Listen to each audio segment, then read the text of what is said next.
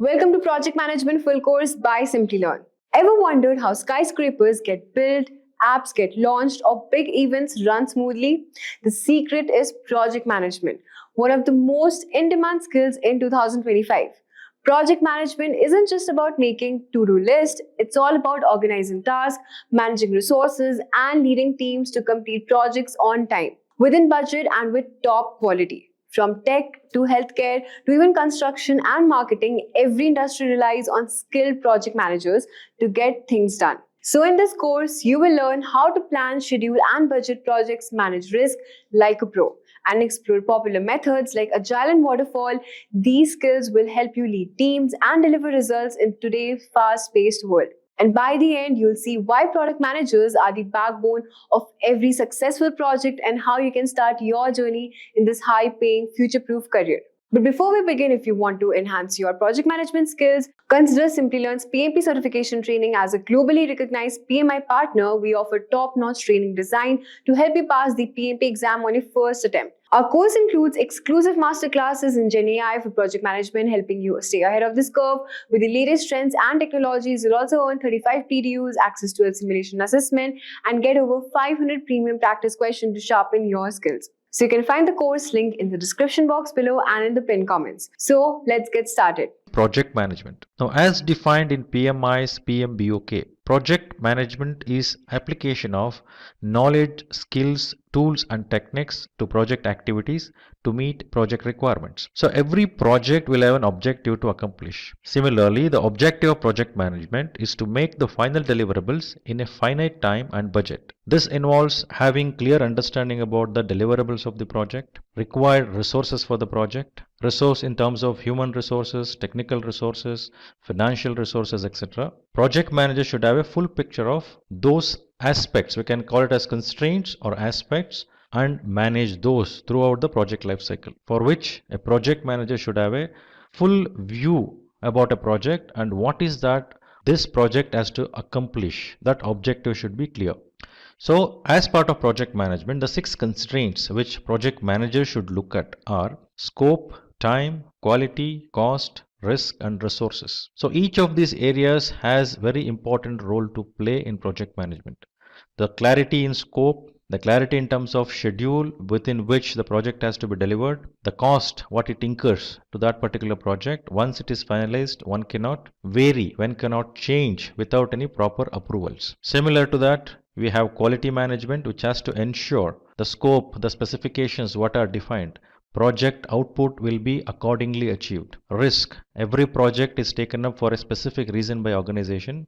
So organization should assess the risk associated with the project, and similarly as project progresses, various different risks has to be identified, like risk related to project management, risk related to technology area, risk related to resources, risk related to financial things. So broadly, risk management plays a very important role. So there will be something called contingency reserve kept for a identified risk above the cost what is estimated for various deliverables from the project. So every project require resources. Resources may be in terms of human resources, financial resources, technology resources, environmental resources. So all these resources are used to produce the output of the project. So these resources has to be managed with the sufficient optimization and standardizations required. Now let us understand the definition of a project.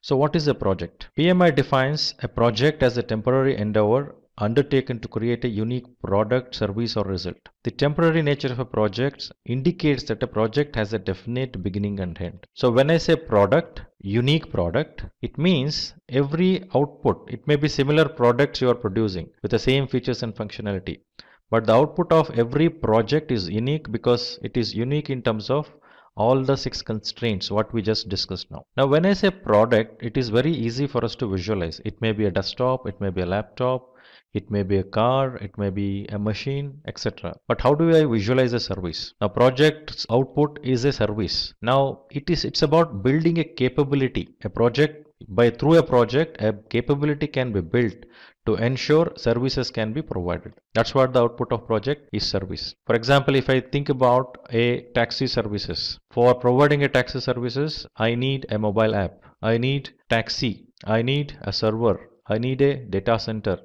So all these are various different products and services. Here service example can be internet service. So combination of all the services and products builds the capability for an organizations who can provide the taxi services. So building that capability, we say it is an output of a particular project which is called service. Similarly, results can be improvement of something, improvement in customer satisfaction, increase in some specific objectives or specific results needs to be achieved in performance perspective. So output of every project will be unique product or a service or a result. This we need to clearly understand. So when we say there is a definite beginning and end, every project starts at a certain point in time and ends at certain point in time. So it has a definite beginning and end. That is the reason it is temporary in nature. It is not an ongoing business activity. Before we begin, let's have a look at an incident where two project managers, John and Ted, are talking to each other. John is a senior project manager while Ted is a part of his team. John finds Ted to be upset, so he asks him, is there anything he can help him with? To which Ted replies that his project failed. John further asks him, what could be the possible reason for the project failure? Ted tells him that it's because he was not able to manage the time and budget. Now John asks him if he is PMP certified, to which Ted says he isn't. Then John suggests Ted that he must take the PMP certification, which will not only give his project better performance, but also help him upskill in his career.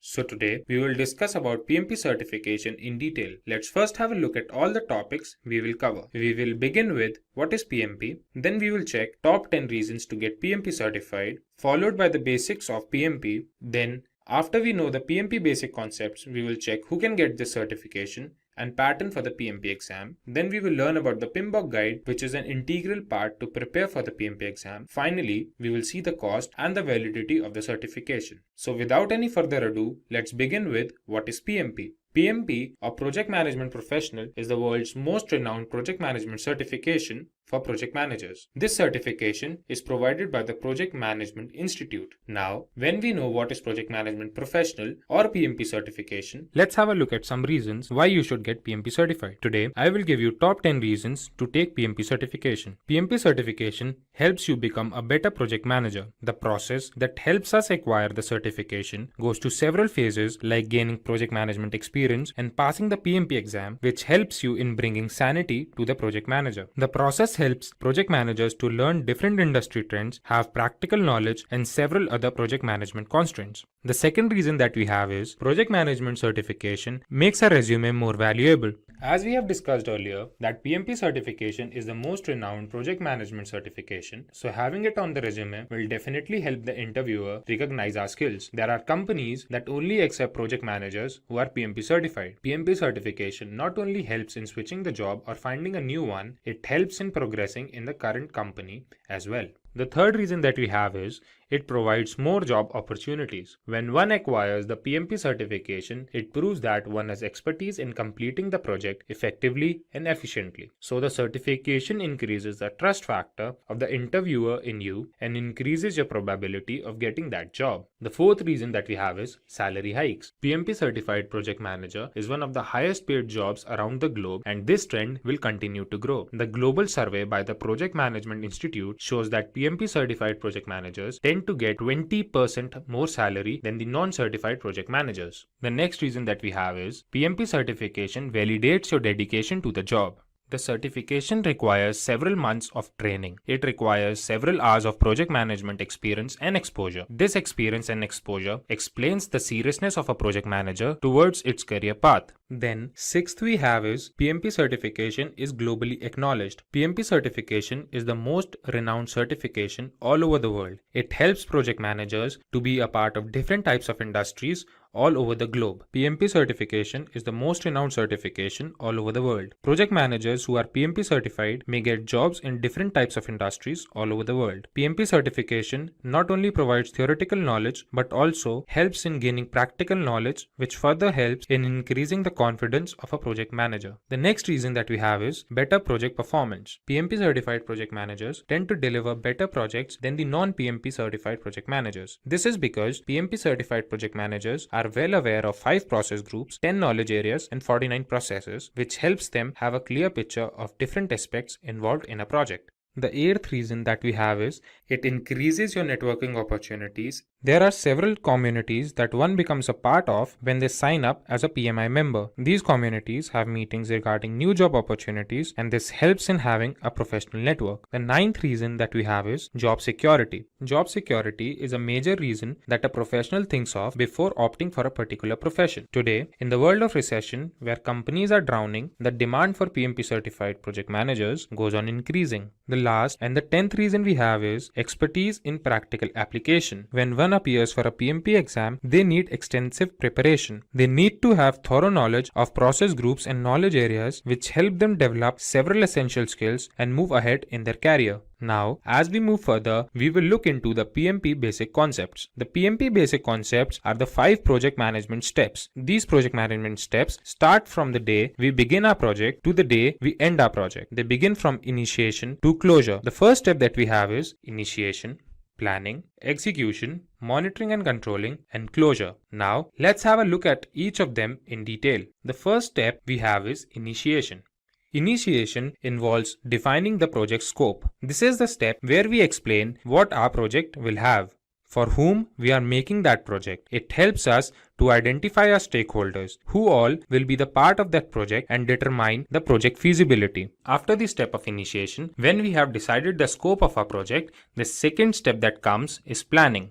In the planning phase, we define a flow to all the activities of our project. We define this flow keeping in mind all the constraints of a project like time, resources, and risk. After we have defined the flow of these processes, it is time for us to look at the execution.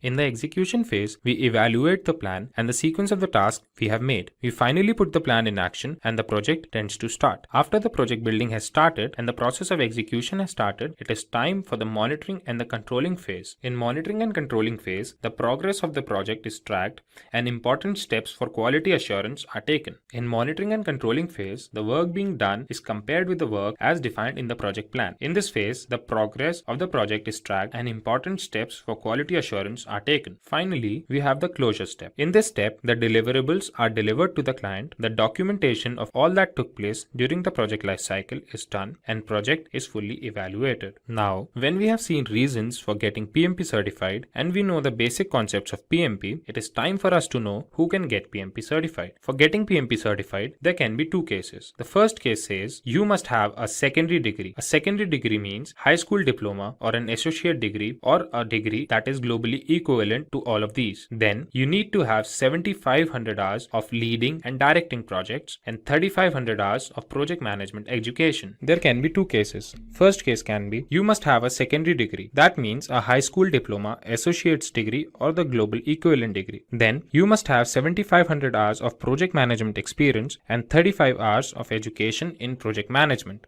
The second case can be you must have a 4-year degree along with 4,500 hours of project management experience and 35 hours of education in project management. Now, when we know who can get PMP certified, we will see the PMP exam pattern. The exam comprises of 200 questions, out of which 175 questions are used for evaluation. One can answer these questions if they have thorough knowledge of 5 process groups and 10 knowledge areas. The time provided to complete the exam is 4 hours. The questions that are asked are of different types, the most common type being formula-based, situation-based, and knowledge-based. Now, when we have discussed about the exam pattern, discussing about the PMBOK guide becomes very important. So the next topic that we have is PMBOK guide. PMBOK guide or project management body of knowledge is a book that comprises of several processes and different terminologies needed to crack the PMP exam. The whole syllabus of PMP exam is covered in the PMBOK guide by the project management and 10 knowledge areas. Apart from this, there are 49 processes that are divided amongst 5 process groups, 10 knowledge areas. Finally, let's have a look at the cost and validity of the PMP certification. When we talk about the cost of the certification, there can be 2 cases. The first case can be if we are not a member of Project Management Institute, the exam fees is $555. The second case can be if we are a member of Project Management Institute, the exam fees is $405. If we talk about the validity of the certification, the certificate is valid for a period of 3 years. After every 3 years, the certificate needs to be renewed. To renew the certificate, one needs to furnish a proof of 60 PDU PDUs or professional development units. After so much information, Ted thanks John for his time and promises to take the PMP certification at the shortest notice. Now, let's have a look at the salary trends of a PMP certified project manager and a sample resume. If we consider the salary of a non-PMP certified project manager, it is approximately $91,000, while if we consider the salary of a PMP certified project manager, it is approximately $111,000, which is approximately 20% higher than the non-certified project manager's salary. Now, let's have a look at the resume of a PMP certified project manager.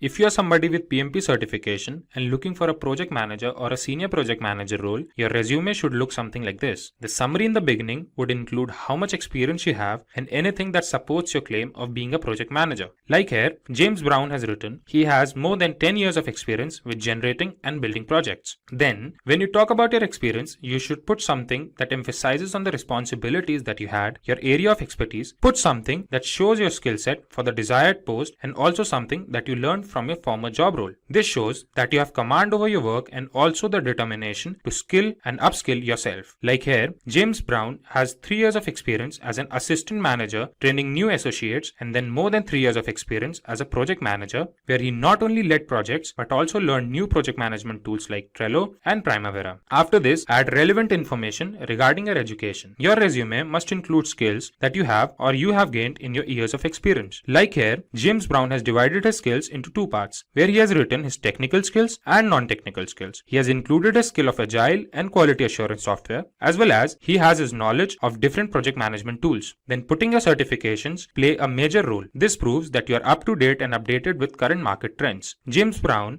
has his certifications in C and Java, and more importantly, he has his project management certification, Project Management Professional. Here's Max, an assistant project manager who looks tensed and is pacing around the room. Then Jack, a project manager who works with him, walks into the room and asks him, why does he seem so tensed? To which Max replies, he's facing difficulty in estimating the budget. Jack responds, it might be because he's not planning the project properly. Jack reassures Max and begins to tell him about project planning.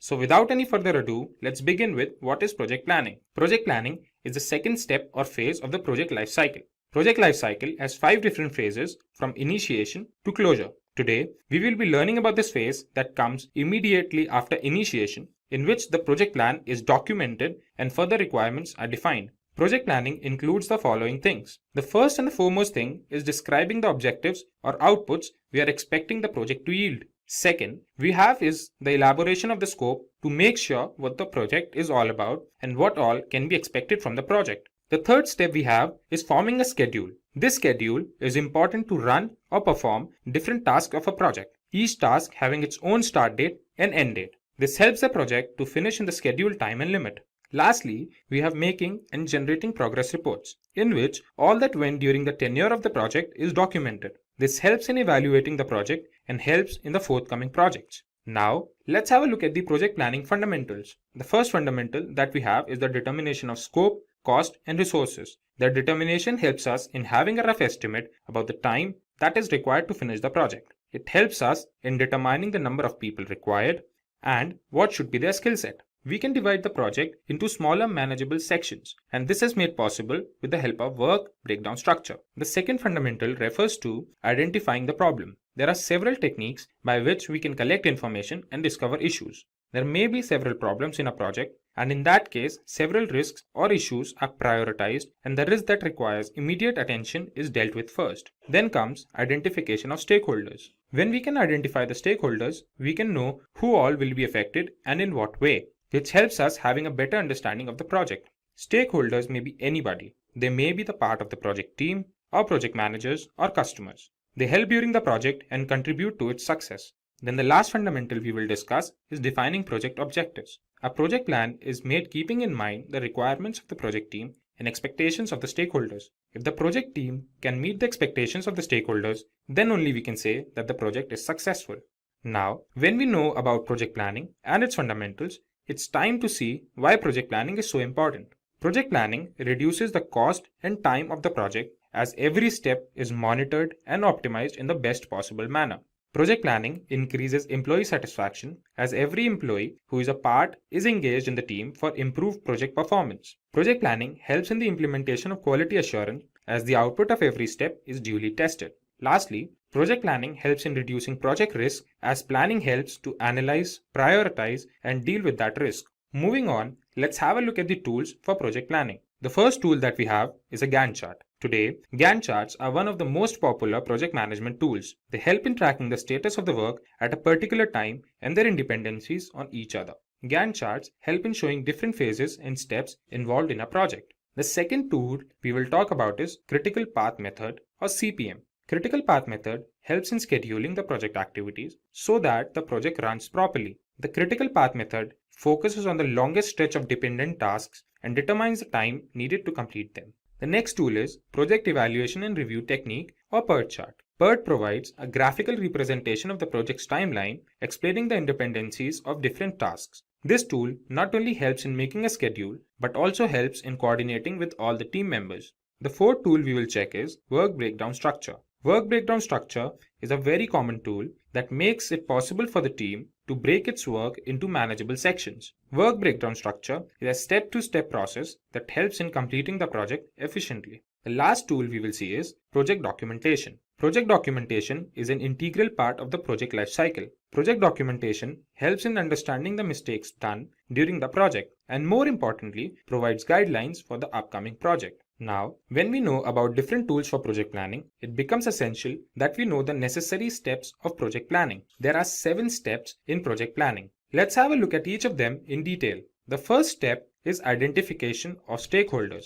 As we have discussed, stakeholders could be anybody. They could be a part of the team or a project manager or a customer. When we identify stakeholders, we can find out the expectations and requirements that are to be looked upon in this project. This gives us a clearer picture of the project and helps in establishing the project scope. So the next step we have is defining the project scope. This helps in determining a list of specific project goals and deliverables that are to be achieved during the course of the project. After we have defined the project scope, it is time to set project objectives and prioritize them. The initial ideas that were there before are now elaborated, and final steps to complete the project are defined. In the next step, the deliverables are determined. After all, project deliverables are the only reason why the project is being created. This step involves finding out what these deliverables will be and the deadlines of their delivery. Then the step that comes into picture is creating a project schedule. The project schedule refers to the guidelines when a particular task is to be started and when it is supposed to end. This helps in monitoring the growth of the project and later helps in generating progress reports. The next step is the step of risk analysis. This step plays an extremely important role in the success of the overall project. It helps in identifying the risk, prioritizing them, and taking steps to limit them. The last step in project planning is to generate progress reports. In this step, we update the stakeholders about the project growth, and it is done so that all the concerned team members can have a look at the progress of the project. After all this information, Max thanks Jack for the explanation and looks forward to plan projects within the budget and of better quality. Agile project management, as the name suggests, is a flexible approach to building a project. In Agile project management, the project is broken down into several stages or sprints. Agile does not work on the principle of delivering the final product at the end of the project.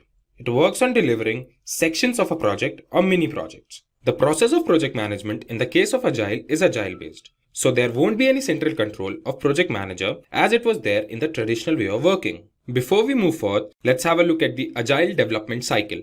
Agile methodologies consist of several small cycles or sprints. At the end of each stage, we get a mini project. There's a product backlog that explains new features, changes in the existing features, and several other improvements in the project. Then we have a sprint backlog, which has a list of tasks that are to be completed during each sprint.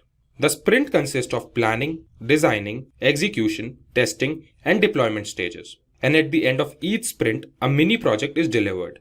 With every sprint, new features are added to the product, which plays a significant role in the overall project growth. After all the sprints and early validation in the development, the final deliverable has a fewer chances of failure. Let's now have a look at some reasons why industries have started moving towards Agile project management. The first reason is high product quality. When we talk about high product quality, we refer to the build of the product as per stakeholders' demands. Testing is performed at short intervals of time wherever needed to ensure high quality of the product. Then another reason is customer satisfaction. Whatever is done in the project is known by the customer. The deliveries don't take longer durations as they used to take in the case of traditional ways. The changes may be provided by the customer in the execution phase of the project. Third reason is reduced risk. Since the project is divided into sprints, so if the risk affects one sprint, it doesn't mean whole of the project will be at risk. The process of risk analysis continues to take place with all the other processes. Another significant reason for agile project management is better and faster return on investment. The project is now developed in several sprints and each sprint has its own version. Therefore, the project becomes market ready after a few sprints only. Since the projects can now be released with ease and in shorter duration, this helps the organization to stay ahead in competition with respect to other organizations which have still not moved to agile methodology. Now we shall check the principles of agile project management.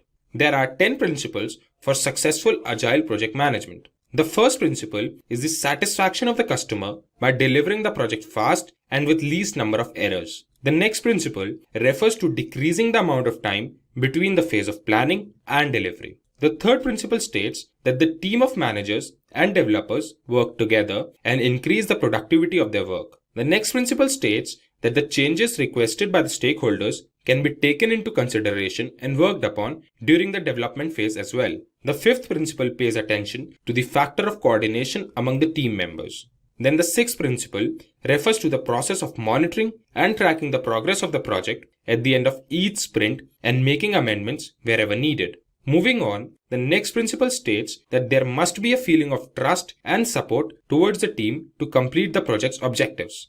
The next principle emphasizes on face-to-face conversations with the development team. The face-to-face conversation helps in both solving problems and easy knowledge sharing. Then the ninth principle emphasizes on finding solutions and maximizing the amount of work done with simplicity. This ensures timely completion of tasks by all the team members. The last principle states that Scrum tools like Monday.com or Zoho sprints must be used to simplify the complicated codes, which further helps in saving time. We shall now see the steps in Agile project management. The goal of Agile methodology is to produce shorter development life cycles and more frequent product releases than traditional waterfall project management. So we will now check 6 steps in Agile project methodology. The first step in the process is project planning. Project planning includes feasibility study, development of scope, breaking the project into executable tasks or sprints, and then estimating the amount of time needed to complete those sprints. The second step is the step of roadmap creation. A roadmap is a plan of action that shows how a project shall evolve over time. A list of all the features that the final product should have is created, and the steps to achieve those features are taken. The next important step is release planning. Since we are doing the project keeping in mind the Agile project methodology, the project will complete in sprints. That means there will be the release of features at the end of each cycle. And unlike the traditional waterfall model, the development cycles will be smaller. The fourth step in Agile project management is sprint planning. The sprints are made keeping in mind what all is to be accomplished in that particular step. At the beginning of each sprint, the goal of that sprint is decided and steps to achieve that goal are taken. The next step in the process emphasizes on daily meetings. There are short meetings every day to discuss if the team was able to finish the task for each sprint and check if there are any amendments that are required. Each team member talks about what they achieved in the last sprint and what are they going to work on in the next sprint. The last step is the step of sprint review and retrospective. There are 2 meetings after each sprint. First meeting is for the sprint review. This meeting is with the stakeholders to show them the finished product. This helps both sides to build a relationship and discuss if there are any issues in the end product. The second meeting is for having a sprint retrospective. This meeting involves the stakeholders to discuss what went well and what went wrong during the sprint. Sprint retrospective takes place after the sprint review and before the next sprint planning. Now when we know the steps needed for Agile project methodology, we must understand some Agile project management frameworks. There are several frameworks available today. Here, we will be discussing some of the most popular frameworks. The first framework we will discuss is the Kanban framework. Kanban framework is a well-known framework for implementing Agile software development. In the case of Kanban framework, work items are represented on the Kanban board, which helps all the team members to see the state of every piece of work at any time. Kanban board not only helps in visualizing the work, but also optimizing the workflow among the team.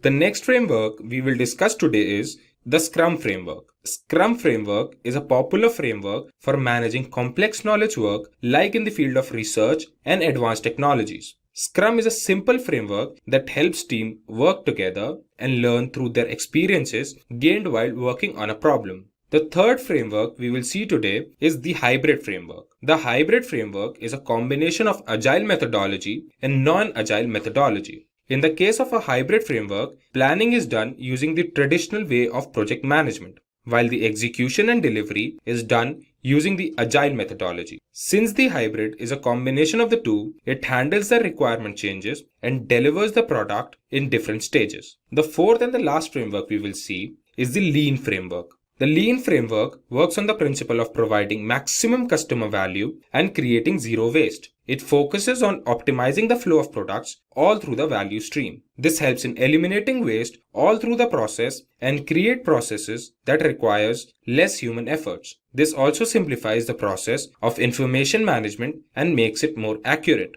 Finally, let's have a look at some companies that have opted for agile project management. Today, around 22% of the organizations worldwide have all their teams working on the principle of agile project methodology. Let's have a look at some of the most prominent companies in the world that use agile project management. In the list, we have IBM, Cisco, AT&T, Microsoft, Philips, and Samsung. If you're interested in becoming a certified project manager, then you are at the right place. This tutorial will teach you everything you need to know about the project management professional certification.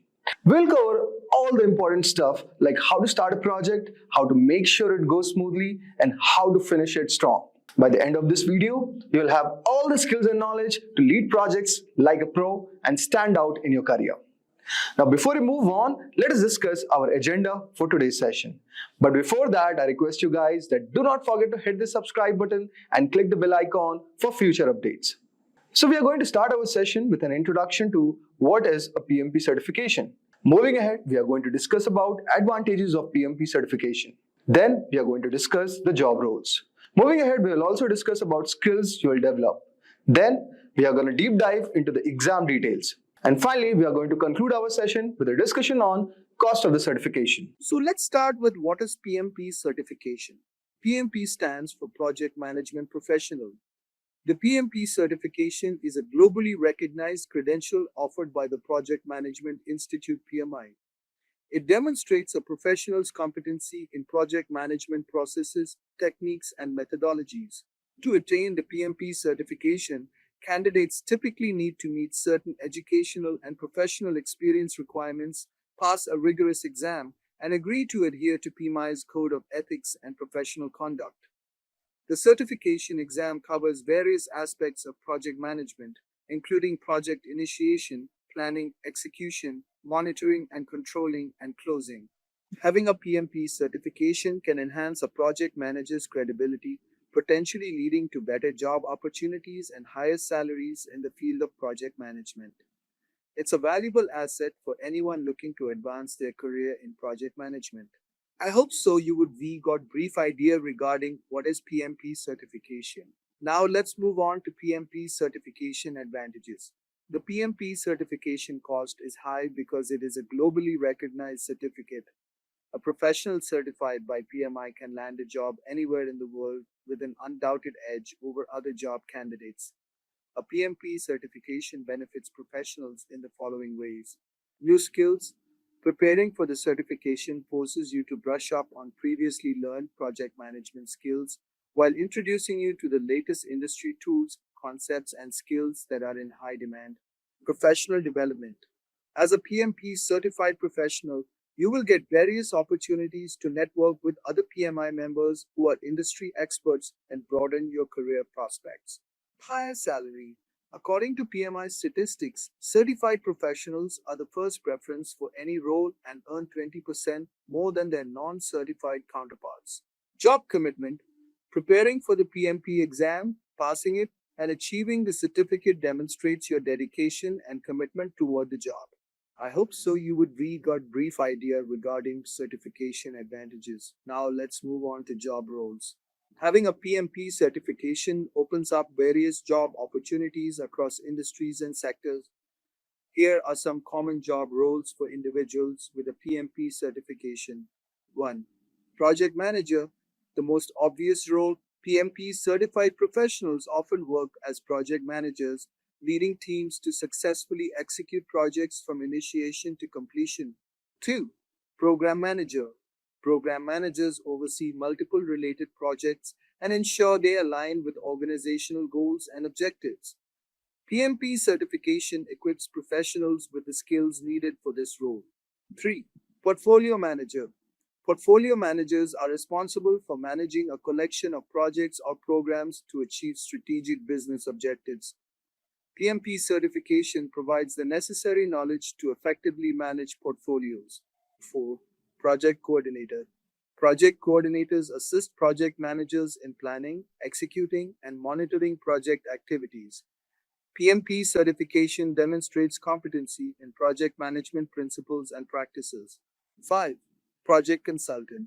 PMP certified professionals may work as consultants, offering expertise in project management methodologies, processes, and best practices to organizations seeking to improve their project management capabilities. Now let us discuss about the skills we are going to develop after completing PMP certification. Completing the PMP certification equips individuals with a comprehensive set of skills that are essential for successful project management across various industries. Here are some of the key skills one would develop. 1. Project Planning. PMP certification provides a thorough understanding of project planning processes, including scope management, scheduling, resource allocation, and risk management. This skill ensures that projects are effectively planned to meet objectives within constraints. 2. Leadership. PMP certified professionals learn leadership skills to motivate teams, resolve conflicts, and foster collaboration among project stakeholders. Effective leadership is crucial for guiding teams toward project success. 3. Communication. Clear and effective communication is vital in project management. PMP certification emphasizes communication skills for conveying project goals, expectations, and updates to team members, clients, and other stakeholders. 4. Risk management. Identifying, assessing, and mitigating risks is a critical aspect of project management. PMP certified professionals learn techniques for risk identification, analysis, and response planning to minimize project disruptions. 5. Time management. PMP certification teaches time management skills to ensure projects are completed within schedule constraints. Professionals learn to develop realistic project timelines, prioritize tasks, and manage deadlines effectively. Overall, completing the PMP certification not only demonstrates proficiency in project management processes and methodologies, but also equips individuals with valuable skills that are essential for successfully leading and executing projects in today's dynamic business environment. Now let us discuss about the PMP exam details. The PMP exam is a rigorous assessment designed to evaluate a candidate's knowledge and understanding of project management principles, processes, and best practices as outlined in the Project Management Body of Knowledge PMBOK Guide published by the Project Management Institute PMI. Here are the key details about the PMP exam. 1. Exam format. The PMP exam is a computer-based test consisting of 180 multiple-choice questions. Out of these, 175 questions are scored, while the remaining 5 are pretest questions used for future exam development and do not affect the candidate's score. 2. Exam content. The exam content is based on the PMBOK Guide and other reference materials designated by PMI. It covers 5 domains of project management: initiating, planning, executing, monitoring and controlling, closing. 3. Exam duration. The PMP exam has a duration of 230 minutes, 3 hours and 50 minutes. This includes the time for completing the exam and a 10-minute break if desired. 5. Exam eligibility. To be eligible to take the PMP exam, candidates must meet certain educational and professional experience requirements set by PMI. As of my last update, the general requirements include a 4-year degree bachelor's or global equivalent and at least 3 years of project management experience with 500 hours leading and directing projects, plus 35 hours of project management education, or a secondary degree, high school diploma, associate's degree, or global equivalent with at least 5 years of project management experience, with 500 hours leading and directing projects, plus 35 hours of project management education. It's essential for candidates to thoroughly review the exam handbook and familiarize themselves with PMI's policies and procedures before scheduling and taking the PMP exam. Now let us discuss about the PMP certification cost. PMP certification cost. Wondering what the cost of quality PMP is? PMP cost incurred to earn 35 PDAs varies from country to country from $300 to $5,000. Re-examination fee structure. For PMI members, $275. For non-PMI members, $375. A person choosing to become a PMI member at the time of application will have to shell out a PMP price of $555, which will cover both the examination and the membership fees. Interestingly, even if a person doesn't wish to become a PMI member, HESH will anyway have to pay the same PMP exam fee. Hence, we recommend you to apply for the PMI membership option so that paying your PMP course fee is more practical. After going through the PMP certification cost, let us next learn what exactly is its renewal fee. Do you know, friends, that the average salary of project manager in India is around 19 lakhs per annum, and in United States is around 90,000 US dollars. These figures highlight the lucrative opportunities in the field of project management. Welcome to our tutorial on the project management roadmap for beginners. In this video, we will guide you through the essential steps to kickstart your career in project management. From understanding the key concepts to developing crucial skills to exploring popular methodologies and gaining practical experience, we have got you all covered. By the end of this tutorial, you will have a clear path of becoming a successful project manager. So let's dive in. But before that, I request you guys that do not forget to hit the subscribe button and click the bell icon for further updates on our latest videos. So let's start, guys, first by understanding what exactly is project management. So guys, project management is the essential practice of planning, organizing, and overseeing a project to meet specific goals within a set time frame and budget. It involves defining the project scope, setting clear objectives, and coordinating all necessary resources like people, tools, and materials. A project manager's job is to make sure all the tasks are completed on time, within budget, and up to the desired quality standards. This requires effective communication, solid risk management, and quick problem-solving skills. Project management also means keeping an eye on the progress, making necessary adjustments, and ensuring all the stakeholders are informed on the same page with the project goals. There are various methodologies like Waterfall, Agile, Scrum, which offers different ways to handle projects.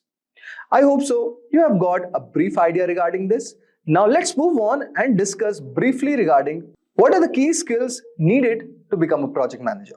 So guys, to be an effective project manager, you need to develop a diverse set of skills that will help you to navigate the complexities of managing projects. Here are some of the essential skills that project managers should have. The first one is communication. Clear and concise communication is very vital in this domain. You need to convey ideas, expectations, and updates to your team and stakeholders. Effective communication helps to avoid misunderstandings and keeps everyone aligned with the project goals. The second one is organization. Being organized is very crucial for managing multiple tasks, deadlines, and resources. An organized project manager can keep track of all the project components and ensures everything runs smoothly. Third one which we have is problem solving. Projects rarely go exactly as planned. So strong problem solving skills are very essential. You need to quickly identify issues, analyze possible solutions, and implement the best course of action to keep the project on track. Next one we have is leadership. Inspiring and motivating your team is a key aspect of project management. A good leader guides their team, delegates tasks effectively, and fosters a positive and productive work environment. Next one we have all over here, that is time management. So guys, prioritizing tasks and managing your time efficiently ensures that project milestones are met. Good time management helps you to stay on schedule, meet deadlines without compromising the quality. Next one we have is adaptability. Projects can be unpredictable sometimes. So being adaptable and flexible is very important. You need to adjust plans, strategies as necessary to accommodate changes and unforeseen challenges. And finally we have is solid risk management. You know friends that identifying potential risk and developing strategies to mitigate them is very crucial for project success. Effective risk management helps to minimize the impact of uncertainties on the project. So by honing these skills, you can become a more effective project manager, capable of leading your team to success and delivering projects that meet or exceed expectations. Now we are going to move forward to understand the core project management concepts. So guys, understanding core project management concepts is very essential for successfully managing the project. The first one that we have all over here is scope. So guys, scope defines what the project will deliver and work required to complete it. Clearly outlining the scope helps to prevent scope creep, where uncontrolled changes or continuous growth can derail the project. Next one we have all over here is resources. This involves identifying and allocating the necessary resources, including team members, tools, material, and budget. Efficient resource management ensures that the project has everything it needs to proceed without delays. The third one that we have all over here, that is schedule. So guys, the project schedule outlines the timeline for all tasks and milestones. Creating a detailed schedule helps you to keep the project on track and ensures that deadlines are met. The fourth one that we have all over here is budget. So guys, this is very important factor. And managing the project budget involves estimating costs, setting budget, and controlling expenses to ensure the project remains financially viable. Effective budget management helps prevent cost overruns. Finally, we have is risk management and quality. Let's first talk about risk management. So guys, identifying, assessing, and mitigating risk is very crucial. A proactive approach to risk management can help anticipate potential issues and develop contingency plans, reducing the impact of the project. If we talk about quality, then ensuring that the project meets the required standards and specification, it is very required for it to become a success. So quality management also involves setting quality criteria, continuously monitoring, and evaluating the project deliverables. Now let's move on and discuss about project management methodologies. So guys, project management methodologies provide a structured approaches to managing projects and ensuring efficiency and consistency. The first one that we are going to discuss all over here is called waterfall model. It is a linear and sequential approach where each phase of the project must be completed before moving on to the next. It's best suited for projects with well-defined requirements and minimal changes. The next one that we have all over here is called Agile. Actually, Agile is an iterative and flexible approach that focuses on delivering small, incremental improvements. Agile promotes adaptability and continuous feedback, making it ideal for projects with evolving requirements. The third one that we have all over here is called Scrum. Scrum is basically a subset of Agile. Scrum breaks into the project for short, time-bound iteration called sprint, which basically lasts for 2 to 4 weeks. So, in this, there are regular meetings such as daily stand-ups and sprint reviews, which ensures constant progress and feedback. So guys, choosing the right methodology depends upon the project's nature, requirement, and team dynamics. Ensuring a tailored approach to project management is very crucial. Now let us discuss about some of the tools that you should be aware of if you want to become a project manager. Effective project management relies on the tools to organize, track, and manage tasks efficiently. Some of the popular project management are, the first one that we have is Trello. Trello is a visual tool that uses boards, lists, and cards to organize tasks and projects. It's highly intuitive and flexible, making it ideal for teams that prefer a straightforward, visual approach to managing tasks and tracking progress. Next we have all over here is Asana. Asana offers a comprehensive suite of features for task management, project planning, and team collaboration. With its ability to create projects, assign tasks, set deadlines, and track progress, Asana helps to ensure that everyone stays on the same page. The third one that we have all over here is called Microsoft Project. This tool is a powerful project management software which is used for planning, scheduling, and managing projects. It offers advanced features like Gantt Charts, resource management, portfolio management, making it suitable for complex projects. Next one that we have all over here is called Jira. Originally designed for software development teams, Jira is an excellent tool for managing agile projects. It supports Scrum and Kanban methodologies, which enables teams to plan sprints, track issues, and monitor progress through detailed reporting. Next one that we have all over here is called Slack. While primarily it is a communication tool, but Slack integrates with many project management tools to facilitate seamless collaboration. Teams can communicate in real time, share files, integrate other tools to create a centralized hub for project activities. So these were some of the tools that you should be aware of, and by leveraging these tools, project managers can enhance their productivity, improve collaboration, and ensure that projects are completed on time and within budget. Now let us move to our final part, that is certification and education. So guys, pursuing formal education and certifications can significantly enhance your career in the project management. Here are some of the key educational paths and certifications you can consider if you want to become a project manager. The first one is degree programs.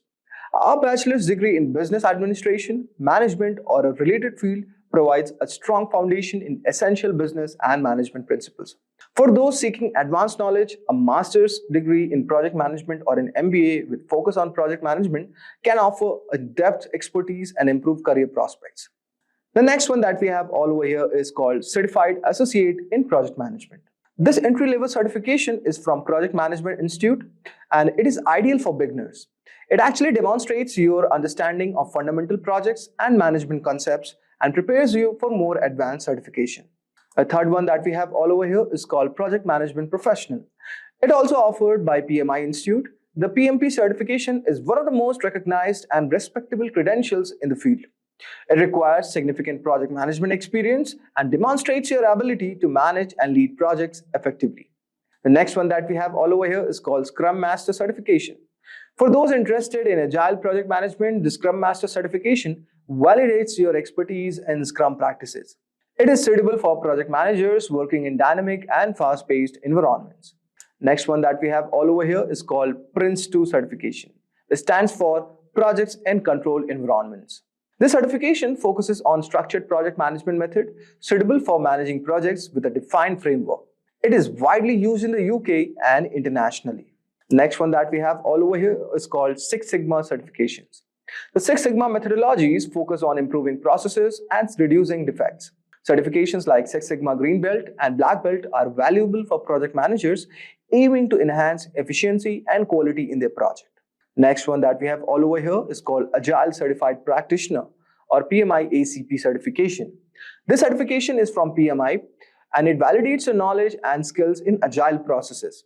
It covers various agile methodologies including Scrum, Kanban, Lean, and many more, making it ideal for those who are working in agile project environments. The next one that we have all over here is called Certified Scrum Product Owner CSPO certification. This certification is for those who want to focus on the product owner role within a Scrum team.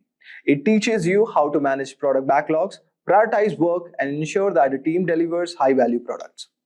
So guys, by pursuing these educational paths and certification, you can build a strong knowledge base and gain practical skills, and also enhance your credibility in the field of project management. Let's begin with discussing what exactly project management is. Project management is the process of leading the work of a team to achieve all project goals within the given constraints. The information is usually described in project documentation created at the beginning of the development process. The primary constraints are scope, time, and budget. Project management is the application of processes, methods, skills, knowledge, and experience to achieve specific project objectives according to the project acceptance criteria within agreed parameters. Now let's focus on the steps to becoming a project manager. And we will see the steps how to become a project manager. And you could see the first step is understanding the role. The second is getting certification. Third is you should have experience, then skills, and then you should expand your knowledge with time, and you should build your network, and then demonstrate the leadership, and you should have a good portfolio and your professional growth, and then you should seek employment and ace the interview. So we'll discuss each of the particular steps to becoming a project manager. So becoming a project manager is an exciting and rewarding journey that requires a combination of skills. knowledge, and experience. Whether you are starting from scratch or transitioning from a related role, here's a comprehensive guide on becoming a project manager. Starting with the first skill, that is, understand the role. Begin by clearly understanding what project management entails. Project managers are responsible for planning, organizing, and overseeing projects from start to finish. They coordinate resources, manage budgets, mitigate risks, and ensure timely delivery of project objectives. Research the key responsibilities, industry standards, and the best practices associated with project management.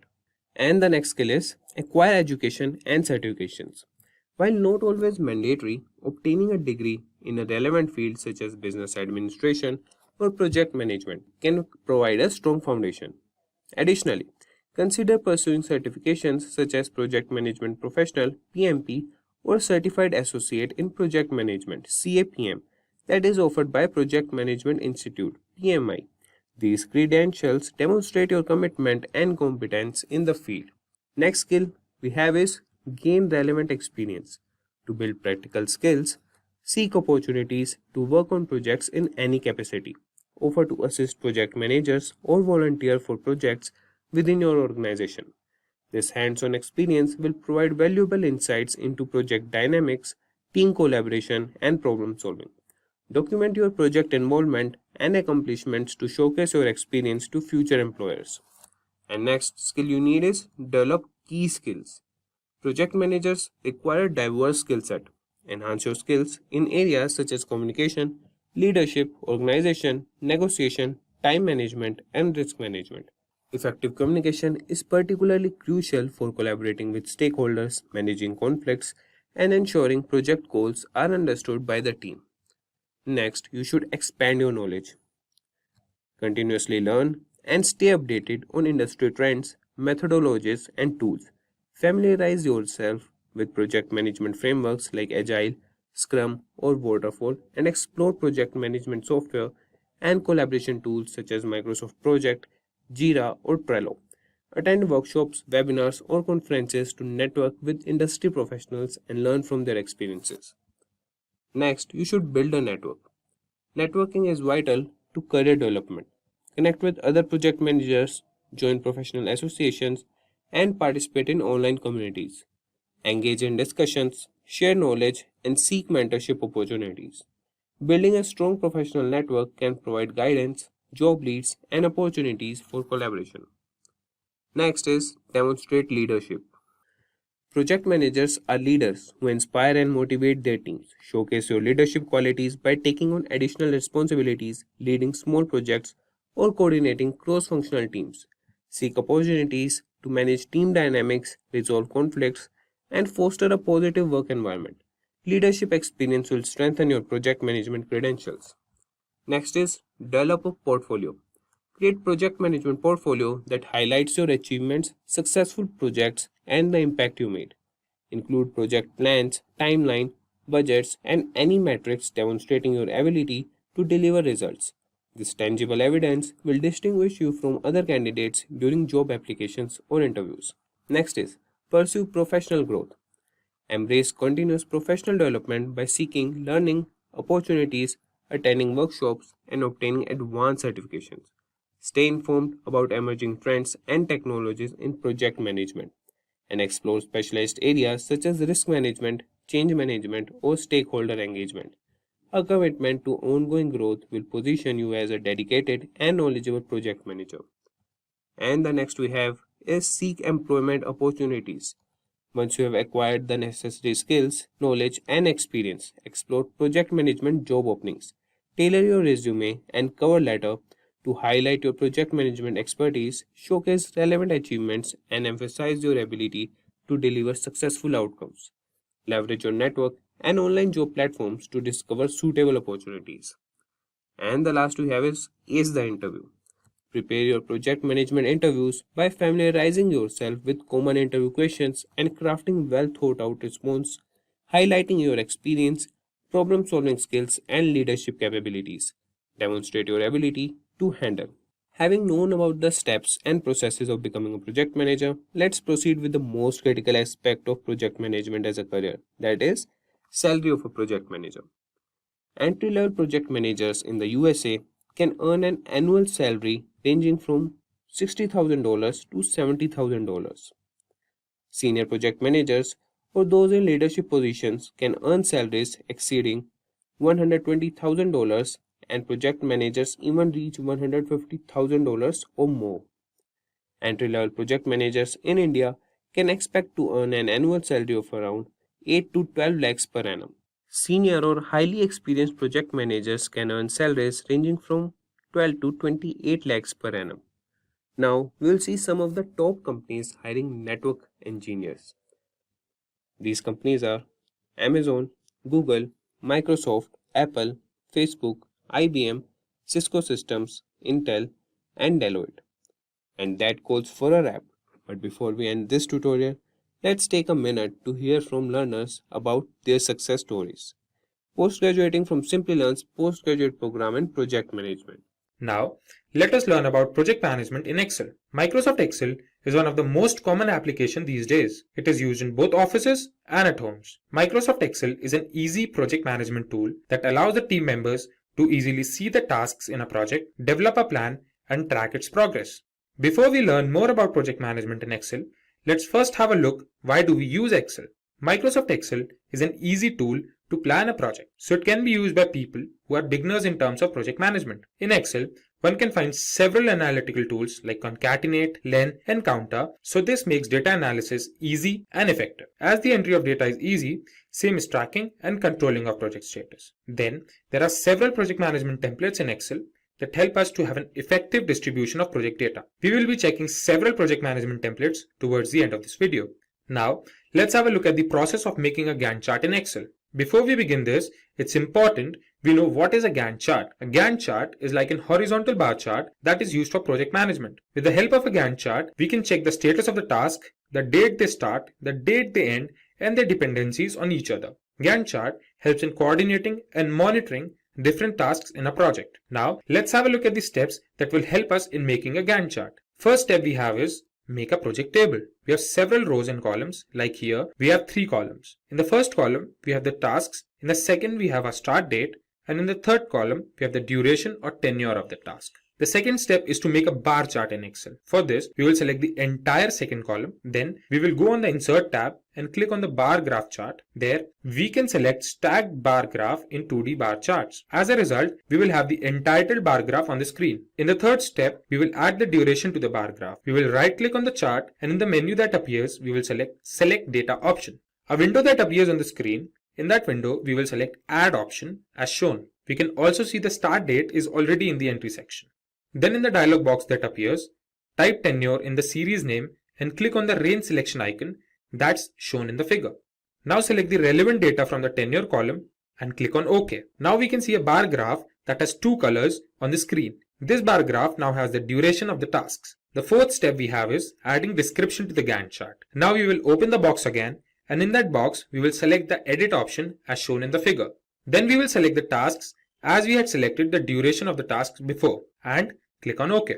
We can now see the tasks have appeared towards the left side of the Gantt chart. The fifth and the remarkable step will help us convert this bar graph into a Gantt chart. We will now click on the bars and select the Format Data Series option from the menu that appears. Then in the Format Data Series dialog box, we will select No Fill option. We can find our Gantt chart on the screen now in accordance with the data that we had entered. Now we can see the tasks on the left side are in the reverse order. So what we will do next is, we will click on the task panel, then go to the Format Access dialog box and select the categories in reverse order option. Now we can find the tasks in the right order. One more thing we can notice is Gantt chart is starting with some other date and not with the dates that we had entered. So for this, we will copy the first date in some other cell, then clicking on the copied cell, we will go to the home menu to select the dialog box as shown in the figure. Then in that drop down menu, we will select the number option. We can now find a value displayed in the copied cell. We will copy that value, click on the dates on the chart, and as the Format Access dialog box opens, we will paste that value in the box that says minimum shown in the figure. As a result, we will have our final Gantt chart on the screen. In the last step, we can give several designs to a Gantt chart, change colors, and make it more presentable for us. Now when we know the basic steps of making a Gantt chart, I will show that practically to you in Microsoft Excel. Our first step is to open Microsoft Excel And in Microsoft Excel, we will make a project table. In a project table, we will have 3 columns. The first column will be task. The second column will have the start date. The third column will have tenure or the duration of the task. So beginning with tasks, we have task 1. In task 1, we have 1.1, 1.2, 1.3. Then comes task 2. In task 2, we have 2.1, 2.2, 2.3 and 2.4. Then we have task 3. In task 3, we will have 2 subsections, 3.1 and 3.2. Then we will start with the starting dates. In starting dates, we will put 1st January. The task 1.1 will be 1st of January. Then this will be 4th January. Let's say this is 5th January. Then we will put this as 11th of January. And this will be again 11th January only. This will be 15th January. Let's put this as 17th January. Let this be 19th January. Task 3 begins on 23rd January. And the 3.2 section begins at 26th of January. Now let's put the tenure or the duration of the task. We will begin with task 1. It takes 12 days. Then 1.1 takes 7 days. We say this takes 4 days and this takes 8 days. Then for task 2, it again takes 12 days. It takes 5 days, 5 days, and let's say this takes 6 days and this takes 4 days. Then we come to task 3. This takes 8 days and let's say this takes 6 days and the 3.2 section takes 5 days. So this is how our project table is ready. In the second step, we will select the entire second column. After we have selected this column, we will go to the Insert tab. In the Insert tab, we'll go to the bar columns, and in this, we will select 2D stacked bar charts. Now we have the entitled bar chart in accordance to our data on the screen. Then comes the third step. We will add the duration of the tasks to the bar graph. We will click on the chart, and after we click on the chart, we will select Select Data option. In the Select Data Source dialog box, we find the start date is already there. Now we will click on Add, and after we click on Add, in the series name section, we will put tenure.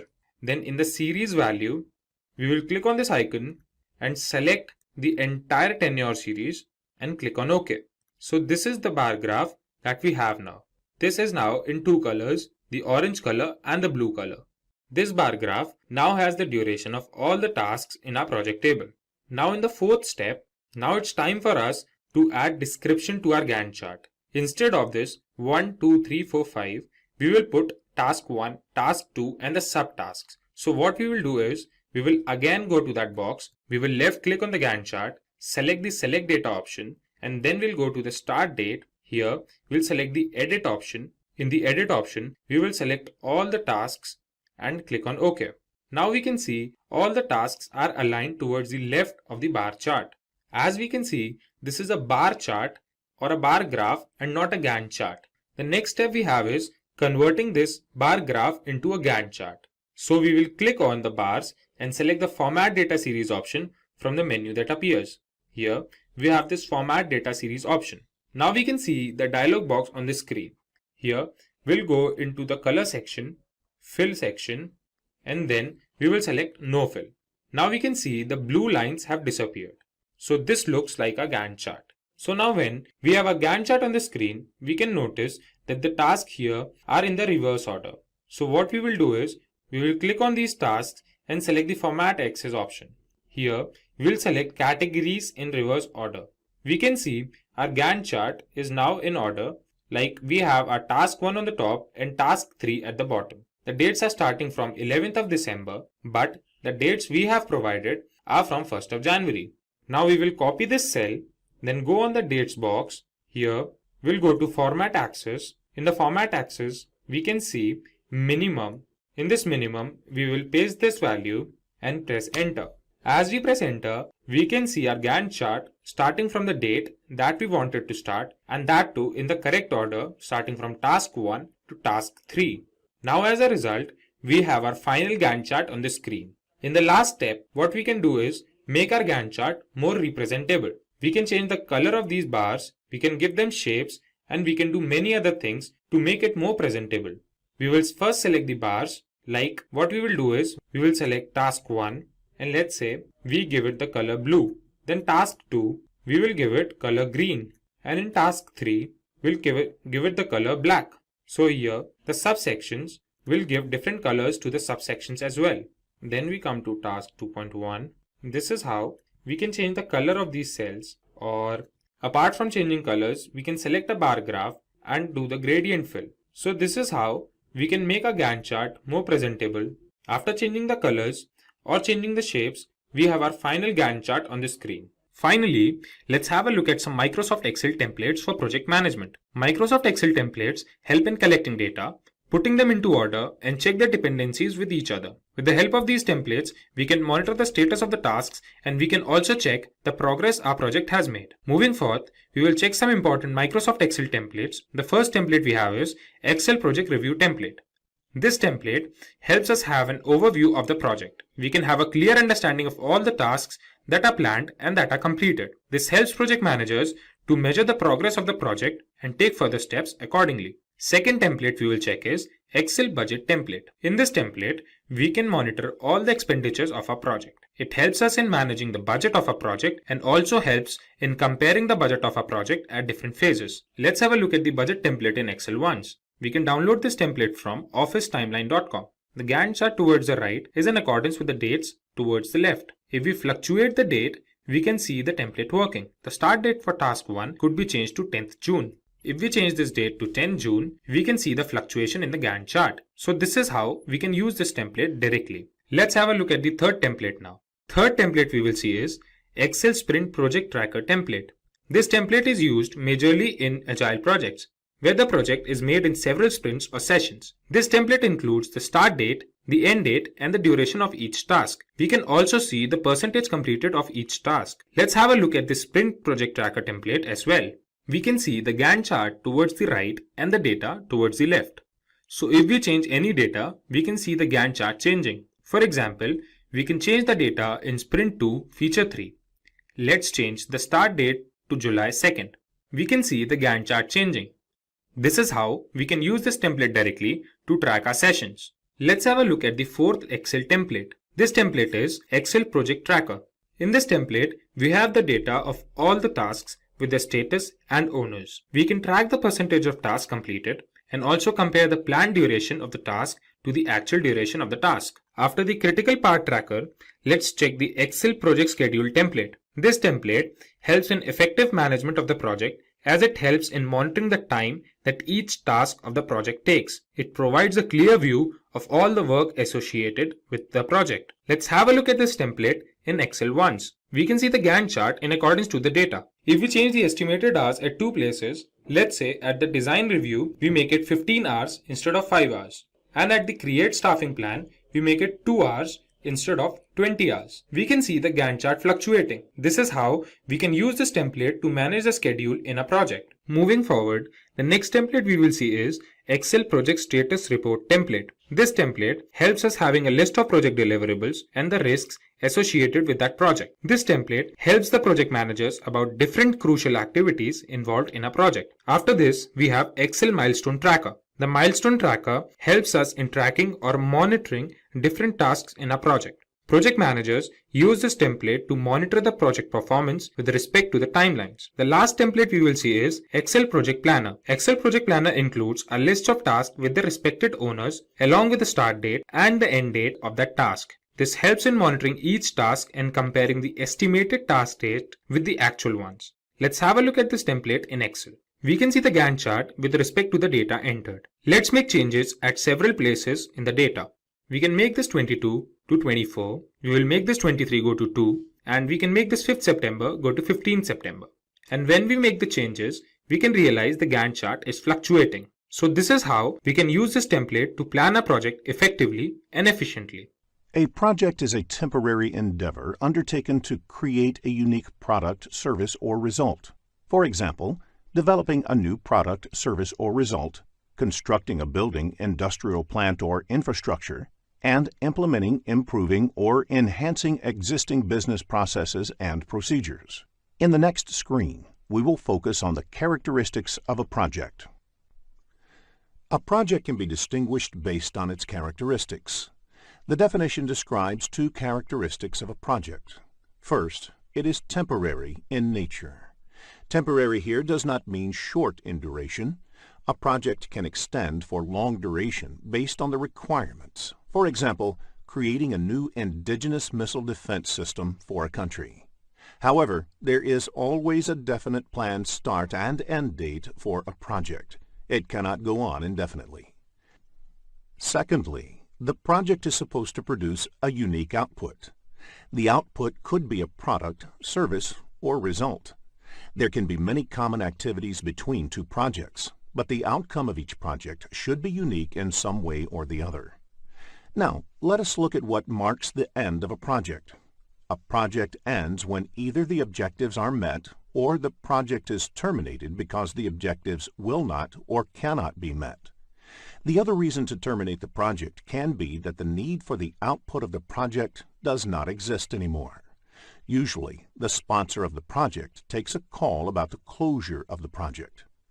It is important to differentiate project work from regular operational work. For example, your office receptionist does the same work every day of picking any incoming call and directing the call to the right person in the office.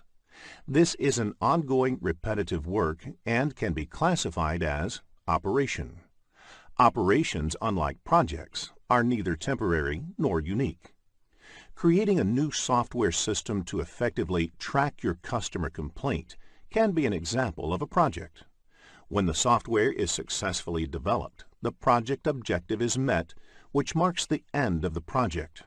When you start using this software to track customer complaints, you are entering into the operations phase. In the next screen, let us now look into project management.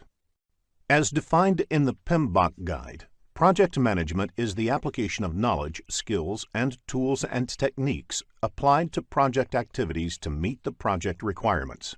Project management is achieved by proper application and integration of the 47 processes.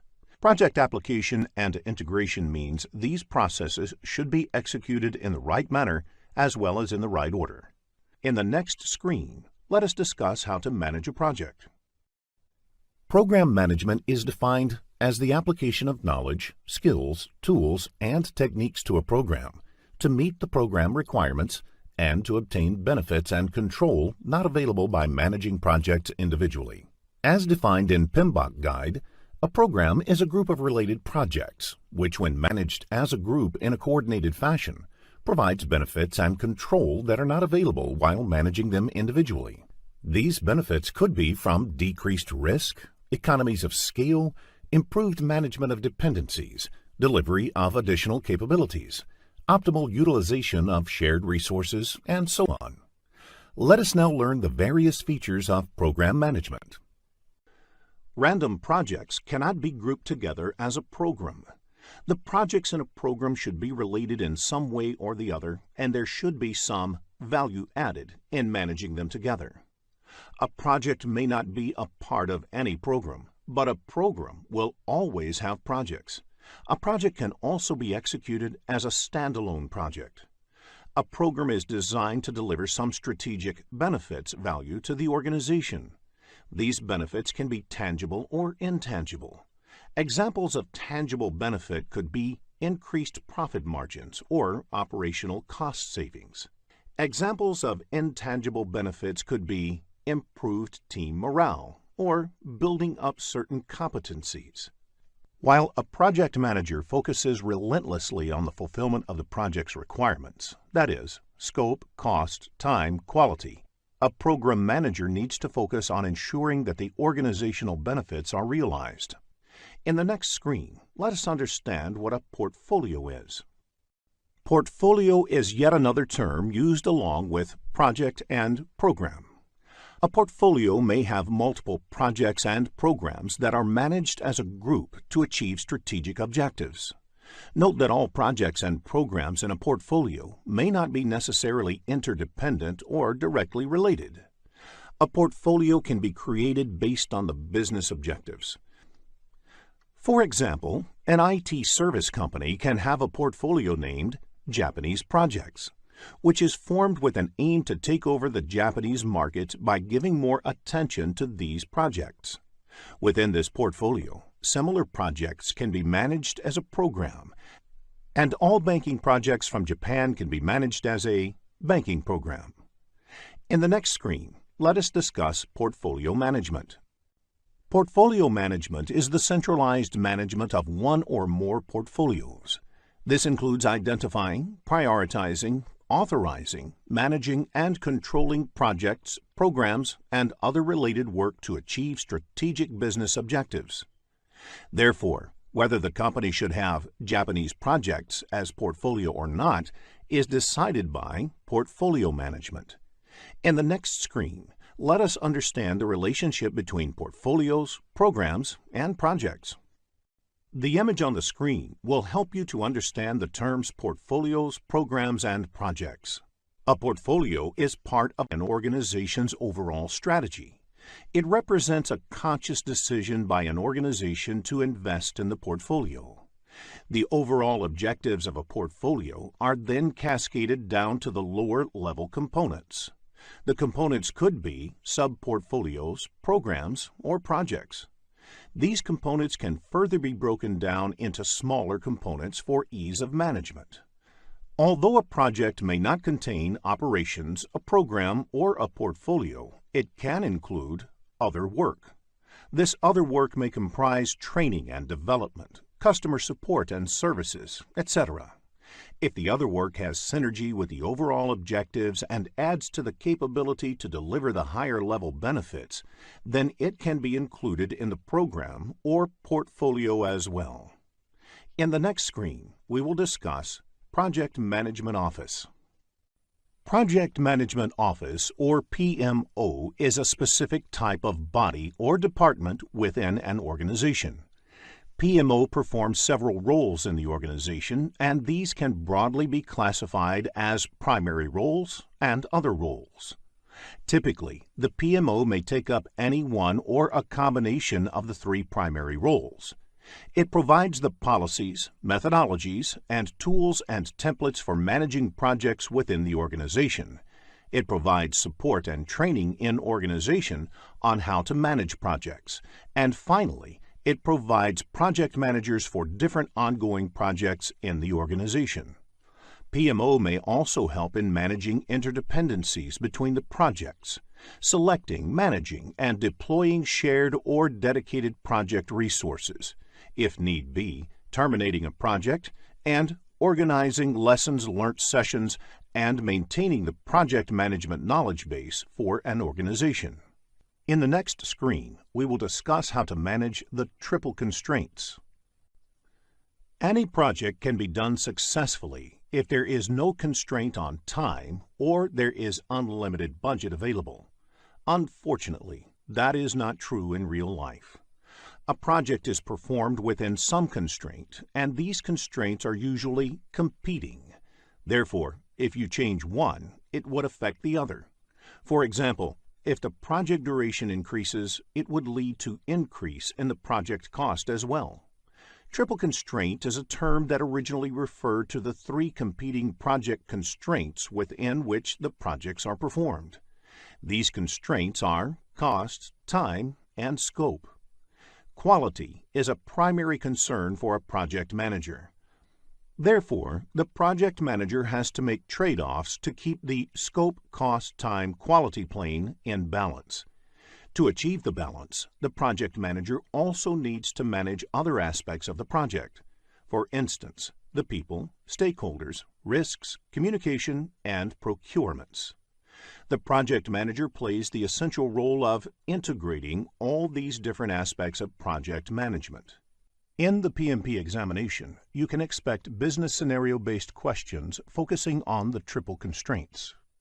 In the next screen, let us understand who a stakeholder is.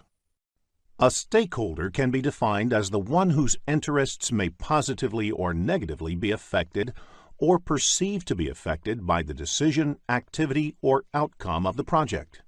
As per the definition, the project team, project manager, project sponsor, PMO office, customer, etc. are the stakeholders of the project. A project sponsor is the one who gives a go-ahead for a project and provides the necessary resources to execute the project. Therefore, the head of projects in the organization who provides a green signal to start a project and allocates required resources to the project is the project sponsor. A project sponsor is usually somebody placed high up in the organizational hierarchy of the performing organization, that is, the organization in which the work of the project is being carried out. In the next screen, let us look at stakeholder management. One of the key responsibilities of a project manager is to manage stakeholders. A project manager has to involve the stakeholders from the beginning of the project until the end, so they are aware of every step. A project manager has to take up specific activities for stakeholder management, identifying both internal and external stakeholders. Missing out any stakeholder can be disastrous for a project. A stakeholder who is identified towards the end of the project may come up with his own requirement at that stage, and incorporating them can be risky. Determining stakeholder requirements. After identifying all the stakeholders, the project manager also needs to ensure that their requirements are clearly identified. Sometimes, stakeholders might themselves not know of their requirement, and it is the job of the project manager to get them right by doing a proper stakeholder requirement analysis. Determining stakeholder expectations.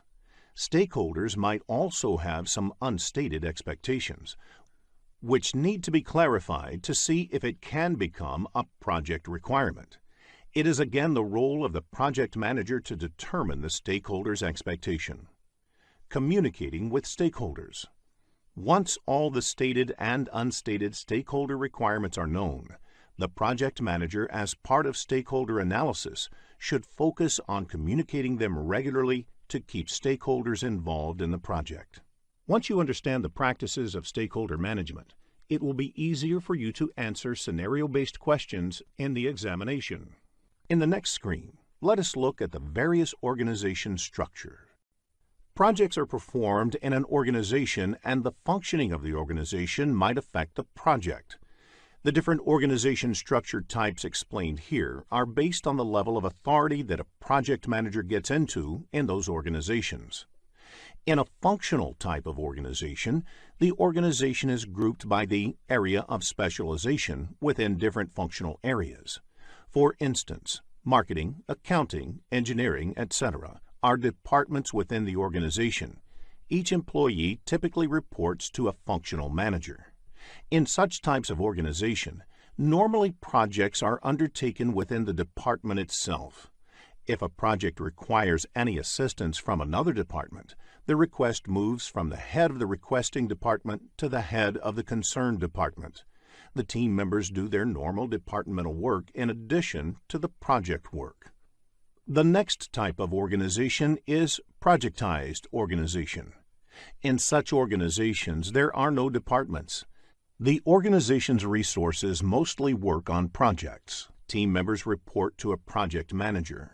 The project manager has complete control over the resources. When the project is completed, either they move on to another project or they look for some job outside the company. They do not have a department for themselves.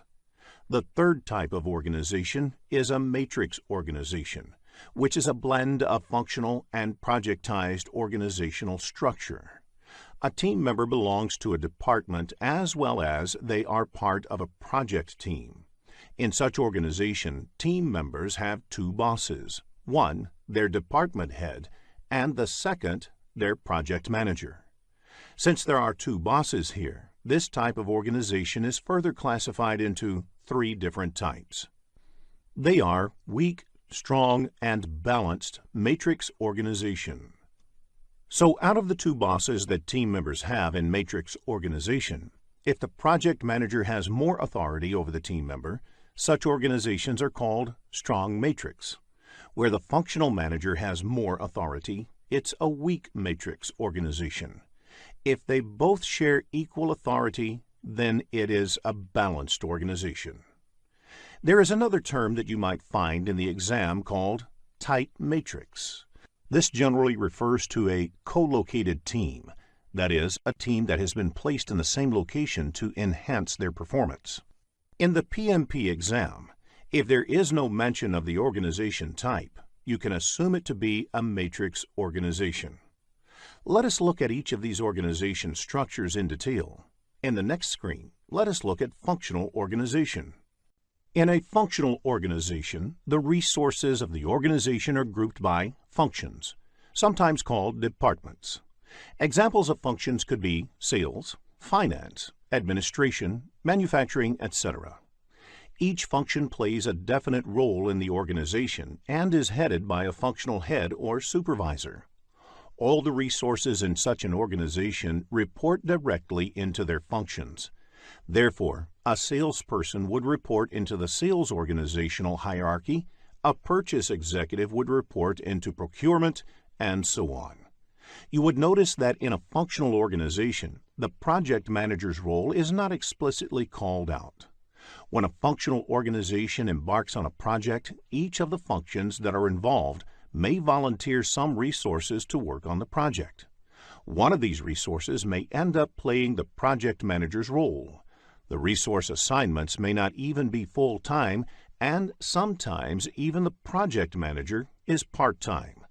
Since the project manager has no authority over any of the resources, they are dependent on the functional heads.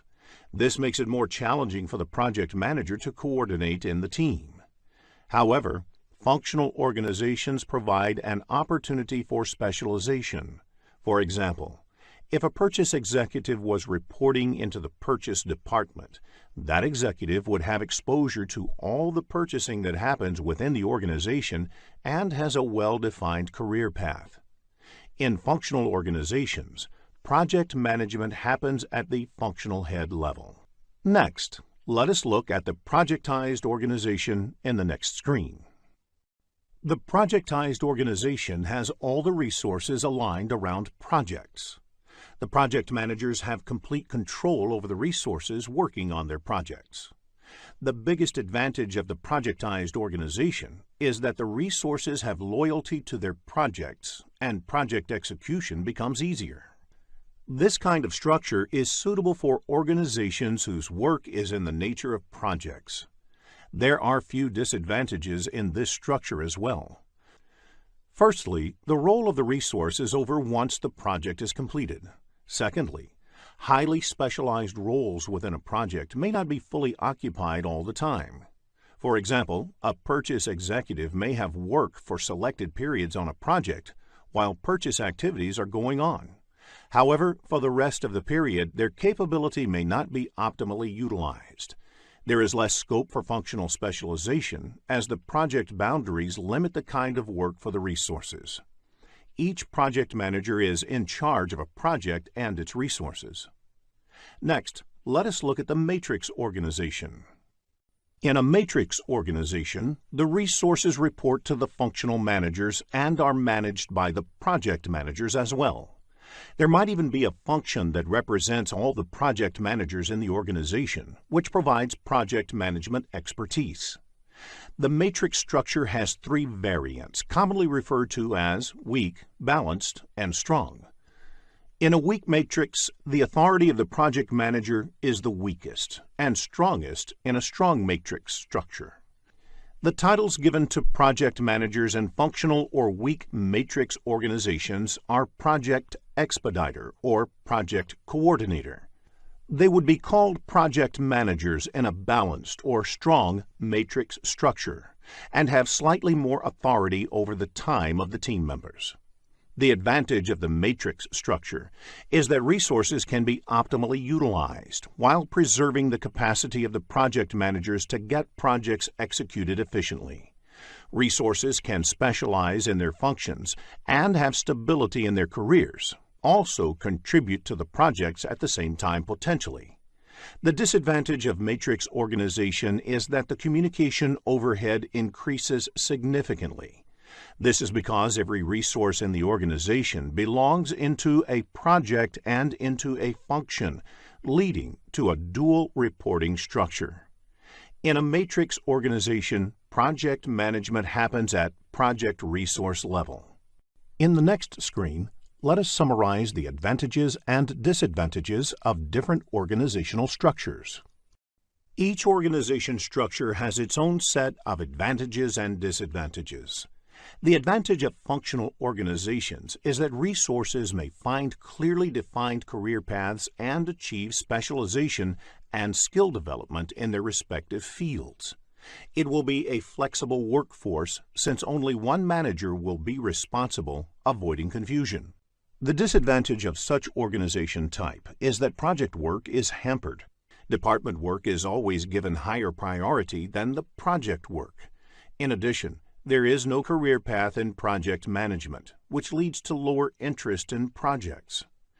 In the case of the projectized organization, one of the clear advantages is better communication within the projects. Since project work is the only work team members are doing, it also leads to loyalty towards the project goals. The disadvantage of such organization type is the inefficient use of resources, because every project team has their own support function. Therefore, this might lead to the duplication of effort. It also leads to the resources being left with no work, since their roles are over once the project is completed. It also hampers skill development, because the project requirements dictate what kind of work team members perform at different stages on a project. Now, let us look at the matrix organization. It also has the advantage of better coordination and maximum utilization of resources. However, the disadvantage is the higher potential for conflict among the managers, which might lead to communication complexity and overhead management. In the next screen, let us focus on the comparison on project lifecycle and product lifecycle. Project lifecycle spans the initiation of a project until the closure of the project. The product lifecycle, on the other hand, also encompasses the operational and maintenance phases. A typical product lifecycle starts with conception of the product and goes until its withdrawal from the market. The withdrawal might be because it becomes obsolete, or there is no further need for the product in the market. A product has a long life cycle. A product can require or spawn many projects over its life. For example, a project in product conception phase could be to determine customer needs, whereas a project during product maturity phase could be used to perform competitive analysis. Typically, a product lifecycle is longer than the project lifecycle. A project also has its own lifecycle, and this lifecycle depends upon the industry and the organization within which the project is being executed. Sometimes different organizations within the same industry use different life cycles. There can be questions in the exam based on the comparison of project life cycle and product life cycle, so understanding the differences will be useful in answering such questions. In the next screen, let us discuss more on project life cycle. A life cycle is composed of phases. Each phase represents a discrete unit of work required to be done on the project. There are different ways of classifying project life cycles. Let us first discuss the sequential versus overlapping life cycle. In sequential phases, the subsequent phase starts only after the previous phase has been completed, whereas in overlapping phases, two or more phases may run in parallel for some time. This could help fast-tracking and compressing the amount of time required. The other way of classifying life cycles is how they go about the process of planning. In predictive life cycles, there is a large upfront planning phase, where all the details of scope, cost, time are planned before beginning the subsequent phases. These phases then are executed in either sequential or overlapping modes. They are suitable for large projects where all the requirements are likely to be known in advance and where upfront planning effort is required to get the necessary approvals. Another feature of predictive life cycles is that each phase may potentially be different in the nature of activities and may require people with different skill sets. For example, traditional software development life cycle has phases like requirements, feasibility, planning, design, construction, testing, and transition. We will continue project life cycles in the next screen. Incremental and iterative life cycles have a short upfront high-level definition and planning phase. The product is then developed through a series of iterations, where iteration increments or adds to the functionality by a little. All the activities are intentionally repeated in iterations. Adaptive or agile life cycles are variants of incremental and iterative life cycles, where iteration is very short, typically 2 to 4 weeks. Agile methodologies are becoming very popular in the software development industry and in other industries where the requirements are highly changeable and frequent feedback is beneficial. Let us now check your understanding of the topics covered in this lesson. A project manager is supposed to fulfill a project's requirements, that is, to deliver a unique output in a timely manner. It starts in the form of an idea that is approved by a project initiator or sponsor. The project manager and the project team then elaborate their understanding of the requirements and produce the final deliverable, which can be a product, a service, or a result. Throughout the project management team needs to ensure that the stakeholders are engaged in the project and their expectations are being managed. The project management team also needs to ensure that there is good communication between the project team and the stakeholders. In addition, the team should make sure that the constraints of scope, cost, time, quality, and others are balanced. In addition to producing deliverables, a project generates data. Such historical data, archives, or records are important for planning future projects. There are 5 major process groups in project management. In the next screen, we will discuss how these process groups are related to each other. The 5 process groups in project management are initiating, planning, executing, monitoring and controlling, and closing processes. The image shows how these process groups interact with each other. The initiating processes occur only once during a project or phase within a project, at the beginning, whereas the closing processes occur only once towards the end. However, planning, executing, and monitoring and controlling processes are repeated several times during a project. The planning processes take information from the initiating processes and help to prepare an initial baseline version of the plan.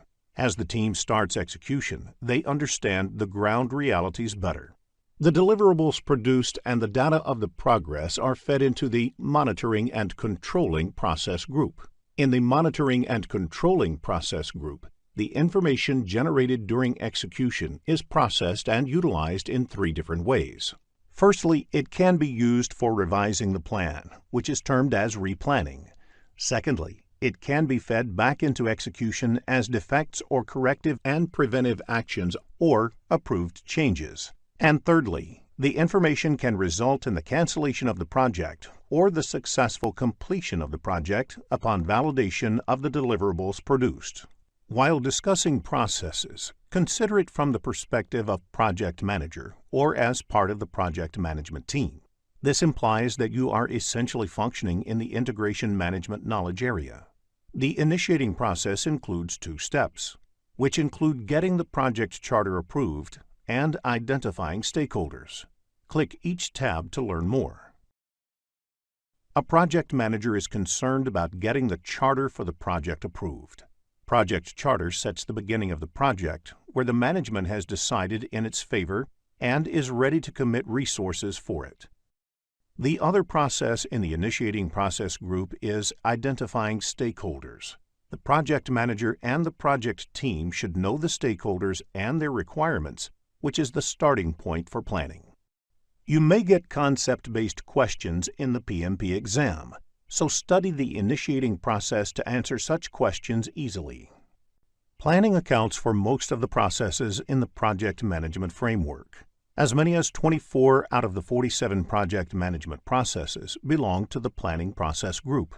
The basic objective of the planning processes is to produce the project management plan collectively. The developed project management plan under integration management assimilates the output of all the planning processes under various knowledge areas. The project management plan is the collection of all subsidiary plans that address different aspects of the project. The project management team integrates all these plans and ensures that they are in harmony with one another. The team also prepares a blueprint of how the project needs to be executed, controlled, and closed. The planning process starts with scope planning, which is to understand exactly what you are trying to achieve. This is translated into a project scope statement, which can be decomposed into a work breakdown structure, or WBS, which forms the basis of other planning processes. Any change to the scope invariably has a bearing on other parameters that can affect the project. Following the same logic, it is easier to understand how the planning processes in other knowledge areas, such as quality, cost, and time, can influence the time that will be taken, the cost that will be incurred, and the way quality will be managed. To satisfy the scope, cost, time, and quality equilibrium, the project team needs to manage communications, risk, stakeholders, procurements, and human resources. This is where the planning processes under these knowledge areas come in. All these planning processes interact with each other. Planning is an interactive activity that gets elaborated, refined, and adjusted as more and more information about the project is discovered. Planning without execution is futile, but execution without planning is fatal. However, in execution processes, the project team spends a lot of time putting the plan into action. When you perform the executing processes, you often blend the execution and controlling processes. Execution is all about performing the plan that is producing the deliverables and providing information on the progress. Processing of this information and the validation of the deliverables is a control function. The executing process is the direct and managed project work, where the project manager essentially puts certain mechanisms in place to ensure that the work is being carried out. The project manager primarily focuses on ensuring that the procurements are conducted. These procurements are deliverables or services that the project needs to buy from external sources. The project manager also needs to ensure smooth flow of communication within the project team and with the external stakeholders. The manager should make sure that stakeholders are engaged in the project and that the processes for managing quality are being followed correctly. It is important for the project manager to make sure that the right team is being used. They have the knowledge and competencies to do the job, and they work together as a team. The project manager should also manage the team to make sure they are positioned for success. Monitoring is observing and getting data about how things are going within the project, whereas controlling is taking actions to bring things back on track. Monitoring and controlling apply to different aspects of project management. The image shows the various areas of project management where monitoring and control applies. However, the knowledge area that has a corresponding control process is human resources, because human resources should be managed, not controlled. An important aspect of controlling is having an elaborate mechanism to handle changes. Closing processes bring a project or a phase within the project to an orderly conclusion. Only two knowledge areas include a closing process. These are integration management and procurement management. Closing a project or a phase falls under integration management and applies to the overall project.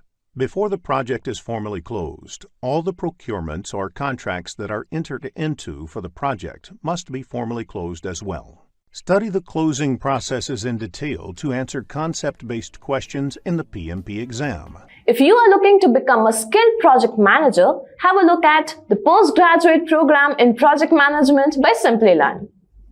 There are 47 processes in project management, grouped into 10 knowledge areas and mapped to 5 process groups.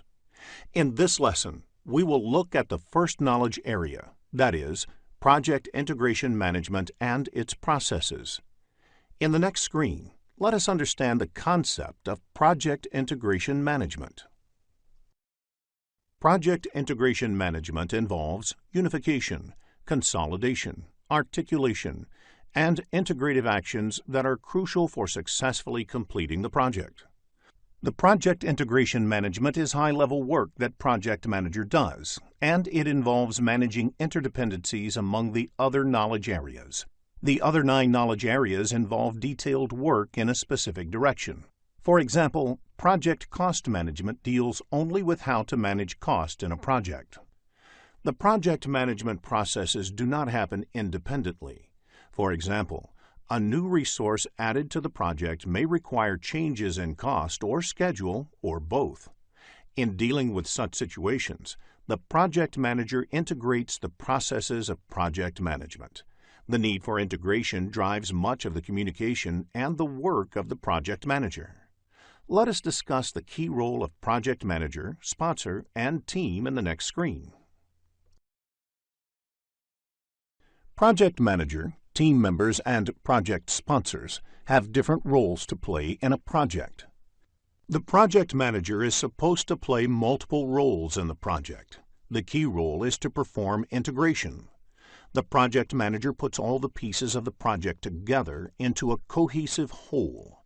In doing so, the project manager tries to ensure that the project is done faster, cheaper, and utilizes resources optimally while meeting the project objectives. As the project progresses, the team members work on completing the project activities. The role of the project sponsor is to protect project from any unnecessary changes and to ensure that it has the required resources for completion. The project sponsor is the champion for the project within the performing organization, that is, the organization in which the work is being performed. In the next screen, we will cover the project selection methods. An organization can undertake a project under contract with an external organization or take up a project driven by internal business needs. There should be a formal process of selecting project in all organizations to ensure that it is making the best possible use of limited corporate resources. For example, if the organization has an option to take up any one out of the two projects, both of which use the same corporate resources, the organization would naturally select the one which is more profitable. There are two broad ways to select a project.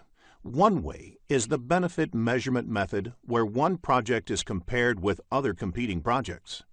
Another approach is based on mathematical models, wherein you examine the most optimal selection of projects by trying to optimize a goal. For example, maximize operating profits. Such methods may be called constrained optimization methods. There are different methods under both these categories, and you should be familiar with the names of these methods. Broadly, the benefit measurement methods focus on ascertaining the costs and benefits of undertaking the project. The methods under benefit measurement method include murder board, where a panel of experts shoots down a new project idea, peer review, scoring models, economic models, and benefit compared to cost. The constrained optimization methods rely on mathematical modeling techniques to determine the best selection of projects to achieve certain business objectives. The methods of constrained optimization method include linear programming.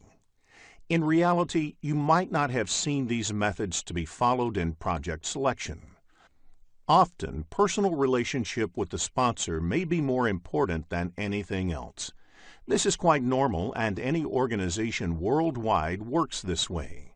However, as a certified project manager, it is important for you to be familiar with more scientific methods of project selection. A typical question on the CAPM exam could be, what type of project selection technique is peer review? And the right answer is benefit measurement method. You need to understand the characteristics of various project selection methods to answer scenario-based questions. In the next screen, we will focus on the project selection methods. An organization has limited resources. They cannot execute all the projects that come their way. They can take only those projects for execution which are financially sound for the organization. There are various parameters used in making such decisions. Some of these terms are present value, net present value, internal rate of return, payback period, benefit-cost ratio, return on investment, and opportunity costs. Click each tab to learn about the parameters. Present value is today's value of future cash flows. In order to reduce future cash flows to present values, a discount factor has to be applied. What this essentially means is, if a project can give a return of, say, $100 per year, $200 next year, and $250 the third year, what is the value of all these returns today? $250 return in the third year will not be the same as $250 today due to inflation or any other constraint. Click Close to go to the Process Selection Methods dashboard. Net Present Value, NPV, is the present value of the total benefits, income or revenue, less the costs over a time. Therefore, if multiple items are involved, add the present value of all of them to arrive at the net present value. Problems where a project has to be selected over other projects on the basis of their net present value can be expected in the exam. Let us take an example of a typical question that we might encounter in the exam. You have two projects to choose from. Project X will take 2 years to complete and has an NPV of $35,000. Project Y will take 5 years to complete and has an NPV of $95,000. Which one will you choose? The answer is Project Y because it has a higher NPV. Do not get confused with longer duration of the project. It is important that NPV be more. Click Close to go to the Process Selection Methods dashboard. Another term used in evaluating a project is Internal Rate of Return, or IRR. IRR is the rate of discounting at which the present value of costs matches the present value of benefits. It is the rate inherent in the project. Let us look at an analogy to understand the concept of IRR. Consider a project similar to depositing money in a bank account and earning interest. You will prefer the bank that gives maximum interest. Similar is the project. Choose from Project A and B, where Project A has an IRR of 25% or Project B has an IRR of 15%. The answer is Project A, as the IRR is better for Project A. It is obvious, higher the IRR, the better. Click Close to go to the Process Selection Methods dashboard. Payback period is the number of time periods it takes to recover your investment in the project before you start making profit on the investment made in the project. You have two projects to choose from, Project A with a payback period of 5 months or Project B with a payback period of 12 months. Which one would you go for? The answer would be Project A. It is evident that lesser the payback period, the better. Click Close to go to the Process Selection Methods dashboard. Benefit-cost ratio is the ratio of the present value of benefits to the present value of costs. A benefit-cost ratio of more than 1 means that benefits are greater than the costs. If the benefit-cost ratio of Project A is 2.5 and benefit-cost ratio of Project B is 1.5, which project would you select? The answer is Project A, as the benefit-cost ratio is higher in Project A. Click Close to go to the Process Selection Methods dashboard. Return on investment, or ROI, is commonly used in financial parlance to indicate how profitable a project is. Return on investment is the average rate of return or benefits expected as compared to the initial investment. If a project involves an initial investment of $100,000 and generates an average return of $20,000 per year, it means the ROI is $20,000 by $100,000, or 20%. Higher the ROI, the more profitable the project is. Click Close to go to the Process Selection Methods dashboard. Opportunity cost is yet another term used in evaluating competing projects that you might see in the exam. It means the opportunity given up by selecting one project over another. Problems where a project has to be selected over other projects on the basis of their net present value and opportunity cost can be expected in the exam. For example, you may come across a question such as, One is the opportunity cost of selecting Project B if Project A has an NPV of $55,000 and Project B has an NPV of $85,000. The answer is $55,000. This is the NPV of Project A, which was selected over Project B. Click Close to go to the Process Selection Methods dashboard. In the next screen, let us look at the There are 6 project management processes, which are part of Project Integration Management knowledge area.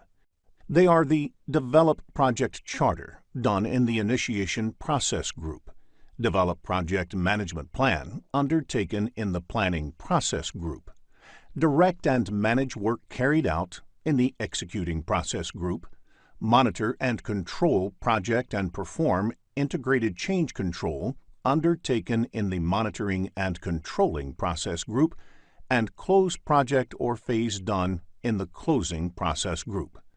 Let us look at each of these processes in detail. In the next screen, let us understand how to read process-related information. As you can see in the Project Management Process diagram, these elements within the knowledge area represent the inputs from the same knowledge area. These elements represent the inputs from other knowledge areas. These represent the tools and techniques used in the process. These are outputs of the process. These represent the output within the same knowledge area, whereas these outputs are fed into the knowledge areas other than the one that the process is a part of. You can observe that the process in the image is color-coded based on the process group. Initiating Process Group is in yellow. Planning Process Group is in blue, and so on. You can read the processes and their color codes in the legend box on the bottom left of the screen. The process group affiliation is also indicated in the text of the description. It is important to understand the process group context to appreciate what the process does. In the next screen, let us look at the Develop Project Charter process. Develop Project Charter is an initiating process. A project charter is essentially a document that authorizes a project. Once a project has received a charter, it means that the project manager can start employing the organization's resources for the project activities. Let us look at the key inputs to be considered in preparing the project charter. The first input is the Project Statement of Work. This is created by project sponsor, or the customer describing their needs, project scope, and how the project fits into their strategic goal. If the project is taken up under a contract, the request for proposal, that is, RFP, can be considered as Project Statement of Work. The next input is the business case. This document establishes whether the investment in a project is worth, from a business point of view, the business need for the project, and the cost-benefit analysis. It provides important information to the project manager about the goals of the project and the boundaries in terms of the desired results, cost, etc. If the project is being undertaken as part of a contract or agreement, the agreement provides an important input for the project manager that establishes what must be done in the project. The next input to be considered for project charter is enterprise environmental factors. Any project to be executed within the organization has to deal with the organization culture and existing systems. You can consider this as an organization baggage that comes with the project. This is the reason a project being executed in 2 different organizations may be done differently. Another factor to be considered is organizational process assets. This is a broad term and includes all the organizational processes, procedures and policies, corporate knowledge base, and historical project information. Every organization develops a set of processes, procedures, and policies that are based on the best practices learned by the organization over time. The historical information includes past project management plans, risks, lessons learned, etc., of similar projects executed. Now, let us look at the tools and techniques used in this process. The first technique is Expert judgment. Expert judgment is an invaluable input to the process of formally authorizing a project, because an expert can provide insights into why a project makes business sense or why it does not. From experience, they may be able to shed light about the validity of the business drivers, feasibility, assumptions, and constraints that need to be considered for the project. Facilitation techniques is another technique used. The chartering process is often a collaborative activity involving many influential stakeholders in an organization. Facilitation techniques help bring all these stakeholders together and engage in fruitful discussions in order to arrive at an informed decision whether to go ahead with a project or not. The only output of this project is the project charter. Let us try to understand what the project charter might contain. The project charter usually contains the high-level project requirement, and it should be created by the project sponsor and handed over to the project manager. The project manager can do the groundwork to prepare the project charter, but it must be signed by the project sponsor or somebody in the performing organization who is higher in authority than the project manager.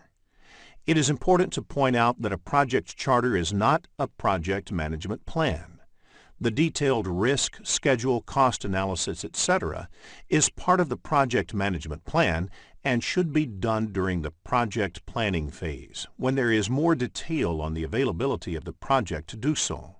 The charter should be sufficiently high level to accommodate the minor changes that might arise in the project. In the next screen, let us discuss the second process under Project Integration Management, Develop Project Management Plan. This is the process of documenting the actions necessary to define, prepare, integrate, and coordinate the subsidiary plans. Examples of subsidiary plans are Project Time Management Plan, Project Cost Management Plan, Project Human Resource Management Plan, etc. The Project Management Plan does not just describe when the project would start, what activities should be done, and when the project would get over. It is a detailed document and describes how the project would be executed, monitored, and controlled, and closed. Many people think that project schedule developed using Microsoft Project is the project management plan. However, that is not true. Project Management Plan contains all the subsidiary plans and their baseline value. It also contains the allowed variance in the baseline value. Performance measurement baseline of project's time is the total of project baseline time and the agreed time variance for the project. For example, the Time Management Plan section would have mentioned the time taken by a project. The period mentioned in the Project Management Plan is 180 days. This 180-day period is also called the baseline time value. Therefore, the baseline value is the initial agreed value in the project management plan. So, if the time variance agreed in the plan is 10%, the project should be executed in maximum 180 plus 180 multiplied by 10% is 180 plus 18, which is 198 days. Whether the baseline time value should be 180 days or 300 days is decided by analyzing the project activities, and it should not be decided arbitrarily. In the next screen, let us look at the various inputs, outputs, and tools and techniques of this process. Let us look at the inputs considered in developing the project plan. Project charter from the previous process is an important input. The other inputs include output of the other planning processes, because the project management plan is supposed to integrate all of these plans. The examples of other plans are Time Management Plan, Cost Management Plan, and Quality Management Plan, etc. All of these plans are developed over a period as the project progresses. These will be discussed in detail later in this tutorial. In addition to these, enterprise environmental factors and organization process assets are also inputs to developing the project management plan. In fact, these two factors have more influence in developing project management plan than in developing project charter. It is recommended that you understand these inputs, outputs, and tools and techniques clearly, as most of these will be repeated in other processes as well. The two tools and techniques employed in this process are expert judgment and facilitation techniques. The very obvious output of this process is the project management plan. In the next screen, let us look at some of the key terms which are crucial in understanding these processes. Let us look at a few key terms to understand project management processes. The first is the work authorization system. There should be a formal process of authorizing work within the project. So, be it internal team members or project contractor, there should be a formal process of giving go-ahead to start work on the project. The next two related terms are corrective and preventive action. You will come across these terms throughout this PMP tutorial. Corrective action is any action taken to bring expected future project performance in line with the project management plan. For example, if a project milestone is delayed, as a corrective action, you include additional resources to ensure that the final project deadline is not delayed. While corrective action involves implementing actions to deal with actual deviations from the performance baselines, preventive action deals with anticipated or possible deviation from performance baselines. For example, to ensure that projects are not delayed, you do a proper estimation of the work and assign enough resources to the project so that they are not delayed. A very important system that needs to be established early on in a project is the change control system. Since projects are executed in a dynamic environment, it is quite natural to expect changes in the project requirements. The change control system is the formal documented procedures, paperwork, tracking systems for authorizing changes. Therefore, the change control system analyzes each of the incoming change requests and decides whether to accept the change request or reject it.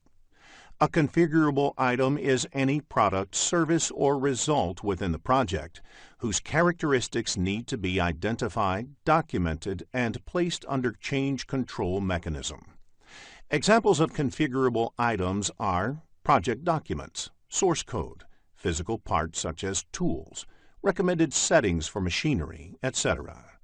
When a formal configuration management system is put in place, it is essentially establishing a control system that can preserve the characteristics of these items.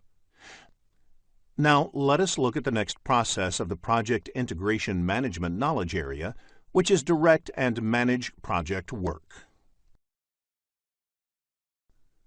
Direct and manage project work is the process of performing the work defined in the project management plan to achieve the project objective. This process marks the performance and completion of activities in a project. The input to this process is obviously the project management plan, since the project is executed as per the project management plan. The other inputs to this process are any approved change requests that need to be implemented. These could be in the form of corrective or preventive actions upon which the team has decided to work. The other two inputs are enterprise environmental factors and organizational process assets. Let us look at the tools and techniques.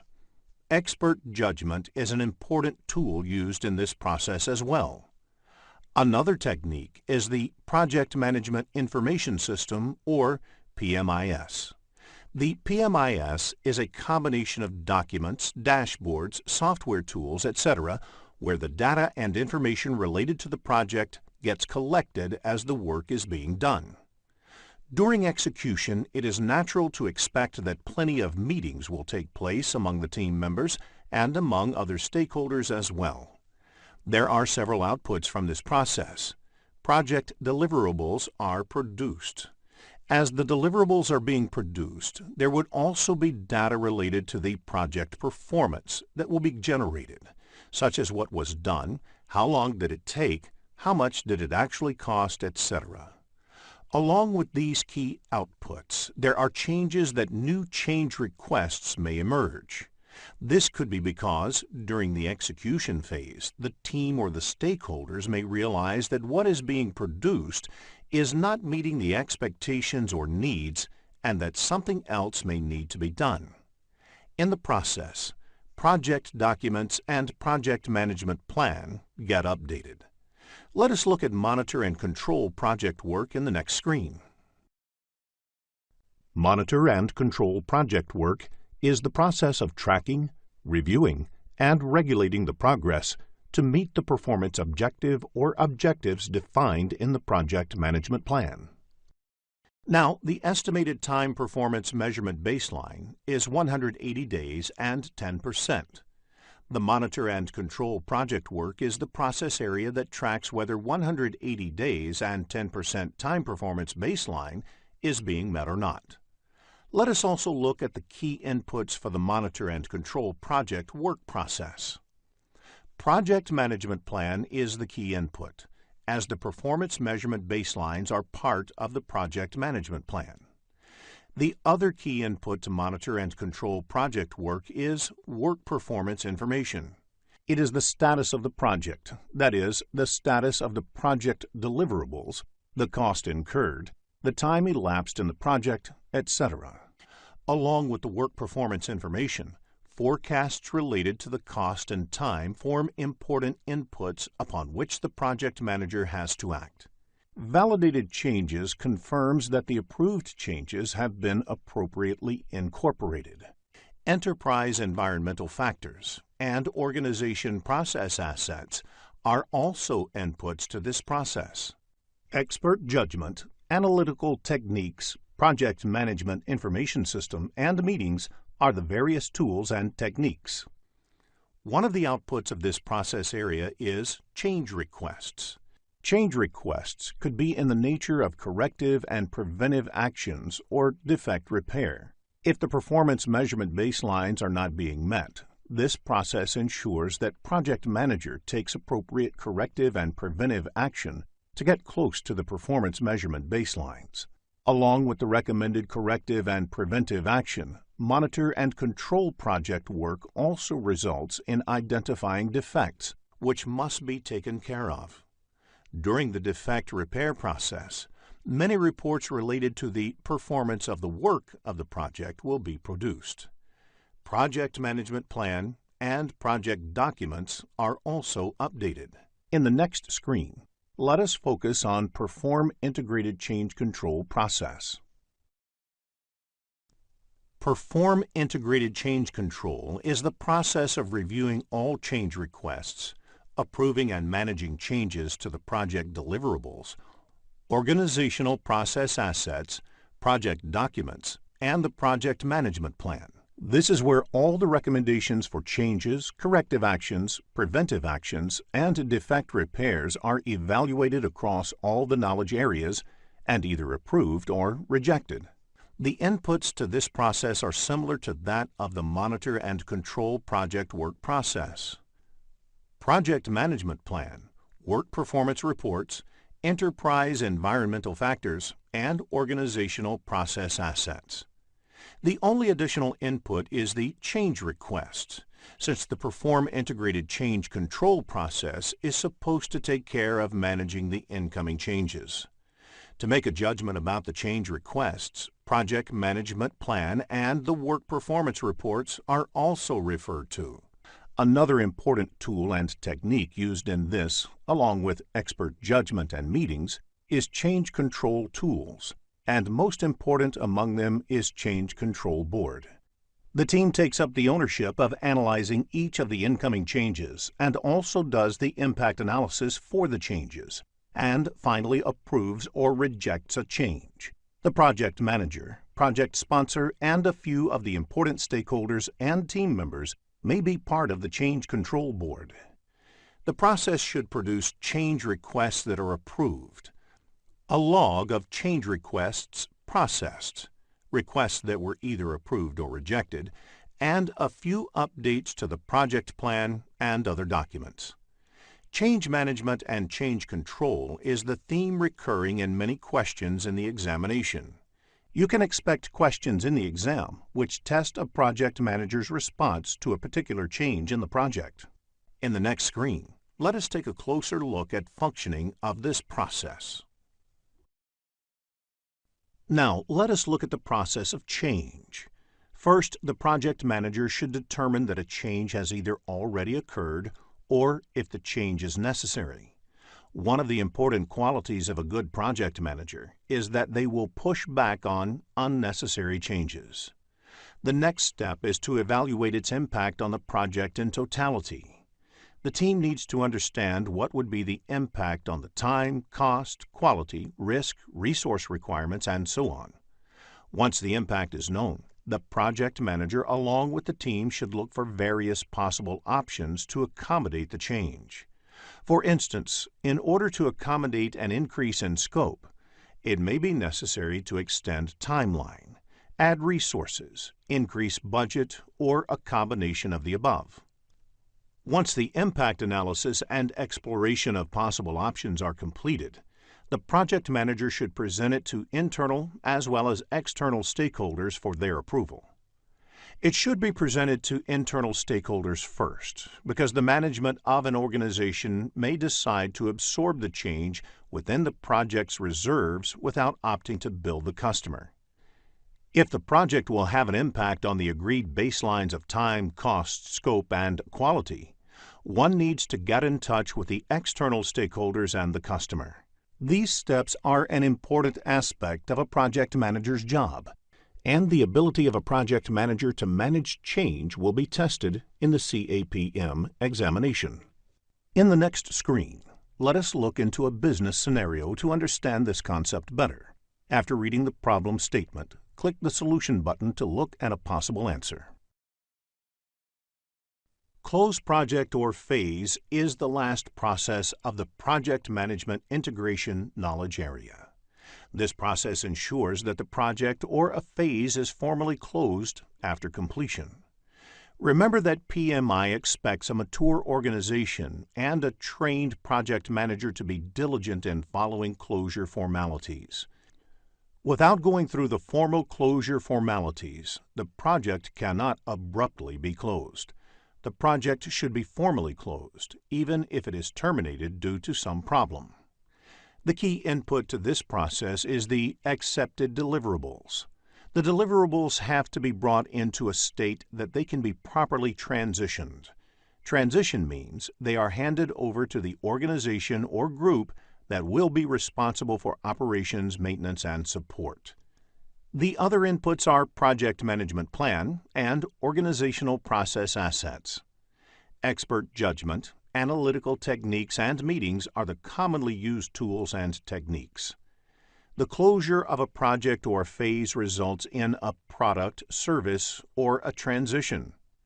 In the process, one of the important outputs is updates to the organizational process assets. These include the actual performance against the plan, the key lessons learned during the project, the risks identified, the updates to the skills and experience of the team members, etc. Updating these assets is mandatory as it helps the organization gain maturity and learn from the experience. In the next screen, let us look into a business scenario to understand this concept better. After reading the problem statement, click the Solution button to look at a possible answer. Here is a quick recap of what was covered in this lesson. Project integration management involves unification, consolidation, articulation, and integrative actions that are crucial for successfully completing the project. Integrating the project activities is the key role of a project manager. The project team focuses on completing the project activities, and the project sponsor warrants the team against unsolicited changes. Benefit measurement methods ascertain the costs and benefits of undertaking the project, while constrained optimism methods rely on mathematical modeling to select the best projects that achieve business objectives. Various project integration management processes are develop project charter, develop project management plan, direct and manage work, monitor and control project, perform integrated change control, and close project or phase. Hello, and welcome to CAPM Certification course offered by Simplilearn. In this lesson, we will focus on project scope management. Let us begin with the objectives of this lesson. After completing this lesson, you will be able to define project scope management, differentiate between project scope and product scope, identify the key terms used in project scope management, explain work breakdown structure, describe the project scope management processes. In the next screen, let us take a look at Project Management Process Map. There are 47 processes in project management grouped into 10 knowledge areas and mapped to 5 process groups. In this lesson, we will look at the second knowledge area, that is, project scope management and its processes. Let us begin with the first topic of this lesson, that is, project scope management. Project scope management includes the processes required to ensure that a project comprises all and only the work required to complete the project successfully. The project scope management is concerned about the scope. What is not there in the scope is also clearly identified. In the next screen, let us look at the key activities performed under project scope management. Let us look at a few of the typical activities that happen as part of the project scope management. Constant monitoring is essential to make sure that all the project work is being completed. The gradual, uncontrolled increase in scope of the project is referred as scope creep. It is necessary to define the project scope boundaries and not let people randomly add to the project scope. Gold plating is doing more than what is required as part of the project scope. This has to be avoided in projects. As per the published statistics about projects done globally, less than 40% of projects can be considered successful. Therefore, the focus should be on what is required rather than squandering around with what is not required. 40% might be considered less, but a project is classified as successful only if it meets all its objectives and is done within time and cost budgets. In the next screen, let us understand the differences between product scope and project scope. Project scope management deals with managing both the product scope as well as the project scope. Product scope refers to the features and functions that characterize a product, service, or result. The word product may also include creation of a service. For example, in the banking industry, each of their services is called a product. Likewise, a savings account is one of their products. Mutual fund is another. On the other hand, project scope is the work that needs to be accomplished to deliver the output of the project, which could be a product, service, or result with the specific features and functions. For instance, to deliver a product, you may also need to produce a requirements document or a design document. These are not part of the product scope, but it may very well be part of the project scope. In the next screen, let us discuss a few key terms used in the project scope management. WBS stands for Work Breakdown Structure. It means breaking the project deliverables into smaller and more manageable components called work packages. The last level of work in such subdivision is called work packages, and the whole structure is called WBS.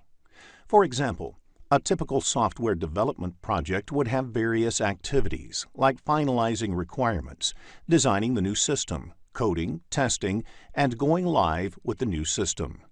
Each of these translates into high-level deliverables, which can be further subdivided into smaller activities which are more predictable. WBS Dictionary, like any dictionary, contains the explanation of the terms used in WBS. A typical WBS dictionary has details like the control account, name of the work package, description of the work package, resource assigned, if there are any assumptions or dependencies to complete the work package, the due date to finish the work package, technical dependencies, and so on. WBS Dictionary is useful for the person or group working on the work packages as it further elaborates the decomposed work package.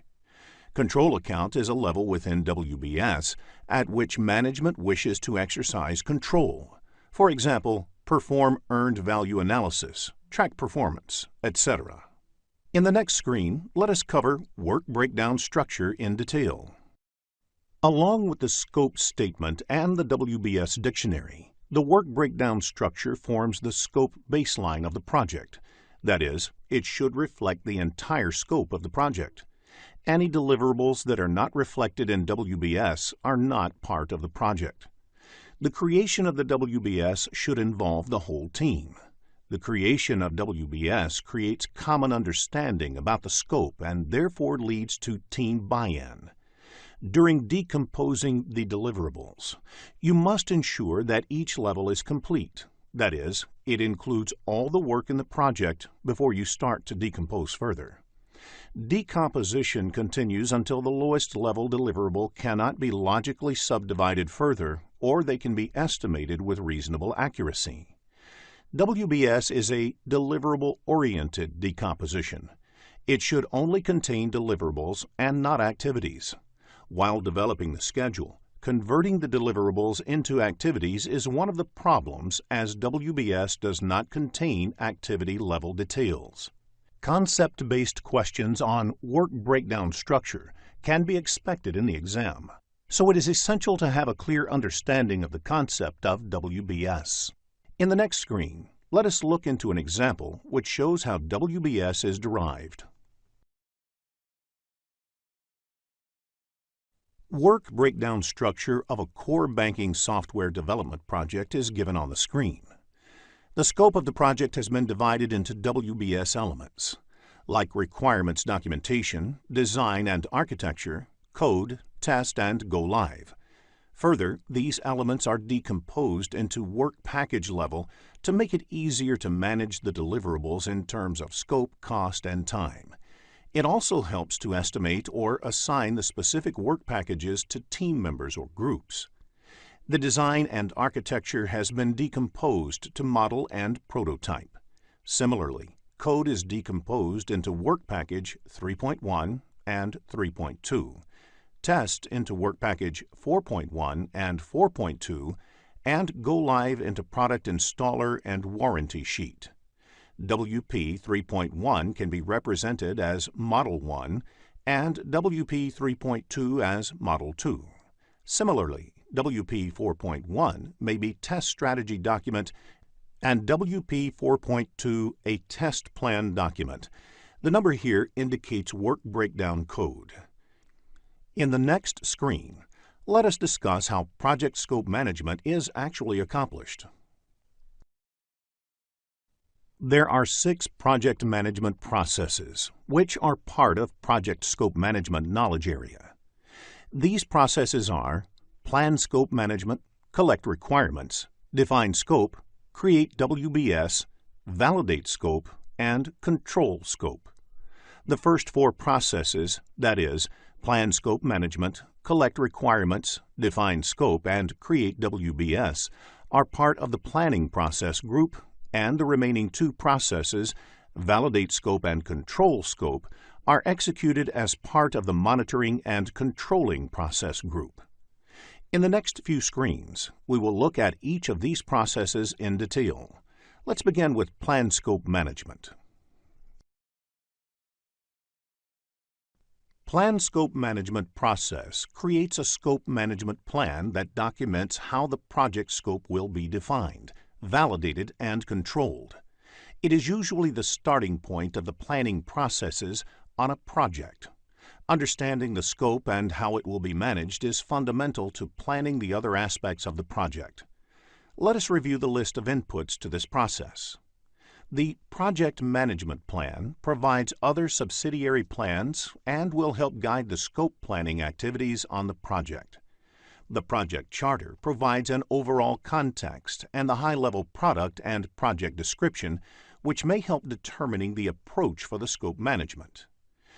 Enterprise environmental factors provide the organizational context to the project. including the culture of the organization, the infrastructure, key personnel, and so on. Organizational process assets provide inputs such as policies and procedures, historical information, and knowledge base. Now, let us look at the tools and techniques employed in this process. Expert judgment refers to input received from knowledgeable and experienced resources. Meetings may be organized to determine the scope management plan. Everyone responsible for the project scope management, such as the project manager, sponsor, customer, and other stakeholders, must attend these meetings. Now, let us look at the outputs of this process. The scope management plan describes how the project scope will be defined, like who will be involved in the process, whose inputs will be sought, what techniques may be used to get these inputs, etc., developed, that is, in what form will the scope be elaborated and documented, monitored and controlled, and verified. The plan may also describe how WBS will be created from the scope statement, how changes to the scope will be managed, how deliverables will receive formal acceptance, etc. The Requirements Management Plan is a subsidiary of the Project Management Plan that describes how requirements will be analyzed, documented, and managed. A requirement is voiced by a customer or a stakeholder, whereas scope represents what the project team will do or deliver in order to meet that need. The Requirement Management Plan may also describe how the configuration management of requirements will be carried out, how they will be prioritized, how the metrics will be used to rationalize these choices, and how the traceability of the requirements will be maintained throughout the project. You may get questions in the CAPM exam based on the inputs, tools, and techniques and outputs of plan scope management. So, understanding of these topics will help you to answer concept-based questions correctly. In the next screen, let us look at the second process, collect requirements. Collect requirements is the second of the 6 project scope management processes. It is the process of defining and documenting stakeholders' needs to meet the project objectives. Let us look at the inputs to this process. Scope management and the Requirements Management Plan provide clarity on how the team should go about collecting and documenting the requirements for the project. The Stakeholder Management Plan provides insights into the stakeholders' communication requirements and the level of stakeholder engagement needed. The Stakeholder Register may provide useful guidance about which of the stakeholders could provide the requirements for the project. It is very important that all the stakeholders' expectations are captured adequately and represented in the requirements document. The Project Charter provides high-level requirements and expectations and may be used to detail out the requirements. Now let us look at the tools and techniques that can be employed to collect the requirements. It is important for the project team to use a combination of techniques that will give them maximum clarity about the requirements. Some of the techniques may include direct interaction like interviewing, forming focus groups, conducting workshops, and using group creativity techniques like brainstorming and group decision-making techniques. It may also include some offline activities like conducting surveys via questionnaires, etc. Observation can be a very powerful way to capture requirements that may be difficult to state or articulate. Prototyping is a powerful technique where the team comes up with a model or sample artifact that helps the users visualize and gain more clarity about what is being developed. Benchmarking is useful for understanding and learning from the industry and organizational benchmarks about the bare minimum expectations. Use of context diagrams and analyzing the documentation provided can also help in collecting requirements. Requirements documentation is one of the most important output. The second output of this process is Requirements Traceability Matrix. This table helps trace whether the work has happened on the requirements, whether all requirements are reflected in the final product of the project, etc. In the next screen, let us look into a business scenario to understand this concept better. After reading the problem statement, click the Solution button to look at a possible answer. Plan Scope Management process creates a scope management plan that documents how the project scope will be defined, validated, and controlled. It is usually the starting point of the planning processes on a project. Understanding the scope and how it will be managed is fundamental to planning the other aspects of the project. Let us review the list of inputs to this process. The Project Management Plan provides other subsidiary plans and will help guide the scope planning activities on the project. The Project Charter provides an overall context and the high-level product and project description, which may help determining the approach for the scope management. Enterprise environmental factors provide the organizational context to the project, including the culture of the organization, the infrastructure, key personnel, and so on. Organizational process assets provide inputs such as policies and procedures, historical information, and knowledge base. Now, let us look at the tools and techniques employed in this process. Expert judgment refers to input received from knowledgeable and experienced resources. Meetings may be organized to determine the scope management plan. Everyone responsible for the project scope management, such as the project manager, sponsor, customer, and other stakeholders, must attend these meetings. Now, let us look at the outputs of this process. The scope management plan describes how the project scope will be defined, like who will be involved in the process, whose inputs will be sought, what techniques may be used to get these inputs, etc., developed, that is, in what form will the scope be elaborated and documented, monitored and controlled, and verified. The plan may also describe how WBS will be created from the scope statement, how changes to the scope will be managed, how deliverables will receive formal acceptance, etc. The Requirements Management Plan is a subsidiary of the Project Management Plan that describes how requirements will be analyzed, documented, and managed. A requirement is voiced by a customer or a stakeholder, whereas scope represents what the project team will do or deliver in order to meet that need.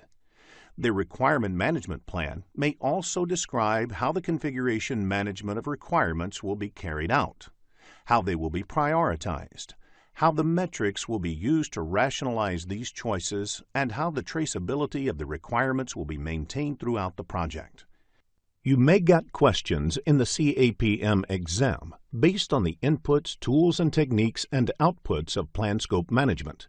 So, understanding of these topics will help you to answer concept-based questions correctly. In the next screen, let us look at the second process, collect requirements. Given on the screen is an example of the requirements traceability matrix. It lists all the requirements recorded in the requirements documentation in the first column. In the subsequent columns, it traces how the requirement is being met by specific sections or objects in the subsequent stages. In case of a software development project, the requirement about enabling multi-user access may require changes in multiple places. These are specifically called out in the columns titled Design, Coding, Testing, etc.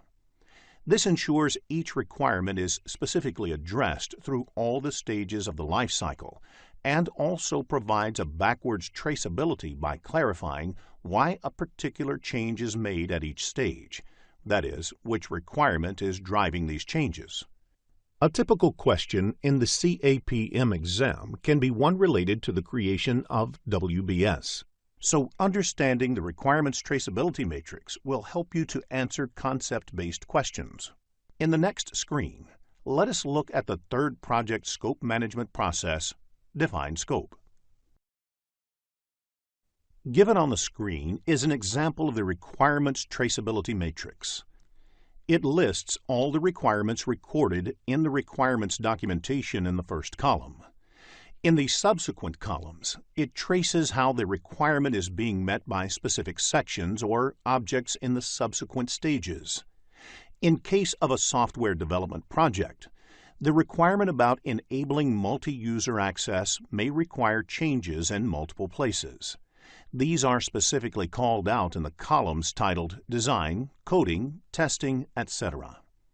This ensures each requirement is specifically addressed through all the stages of the life cycle and also provides a backwards traceability by clarifying why a particular change is made at each stage, that is, which requirement is driving these changes. A typical question in the CAPM exam can be one related to the creation of WBS. So understanding the requirements traceability matrix will help you to answer concept-based questions. In the next screen, let us look at the third project scope management process, Define Scope. The next process in the project scope management is Define Scope. Define Scope is the process of developing a detailed description of the project and product, collect requirements lists for all the different requirements or needs expressed by the stakeholders. Define Scope deals with the detailing these requirements and determining what will be in the scope of the project and what will not be. It belongs to the planning process group. Let us look at the inputs to this process. The Scope Management Plan provides the details about the process of capturing and documenting the scope of the project. Project Charter, which describes the business need of the project, and requirements documentation developed as part of the Collect Requirement process also form inputs to this process. Organizational process assets are also a part of the Define Scope process. Organization templates may be used to write the project scope or refer to the lessons learned from previous similar projects.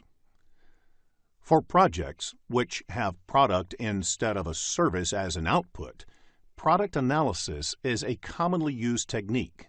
This defines what is required in a project's product. Alternatives generation is a technique used to see if the project requirements can be completed in a different way, similar to lateral thinking. Expert judgment is a technique using an expert, may be an external consultant to look at various requirements and come up with the project scope statement. In order to define the scope, you may also conduct specific workshops that are facilitated to generate ideas around the project scope. The output of this process is the project scope statement, which describes in detail the project's deliverables and the work required to create those deliverables. Therefore, the project scope statement has project's product scope description, product acceptance criteria, project deliverables, and project constraints. This process also results in updating the requirements documentation and requirement traceability matrix developed earlier. Let us look at the next process, Create WBS. The final planning process within scope management is Create WBS. Create WBS is the process of subdividing project deliverables and project work into smaller, more manageable components. It belongs to the planning process group. The WBS is created with project scope statement and the requirements document as input. The Scope Management Plan provides the details about the process of capturing and documenting the scope of the project and how the deliverables should be decomposed in the form of a WBS and how it should be maintained. The templates and standards related to the industry and the specific enterprise may be useful in creating WBS. If there is an organization's template for writing down WBS, that is also used. The other two inputs are organizational process assets and enterprise environmental factors. Decomposition is an important technique used in this process. In decomposition, the project deliverables are subdivided into smaller, more manageable components until the work and deliverables are defined at the work package level. The work package level is the lowest level in the WBS and is the point at which the cost and activity duration of the work can be reliably estimated and managed. The level of detail for work packages vary as per the size and complexity of the project. Another technique used is expert judgment. The output of this process is Scope Baseline. The Project Scope Statement, WBS, and WBS Dictionary are collectively referred to as Scope Baseline. Scope Baseline is part of Project Management Plan. This process also results in project document updates. Implementing WBS may result in getting more clarity about the requirements itself. The requirement document or the project scope statement developed earlier should be updated. In the next screen, let us look at the Validate Scope process. Validate Scope is the process of formalizing acceptance of the completed project deliverables. Validating scope includes reviewing deliverables with the customer or sponsor to ensure they are completed satisfactorily and obtain formal acceptance. Validate scope is closely related to quality control as well. However, scope validation is primarily concerned with acceptance of the deliverables, whereas quality control is primarily concerned with correctness of the deliverables and meeting the quality requirements specified for the deliverables. Quality control is generally performed before scope validation, but these two processes can be performed in parallel as well. Let us look at the inputs to this process. The Project Management Plan provides information about how the deliverables will be validated and accepted by the customer and other stakeholders. The requirements documentation acts as the basis on which the validation activity is to be carried out. The requirements traceability matrix documents how each of the requirements has been implemented and how it can be validated. The fourth input is verified deliverables and implies that the verification activity is first carried out by the team under the control quality process, and only then the deliverable enters the validation process. Work performance data gives more inputs on the deliverables that may be useful in validating and getting acceptance. The technique used to validate scope is inspection and group decision-making. Some of the typical activities that are done as part of inspection are measuring, examining, and validating to determine whether the work and deliverables meet requirements and product acceptance criteria. Group decision-making techniques may be employed if a team is working on the process of validating the deliverables. It helps in arriving at a decision by either consensus or majority or any other method. The output of this process is the accepted deliverable. Sometimes deliverable might be acceptable, and that results in another output, that is, change request. Due to the validation process, the information about the deliverables, which have been accepted, and any observations during the validation process may be recorded. Some documents, like Report on Status of the Project's Product, is updated as a result of this process and listed as one of the outputs. In the next screen, let us look at the control scope process. Control scope is the process of monitoring the status of the project and product scope and changes to the scope baseline. Controlling the project scope ensures all requested changes and recommended corrective or preventive actions are processed through the same Perform Integrated Change Control process. The inputs Project Management Plan, Requirements Documentation, and Work Performance Data are the same as the inputs for Control Scope and Validate Scope. Work Performance Data has information about progress of work on the different deliverables. The other input is Requirements Traceability Matrix, which lists the requirements included in the requirements document. Organization process assets also influence control scope in a sense where an organization would have standard templates for monitoring and reporting scope-related updates. Scope control is performed using variance analysis. The variation is measured from the original scope baseline, which decides whether any corrective or preventive action is required.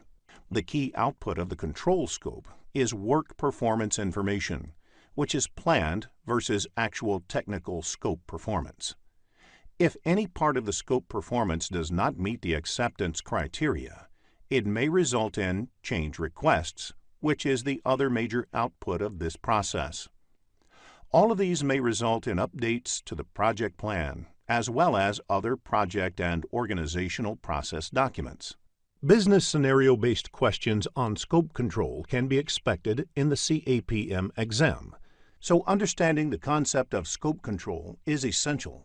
In the next screen, let us look into a business scenario to understand this concept better.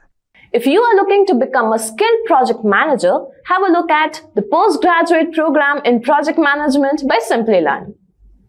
There are 47 processes in project management grouped into 10 knowledge areas and mapped to 5 process groups. In this lesson, we will look at the third knowledge area, that is, project time management and its processes. Let us begin with the first topic of this lesson, project time management. The purpose of project time management is to ensure that the projects get completed on time. This knowledge area is primarily concerned with developing a project schedule and ensuring that project goes as per the agreed schedule. If there is a need to change the project schedule, the change should happen by following a proper change control procedure. Another term used in the PMP examination is Schedule Management Plan. Schedule Management Plan is part of the Project Management Plan and has information on the planned project schedule and its management and control. Let us discuss the key activities of project time management in the next screen. The key activities that are part of the project time management include identifying activities, estimating time and resources, and sequencing activities. It is important to identify a list of activities that would be a part of the project. Next, an estimation of time and resources required for completing the identified activities are done. Finally, these activities need to be sequenced as per the dependencies. In the next screen, let us discuss project schedule. Project schedule represents the time dimension of the project plan and has information like when the project would start, when each of the project activities would happen, in what order the project activities would happen, when project would be completed, etc. Usually, software system is used to develop the project schedule. The project team can enter the list of activities in the software, as well as their dependencies, and the software can produce the project schedule as the output. Microsoft Project is the most popular tool used for project schedule development. Generally, project schedule is considered similar to project management plan. Project management plan is different from project schedule. Project management plan not only has information about the project schedule, but also other important project-related plans, like risk management plan, cost management plan, etc. Let us focus on Gantt chart in the next screen. Gantt chart is a type of bar chart that illustrates a project schedule. It shows the dependencies between the project activities as well as their percent completion. A sample Gantt chart is shown on the screen. 2 summary elements of the work breakdown structure are depicted. To complete those elements, there are a number of activities under them. Some of these activities have dependencies. For example, Activity B and C have a dependency.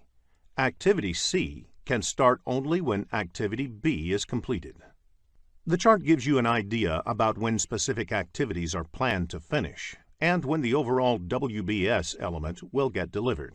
Create tasks and work with the Gantt chart.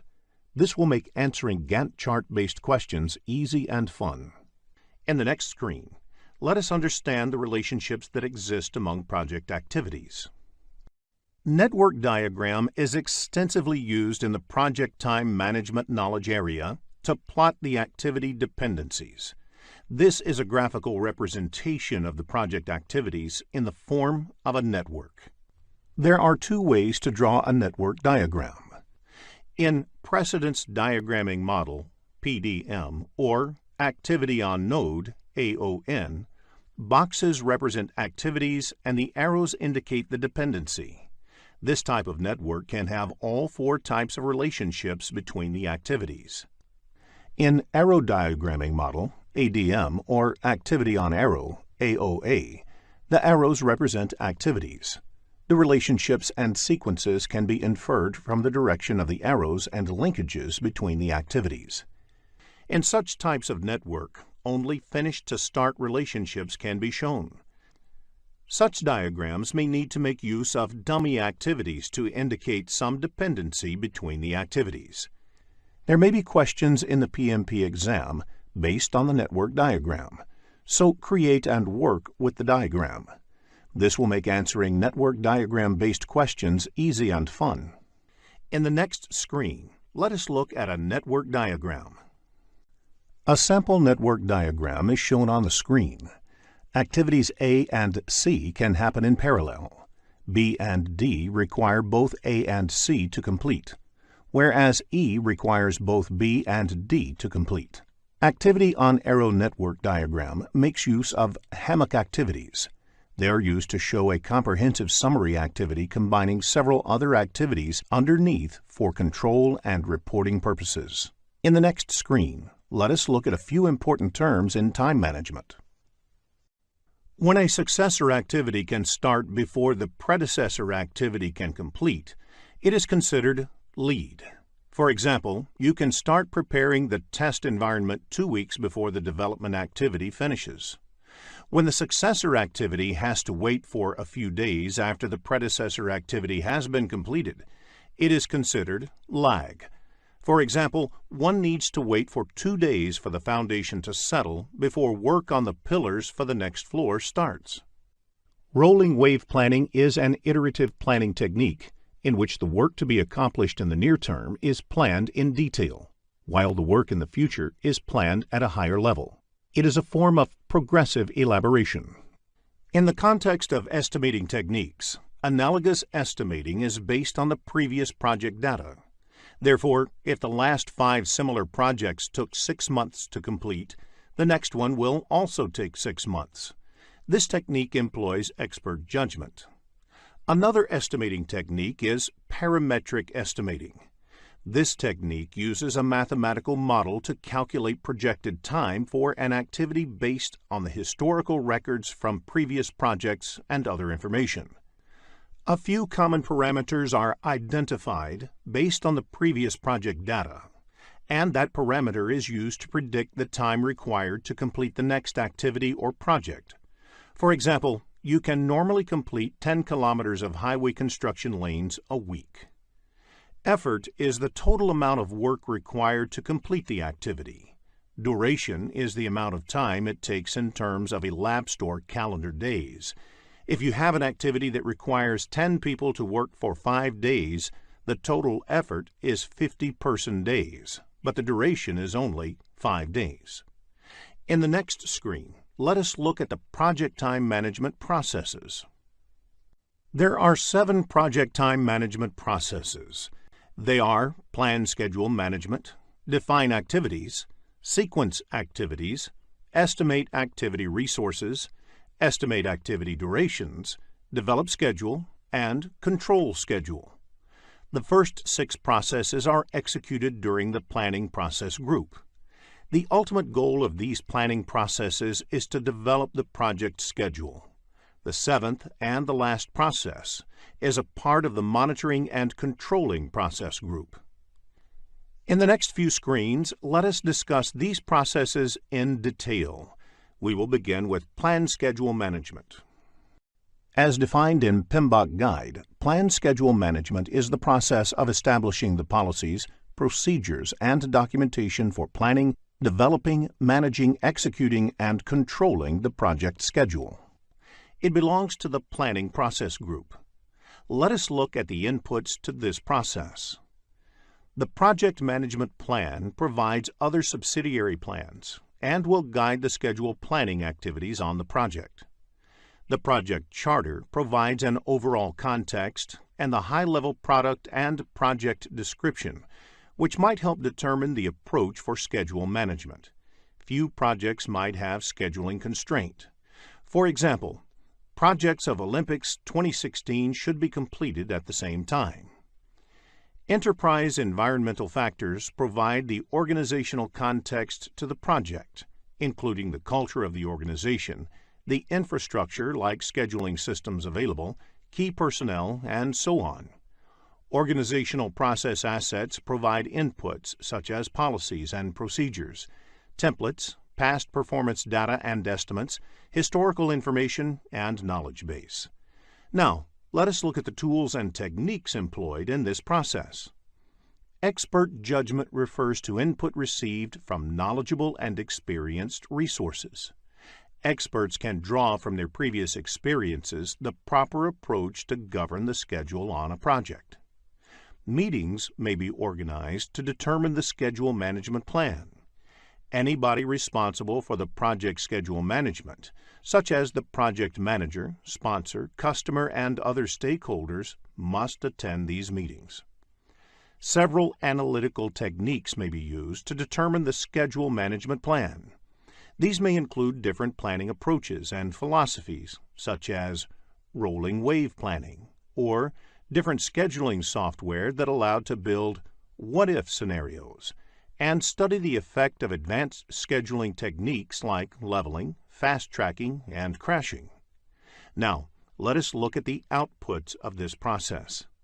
Schedule management plan is a component of the project management plan that describes the criteria and activities required to arrive at the project schedule, as well as how the project may be baselined, monitored, and controlled. In the next screen, let us define activities process. Define activities is the process of identifying the specific actions to be performed to produce the project deliverables. It belongs to the planning process group.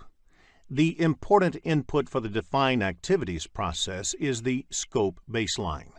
Scope baseline is a term used collectively to refer to project deliverables, constraints, and assumptions of the project. In addition to the scope baseline, the other inputs in this process are enterprise environmental factors, organizational process assets, and schedule management plan. A reason why enterprise environmental factors is an input to define activities is because the organization might be using project management software to define activities, and that may influence the activity definition process. The knowledge base containing historical information regarding activities lists used by previous similar projects is a good example of organization process assets applied to scheduling. The tools and techniques used in defining activities are decomposition and rolling wave planning. The last technique is expert judgment, where the experience of project team members is used in developing detailed activity lists. The output of the process is activity list, activity attributes, and milestone list. Activity list contains a list of identified activities. Activity attributes are the additional information about the activity itself. A milestone is a significant point or event in the project. A milestone list identifies all the milestones and indicates whether the milestone is mandatory or optional. Let us move on to the next process, sequence activities. Sequence activities is the process of identifying and documenting relationships among the project activities and is also part of the planning process group. For every activity and milestone, except the first and last one, is connected to or at least one predecessor and one successor. The inputs to this process are activity list, activity attributes, and milestone list. All these are the outputs of the define activity process. The other inputs are schedule management plan and project scope statement. Schedule management plan provides guidance in terms of methodology to be employed for many of the scheduling activities on the project. Organization process assets are also an input to sequencing activities because the organization might have some kind of knowledge base for scheduling project activities. The enterprise environmental factors relevant to this process may be scheduling tools in use, project management information systems, work authorization systems, etc.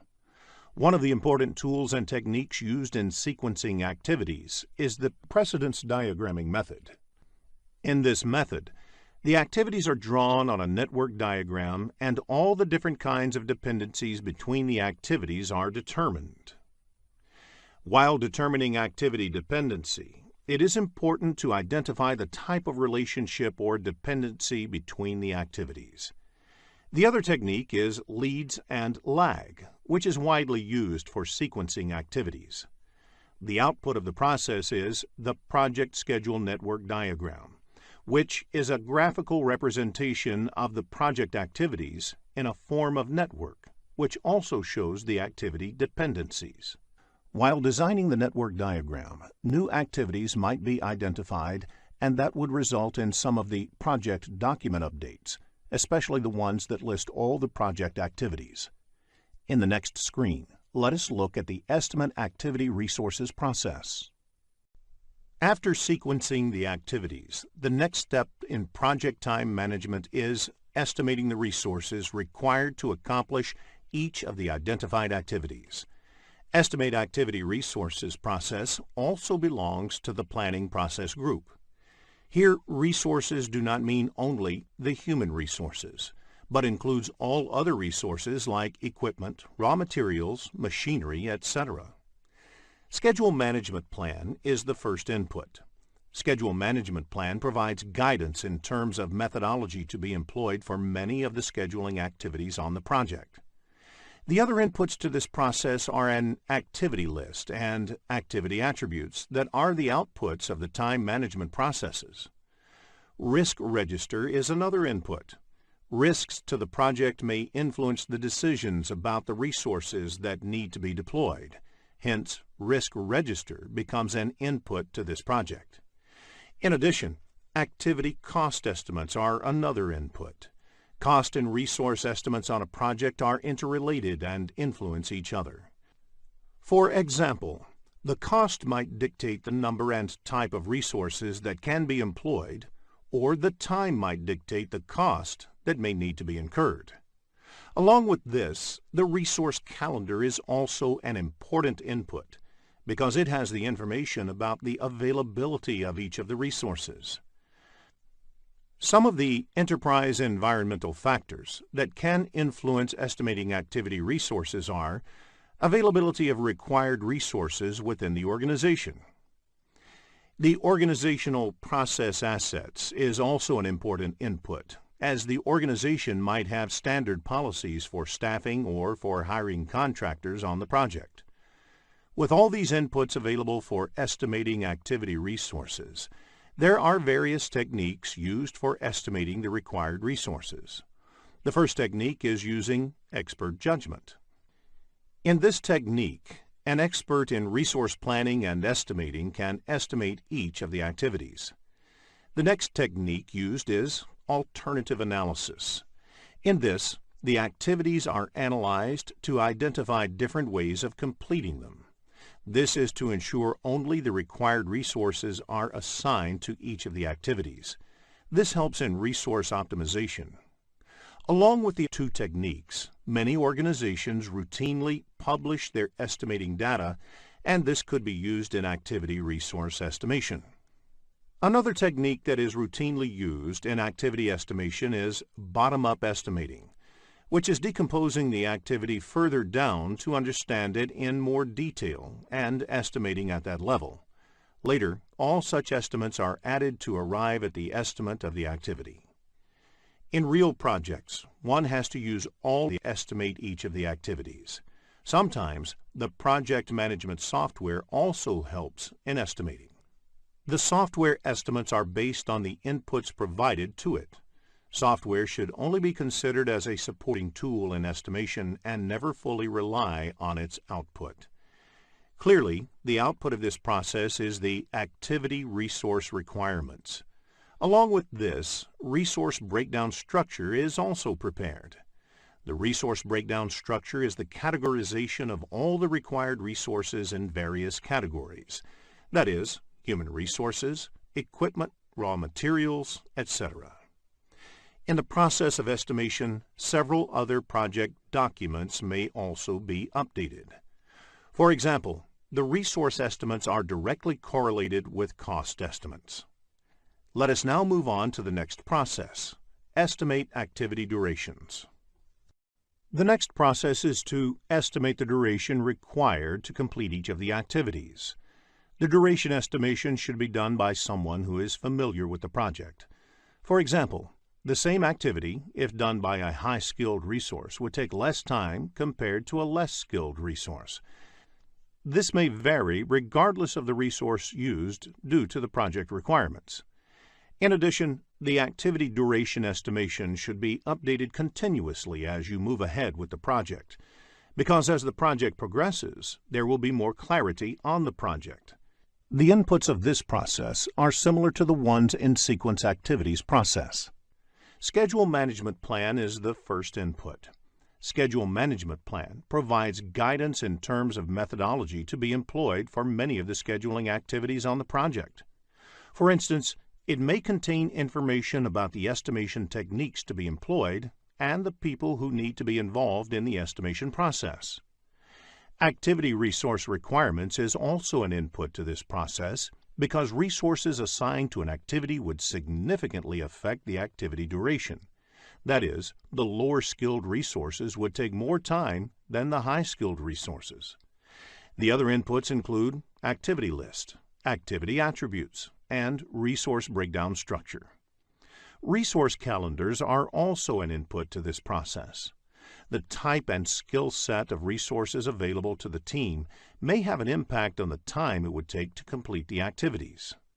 Risks to the project may influence the decisions about the time required to complete the activity. Hence, risk register becomes an input to this process. The project scope statement defines the constraints and assumptions affecting the project duration. An example of enterprise environmental factor that can affect duration is organization's productivity metrics, which is collected based on the experiences from multiple projects. The last input in this process is organizational process assets. Now, let us look at the tools and techniques used for estimating activity durations. First is the expert judgment, which means using previous project experiences in estimating the current project duration. This can be used with other estimation techniques and used to reconcile differences if different techniques result in different estimates. Three-point estimating is a method where 3 estimates are used instead of 1. It is part of a project management philosophy known as Program Evaluation and Review Technique. PERT. Estimating activity durations is often done as a team exercise, as each activity may require multiple skill sets to be applied.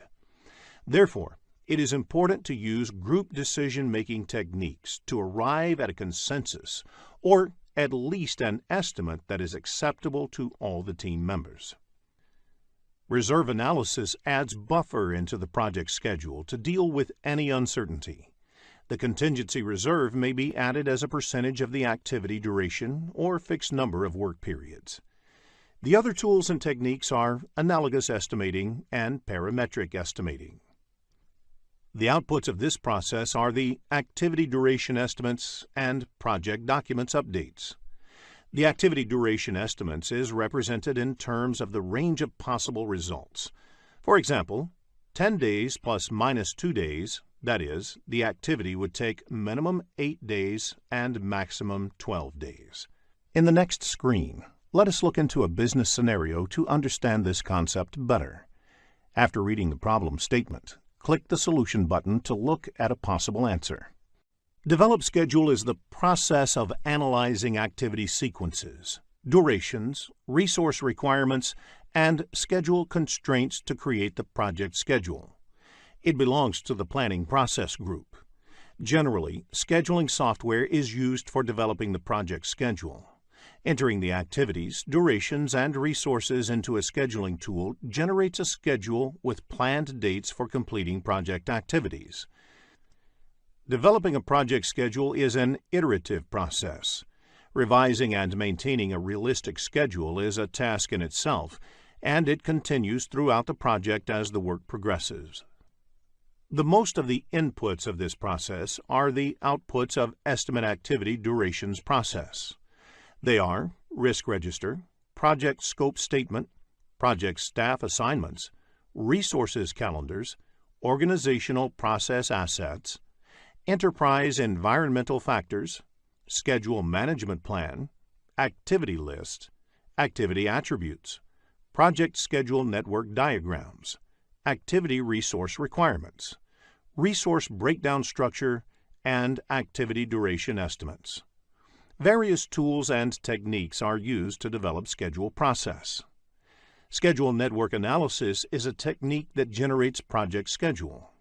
It employs various analytical techniques such as critical path method, critical chain method, modeling techniques, and resource optimization techniques to create the project schedule. The other tools and techniques include leads and lags, schedule compression, and scheduling tool. Let us now look at the outputs of this process. The project schedule consists of a minimum planned start date and planned finish date for each activity. Although project schedule can be represented in tabular format, it is more often represented graphically using either bar charts or network diagrams, or a combination of the two. The final schedule, which is the output of the developed schedule process, is also called schedule baseline. Once the schedule is baselined, it can be changed only through formal approvals. Meeting the schedule baseline is one of the measures of project success. Schedule data produced may include number of resources, key milestones, etc. Project calendars specify the available working days and the number of shifts in each day. It indicates how many hours and days are available for the work of the project to be completed. Project management plan updates are a result of the developed schedule process. Many of the other subsidiary plans of the project plan may get impacted, which may include cost management plan, scope management plan, risk management plan, etc. This may also result in other project documents being updated. In the next few screens, let us discuss schedule network analysis techniques. It is essential to know if the required resources are available at that time, along with the time estimate of each of the activities. Since schedule is calendar-based, it helps in estimating the same. Schedule network analysis technique generates project schedule.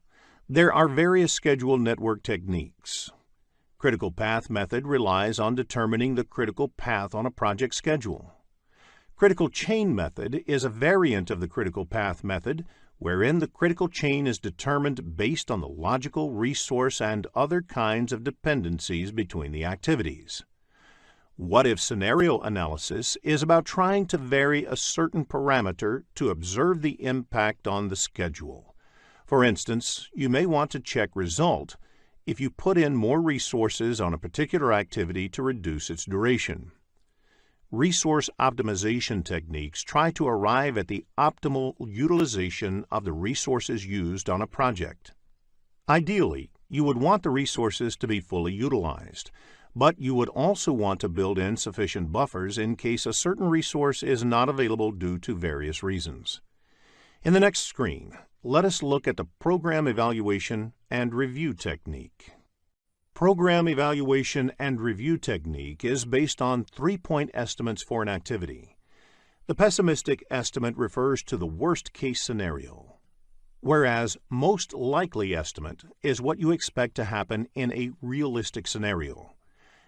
The optimistic estimate, on the other hand, represents the amount of time an activity would take in the best-case scenario. Based on these three estimates, the expected duration of the estimate is calculated as per the formula given on the screen. The formula for calculating standard deviation of an activity and variance of an activity is also given. There is no question asked on variance, but the formula is important because if the standard deviation of the whole project is to be calculated, the process is to calculate the variance of the whole project and then take its square root to calculate the standard deviation of the project.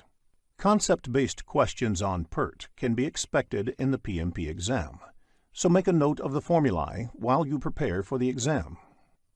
In the next screen, let us understand PERT with an example. Let us now figure out how we can apply the three-point estimation that PERT uses in order to draw some useful conclusions. Assume that the optimistic, pessimistic, and most likely estimates are 20, 70, and 30 respectively. Using these values, you can determine the expected duration and the standard deviation as indicated. Now, if the causes of variation are random, you can assume that the actual values would be evenly distributed about the mean and will follow the normal distribution, sometimes referred to as the bell curve. Further, you can use the properties of the normal distribution. There is a 68% probability of the actual value falling within first sigma from the mean, 95.4% probability for the second sigma, and 99.7% probability of the actual value falling within third sigma. Extending this logic, the notion of Six Sigma is reaching a level of confidence that only 3.4 times out of a million would the actual value fall outside the stated range.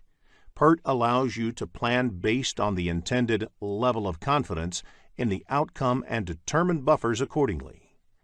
Let us discuss the critical path method in the next screen. Critical path is defined as the longest duration path through a network diagram, which determines the shortest time to complete the project. Float can be considered as a buffer time available to complete an activity. Float is calculated once the network diagram is ready. It is also called as slack. There are three kinds of float. The first being the total float, which is the amount of time an activity can be delayed without delaying the project end date or an intermediary milestone. The second type of float is free float, which is the amount of time an activity can be delayed without delaying the early start date of its successor or successors' activities. The last type is independent float, which is the amount of time an activity can be delayed if all the predecessors finish at their latest finish dates and you want to start all the immediate successors at their earliest start dates. The slack of the activities on the critical path is 0, because there is no scope to delay activities on the critical path. Critical path actually represents the project duration. Delaying activities on the critical path is as good as delaying the project duration. Concept-based questions on critical path can be expected in the exam, so it is essential to have a clear understanding of the concept. In the next screen, let us learn how to calculate float. Float of an activity can be calculated by two methods. However, the first step in critical path method is to identify the critical path of the network. Once the critical path is identified, follow the forward pass to find early start and early finish for each activity. The float of the activities on the critical path is 0, so they represent the overall project duration. Use forward pass or backward pass to calculate the total activity time. Calculate late finish and late start using backward pass method. Note the total float formula before you start for the exam. In the next screen, let us look at forward pass and backward pass methods in detail. In forward pass, you can either go through the network starting with time 0 and keep calculating the time required to complete each of the activities until you reach the last activity of the project. The starting time for each of the activity in this approach is called early start, and the end time for each activity is called the early finish.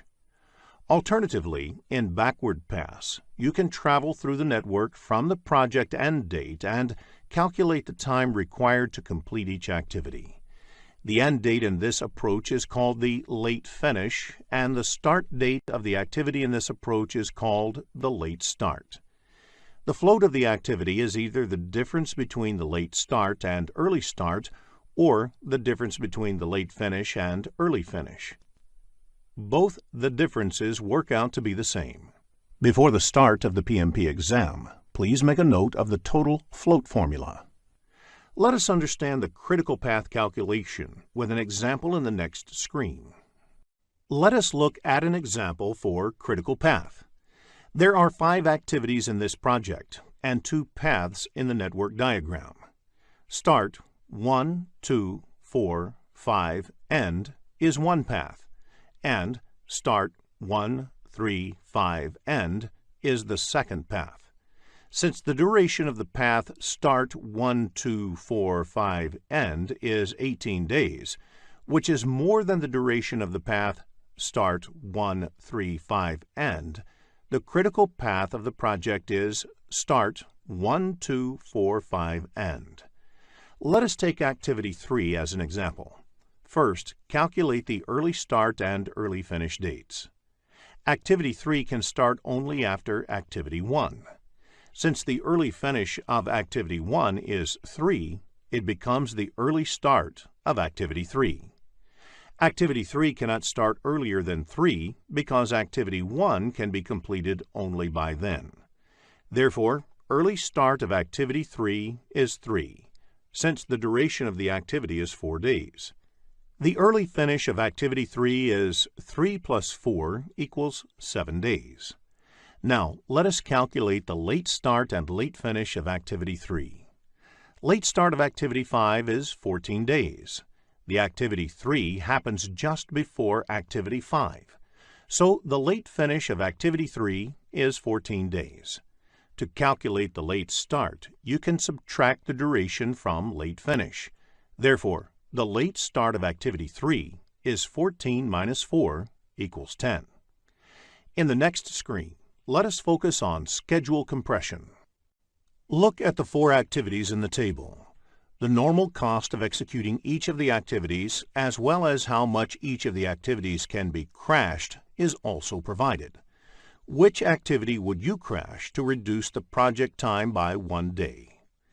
Activity A will be crashed if the duration of the project is reduced by 1 day, as the per unit cost of crashing the activity A is the least. All the activities are assumed to be on the critical path here. While crashing, if you end up saving time on a path, which is not the critical path, you will not end up saving time on the project. In the next screen, let us look into the impact of schedule compression. Different schedule compression techniques have different impact on the project. The impact of fast track leads to risk additions and increase in management time for the project manager. Crash leads to cost addition and increase in management time for the project manager. Reduced scope, on the other hand, saves cost and resources but increases customer dissatisfaction. Likewise, cut quality saves cost and resources but increases risk. Resource reallocation does not add cost or increase risk. In the next screen, let us look into the other techniques used in scheduling. There are several techniques that are used in scheduling projects. What-if scenario analysis. In this technique, questions like, what if a particular scenario changed on the project? Would that produce a shorter schedule? Are put forth to understand the impact of specific changes on the schedule. The goal is to produce a realistic schedule. Monte Carlo analysis. In this method, a computer simulates the outcomes of a project, making use of randomly generated values that map the probability distribution of the input variables. Together, these two techniques are called modeling techniques. Resource optimization techniques. These are also used to produce a resource-limited schedule. Resource optimization results in more stable number of resources used in the project. Critical chain method. This technique develops the project schedule that takes into account both the activity and resource dependencies.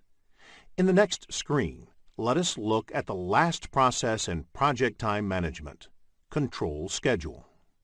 Control schedule is concerned with determining the status of the project schedule, determining that the project schedule has changed, and managing the actual changes as they occur.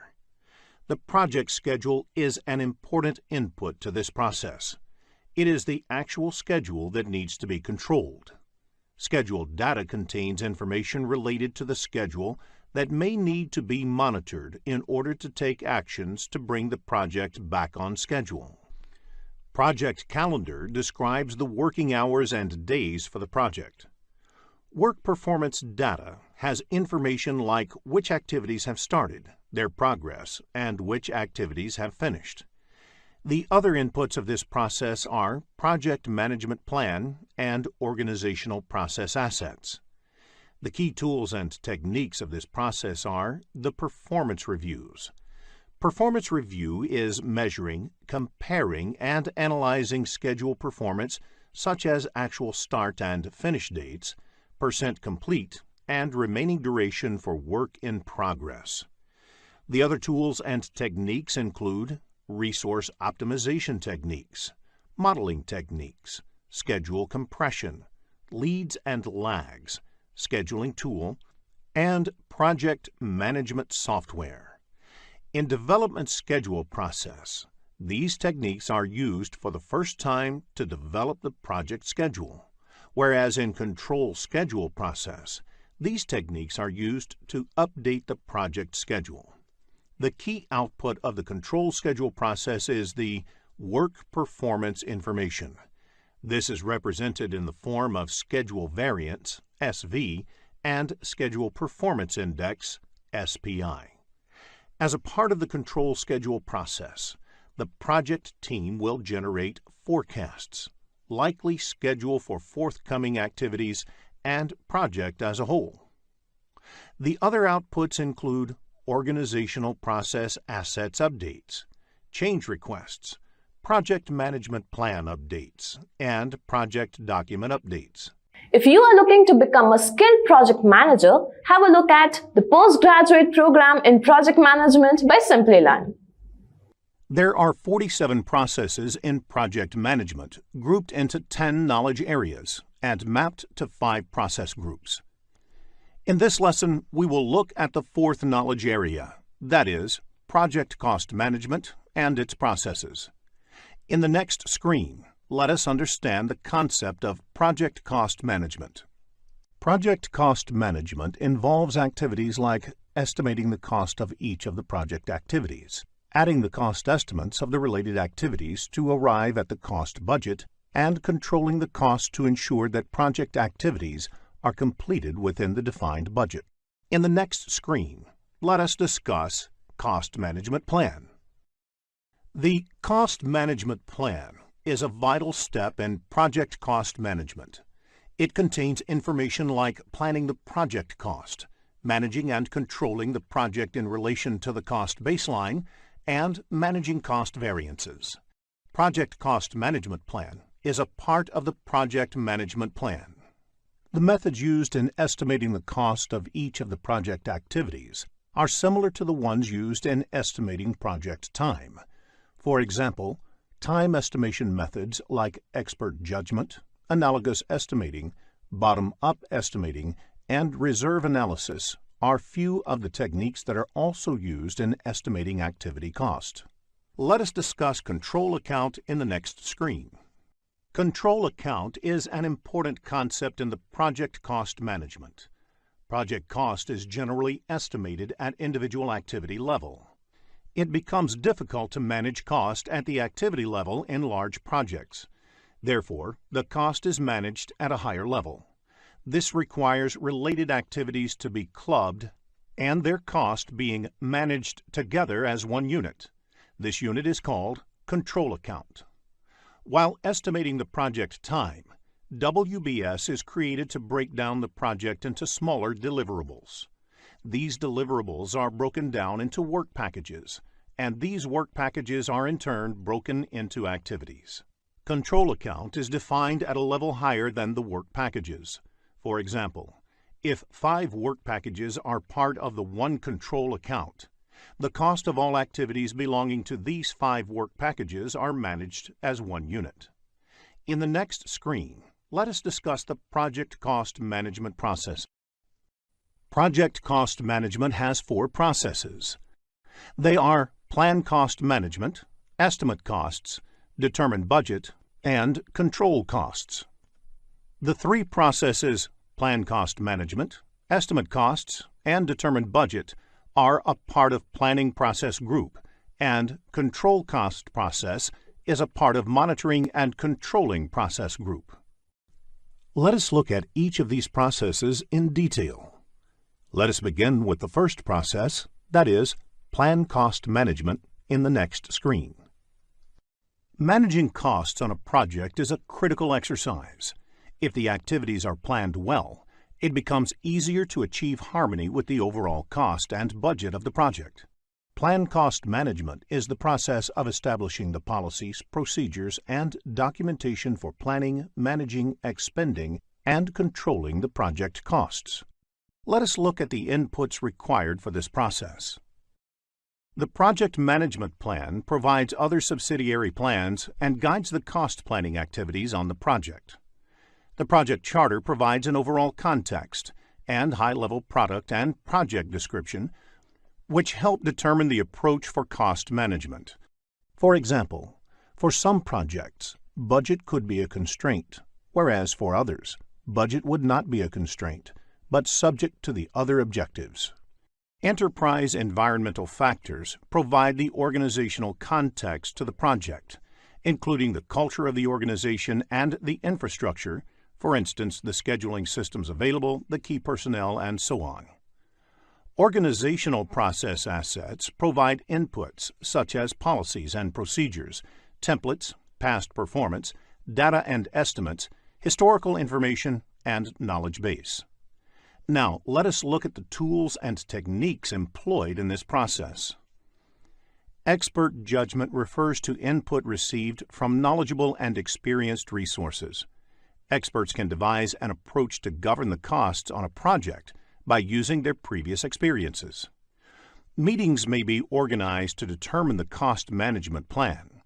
Everyone responsible for the project schedule management, such as the project manager, representatives from the appropriate accounting or financial organization, sponsor, customer, and other stakeholders must attend these meetings. Several analytical techniques may be used to determine the cost management plan. These techniques help to map the impact of various decisions on cost. For example, how do risk management processes impact cost, etc. Cost management plan is the primary output of this process. It establishes the units of measure, levels of precision, organizational process links, control accounts to be used, rules for performance measurement and reporting, frequency and methodology of monitoring the costs, and various other details that lay the overall framework for cost management on a project. In the next screen, let us discuss the second process under project cost management. Estimate cost. Estimate cost is the approximation of the monetary resources required to complete a project activity. Cost of a specific activity is estimated based on the information available at that point of time. As the project team gets more information about the project, the activity cost estimation may change. Let us look at the inputs of this process. Scope baseline is the most important input as it details out the project scope of work. Along with that, project schedule is also important. This contains information like when and which resource is required for the project. It is good to remember that the same kind of resources may have different costs at different points of time. Human Resource Management Plan is another important input.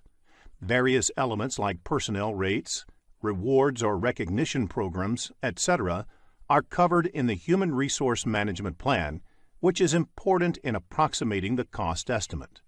Human Resource Management Plan will be discussed in detail in the Human Resource Management Knowledge area. Risk Register is also an input because risk mitigation costs should be considered in cost planning. More information on risk and its effect in the project will be looked at in detail in Risk Management Knowledge area. Another input, Enterprise Environmental Factors, provides organizational context to the project. Organization Process Asset is listed as an input as organizations might have standards set of cost estimation policies or templates. Cost Management Plan is another important input. The Cost Management Plan lays the framework for the cost management processes in the project. It provides guidelines such as the units of measure, accuracy desired, methodologies and tools to be used, etc. Let us now look at the tools and techniques used in this process.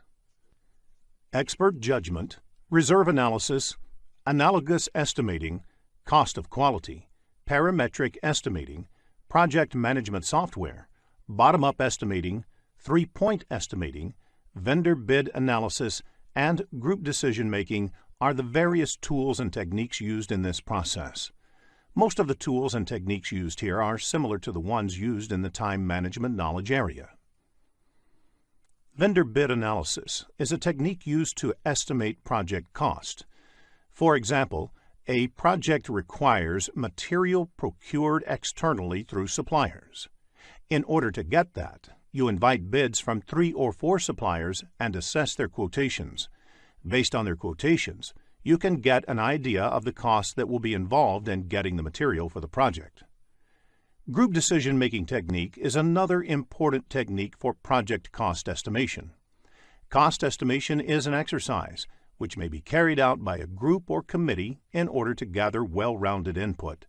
Therefore, group decision-making techniques may be used to arrive at a decision that team can work with. The outputs of this process are quite straightforward. Estimates of each of the activities are arrived at. Basis of the estimate includes things like how the estimate was developed, what were the assumptions made in estimating, etc.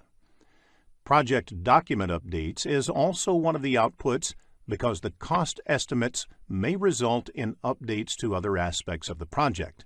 For example, quality, risk, time, etc. In the next screen, let us discuss the third process under project cost management: determine budget.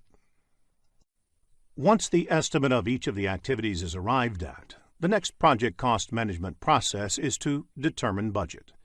It is the process of aggregating the estimated costs of individual activities or work packages to establish an authorized cost baseline. This is where the control account concept comes into picture. The estimated costs of the activities are aggregated to arrive at the cost budget at the control account level. Once approved, this cost budget becomes the cost baseline of the project.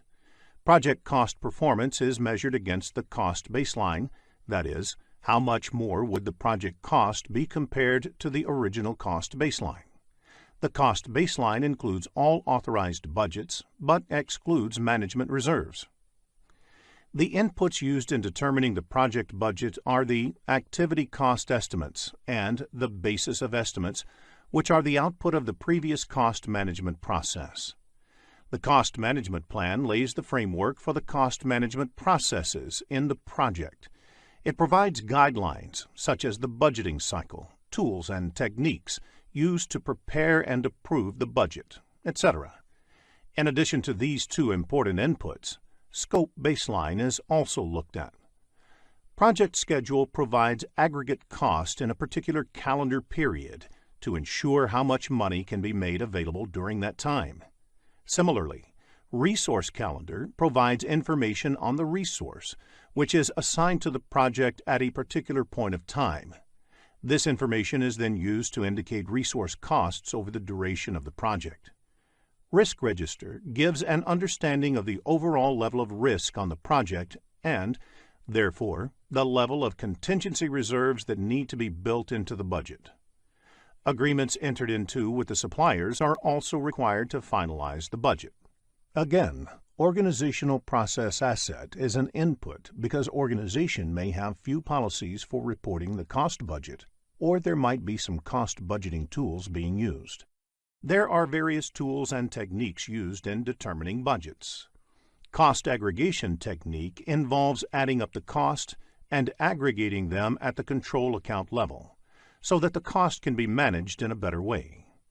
In reserve analysis, once the costs are estimated, some extra amount is added to the estimate as a management reserve to take care of any unplanned activities.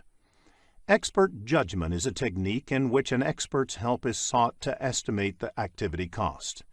Expert is someone who might have worked on a similar project in the past and has a good idea to estimate the activity cost involved. Historical relationships are used to predict the total project cost using mathematical model. This is similar to analogous estimate or parametric estimate method. Funding limit reconciliation technique is used to ensure that cost on the project is budgeted or spent as per the availability of the fund. For example, if the project can get the funding of only $50,000 a month, the project budget should be planned accordingly. The output of this process is the cost baseline. This is an authorized project budget over a period. This is used to measure, monitor, and control overall cost performance of the project. In addition to this, the project funding requirements are also arrived at. Funding requirements means how much fund the project requires monthly, quarterly, or yearly for the execution. The last output of this process is project document updates. An understanding of determining budget may be useful when answering questions in the PMP exam, so make a note of the inputs, tools, and techniques and outputs of determining budget. In the next screen, let us discuss the last process of project cost management, that is, control cost. Control costs is the process of monitoring the status of the project to update the project budget and managing changes to the cost baseline. Updating the budget involves recording actual costs spent until date. Any increase to the authorized budget can only be approved through the Perform Integrated Change Control process. Some of the typical activities that happen as part of the control cost process are ensuring that cost expenditure does not exceed the authorized funding, monitor the cost performance to understand variance, and monitoring the work performance against the funds expended.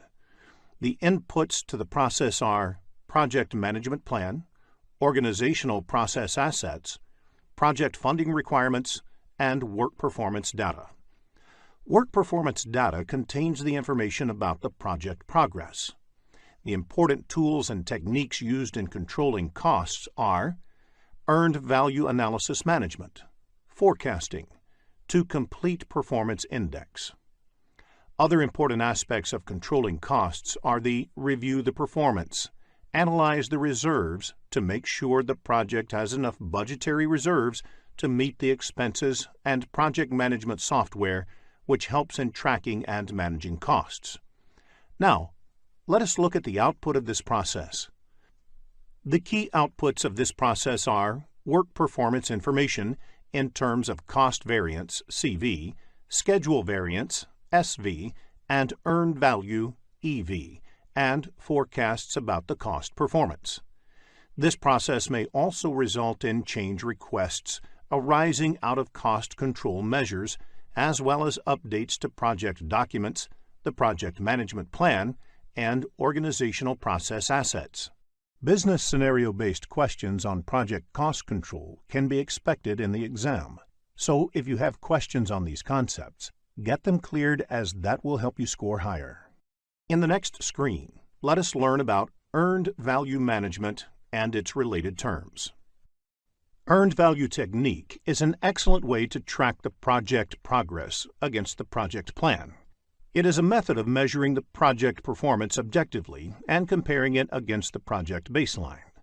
Results from an earned value analysis indicate deviation of the project from cost and schedule baselines. Baseline is the initial approved value along with approved changes. Therefore, schedule baseline is the first approved project schedule along with approved changes. There are various terms used in earned value technique. Planned value is the authorized budget assigned to the scheduled work. Earned value is the work performed in terms of budget authorized for that work. Actual cost is the cost incurred in work performed.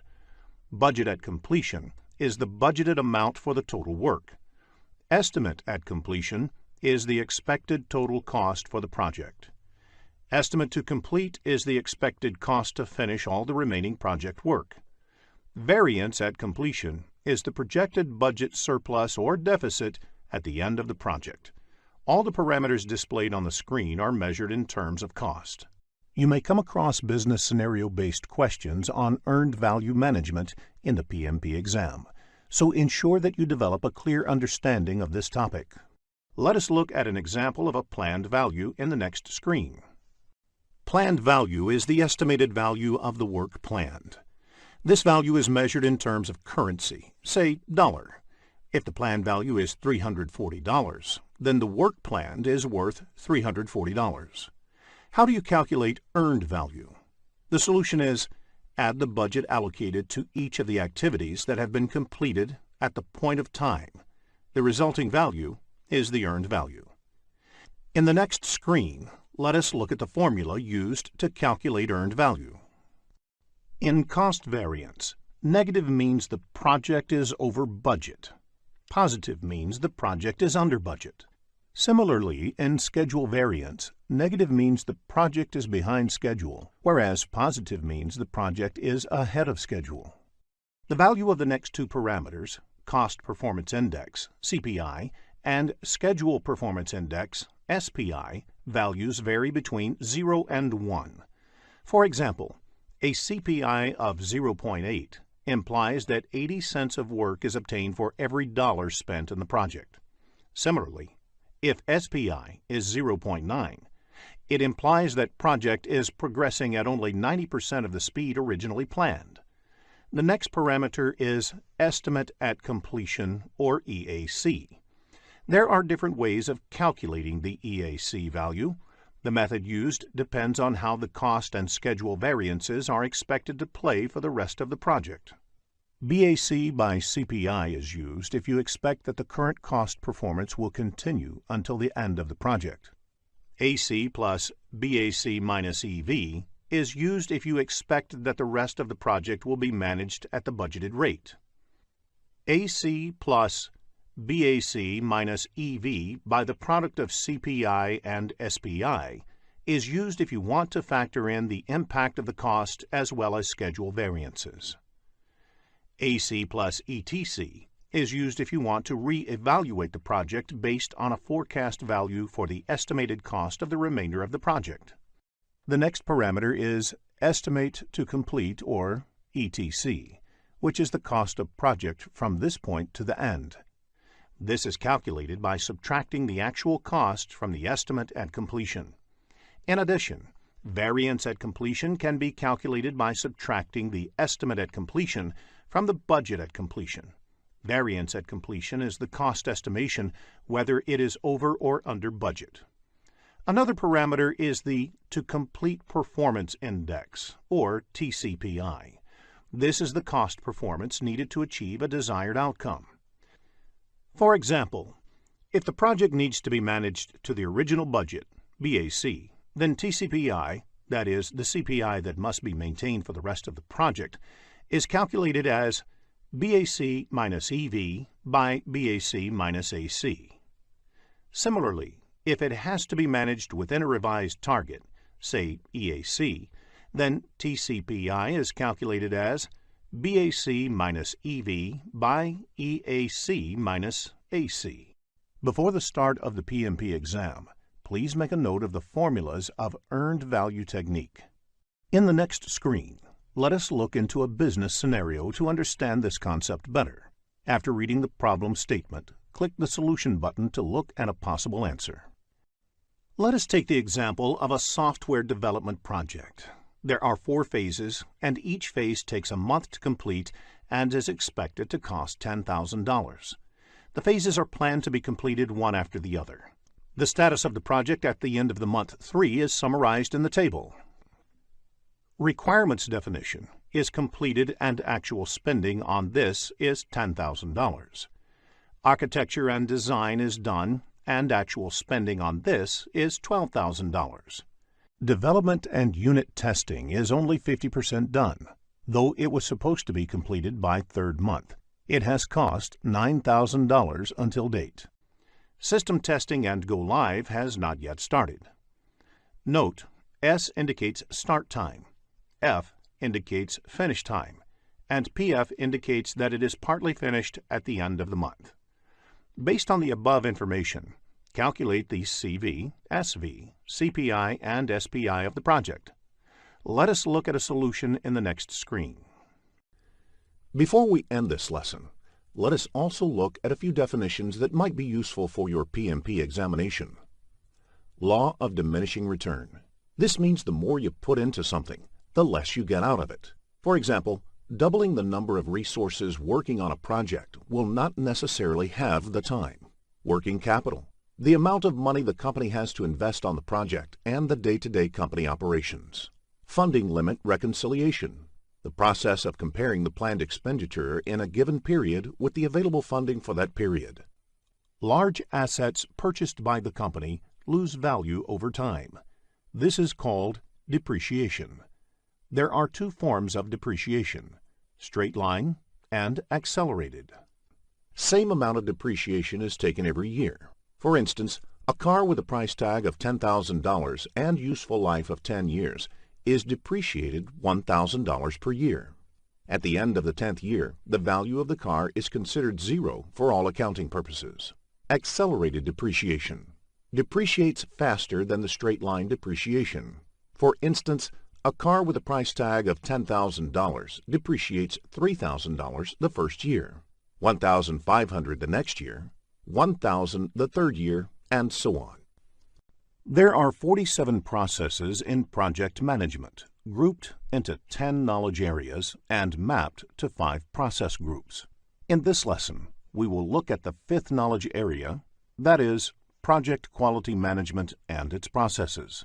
In the next screen, let us understand what quality is. The project manager is responsible for quality in a project. However, it is also the responsibility of each and every one in the project to ensure that whatever they do meets project quality expectations. Quality is defined as the degree to which a set of inherent characteristics fulfills requirements. A project is said to meet quality expectations when all the project requirements agreed in the beginning of the project are met and the resulting product is usable. Usable means that the intended users can use the product without any problem. In the next screen, let us look at some quality-related terms. It is important to discuss a few terms to understand the concept of quality better. Customer satisfaction is defined as conformance to requirements and fitness for use. It is important to understand the subtle distinction between quality and grade. Grade is a classification based on technical characteristics. Low quality is always a problem, but low grade may not be a problem. Rather, it would be a matter of choice. Similarly, it is important to understand the distinction between precision and accuracy. Precision is the granularity of measurement.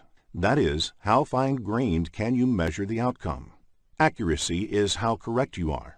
That is, how close you are to the desired value.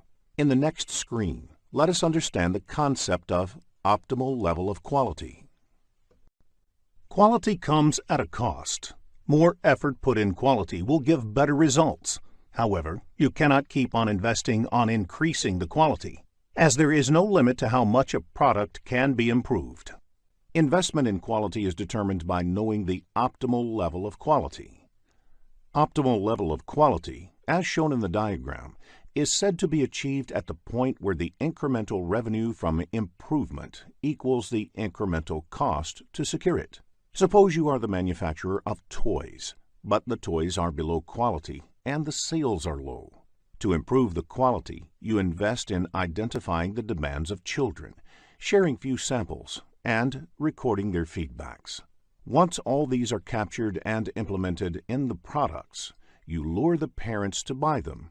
As the investment is increased to manufacture good quality toys, the cost will therefore increase, and it might become prohibitive for parents to buy. Optimal level of quality is reached at a point where you get maximum number of buyers for the toys manufactured. Now that we are clear on the concept of quality, in the next screen, let us discuss quality management. Quality management involves performing activities like creating standard policies and procedures and ensuring that those standard procedures are being followed properly in the project. It aims to ensure that project meets all the initial agreed requirements without any deviation and that the specified approach to quality is implemented on the project. 3 broad activities are done as part of quality management. They are quality planning, quality assurance, and quality control. Quality planning is the first step when quality-related activities of the project are planned. Quality assurance is the next stage of implementing those quality plans, and quality control is the last stage when periodic checks are done to see if project quality is improving. In the next screen, let us look into the differences between the three aspects of quality management. It is important to understand the different kinds of activities that come under quality planning, quality assurance, and quality control. Once the quality planning is done, the quality management plan is ready. This quality management plan has standards, templates, policies, and procedures to be followed in the project. It contains information on the level of quality being aimed and the plan to achieve that level. It is the aim of quality assurance activities to ensure that the activities planned under quality planning phase gets executed for the project.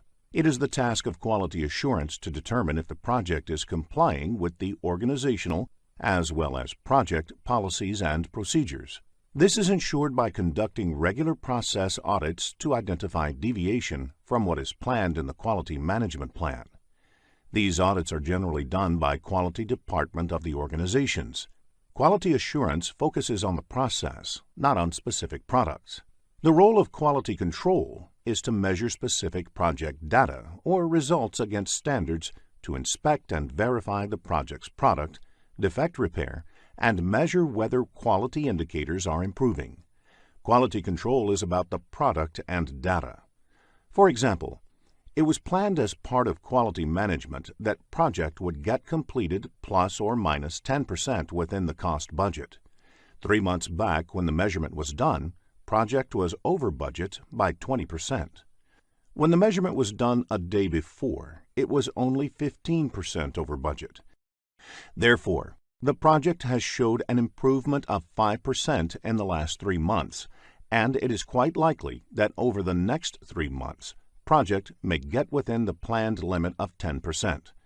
Instead of showing improvement, if the data shows cost increase, then corrective and preventative actions are required to get the project within the 10% limit. This is quality control. In the next screen, let us discuss a few quality management concepts. Let us look at some terms that are commonly used in quality management parlance. Total Quality Management, or TQM, is a quality management philosophy that involves holistic thinking about meeting the objectives of an organization. It places the responsibility of quality squarely on the management. Kaizen is a Japanese term that stands for change for better. Kaizen philosophy is one that should always be looking for small and continuous improvements in the process.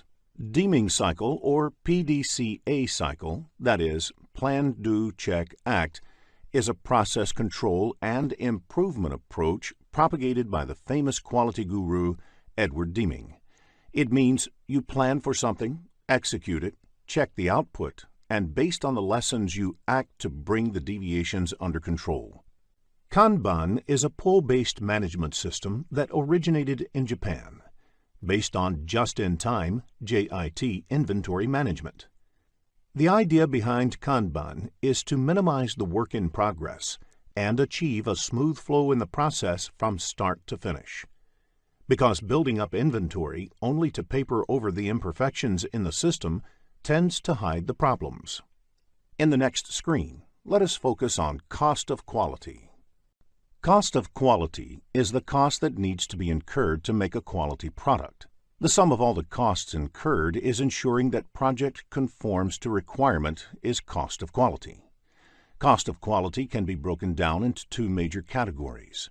First is the cost of conformance, or the money spent during the project to avoid failures. This can further be subdivided into prevention costs, which is the cost to prevent errors, like training the team, creating documents, on equipment, and in time to do it right. The other subdivision is appraisal costs, or the cost for assessing quality, like testing, destructive testing loss, and inspections. The second category is the cost of nonconformance. It is the money spent during and after the project because of failures. This is subdivided into internal failure costs. It is the cost of failures that occur before the product is released to customers, for example, rework and scrap.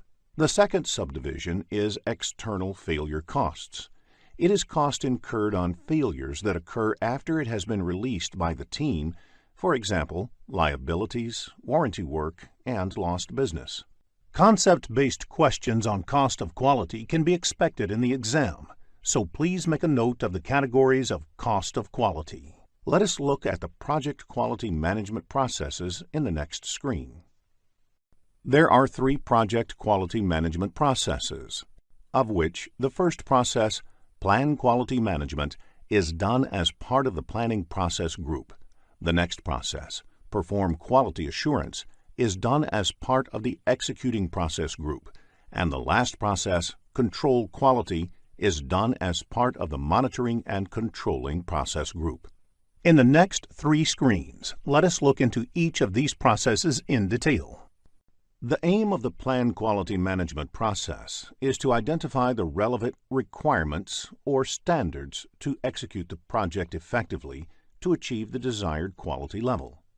Quality planning results in the creation of the Quality Management Plan. Aim of the Plan Quality process is to identify the standards. A standard is an agreed-upon process to work or achieve a result. A standard can be set from within the organization or government. Once all the standards for the project are identified, the aim of the quality planning activities involves determining what work needs to be done to meet those standards. Before adhering to the standards, you should question their relevance with the project. Implementing all possible standards applicable to the project in random will have cost and time implications. Let us look at the inputs to this process. The Project Management Plan provides the scope, schedule, and cost baseline, all of which have an implication on the Quality Management Plan. Quality Plan has a direct correlation with these. It might also have an impact on and be impacted by other subsidiary management plans, such as risk management. The stakeholders of the project may have specific requirements and views about the quality parameters of the project, and these have to be considered. The risk register gives an indication about the kind of risks that are inherent in the project, and also those which must be considered while planning the activities to ensure quality. The requirements for the project need to be considered for planning quality-related activities, because quality is all about meeting the requirements. In addition to these, enterprise environmental factors and organization process assets are also listed as inputs, because the standards can be either from within the organization or from government or other external bodies. Standards from within the organizations are usually the best practices learned over a period while executing numerous projects. An example of government standards can be standards to control air pollution by the motor vehicles, which vehicle manufacturers must adhere to. To accomplish quality planning, first, analyze the benefits versus the costs of meeting quality requirements. Next, identify the cost of quality and confirm if that kind of investment in quality is justified. In addition to these 2, benchmarking helps in analyzing the quality of activities of similar projects executed in the past. This helps in identifying the particular quality of output of the previous project, which in turn acts as a basis for the current project's quality planning. Design of experiments can also be used for quality planning. This is a statistical way to determine what variables will improve quality the most. For example, in case of manufacturing doors, it can be determined that increasing the quality of the wood can have maximum impact on improving the quality of the door. In addition, the 7 basic quality tools, also known as the 7 QC tools, are used to determine the plan to achieve the desired level of quality. Statistical sampling as a tool becomes relevant whenever the quality plan cannot be applied to all the artifacts produced. For example, if destructive testing is a requirement, then it can be carried out only on a sample, not on the entire population. Statistical sampling helps in arriving at a representative sample that can give useful information. Other additional tools, such as brainstorming, force field analysis, etc., may be used to determine the quality management plan for the project. Conducting regular meetings is another important tool. The quality management plan has to be determined in a collaborative manner by consulting the team members and other stakeholders. Quality management plan is a key output of this process. Checklist is a list of items to inspect.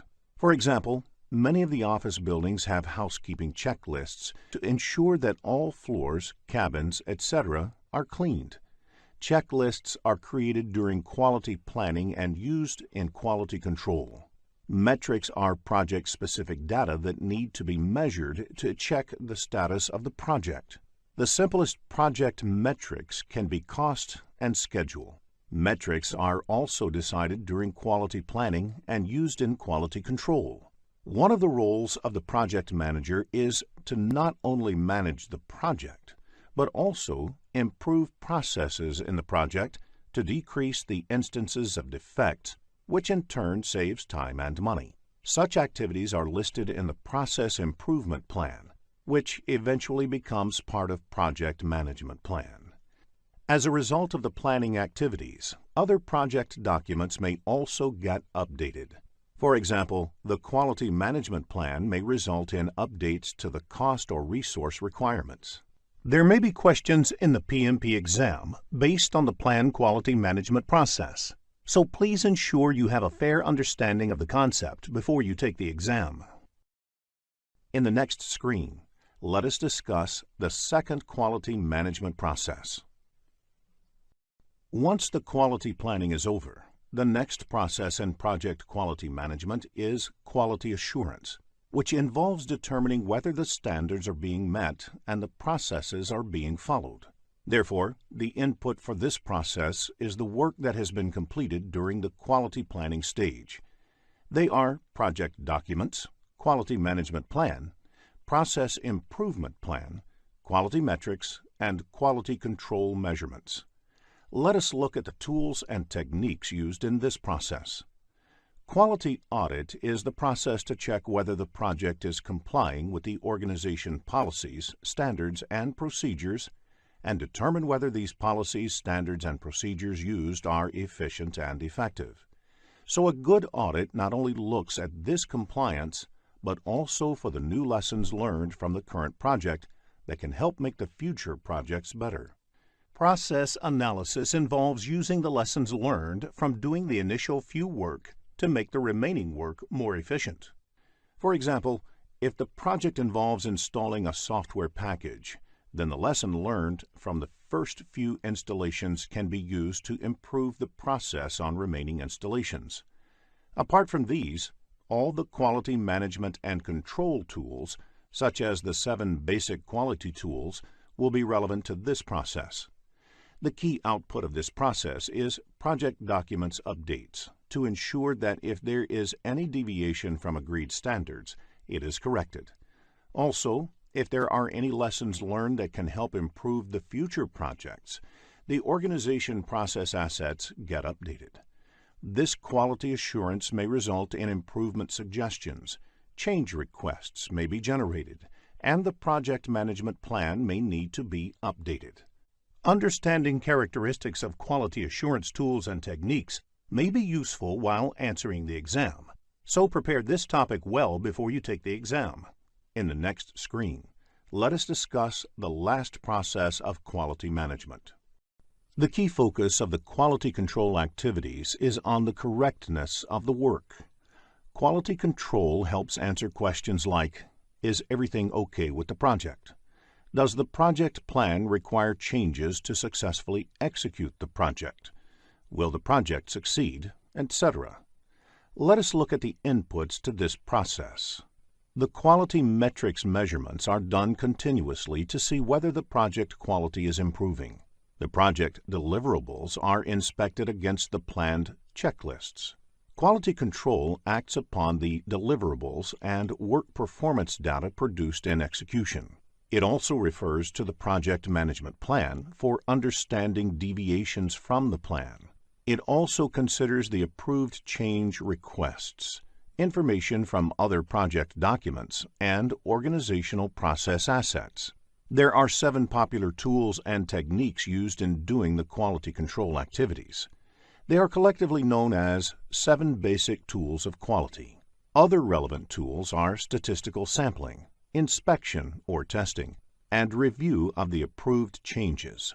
Quality control activities result in quality control measurements, the verified deliverables, validated changes, information about the work being performed, recommended changes, and updates to the organizational process assets, project management plan, and other project documents.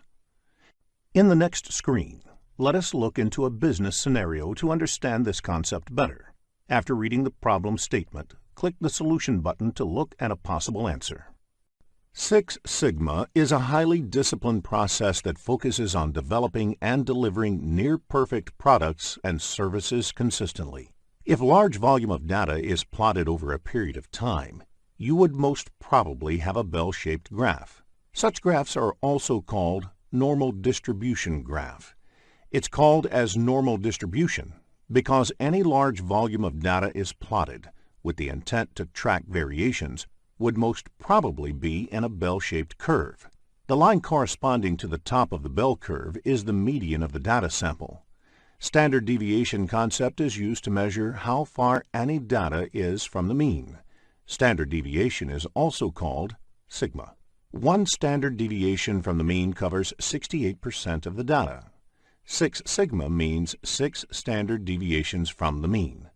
This would cover 99.99966% of the data.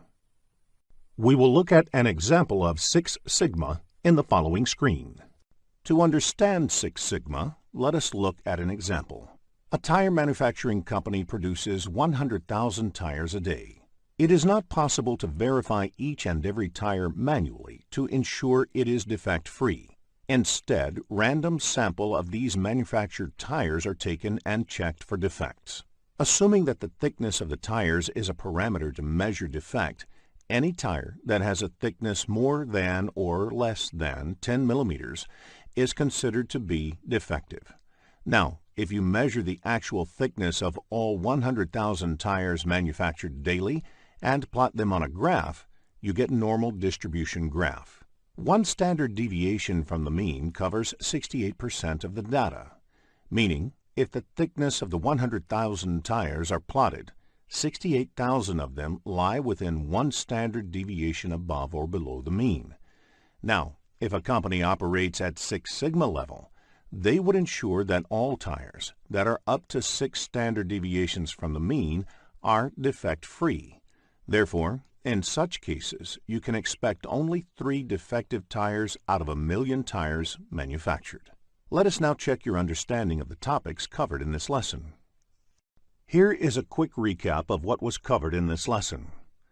A project is said to meet quality expectations when all the project requirements agreed in the beginning of the project are met and the resulting product is usable. Quality management includes creating and following policies and procedures that meet the project's defined quality needs. Quality planning defines the standards, templates, policies, and procedures. Quality assurance determines if the project is complying with the policies and procedures. Quality control measures specific project results against standards. Plan quality management, perform quality assurance, and control quality are the 3 project quality management processes. 7 basic quality tools are used to plan and achieve the desired levels of quality. At 6 sigma level, there would be only 3 defects out of 1 million units manufactured. If you are looking to become a skilled project manager, have a look at the postgraduate program in project management by Simplilearn. Project Human Resource Management includes the processes that organize, manage, and lead the project team. One of the key elements of human resource management is that each of the project team members should have clear assignment of their roles and responsibilities. In addition, even the team working on project management tasks should be a part of the project team, and they are responsible for project management functions like initiating, planning, executing, monitoring and controlling, and closing, along with other leadership activities. In the next screen, let us understand the difference between functional and project manager. An organization may have both functional managers and project managers. The difference: functional manager is the one who handles a business function or department. For instance, the HR manager is responsible for the HR department in an organization. Therefore, an HR manager will be a functional manager. Generally, a functional manager is also a subject matter expert. The roles and responsibilities of the functional manager depend upon the core business of the organization and overall organization structure. Functional managers normally own the resources and provide the projects with necessary resources. They also negotiate with the project manager regarding resources. The project manager, on the other hand, is responsible and accountable for the success or failure of a project and the quality of the project. They are not technical experts. The project manager may not have authority over the resources, depending upon the organizational structure. They often have to negotiate with the functional manager for the resources and are responsible for the product quality. A project manager will credit the team with the success of the project and accept the blame for the failure. Now let us look at an example to understand the roles played by functional and project managers. The CEO of an organization initiates a new project to secure an ISO 9001-2008 certification for the company. Now, this project would require team members from each of the company departments, and whoever is the project manager of this project will have to request the functional manager to assign one of their team members to the project. Resources assigned to the project go back to their respective departments once the project is completed. Let us now discuss the project human resource management processes in the next screen. There are 4 project human resource management processes. The first process, Plan Human Resource Management, is done as part of the planning process group. The next 3 processes are part of the executing process group. These processes are Acquire Project Team, Develop Project Team, and Manage Project Team. Let us now look into each of these processes in detail. In the next screen, let us begin with Plan Human Resource Management. Plan Human Resource Management is the process of identifying and documenting project roles, responsibilities, required skills, reporting relationships, and creating a staffing management plan. This process is part of the planning process group. In addition to that, finalizing the project hierarchy of who reports to whom, and designing the staffing management plan is also part of this process. The first input to this process is the project management plan. There could be a lot of information in the project management plan and subsidiary plans that may be relevant to the creation of the human resource management plan. For example, the project lifecycle processes, the timelines, how the work will be accomplished, etc. The other key input for this process is the activity resource requirement. Team members can be identified based on these requirements. In addition to this, enterprise environmental factors like current employment outlook, etc., are also important. For example, if the economy is booming and there are ample job opportunities for the team members, the reward and recognition system can keep the project team interested in the project. Organizational process asset is also an input to this process. An example of the organization process assets can be template or a form to request for a new resource. Let us now look at the tools and techniques used to develop human resource plan. The roles and responsibilities are captured in the form of organization charts and position descriptions. There are various ways to draw this chart. It can be either hierarchical chart, which shows the reporting function, or it can be text-based. The other technique used for developing the human resource plan is networking. This involves formal or informal interactions within the organization and outside by the project manager to identify the best team for the project depending upon various interpersonal factors. Organizational theory helps to understand how individuals come together and function as an organization. Expert judgment and meetings are required to put the human resource plan together. The output of this process is Human Resource Management Plan. This plan contains documents like Staffing Management Plan, Project Organization Chart, and Roles and Responsibilities Matrix. The Staffing Management Plan is a comprehensive document that describes when and how team members would be added to and released from the project. Another component of the Staffing Management Plan is the Recognition and Reward System. Recognition and Reward System helps project managers motivate their team. The Staffing Management Plan is relevant to the projects of a functional or matrix organization where project team members are always caught in a dilemma about prioritizing project work against regular departmental work. In the next screen, let us discuss organization charts and role descriptions.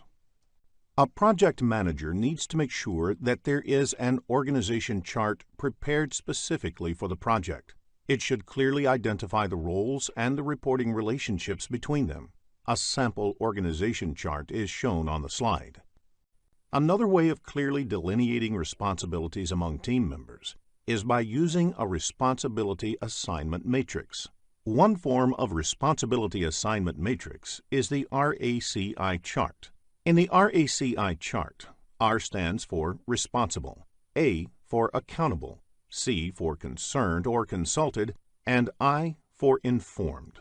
For each important activity or deliverable on the project, it needs to be clearly identified who is responsible or contributes to it, who is ultimately accountable, who is merely concerned about the success, and who needs to be informed or kept in the loop. An example of the RACI chart is shown on the screen. In this case, Project Manager John is accountable for the project plan, and the other team members, Chris, Sally, and Ting, are responsible for completing the plan. Similarly, you can note the roles of each resource in the other activities. In the next screen, let us understand Resource Histogram. Resource histogram is a method of depicting how many resources are required for the life of a project. If you observe the chart shown on the screen, it indicates that the number of staff hours required on the project increases to a peak in 2014 and then slowly tapers off. Especially for long-running projects, the level of staffing needed may vary considerably over a period. This has implications for other parts of the plan as well. For example, the cost will vary as the number of resources change. This piece of information helps a project manager to understand at what time they need to onboard and offboard resources on a project. In the next screen, let us look into the second human resource management process, that is, Acquire Project Team. Acquire Project Team is the process of confirming human resource availability and obtaining the team necessary to complete project activities. This process belongs to the Executing Process Group. Acquiring resources may not be required in the planning phase. Therefore, it is done in execution phase. Though you may plan to acquire few in the planning phase, major acquisition is done in execution phase. This may be true where large projects are run spanning over many years with several detailed activities. The key input is the Human Resource Management Plan. Enterprise environmental factors help understand which team members will be available to work on the project, how much they will cost, etc. Organizational process assets will help understand the hiring procedure of the company, the policies that govern the use of team members on the project, etc. The key technique for acquiring the project team is negotiation. As a project manager, you have to negotiate with the company's senior management, resource manager, or with prospective candidates to secure the most suitable resources on the project. Sometimes the resources may be pre-assigned to a project. This typically happens when they are the key resources, without which the project cannot take off. Sometimes the project team is acquired by getting required resources through external vendors. Most of the bigger organizations have approved a list of vendors who provide resources on a contractual basis. Nowadays, the concept of virtual team is also quite popular to get a project team. So even though the project is being conceived in one country, a big part of the team can be in another country. For example, if the project is conceived in the USA, majority of the team can be in Germany, and both the teams can coordinate over the phone, email, chat, etc. Multi-criteria decision analysis is also an important tool to achieve the objectives. While acquiring the human resources for the project, it is important to consider a number of factors, such as availability, cost, skill set, experience, attitude, relocation needs, etc. These criteria have to be considered in totality and balanced out against the project's requirements. The output of this process is project staff assignments, resource calendars, and updates on project management plan. Let us now discuss the next process: develop project team. Once the project team is acquired, the next step is developing the project team. Develop project team is the process of improving competencies, team member interaction, and overall team environment to enhance project performance. This process belongs to the executing process group. The inputs to this process include project staff assignments, resource calendars, and human resource management plan. One of the techniques used in developing project team is interpersonal skills. It is more of an art than a science, and this is where individual characteristics of project managers matter a lot. If the project manager genuinely commands trust and respects the team members, developing the team becomes easy. Team members look up to the project manager not only for getting project-specific instructions, but also for their career advancement as well. Social activities like celebrating a team member's birthday, going for parties outside the office, etc., helps in team building. Training is also an important tool for developing the project team, as it helps in increasing the knowledge of competencies of the team members. Sometimes, co-locating the team members at a single place also helps in developing team bonding. This is especially important if team members work from different geographical locations. Knowing a person face-to-face does help in reducing conflict. Project managers can also encourage the team members by providing recognition and rewards. Personnel assessment tools give the project manager insights into the strengths and opportunities for improvement in the team members. These tools also help in understanding members' aspirations so that the project manager can better align the project goals with the individual aspirations. Finally, the project manager should also set some ground rules in the project to ensure that team performs their work without any problems. Some such rules can be: everyone should reach office for daily meeting by 9:30 a.m. sharp. If there is more than a 10% delay in completing any activity assigned, it should immediately be escalated to project manager. If there are any unforeseen circumstances, it should be immediately brought to the notice of the project manager, etc. The output of this process is team performance assessments. This is done by the project manager to evaluate and enhance the effectiveness of the team as a whole. This is a document which explains team effectiveness. As information about the team evolves, the enterprise environmental factors may also be updated. Questions that test a project manager's role in developing a project team can be expected in the PMP exam, so ensure that you have a fair understanding of the role before you take the exam. In the next screen, let us discuss the Manage Project Team process. Managing the project team is different from developing the project team, though it is also done during the execution process group. It relates to measuring team members' performance, providing feedback, resolving issues, and managing changes to optimize project performance. To measure team members' performance, the manager should know the work assigned to them as well as their performance on the assigned work. Hence, project staff assignments and team performance assessments are listed as input to this process. The Human Resource Management Plan serves as a guideline for managing project teams. Some organizations have template and procedures to do such assessment, and that being the reason why Organization Process Asset is also one of the inputs to this process. The work performance reports, as well as issue logs, will be inputs because the team management activities have to be performed in this context. Observation and conversation is a technique where the project manager monitors and discusses the tasks done by the team. This does not imply formal project status reports, but having an informal interaction with the team before documenting the project status report. Knowing about the issue early helps in resolving them early. Formal performance appraisals are helpful in evaluating the team members' performance on the project. The project manager creates these with the help of the team supervisors. It is an established practice in most organizations to evaluate team members for their work. This may have a bearing on their future assignments, salary, promotions, etc. Since the power of appraising lies within the project manager, the project manager can use this as an effective tool for managing the team. Since multiple resources work on a single project, it is quite natural to expect conflicts. It is the responsibility of project manager to resolve conflicts. Conflict management has been discussed in detail later in the lesson. You can expect questions on conflict management in the exam. The other tool is interpersonal skills. The output of managing a project team includes corrective action recommendations, like which team members to be changed, implementing some reward system to motivate the team, etc.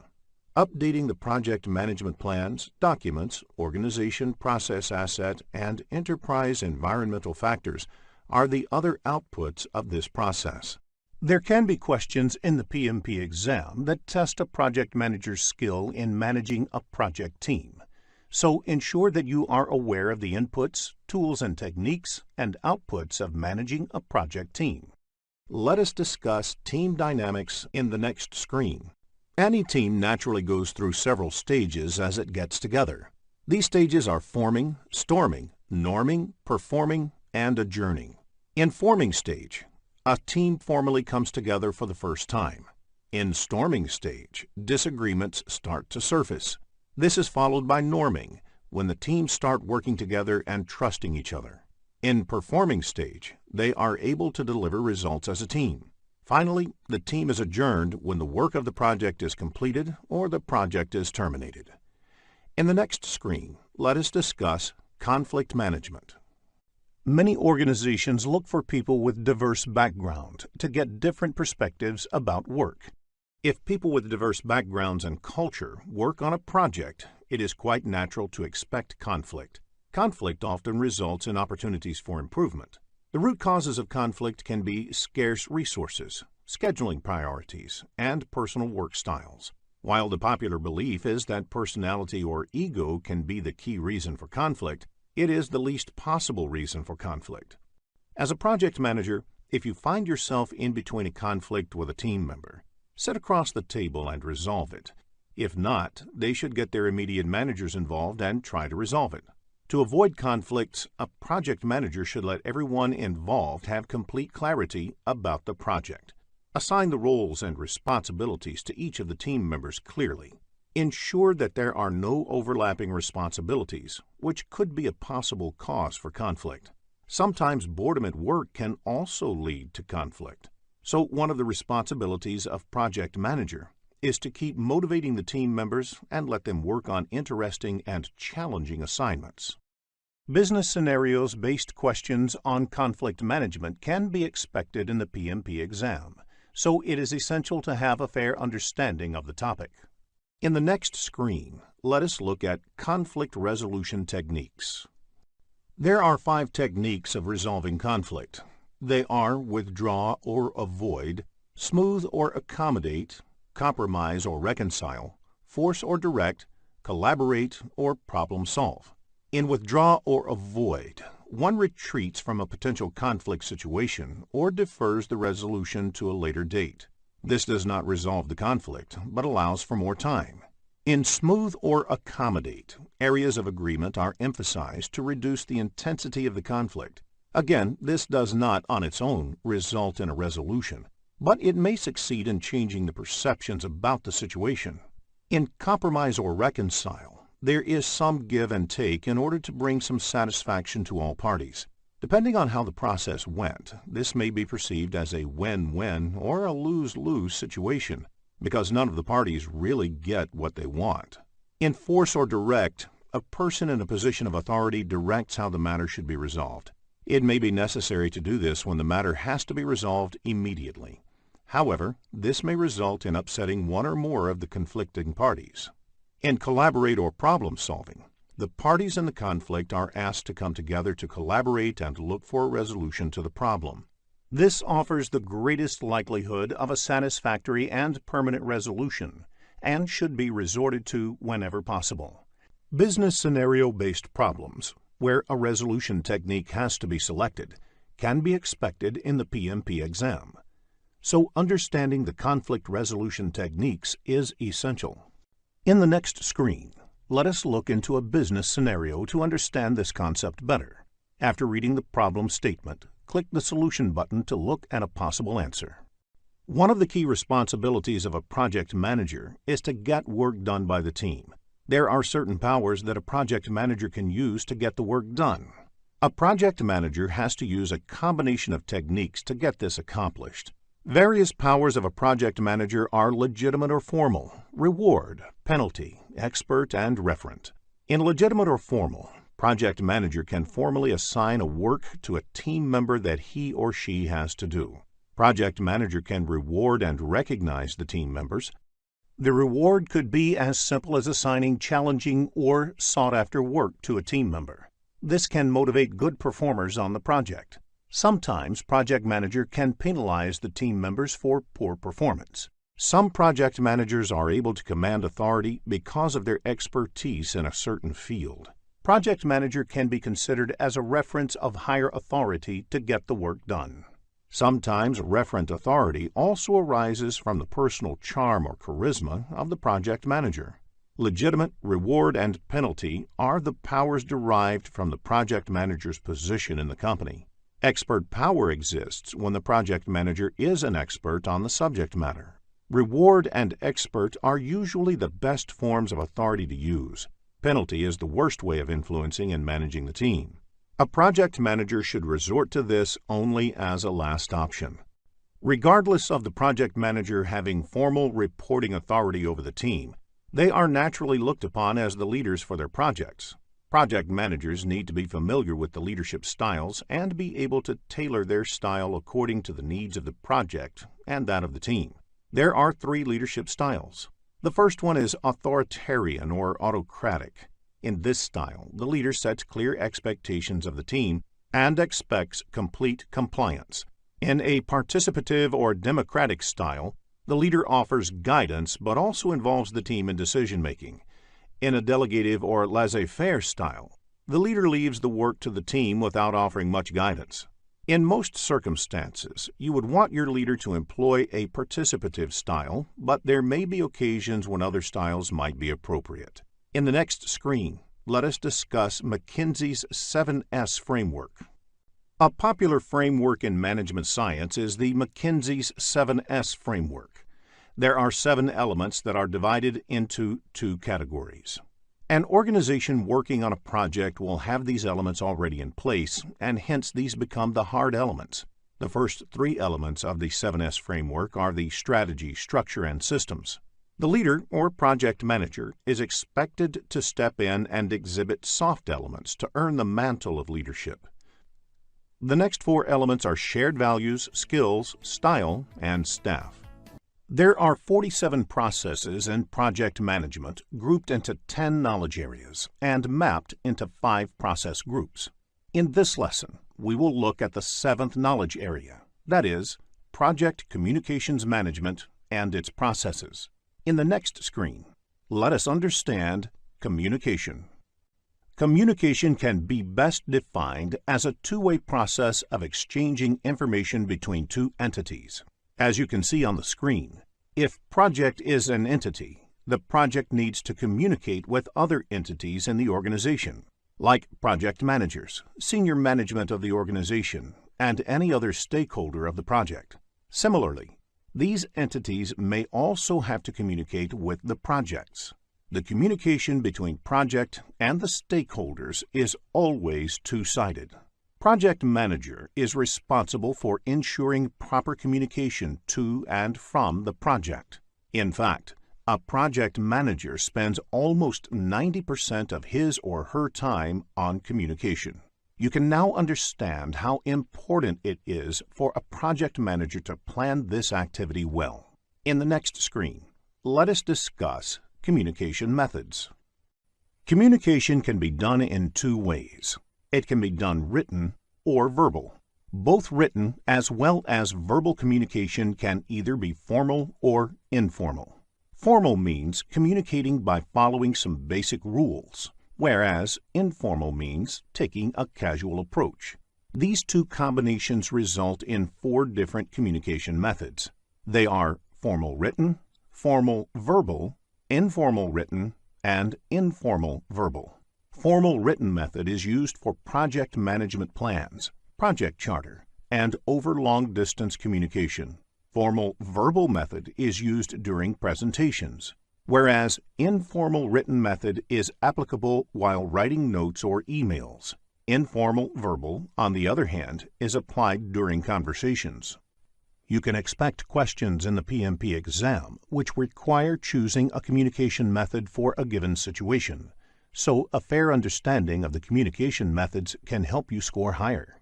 In the next screen, let us look at the various communication technologies.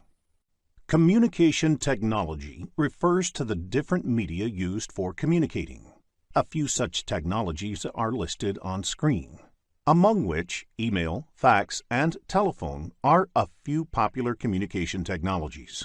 In the next screen, let us understand the communication channel with the help of an example. Communication takes place between 4 people in a team. The lines across the members represent there can be 6 unique channels of communication existing within the team. Now, if the team comprises 10 members, how many unique channels of communication will be calculated? You can use the formula n multiplied with n minus 1 and the resulting sum divided by 2. N is the total number of people involved in communication. In this case, n equals to 10. If this is put into the formula, you will get 45 as the result. Therefore, 45 unique communication channels exist in a team of 10 people. It is difficult to manage such a large number of communication channels. Therefore, it is important to structure communication.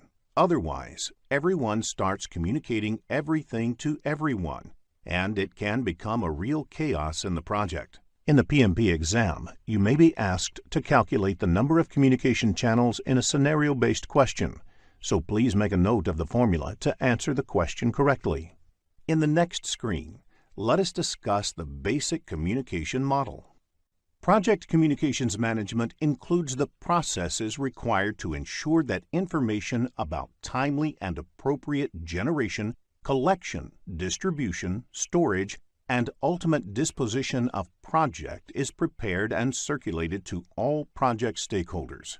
It is the responsibility of a project manager to ensure that the information requested by the stakeholder is communicated to them. The frequency at which the information needs to be shared may also vary from stakeholder to stakeholder.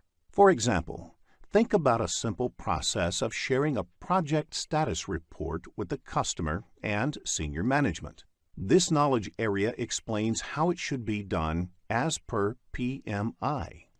In the next screen, let us discuss the project communications management processes. There are 3 project communications management processes. Process is carried during different process groups. Plan communication management is done during planning process group. Manage communications is done during executing process group. And control communications is done during monitoring and controlling process group. In the next few screens, we will cover each of these processes in detail. Plan communications management is the process of developing an appropriate approach and plan for project communications based on stakeholders' information needs and requirements and available organizational assets. This belongs to the planning process group. Stakeholder Register is an important input to this process. It is a list of all the stakeholders. The project management plan has information about a large number of the project's requirements and the stakeholders who need to receive communication of various kinds are therefore a critical input to this process. In addition to these two, organization process assets and enterprise environmental factors are also inputs to this process. Many organizations have standard templates to prepare communication management plan, which are part of the organizational process assets and enterprise environmental factors. The first technique used in this process is the communication requirements analysis, where the communication requirements of each of the stakeholders are analyzed and categorized. In this, you try to find how many of the stakeholders need similar kind of information, which can be grouped together. If you send information through an email system, all those stakeholders who need similar information can be marked in CC in the email.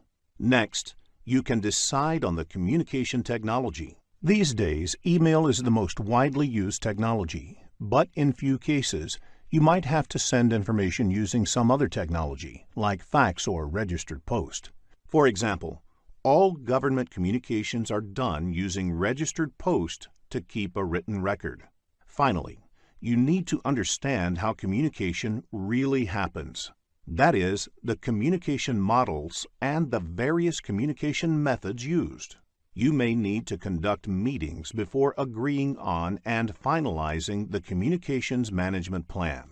The Communications Management Plan is the primary output of this process, which lays down the procedures around communications in the organization. Communication Management Plan has information like which stakeholder needs what kind of information, at what frequency, and how. As a result of this process, some other project documents may also get updated. There may be questions in the PMP exam based on the Plan Communications Management process, so a fair understanding of the process will help you answer such questions correctly. In the next screen, let us look into a business scenario to understand this concept better. After reading the problem statement, click the Solution button to look at a possible answer. Manage communications is the process of creating, collecting, distributing, storing, retrieving, and the ultimate disposition of project information in accordance to the Communications Management Plan. It belongs to the Executing Process Group. Managed communications is done throughout the project lifecycle. Everything cannot be planned during communication planning, so managed communications takes care of responding to unexpected requests for information as well. Communications Management Plan is an important input. Work performance reports have information regarding project performance and status information. Organizational process assets are the standard templates created for the status report by organizations.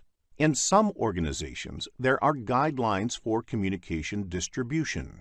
Enterprise environmental factors are the other inputs to this process.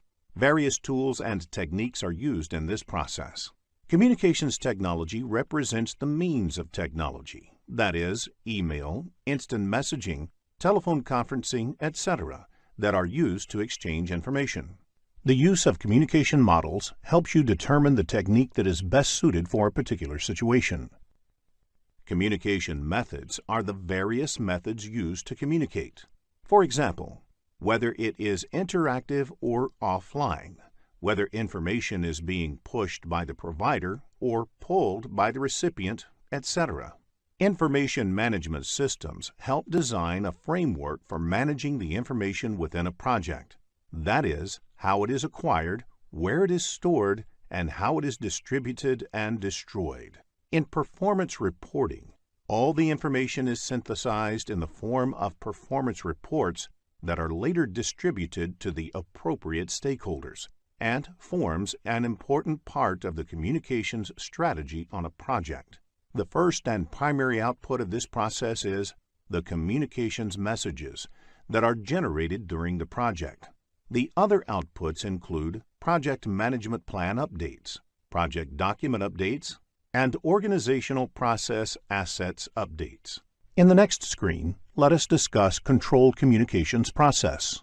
Control communications is the process of monitoring and controlling communications throughout the entire project lifecycle to ensure the information needs of the project stakeholders are met. It is part of the monitoring and controlling process group. The inputs to this process are the project communications, project management plan, and issue log, which has a list of issues that are raised by different project stakeholders, data related to the work being performed on the project, and various other project documents which may have to be communicated. Other inputs include work performance data and organizational process assets.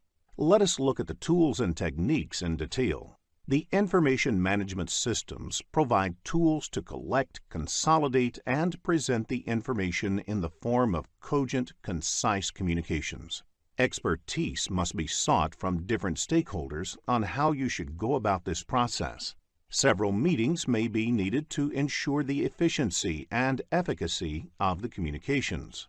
The major outputs of this process is the work performance information, which indicates that the work performance data has been analyzed, interpreted, and presented in an easily comprehensible form.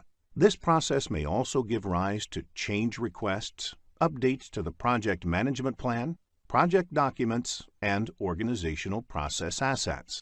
In the next screen, let us look into a business scenario to understand this concept better. After reading the problem statement, click the Solution button to look at a possible answer. If you are looking to become a skilled project manager, have a look at the postgraduate program in project management by Simplilearn. Project risk management includes the processes of conducting risk management planning, identification, analysis, response planning, and controlling risk on a project. It has been mentioned in practice standard for project risk management that project risk management aims to identify and prioritize risks in advance of their occurrence and provide action-oriented information to project managers. Project risk management is an integral part of the project management.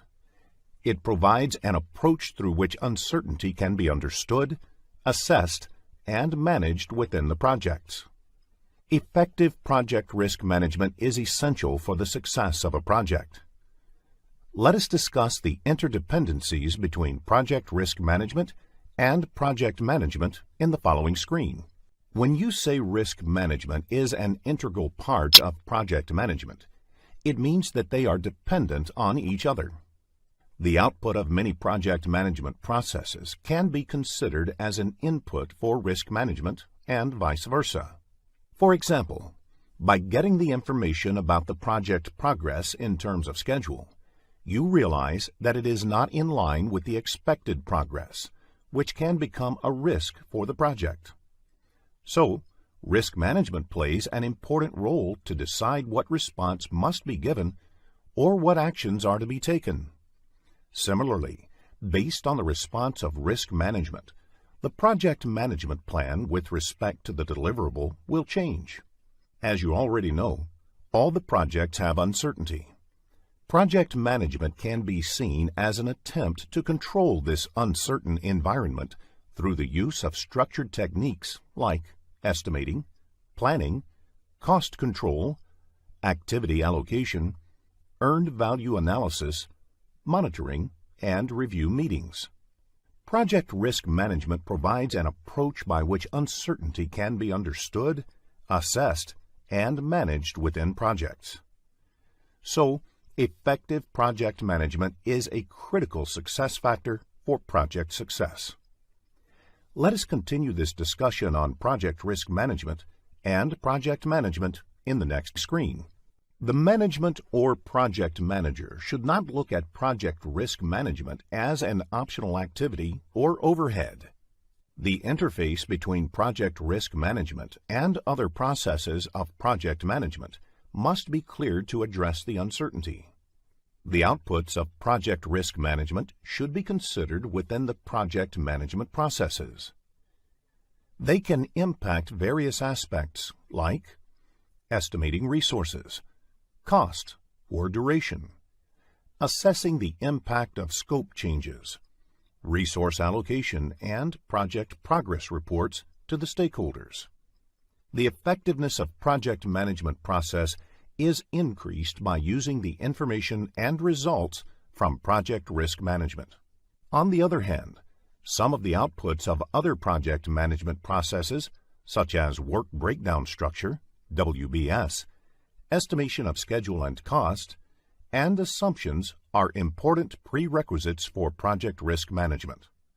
Let us first discuss how we can make risk management process effective in the next screen.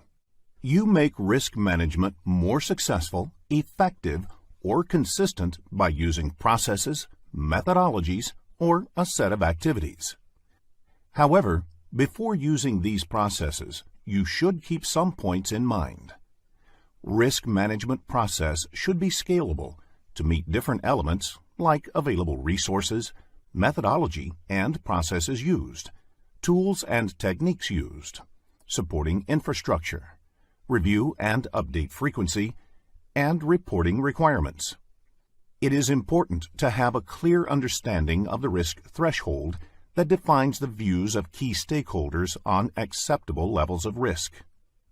It is equally important to identify the framework to manage the risk, starting from the initiation stage to its successful implementation.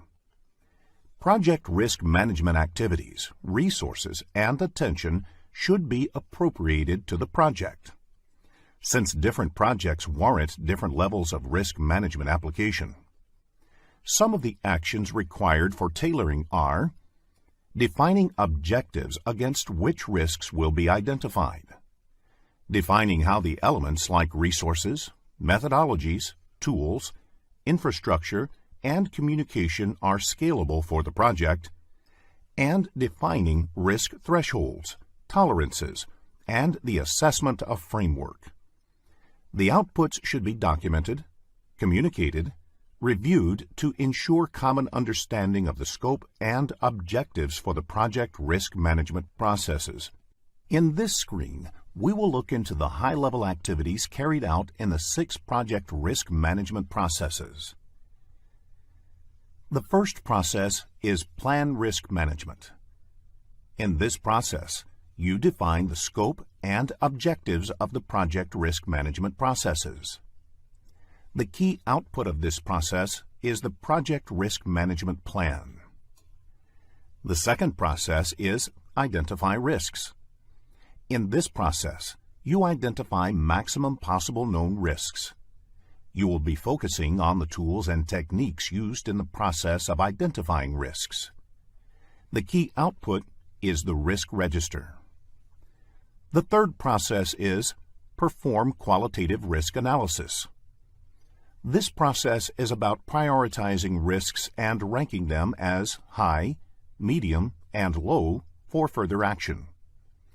The focus will be on tools used to prioritize risks.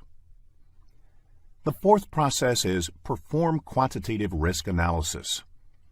In this process, you evaluate the combined effect of risks on the overall project outcome. The risks are quantified numerically.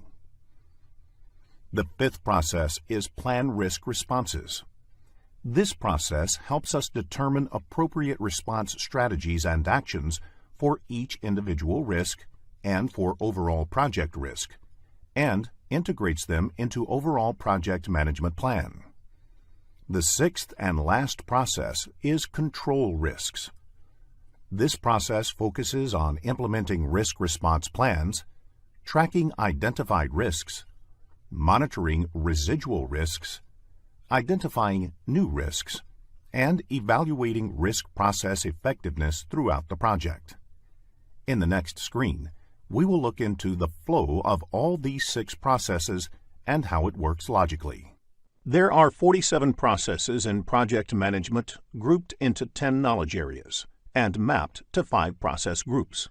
In this lesson, we will look at the 10th knowledge area, that is, project stakeholder management and its processes. In the next screen, let us understand who stakeholders are. A stakeholder is anybody who has a stake in the project. A stakeholder may be an individual, a group, or an organization who may affect or be affected by or perceived to be affected by a decision, activity, or outcome of a project. Further, the nature of the impact can be positive or negative, thus giving rise to the notion of positive or negative stakeholders. Irrespective of whether a stakeholder is positive or negative, it is important to engage with the stakeholders and get them involved in the project. This can make a critical difference to the success or failure of the project.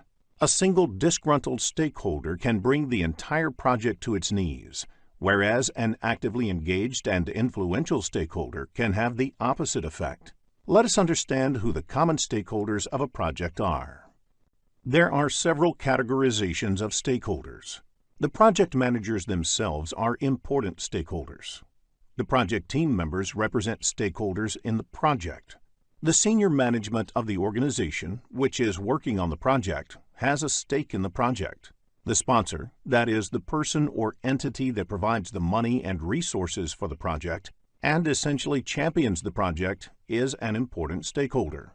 The customer, which may be different from the sponsor, is a stakeholder as well.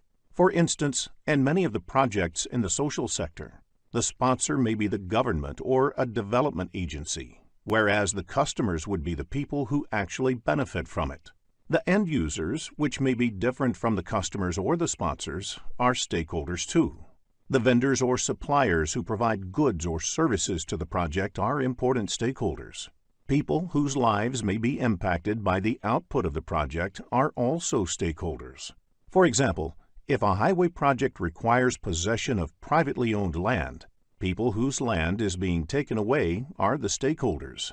If the construction of a dam or water reservoir benefits the downstream farming communities, they are the stakeholders here. Competitors who provide alternative goods or services are stakeholders too. Sometimes environmentalists or other social groups may become stakeholders. The government or political leadership may become stakeholders for projects in the public domain. It is sufficient to state that there could potentially be hundreds of stakeholders for a large project. It is in the interest of the project manager and the project team to clearly identify all such stakeholders up front and then actively manage them throughout the project. In the next screen, let us discuss the classification models for stakeholder analysis. Not all the stakeholders have the same amount of influence or power over the project. Therefore, the way to manage each stakeholder needs to be calibrated based on a proper classification of the stakeholders. This is the role of the classification model.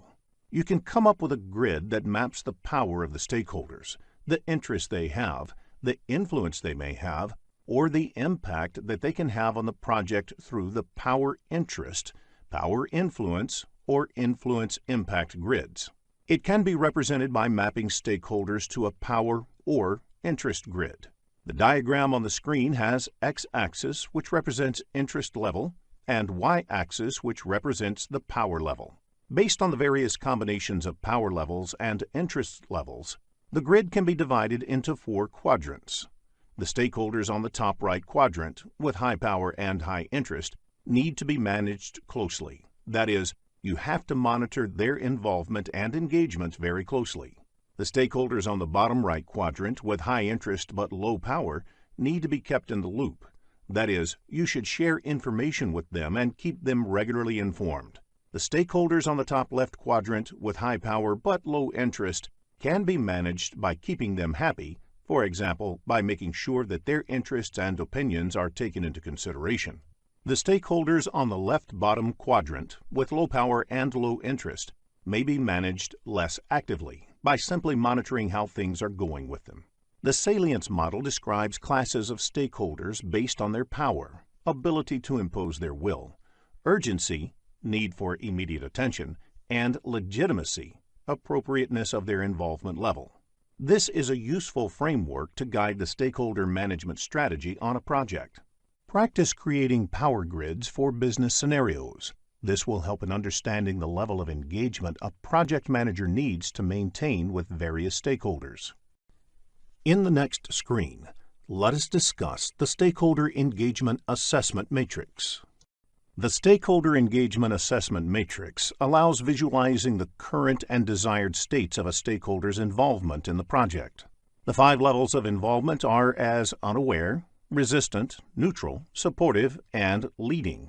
Unaware is where the stakeholder is not aware of the project or its impact. Resistant is where the stakeholder is aware of the impacts and is resistant to change.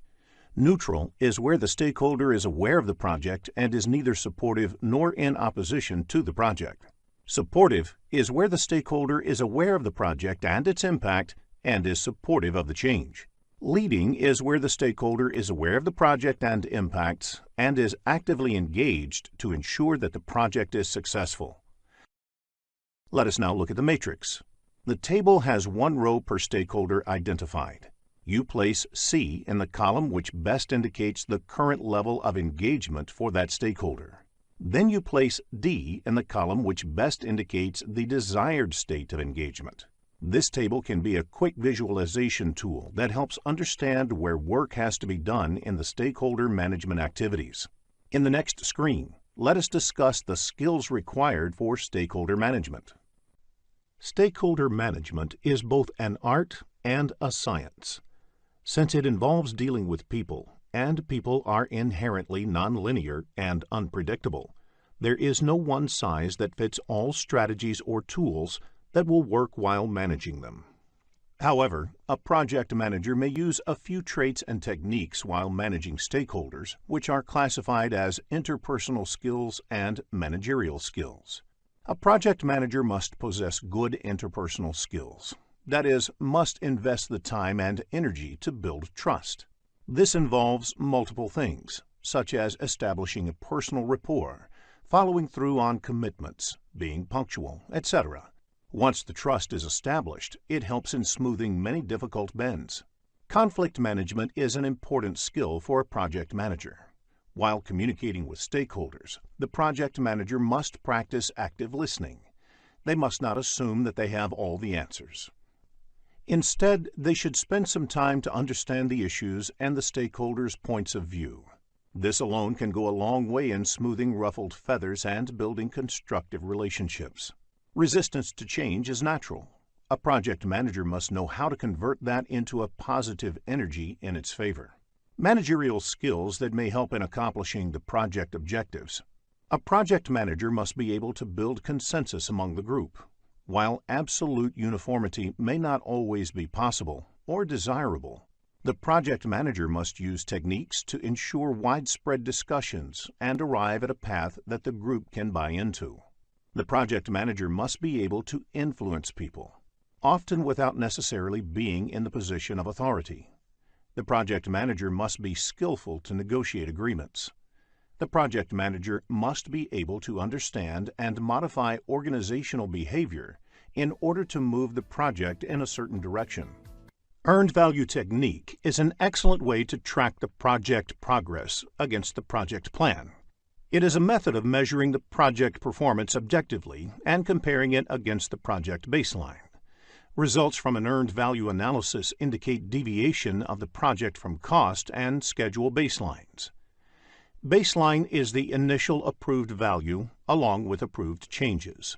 Therefore, schedule baseline is the first approved project schedule along with approved changes.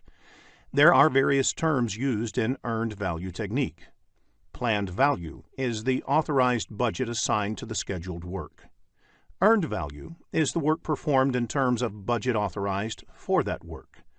Actual cost is the cost incurred in work performed. Budget at completion is the budgeted amount for the total work.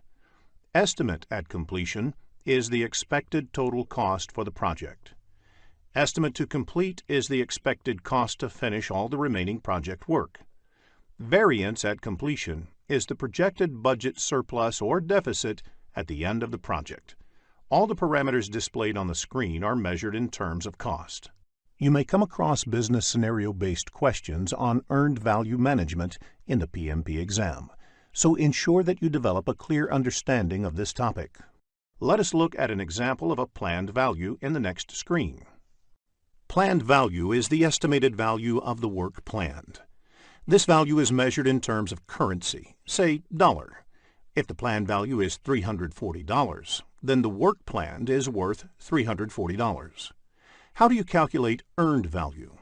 The solution is add the budget allocated to each of the activities that have been completed at the point of time. The resulting value is the earned value. In the next screen, let us look at the formula used to calculate earned value. In cost variance, negative means the project is over budget. Positive means the project is under budget.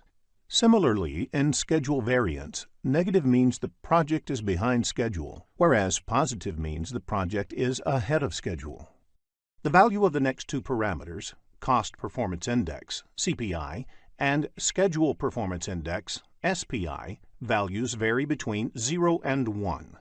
For example, a CPI of 0.8 implies that 80 cents of work is obtained for every dollar spent in the project.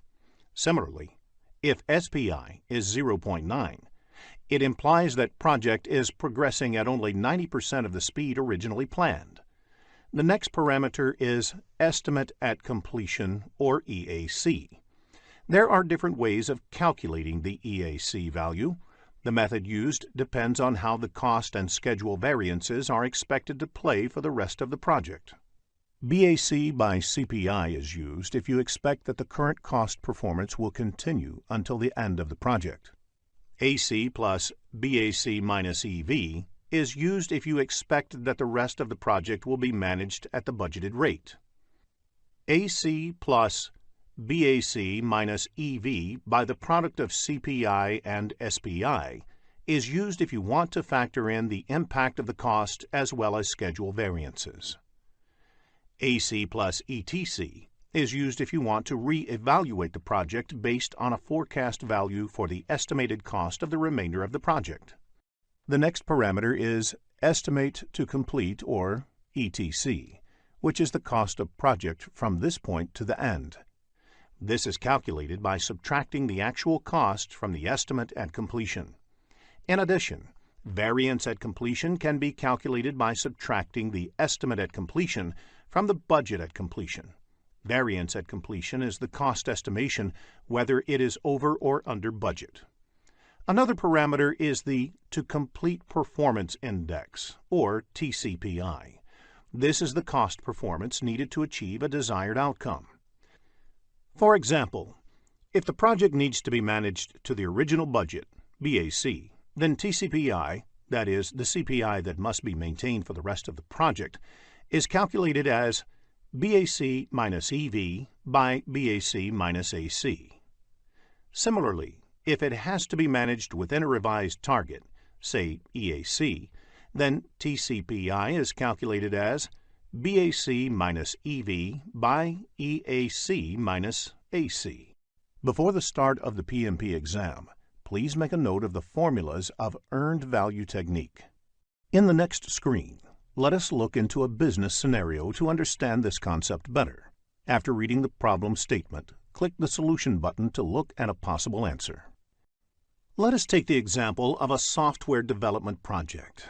There are 4 phases, and each phase takes a month to complete and is expected to cost $10,000.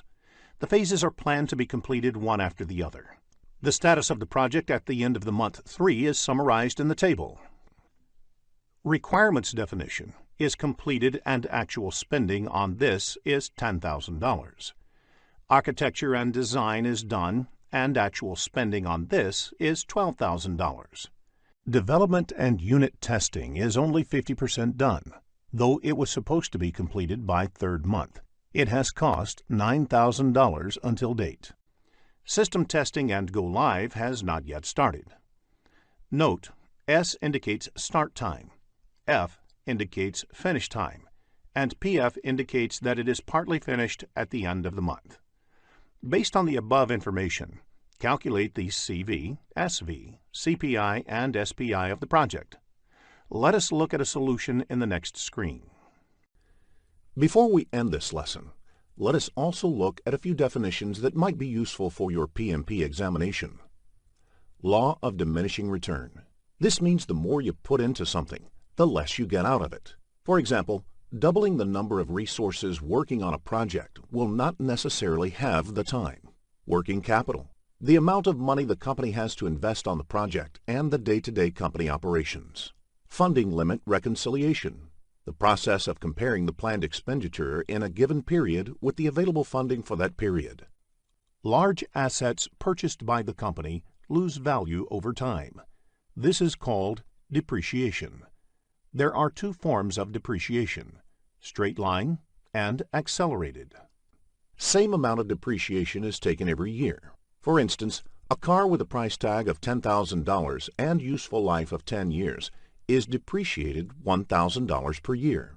At the end of the 10th year, the value of the car is considered zero for all accounting purposes. Accelerated depreciation depreciates faster than the straight line depreciation. For instance, a car with a price tag of $10,000 depreciates $3,000 the first year, $1,500 the next year, $1,000 the third year, and so on. So first, let's find out what exactly is CPM. Now, the critical path method is an algorithm that's used in project management to schedule project activities. Now, one of the biggest advantages of CPM is that it gives you a model. You create a model through which you can determine the different tasks that are required to complete the project, the dependencies between these tasks, and the duration required to complete a particular activity. The critical path is the longest stretch of activities and a measure of them from start to finish. Now, to understand the critical path method, there are certain things that you need to know. So let's have a look at a completed critical path method diagram or a network diagram. So this is somewhat what a final version should look like.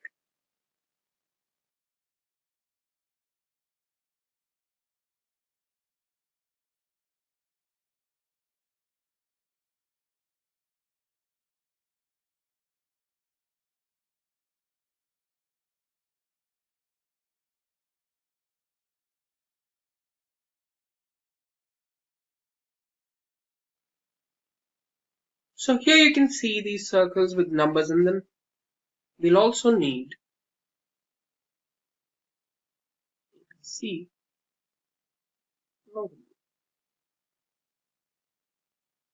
So let's talk about what this is.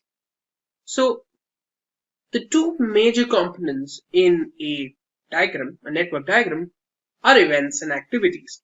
So as you can see here, a circle, this circle with a number in between it, represents a particular event. This is present at the start and end of an activity. So here, A, B, C, D, E, F represent activities. And each activity, like I mentioned, has a start and an end node. So for activity A, this node, node number 1, is called the tail node. And event 2 or node 2 is known as the head node. Likewise, each of these activities have a different tail and head node. There are also other things that you need to know before you can start drawing your own network diagram. The network that you create should have a unique starting node. Here you can see there's only one starting node, one unique starting node, which is node number 1. There's no multiple nodes starting off the network. Then the network should have a unique completion node, which is node number 6 here.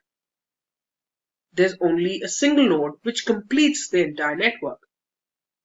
No activity should be represented by more than one arc in the network, which means that this arrow that you see, this represents an arc. There's only one activity responding to an arc. This means that no two activities can have the same starting node as well as ending node. And finally, there's this thing known as a dummy activity, which is represented by dotted lines between two nodes. Say, for example, 4 and 3. So this dummy activity represents a relationship between node 4 and node 3. But at the same time, there's no duration or there's no activity. And if there is, that activity will have 0 value, unlike every other activity that you see in the network. So this is the basics of the critical path method. Let's understand this better with an example. Our objective here is to determine the critical path of this data represented here. Now here you can see, let's have a look at each of these different columns. We have activity, immediate predecessor, and duration. Now the duration, let's assume, is in months. So let's write that down. All right. So now let's have a look at activity and immediate predecessor, because that's what's currently important. So here we have activity A, who does not have any immediate predecessor. Similarly, activities B and C don't have immediate predecessors as well. So first, let's draw activity A. So since it does not have an immediate predecessor, it will have a node of its own connecting to it. So first, let's draw node number 1. This is node number 2. Let's connect them both. Here we write down the activity connecting them and the duration, which is 3. Likewise, let's have a look at activity B. It also does not have an immediate predecessor. Let's see which other activities have B as its immediate predecessor. We have activity D as well as activity G.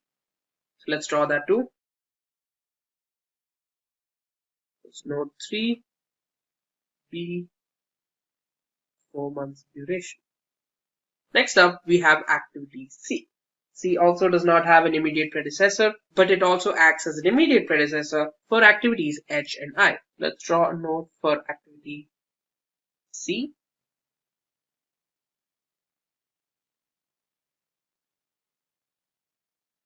Number 4. Let's write down the duration, which is 6. Now, let's have a look at activity D. Now, D is preceded by activity B. However, a combination of C and D act as immediate predecessors for H and I, which means that C and D will have a common point of origin, just right here. So let's connect node 3 and node 4. This represents the activity D, which is 3 months. Now let's have a look at activity E, which is preceded by activity A. So now let's have a look at activity E. The immediate predecessor for activity E is A, so we can directly draw that. And as you can see here, there's no combination of different activities here, so we can draw E directly. So let's draw the node. There we go. Let's connect the node. 5. E, which is 9. Right then, now let's go to F. F is preceded by A.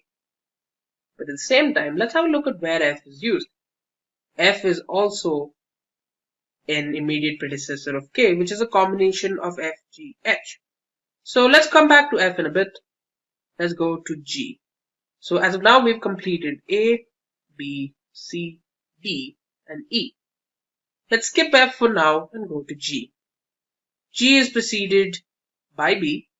At the same time, it is used as a combination of F, G, H, which means G can come here.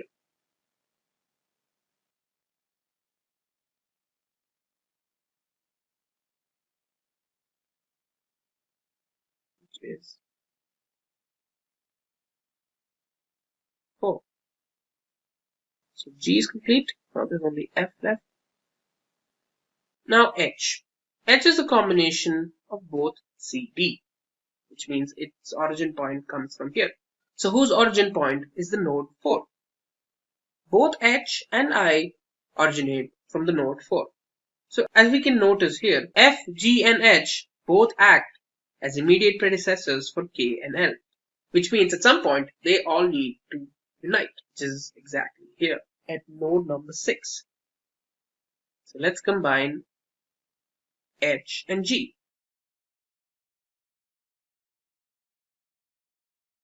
Which has a duration of 5. So let's now go back to F. Now F we can combine to node number 6, since we know that F, G, and H come together at some point. So let's combine F to this node.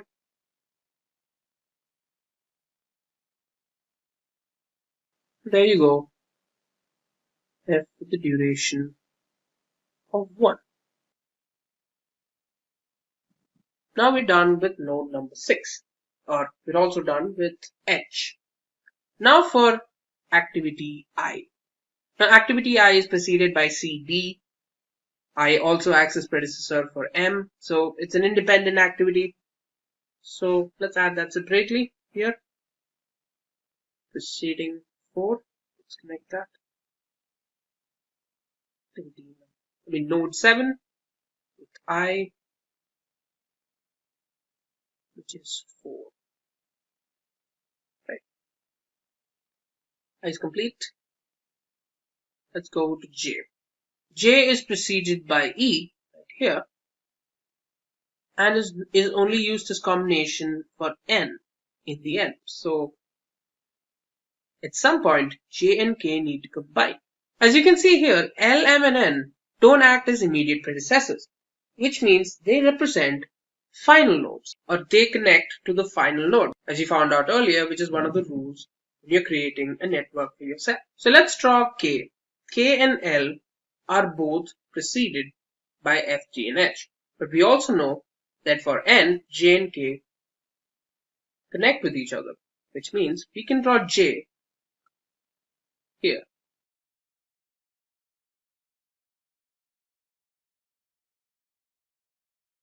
So finish J. And since J and K together connect towards N, we can also assume that K moves from here, from node 6 to 8. That's right, K, which has a duration of 6. Now for L. Now L is preceded by FGH, but it is not an immediate predecessor for any other item, which means that it connects to the final node right here. That would be node 9. L, which duration is 3. So now we have M and N left. M is preceded by I, so let's draw that. And N is preceded by J and K. This is N is 9, and M is 6. So now the network is complete. And now let's find out how to create the critical path. So to understand the critical path, or to determine the critical path, we need two paths, the earliest start times and the latest completion times, which are both represented by ES and LC. Now the earliest start time refers to the earliest starting times of each node. Likewise for latest completion time. So each node has its own earliest start time and latest completion time. They are represented in a box. So we'll create boxes for each of these nodes.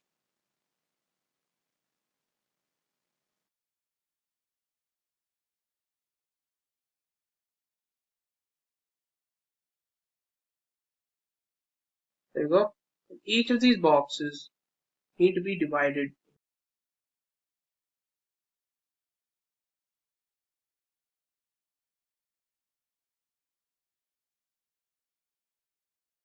So in these boxes, the lower half represents the earliest start time and the upper half represents the latest completion time. So first off, we'll find out the earliest start time. So the process of finding the earliest start time is referred to as forward pass. Now the earliest start time can be determined with a formula. So the formula is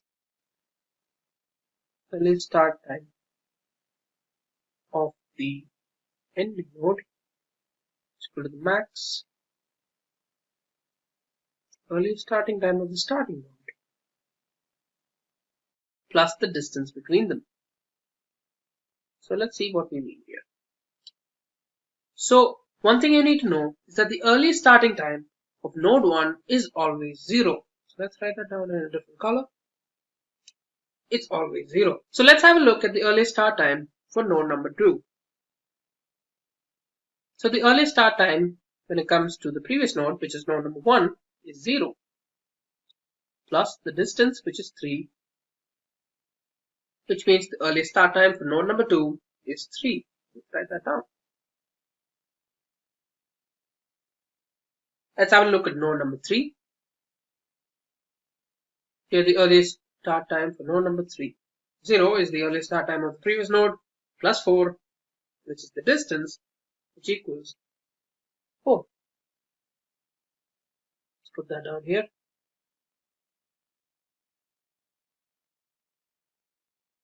That's 4. So now let's have a look at node number 4. So here, however, there's a difference. Since there are two nodes coming towards it, which is from 1 to 4 and from 3 to 4, we'll need to determine the maximum from both of these coming nodes. So for the earliest starting time for node number 4, it's either 0 plus 6, which is C here, 6, or 4 plus 3, which is B plus D, 7. So here, considering that we are taking the maximum of both, we'll have to choose 7, which we'll write down here. I hope you guys understood how we did that, which is basically we took the maximum of both the values that are coming towards the node number 4. Likewise, we'll have a look at some of the other ones that are coming soon. So let's have a look. So here we have a similar issue for node number 6. So for node number 6, we have 3 points coming towards the node. There's F, G, and H. So which of the following is the least? Let's find out. So here 3 plus 1 is 4. So for ES5, earliest start time, node number 6 would be, it's either 3 plus 1, 4, or 4 plus 4, 8, or 7 plus 5, 12. So since we're taking the maximum, let's take number 12 and write that down. So the earliest start time for the node 6 is 12. Likewise, let's have a look at node number 5. Since there are no different nodes connected to it, we just have to add the number from the previous starting node, which is 3, and the distance, which is 9.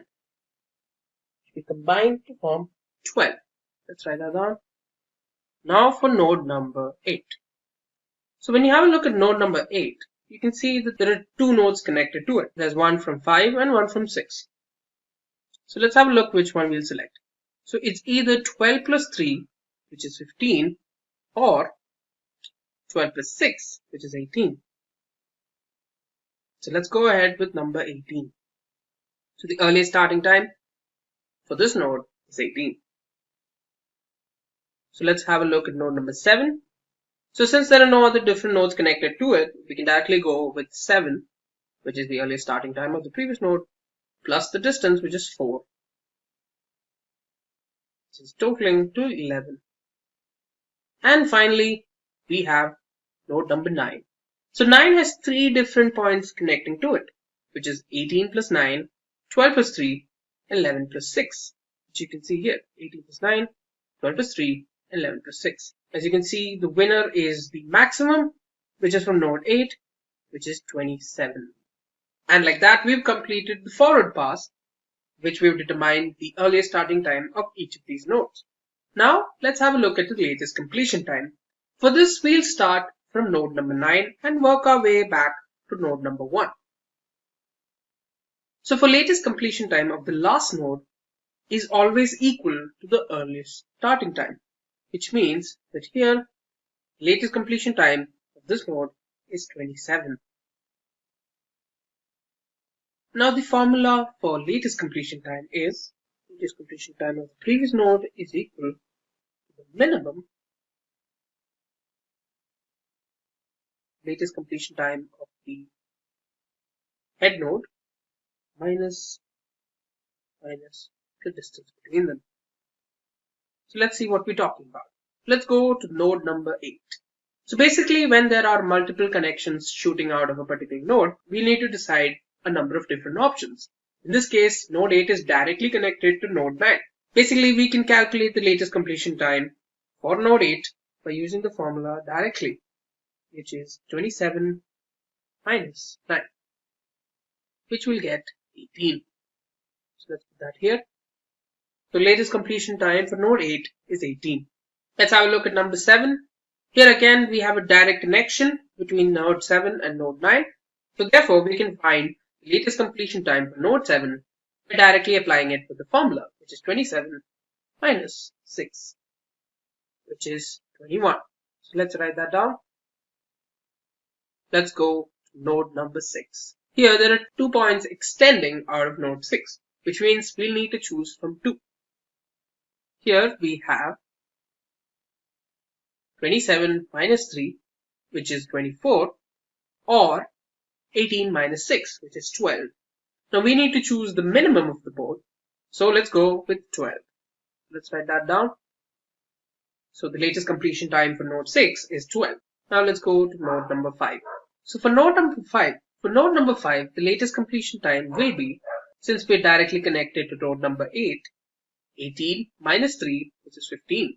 Let's write that down. Let's go to node number 4, which has 2 points connecting out of it, H and I, to node 6 and 7. So let's choose among the two. So for node number 4, it'll be either 12 minus 5, which is 7, or 21 minus 4, which is 17. So which one should we choose? The minimum, which means the connection towards node 6 is the correct answer, which is 7. 12 minus 5, 7. Now for node number 3. So node number 3 has 2 points shooting out of it. So we need to choose from either the connection to node 6 or node 4. So for node 6, it's 12 minus 4, which is 8. Or it's from node number 4, which is 7 minus 3, which is 4. Hence, we'll take the connection from node number 4. So let's take the latest completion time of node number 3 as 4. Now for node number 2. So since there are 2 connections coming out of it, we'll need to choose between the connection to node 5 or the connection to node 6. So for node 6, we can directly conclude that choosing the node number 6 would be a bad idea, because the final answer would be 12 minus 1, which is 11. Or it could be 15 minus 9, which is 6. So clearly, the answer is 6, since we're taking the minimum of the both. And finally, we've come to node number 1. So here, the final answer, it's either A, B, or C, which is node 2, 3, or 4. So for node 2, we have 6 minus 3, which is 3. For node 3, we have 4 minus 4, which is 0. And for node 4, we have 7 minus 6, which is 1. Clearly, we have a winner, which is node number 3. So let's write the latest completion time. It's 0. And there we go, the backward pass is now complete. So how do we now find the critical path? The critical path can be determined with the help of satisfying certain conditions. Let's have a look at what they are. So to determine the critical path, we need to satisfy 3 conditions. They are: the earliest starting time and the latest completion time need to be equal. Similarly, for the head node, the earliest starting time and the latest completion time also have to be same. And finally, the earliest start time of the second node, which is the head node, minus the earliest starting time of the tail node, should be equal to the latest completion time of the head node minus the latest completion time of the tail node. They should also be equal to the distance between the 2 nodes. So let's have a look at which of the following satisfy these conditions. As you can see clearly, node number 1, node number 3, node number 4, node number 6, node number 8, and node number 9. So all of these nodes I mentioned satisfy these 2 criteria. Let's have a look at if it satisfies the third criteria. Here we have 4 minus 0, which is 4, 4 minus 0, which is 4. We have the correct answer. 7 minus 4, which is 3. Similarly, 7 minus 4, which is 3. 12 minus 7, which is 5. Likewise, all of them connect, which means we have just found out our critical path. The critical path for this question is B, D, H, K, and N. The critical path is B, D, H, N. And thanks to the help of the critical path, we can also determine the maximum amount of time to complete our project, which we can determine by combining the durations of each of the members of the critical path, which is 4 plus 3 plus 5 plus 6 plus 9, which is equal to 27, which means 27 months. And there you go. We've just solved a question with the critical path method. Agile project management, as the name suggests, is a flexible approach to building a project. In Agile project management, the project is broken down into several stages or sprints. Agile does not work on the principle of delivering the final product at the end of the project.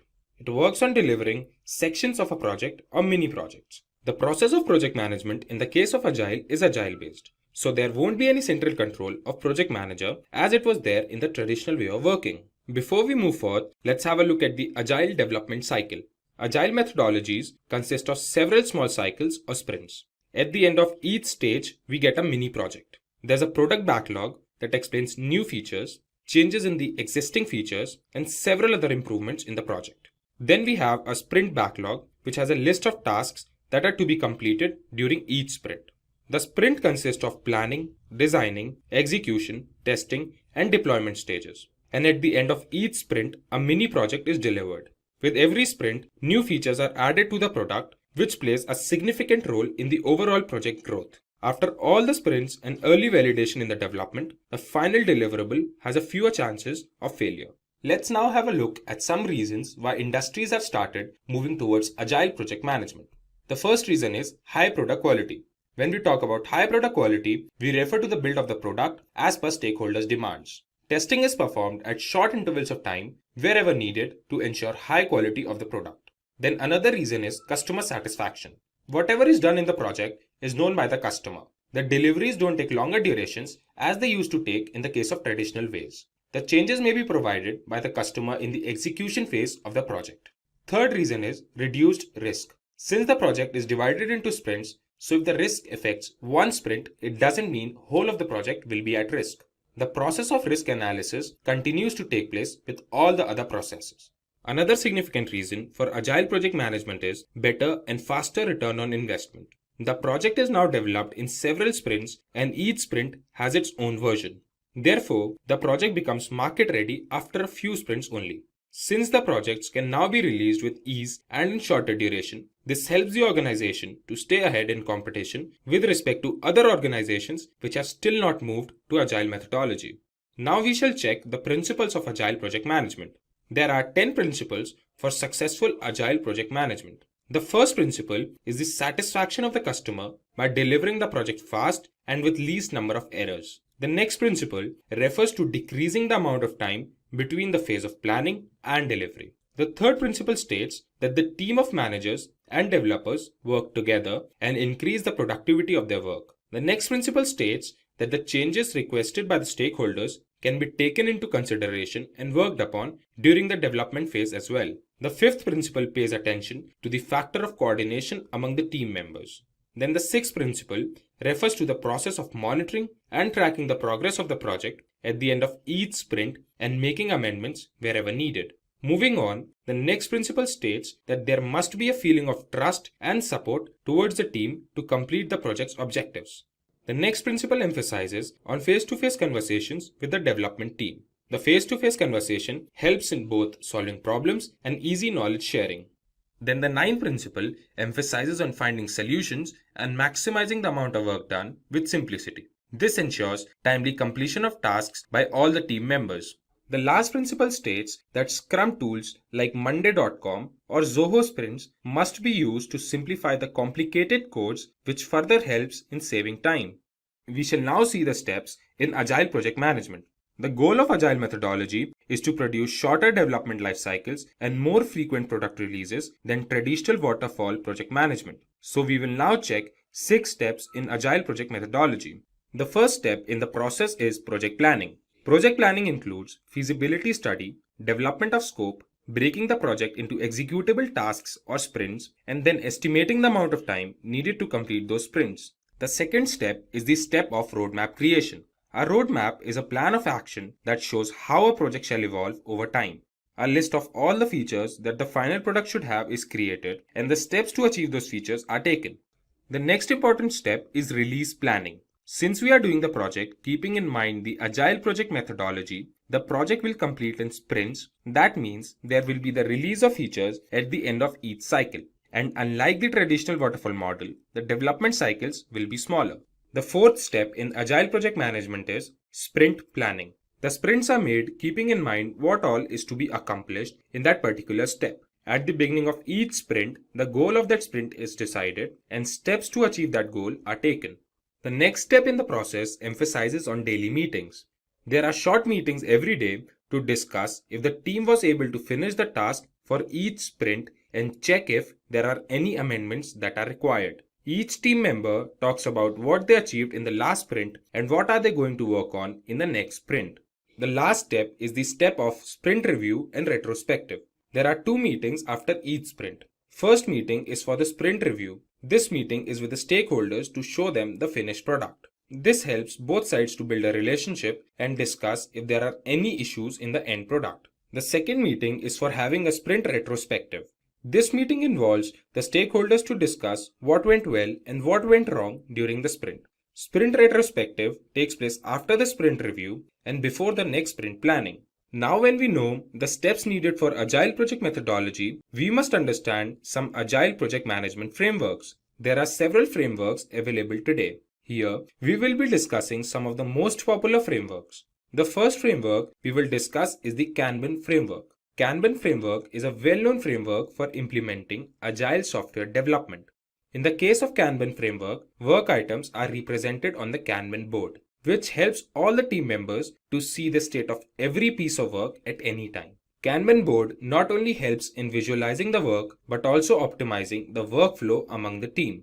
The next framework we will discuss today is the Scrum framework. Scrum framework is a popular framework for managing complex knowledge work like in the field of research and advanced technologies. Scrum is a simple framework that helps teams work together and learn through their experiences gained while working on a problem. The third framework we will see today is the hybrid framework. The hybrid framework is a combination of Agile methodology and non-Agile methodology. In the case of a hybrid framework, planning is done using the traditional way of project management, while the execution and delivery is done using the Agile methodology. Since the hybrid is a combination of the two, it handles the requirement changes and delivers the product in different stages. The fourth and the last framework we will see is the Lean framework. The Lean framework works on the principle of providing maximum customer value and creating zero waste. It focuses on optimizing the flow of products all through the value stream. This helps in eliminating waste all through the process and create processes that requires less human efforts. This also simplifies the process of information management and makes it more accurate. Finally, let's have a look at some companies that have opted for Agile project management. Today, around 22% of the organizations worldwide have all their teams working on the principle of Agile project methodology. Let's have a look at some of the most prominent companies in the world that use Agile project management. In the list, we have IBM, Cisco, AT&T, Microsoft, Philips, and Samsung. So what is project management tools? Why should we use project management tools while doing project management? So project management tools help to keep a streamlining flow in project management processes. The tools help the team or an individual to carry out the steps of project management in an effective and efficient manner. So project management tools, features and functionalities. So basically a project management tool should have minimum fulfilling these features and functionality. They should be simple to use, customizable, they should have API for integration, it should help in collaboration, it should help in risk analysis and real-time reporting. When we say simple to use, The project management tools need to be suitable for every project we do. One needs to find a tool that will have a pleasant interface and increase work productivity. The project management tool must be easy to configure according to the organization needs. Every project management approach, every project management templates, every artifact needs tailoring and adaptation before adopting as part of the practice. There are business patterns that change every day, so having customizable tool is an added advantage. API or application programming interface enables the sharing of data and application between devices. The tools with API integration allow seamless connectivity amongst the team. The project management tools must allow for collaboration so that the whole team can work together. Collaboration not only makes the task easier but also increases the productivity of the project. Risk analysis helps to identify, analyze and respond to the risk quickly and efficiently. It needs to capture all the details of the risks, their impacts, the probability of occurrence of the risk and risk responses and tracking them throughout the project lifecycle. The real-time reporting enables the access of data at different locations of the project management. One can assess or access data at any time about the project's current status. This will help in having a real-time update about the project status to the stakeholders of the project. The top 10 project management tools what we have today in the market are Monday.com, Rick, Jira Software, Trello, Asana, Teamwork, Meister Task, Basecamp, Oracle's Primavera and Microsoft Project Management Tool. So let us look at these one by one. So Monday.com was released during the year 2012 and it is known for providing features to enable flexible planning and monitoring capabilities. The website where you can find Monday.com access the tool is www.monday.com. So this tool is used by more than 90,000 teams across the globe.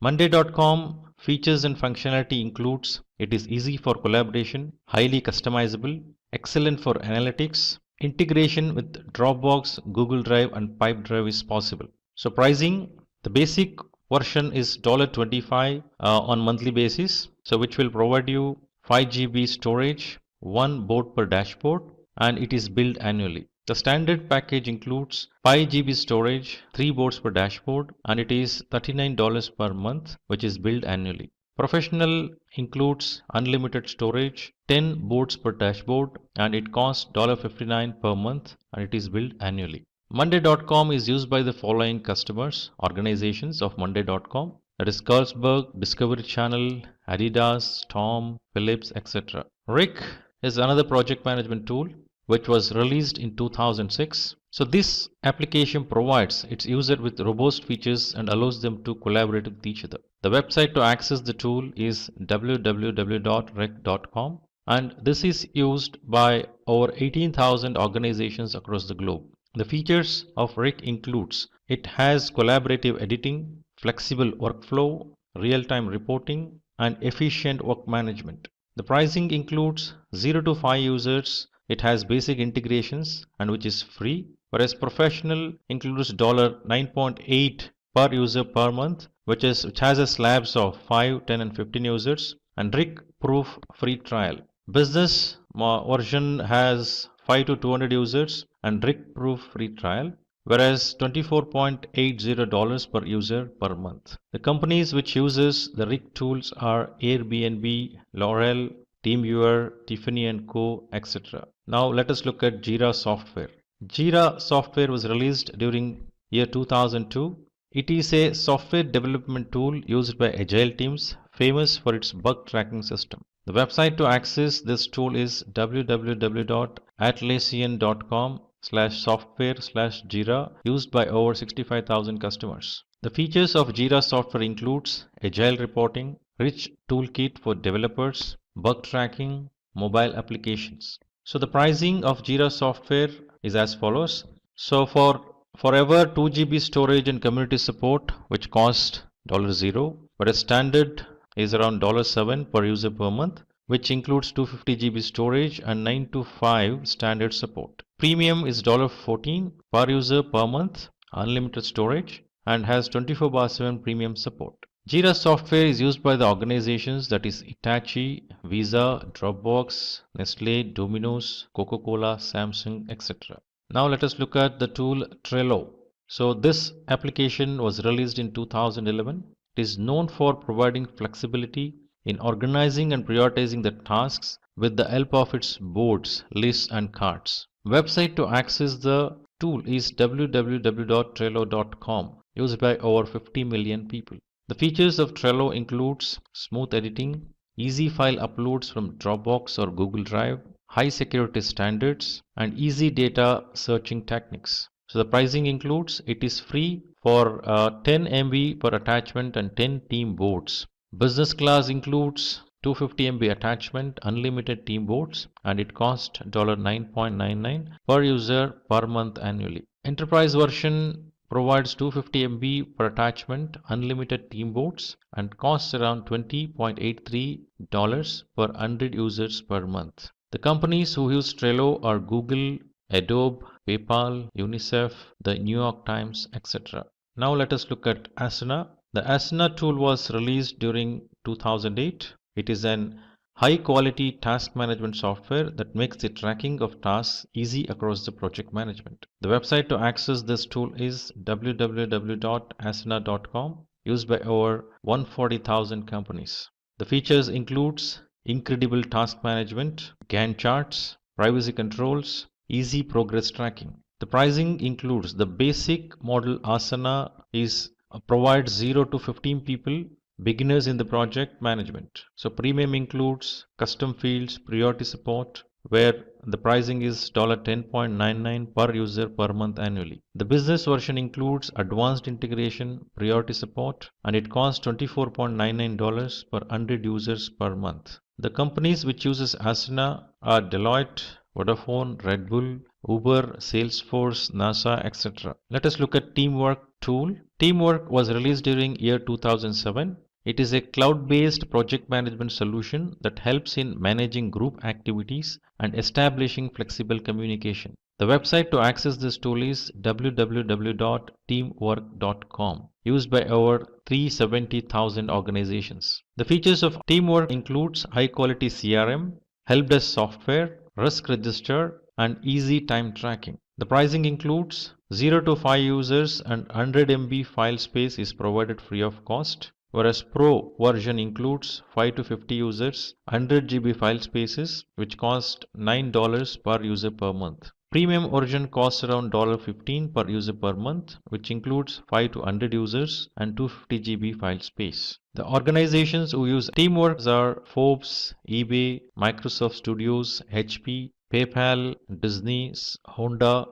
Now let us look at the tool Meister Task. So this tool was released during year 2015 and it is known for providing automated and streamlined workflows to make the overall processes more productive. The website to access this is www.mastertask.com, used by over 2 million users. The features of this tool includes it is simple to use, seamless workflow, Gantt charts, flexible project boards. The pricing it is $0 per month up to 3 projects and unlimited project members. The Pro version includes unlimited projects, unlimited integrations, which costs around $8.25 per user per month, whereas Business costs $20.75 per user per month, which has security restrictions, priority email and phone support. The organization who use the tool are Virgin, Optics Consulting, and Datan Succots Expert.d, etc. Basecamp. The Basecamp tool was released during the year 1999.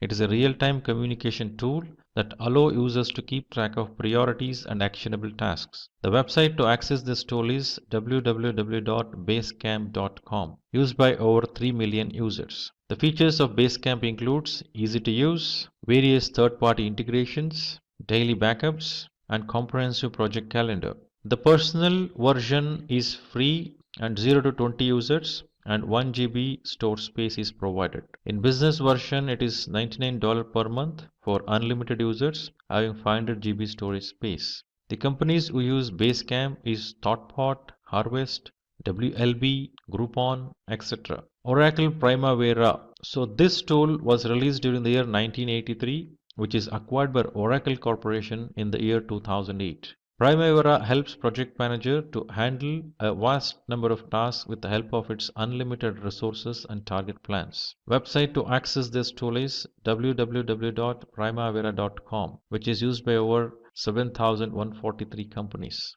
So features of Primavera includes creation of WBS, the work breakdown structure, issues and risk recording, supports large number of activities, and easy collaboration with project users. The Enterprise Project Portfolio Management version costs around $2,750 per user, which improves planning and execution. Professional Project Management version is USD 2,500 per user, handles large-scale, highly sophisticated projects. So Oracle Primavera Contract Management version module costs around USD 2,000 per user, keeps construction projects on schedule and on budget. So the companies which use Primavera are Burns, McDonald's, Pond, Arcadis, etc. Microsoft Project. So Microsoft Project Management tool was used during the year 1984. So this tool allows users to develop a schedule, assign resources, track progress, and manage budgets all through the project. The website to access this tool is www.office.microsoft.com/project. The features of Microsoft Project includes simple to use,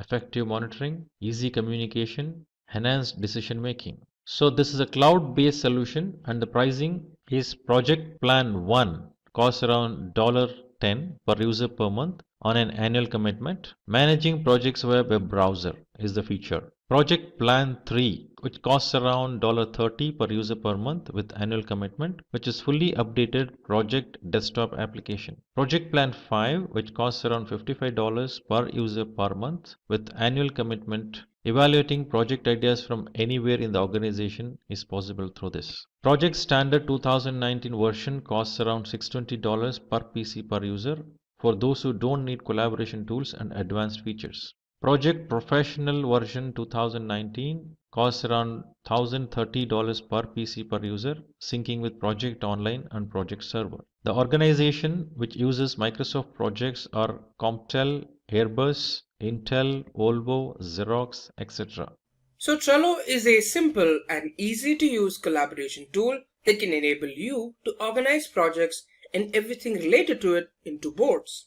With Trello, you can find all kinds of information, like what's being worked on, who's working on what, and what progress the project is making. Today, we will talk about something super important for any team, which is prioritization techniques. Have you ever felt overwhelmed jumping between tasks without knowing which ones really matter? We've all been there, but don't worry. There are ways to get organized and focused. For product managers, prioritization is one of the most crucial skills. It's the key part for any product management interview process. As a product manager, you must prioritize features, requirements, and tasks effectively to ensure your team delivers maximum value to customers. Let me tell you a story about Samantha, who was a part of an agile software team. Their projects were all over the place. They would work on one thing, then another, with no clear plan, missing deadlines, and frustrating clients. That's when Samantha's boss stepped in and taught them about prioritization, deciding which tasks to do first and how important they are.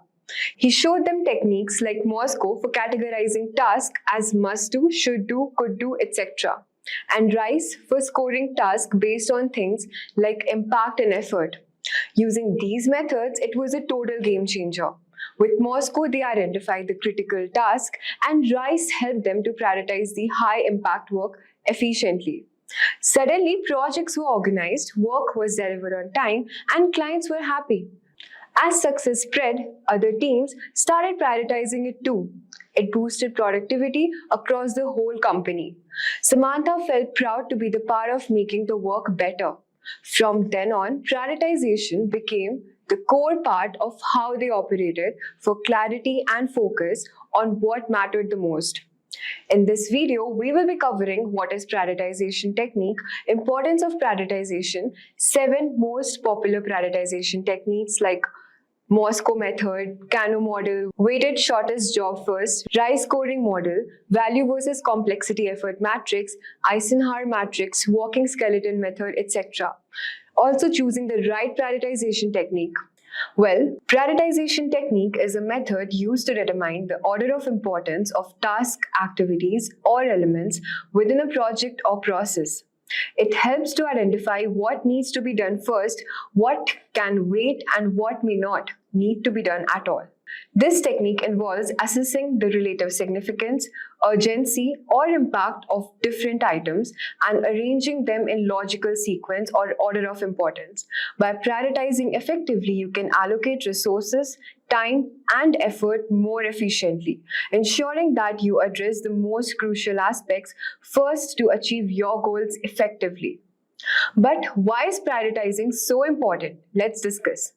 The importance of prioritization. Prioritization is crucial for several reasons. At first, we have limited resources. Every team has limited resources, whether time, budget, or manpower. Prioritization helps you make most of these resources by focusing on the most important features first. Then we have customer satisfaction. By delivering the most valuable features first, you can keep your customers happy and engaged with your product. Moving on to competitive advantage. In today's fast-paced market, prioritization can give you a competitive edge by allowing you to quickly adapt to changing customer needs and market trends. Now that we have understood the importance of prioritization, let's dive into some of the most popular prioritization techniques. The 7 most popular prioritization techniques we will discuss today are as follows. At first, we have Moscow method, moving on to Kano model, Rice scoring model, Eisenhower matrix, value versus complexity matrix, weighted shortest job first, and then at last we have the walking skeleton method. Let us start with the first method, which is the Moscow method. Moscow is a simple way to prioritize tasks and features when working on a project. It stands for must, should, could, and want. Let me break it down for you. Must. These are the essential features that absolutely have to be included. If you do not have these, the project will fail. Then should. These are the important features that you should try to include, but they are not critical. They would be great to have if possible. That's it. Then we have could. These are nice to have smaller improvements or additions, and leaving them out won't really impact the project. Want. These are the lowest priority items that don't match the current needs or goals. You can safely leave these out for now. By separating everything into these 4 buckets, you can get super clear as a team on the true priorities and make sure you're laser focused on checking those must-have boxes first. So what are the pros and cons of this method? Well, first off, it's dead simple. No complex calculation or scoring systems are needed. You can prioritize a massive backlog just by rapidly categorizing each them. It's also flexible since there are no strict rules or timelines within each bucket. If a should item needs to be deprioritized, no problem. Just move it to the cloud or want as needed. And finally, the clear separation into these universal terms helps get everyone, developers, designers, product managers, and stakeholders on the same page instantly when it comes to understanding priorities. Of course, there are some downsides too. While it's easy to categorize, Moscow doesn't give you a specific implementation plan or sequence to follow. You have to figure that part out separately.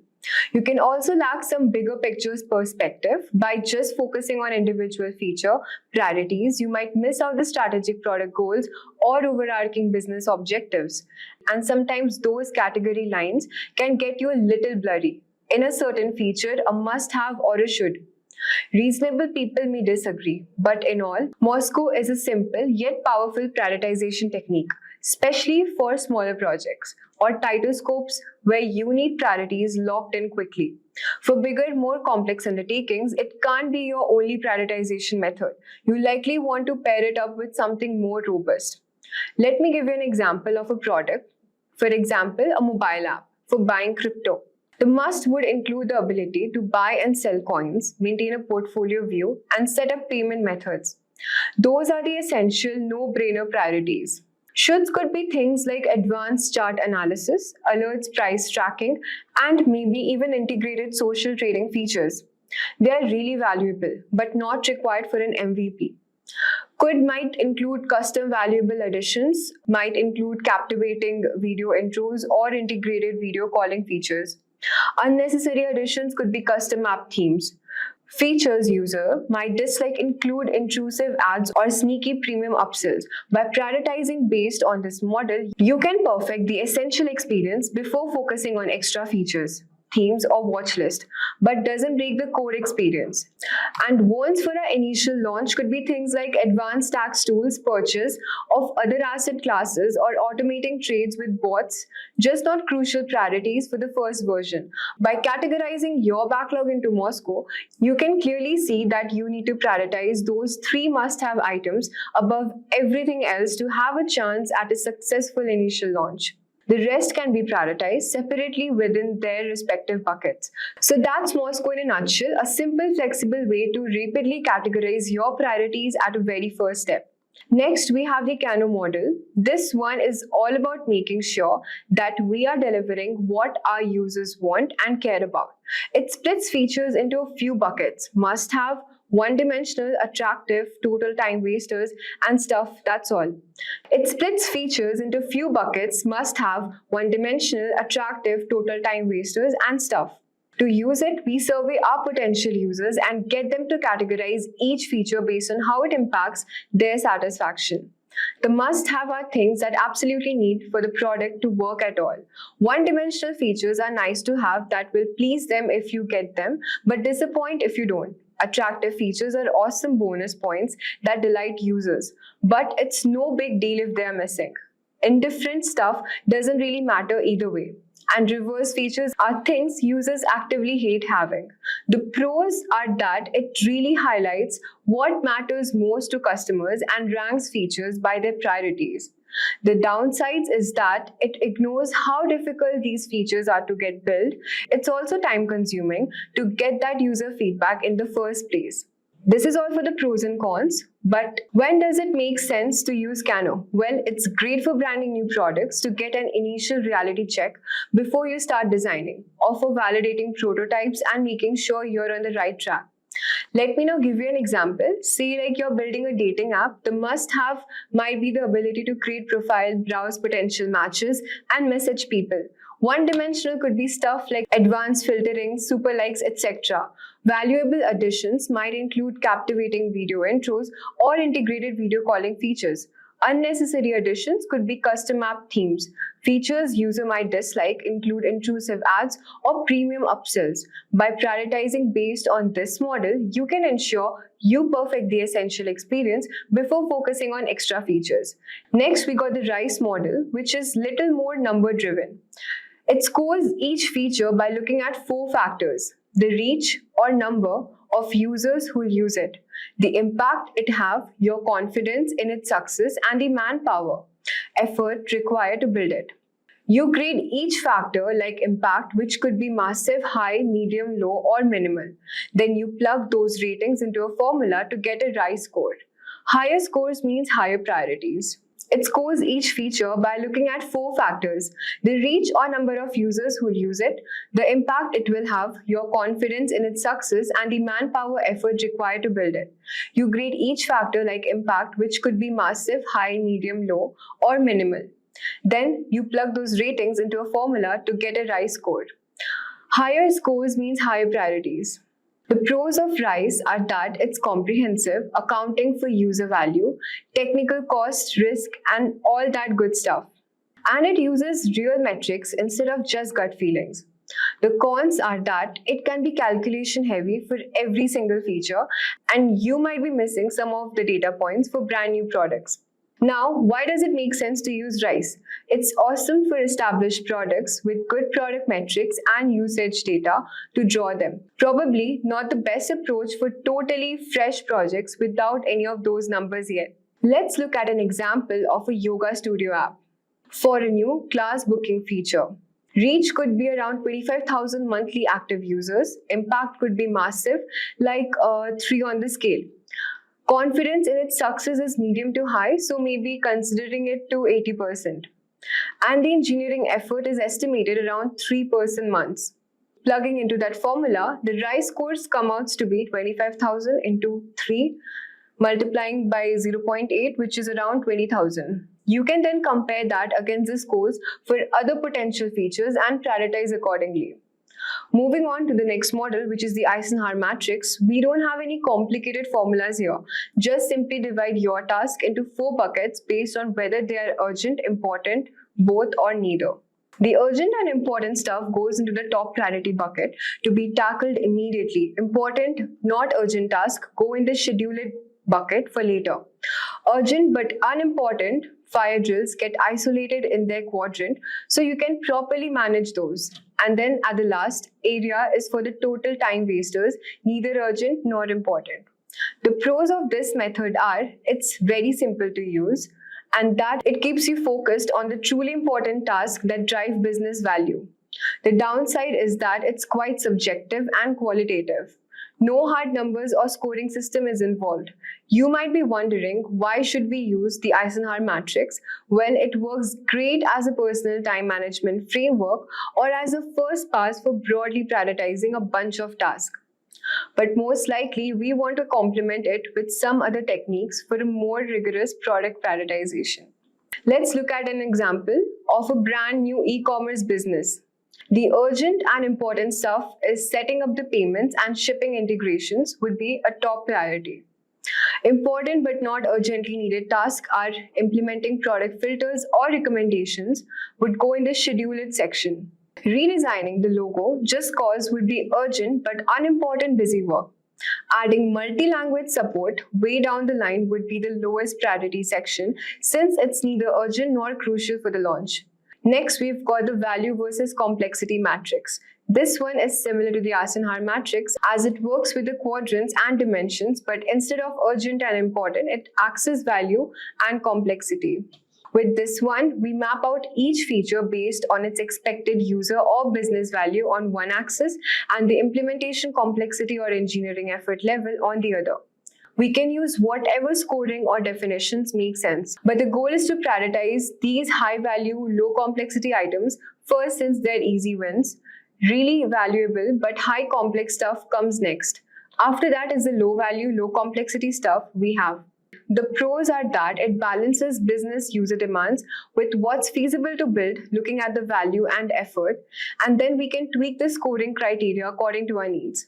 The cons are that it can still be pretty subjective and may not be ideal for massive code bases and products. But when does value versus complexity work well? It's perfect for smaller teams and products early in the life cycle when you need to ruthlessly prioritize. Not the greatest for large, complex, established products with crazy requirements.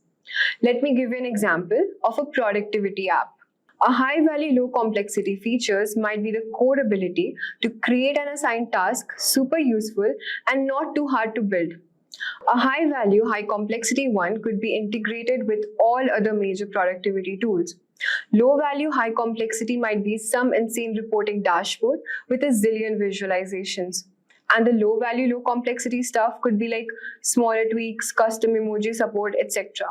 By mapping those out, you can prioritize the top left quadrant of a major value adds with minimal effort first. Alright, we are getting into some of the heavyweights. Weighted shortest job first or WSJF. It uses some heavy duty calculations, but for a good reason. For each feature, you estimate the cost delay and how much you're losing by not having that feature. Then you look at the job durations or how long it will take to implement. You score the cost of delay based on factors like user business value, how time sensitive it is, whether it reduces risk, and so on. Higher scores means higher cost of delays. Then you divide the cost of delay by the job duration to get WSJF score for each feature. The pros of WSJF are that it's detailed, consistent calculation approach and it optimizes for faster ROI with limited resources.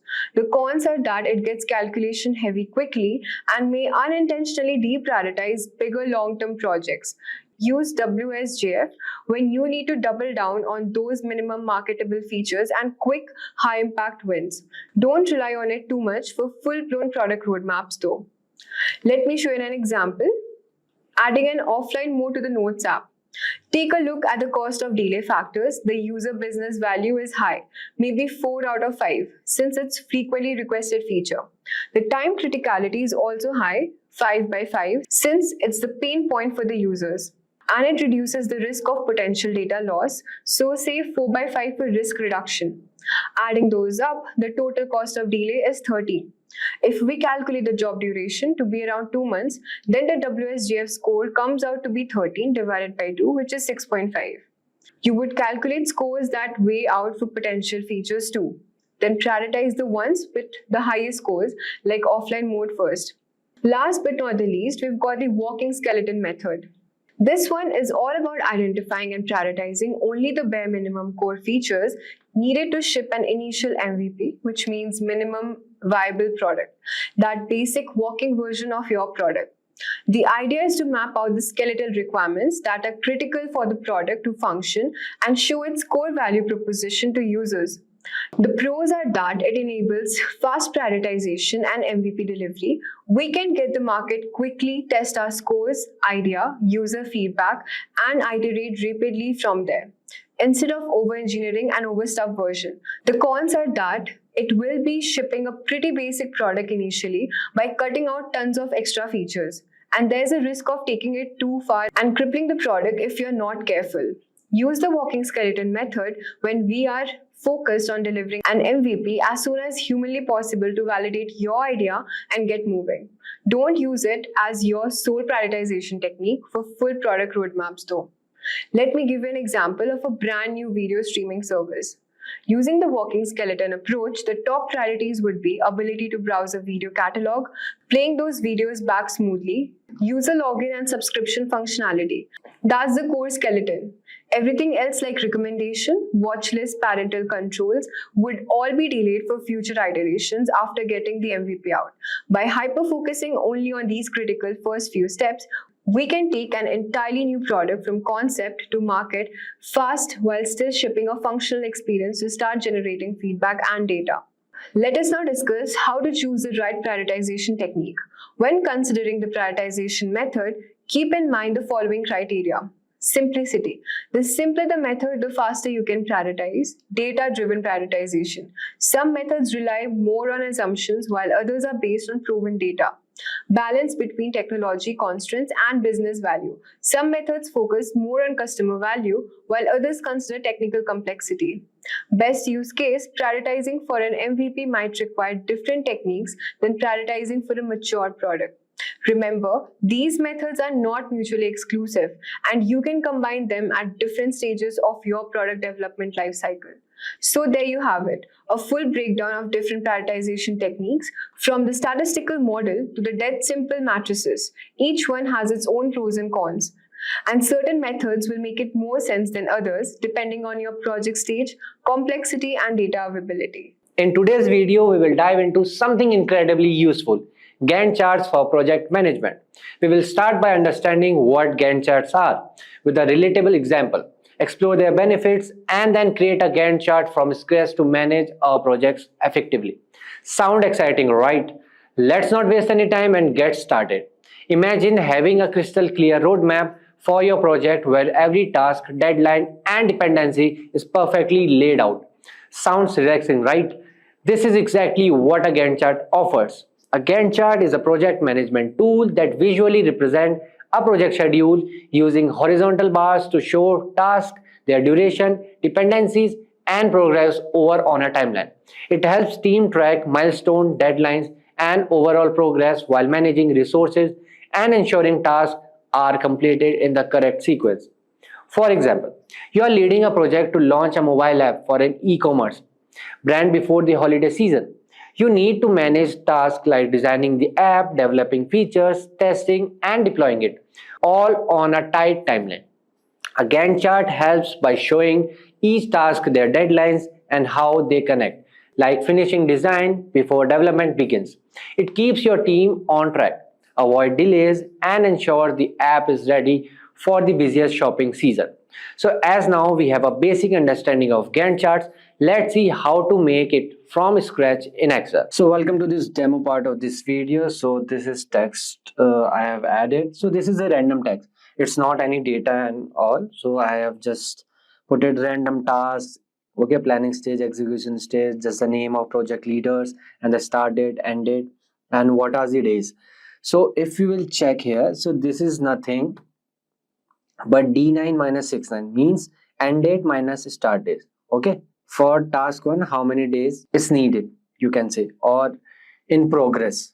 Okay, this is the planning stage and progress is 90%. This is also random. Okay, nothing else. Okay, so while just putting date and all the things, just see this, it should be date. Okay, long date, it means January it will write, or 01 it will write. Okay, and for the progress one it should be percentage. Okay, otherwise it will show you the error. So days are random. Yeah, now it's visible, I guess. Okay, so here you can see so this is all the part of text formatting. Okay, the colors and the styles, and these are the execution stage and the review stage. So project name, I just put it here, project management XYZ company. Okay, and the project started, I have put it 1st January because here I have wrote 1st January 2025, and the current date is, you can just type equals to today, these brackets, and the current date will come. So today is 10th of January, and the week in progress, week 2. So how I've write it, week 2. First I have round up B3 minus B2 means current date minus project start date. Then I had converted into the week format. Okay, it will give me days when I will just subtract it. Okay, from B3 minus B2 divided by 7 means it will give me the week. So how I have added this WK means week. So just select this cell and press Ctrl 1, then you will see this. So I have write it here WK and this hashtag. Okay, then hashtag will take this 2. So here if I will write, let's say PP, so it will show me PP2. See here, PP2 it will convert. Okay, so I want week here, so I will write WK, or you can write like your choice. Okay, if you are taking days or whatever. So I have took week in progress, so that's why I have chose WK. So moving forward, let's set the timeline like first week, second week. So here I will write 1. Okay, then here I will write equals to this plus 1, it will show me 2. Then again same process, I will select this, Control 1, it will show me like this, and I will go to custom, and I will go to here, this thing, it will show me week 1, week 2. Then I will go till week 59. Here what you can do, equals to you can put, and you can select this. Okay, just enter it, so 1st Jan will come. Okay, so here you will do equals to this, you will select H6, then plus 7. It's the same method, but what will happen, I will show you. But what will happen, okay, so if you will change this to, let's suppose 21, okay, so automatically every date will change. So now let's do the chart filling process. Let's go ahead and work here. Essentially highlight the areas that are in between these 2 dates. Okay, these 2 dates. Okay, so this should be dynamic, and that's where something like conditional formatting can come handy. So we will first select the whole area like this. Okay, till June we can select, and rows, yeah, correct. And just go to conditional formatting, and here you can select the new rule. Here use a formula to determine which cells to format, and here you will write the formula. Yeah, so just select this area, and here I will write equals to, and okay, then bracket, then I will select this. Okay, starting, then it should be greater equals to this start date, got it, comma, then again I will start this, select this, and I will write it's less than equals to the end date. Okay, so now I will remove this dollar. Why? Because I want to go through all these end dates, because I'm setting for all the task, not just for the first task. So same here, I will remove this because h1 is this, so I want to go all to the right ways. Okay, then again here for the start date, same thing. Okay, then for the start, same thing. Cool. Then I will bracket here, then I will go to format. You can select the color of your choice. Okay, then you will press OK, then yes.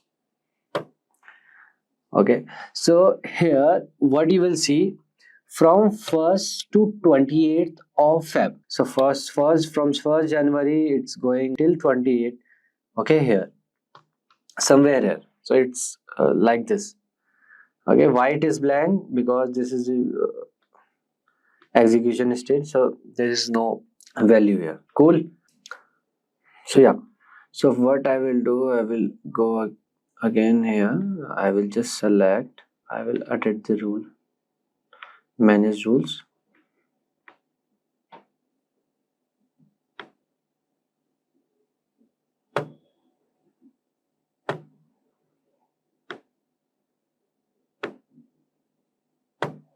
Yeah, so now color is changed. So here you can see the progress. So what I want, if here is 90% progress, so it will show you so the dark green color. Okay, first we have to set the progress bar. It should, so okay, I will select this. I will go to conditional formatting, data bars. Let's select this color. So now what I want, according to this progress, so let's suppose it is just 30%, not 300.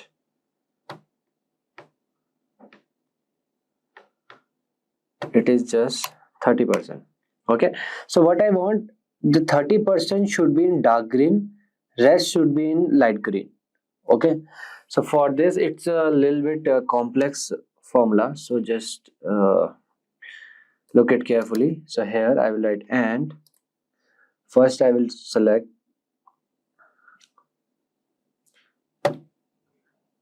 h6. Okay, then I want it to go like this, so I will add here, okay, dollar. Okay, so it should be greater than and equals to the starting date. Okay, again I will add dollar here. Okay, comma, then again I will select this h6, then here I will write again dollar sign equals to, same formula like that. I will select the starting date. Okay, then here I will add dollar, then I will add here plus, I will start with one bracket, then I will write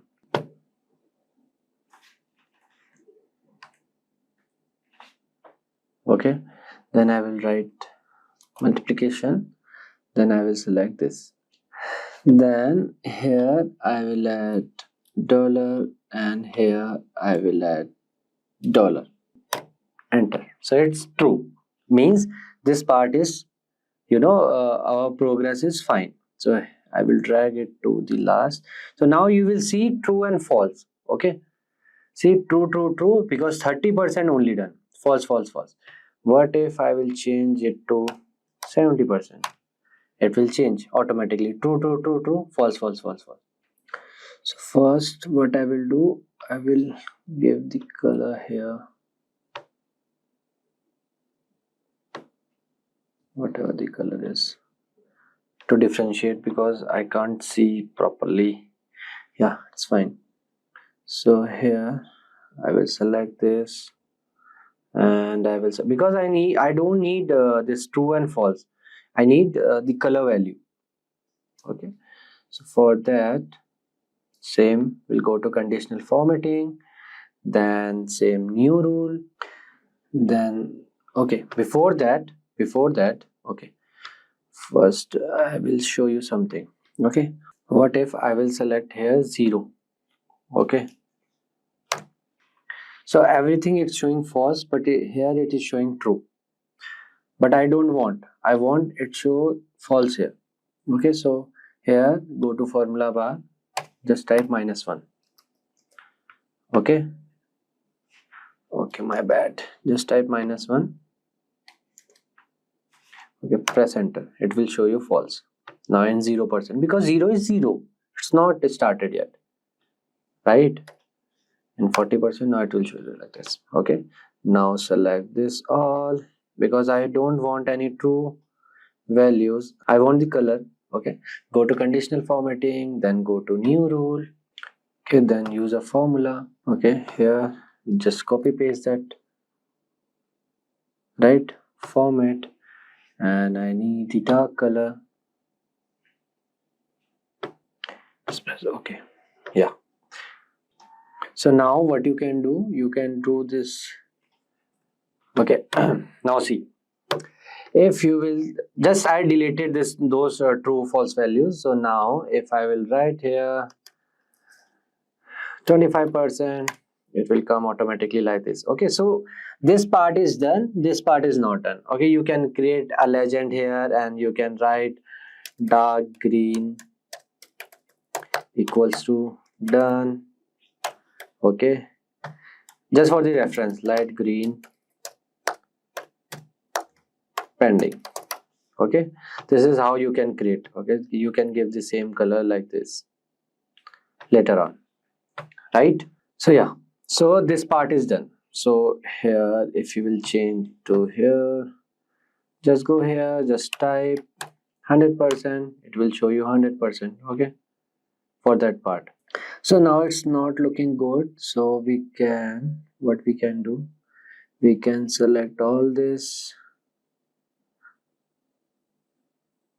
Okay, we can select all this and we can go to insert. Basically I want to give some borders and all. Yeah, all borders. So now it's looking much better, right? Here I will remove the borders for these two. Cool, now it's looking good. So now what I want is that if I'm in week 2, so it should show you are in week 2 with some boxes or some, there should be something. So again I will select this, all my chart.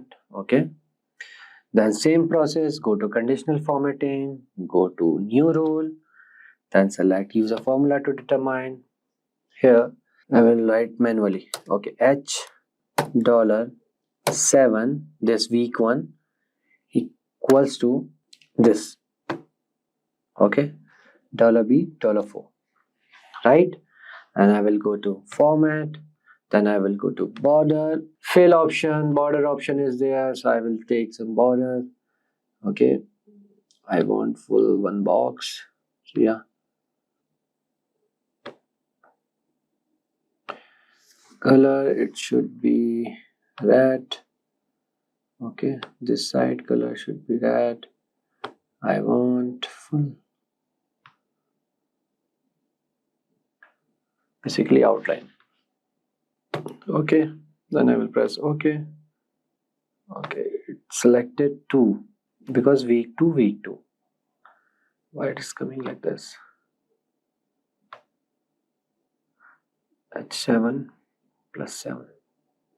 Okay, why it's duplicated? Yeah, let me fix this.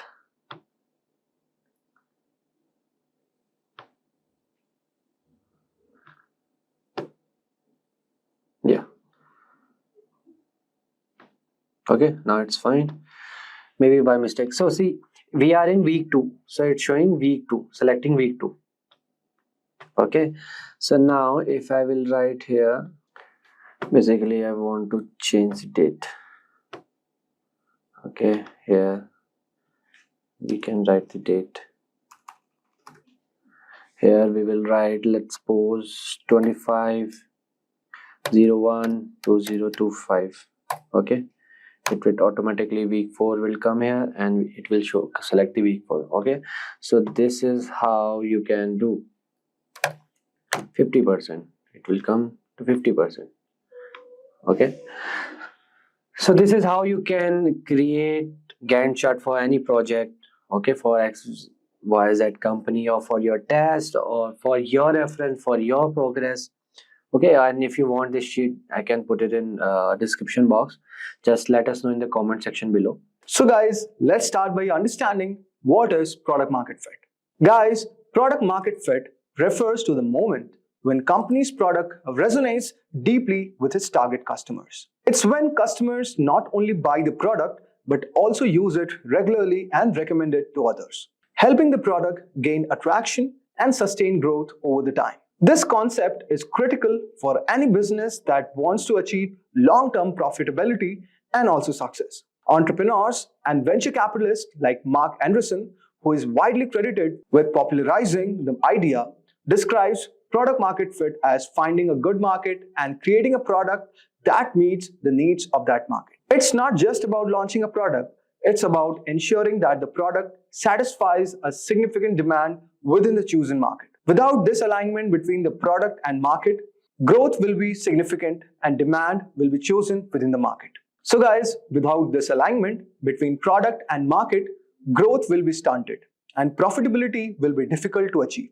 Dan Oslin, a renowned product management expert, developed a framework known as the product market fit pyramid, which helps basically companies navigate the process of achieving this alignment. Now, let's try to move ahead and understand why product market fit is important. So guys, Alex Schulz, Facebook's Vice President of Growth, has emphasized that one of the common issues he observes in the company that he advises is misconception around product market fit.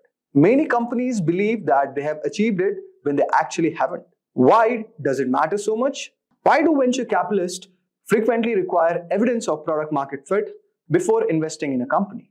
And why do Mark Andersons divide the startup journey into two distinct phases, before product market fit and after product market fit? The answer is pretty simple, guys. Until you confirm that your product has a large enough market of customers willing to pay for it, your company shouldn't focus on scaling other strategic objectives like upselling. And before product market fit, these efforts are premature and potentially counterproductive. For example, guys, spending money on advertising or expanding sales team doesn't make sense if you haven't first proven that there's sufficient market for your product. Achieving product market fit means that your product has demonstrated enough value that a significant number of people want it.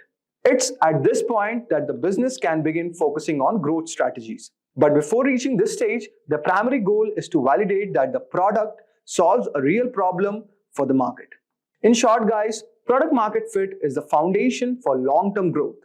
Without it, even the best of the sales and marketing efforts are likely to fall short. So guys, as you can see all over here, so there are certain reasons like product market fit is important, like I have mentioned, sustainable growth, resource efficiency, investors' confidence, customer loyalty, and competitive advantage. So these are some of the main reasons why product market fit is important. But now the question arises, who is responsible for the product market fit? While product market fit is often associated with the roles of product managers and marketers, the reality is that it's a company's wide responsibility. Every team from sales to customer support and finance plays a role in helping the company reach this milestone. The product team may be at the forefront of creating a product, but customer feedback from sales and support teams can provide invaluable insights.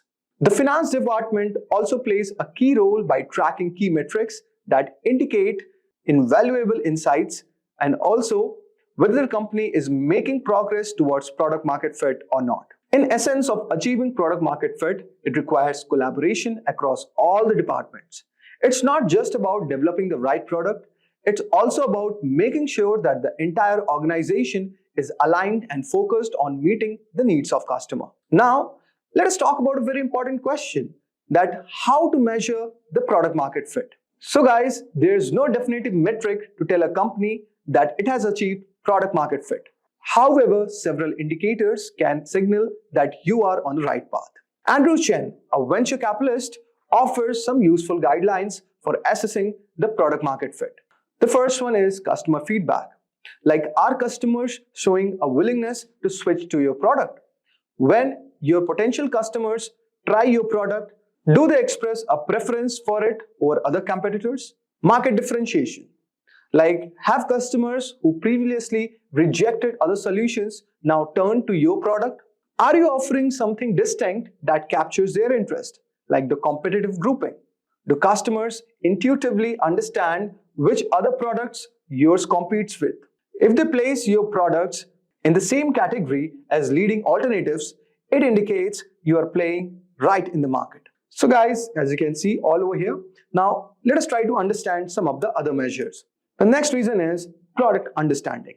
Like, do customers clearly grasp what sets your products apart? If they can easily identify your product's unique selling points, then you are on the right track. Next, we have the retention rates. Like, how do your metrics such as customer retention rates compare to those of your competitors? Strong retention is a good sign that you are providing value to your customers. These signals encompass both qualitative and quantitative measures, reflecting that product market fit is just not about numbers, but it's also about customer perception and behavior. So guys, now let us discuss about some of the qualitative measures. For example, we have first one, that is word of mouth. According to Mark and Reason, one of the best indicators of product market fit is when customers start promoting your product on their own. They essentially become your sales representative by recommending your product to others. Next is media attention. Like, you get increased call from media outlets and analysts suggest that your product is gaining visibility and credibility in the industry. Frequent media coverage can indicate growing market interest in your offering. By tracking both qualitative and quantitative metrics, company can better understand where their products stand and on the path toward product market fit. Now, the biggest question arises, how to achieve product market fit? So guys, there is no universal formula for achieving the product market fit. The Dan Olson's book, The Lean Product Playbook, provides a 6 framework that helps team towards this goal. So guys, the first is determine your target customer. First, identify who your product is for. This involves understanding the demographic, psychographic, and behavioral characteristic of your ideal customer. Without a clear target audience, it's difficult to design a product that meets the real needs. Next is identify the underserved needs. It means that you have to assess the unmet or poorly met needs of your target audience. By identifying the gaps in the existing products, you can tailor your solutions to address those areas. This step is very crucial for differentiating your product from the competitor. Next is define your value proposition. Based on the needs you have identified, craft a value proposition that clearly communicates why your product is the best solution for your target audience. You have to also tell what unique benefits does it offers and how does it solve the customer problem more effectively than the alternatives. Specify your minimum viable product. So guys, specifying your MVP feature set is very important. An MVP is the simplest version of your product that still delivers value to your target customers. The goal is to focus only on the core features that addresses the most pressing customer needs, rather than trying to build a fully featured product right way. By launching an MVP, you can gather feedback and iterate quickly. Develop your MVP, then once all the MVP feature set is defined, the next step is to build and launch it. The initial version of your product should be focused on delivering the core value proposition while allowing you to gather data and insights from real customers. Next is test your MVP with the customers. Finally, once the MVP is live, collect feedback from your target customers. Use this feedback to refine and improve the product. Testing helps validate whether your product meets the needs of the customers and market, and also provides the valuable insights for future iteration. Achieving product market fit is an ongoing process. It requires continuous refinement of your product based on customer feedback and market conditions. However, by following this structured approach, your team can stay focused on the key elements that drive the product market fit. So guys, we have come to the end of this video. And before that, I want to say something. That product market fit is a vital milestone for any company. It is the point at which your product gains enough attraction in the market to support sustainable growth. Without it, even the most ambitious business strategies are unlikely to succeed. The journey to the product market fit is often challenging, and it requires both a deep understanding of the customer needs and willingness to iterate on your product.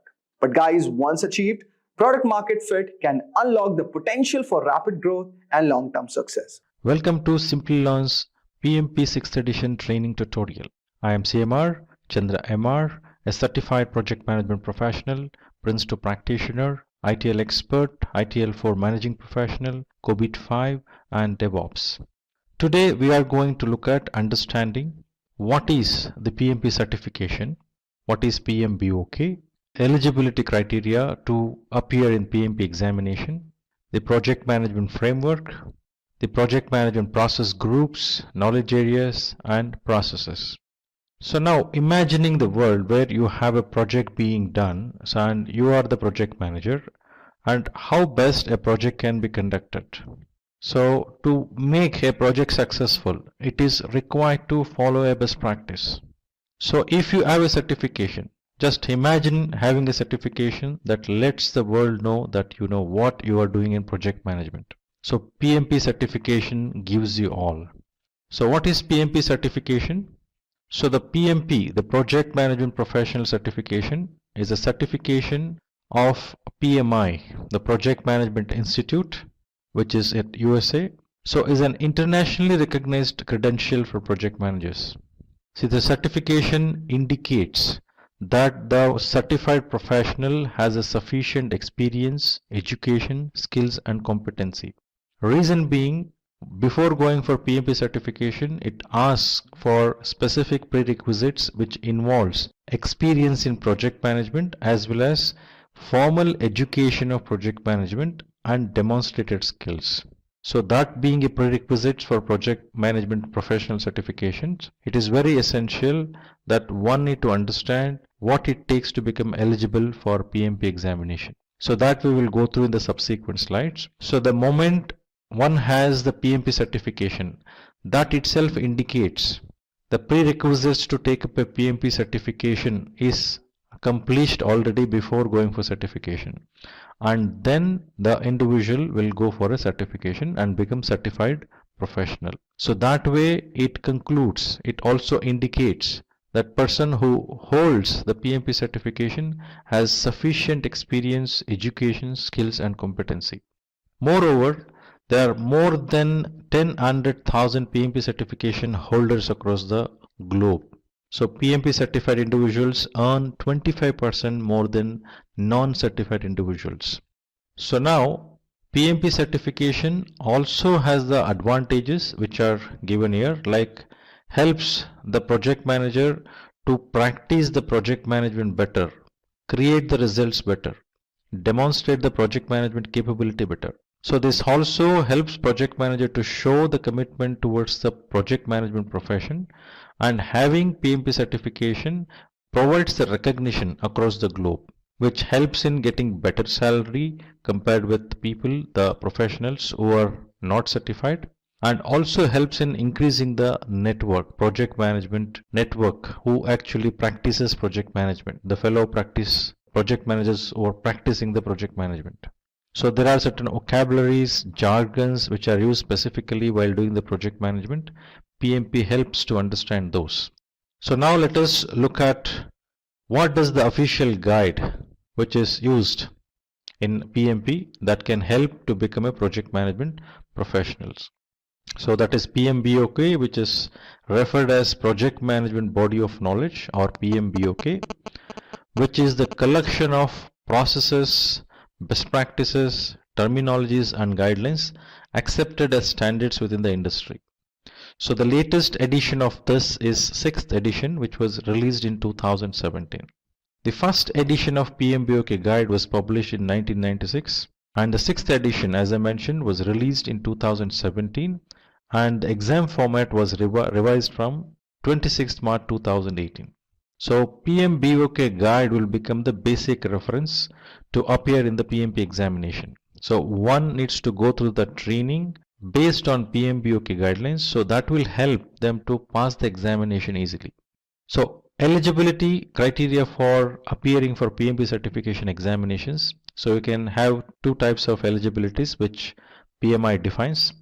So option 1 includes someone who has secondary degree should have 7500 hours of leading and directing project. That is an experience what it is asking as a prerequisite before the professional go for examination, plus 35 hours of project management education formally from a registered education provider like Simplilearn. Option 2, someone who has 4-year degree, project management experience, leading and directing project. This experience will be 4500 hours, whereas as we saw in option 1, in option 2, 35 hours of project management education is required, and that is from registered education provider like Simplilearn, as I mentioned earlier. So this training, which is conducted by registered education provider, will have their trainings aligned with PMBOK, the latest edition. So Simplilearn enables people to learn what are the topics in PMP framework, plus make the professionals ready to appear the examination and become successful. The project management framework, which is defined in PMBOK, includes 5 process groups, 10 knowledge areas, and 49 processes. So when we say 5 process groups, this indicates the way the project flows, how each of these process groups are connected while project happens in the project life cycle. Whereas 10 knowledge areas are the one which needs to be looked up to, demonstrated up to, considered while doing the project management. And the 49 processes distributed across 5 process groups and 10 knowledge areas has the activities, the objectives, the inputs, outputs, tools and techniques clearly defined so that those can be applied while doing the project management. So those are aligned the way it is shown in the table.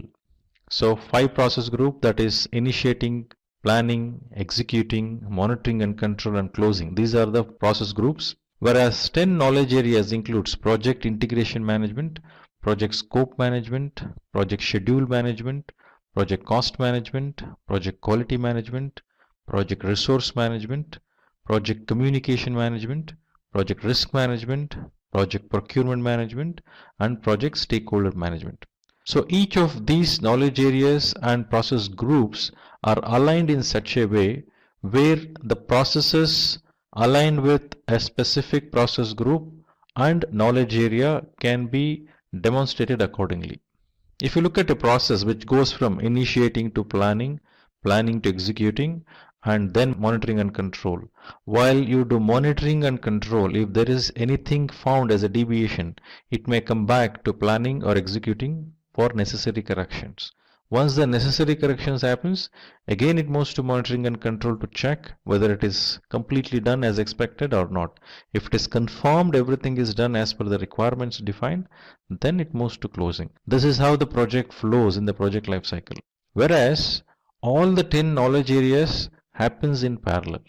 So now if you look at initiating process group, you can see 2 processes, that is develop project charter and identify stakeholders. So develop project charter and identify stakeholders basically defines project charter required for the project as well as initial identified stakeholders who are required to move forward in the project.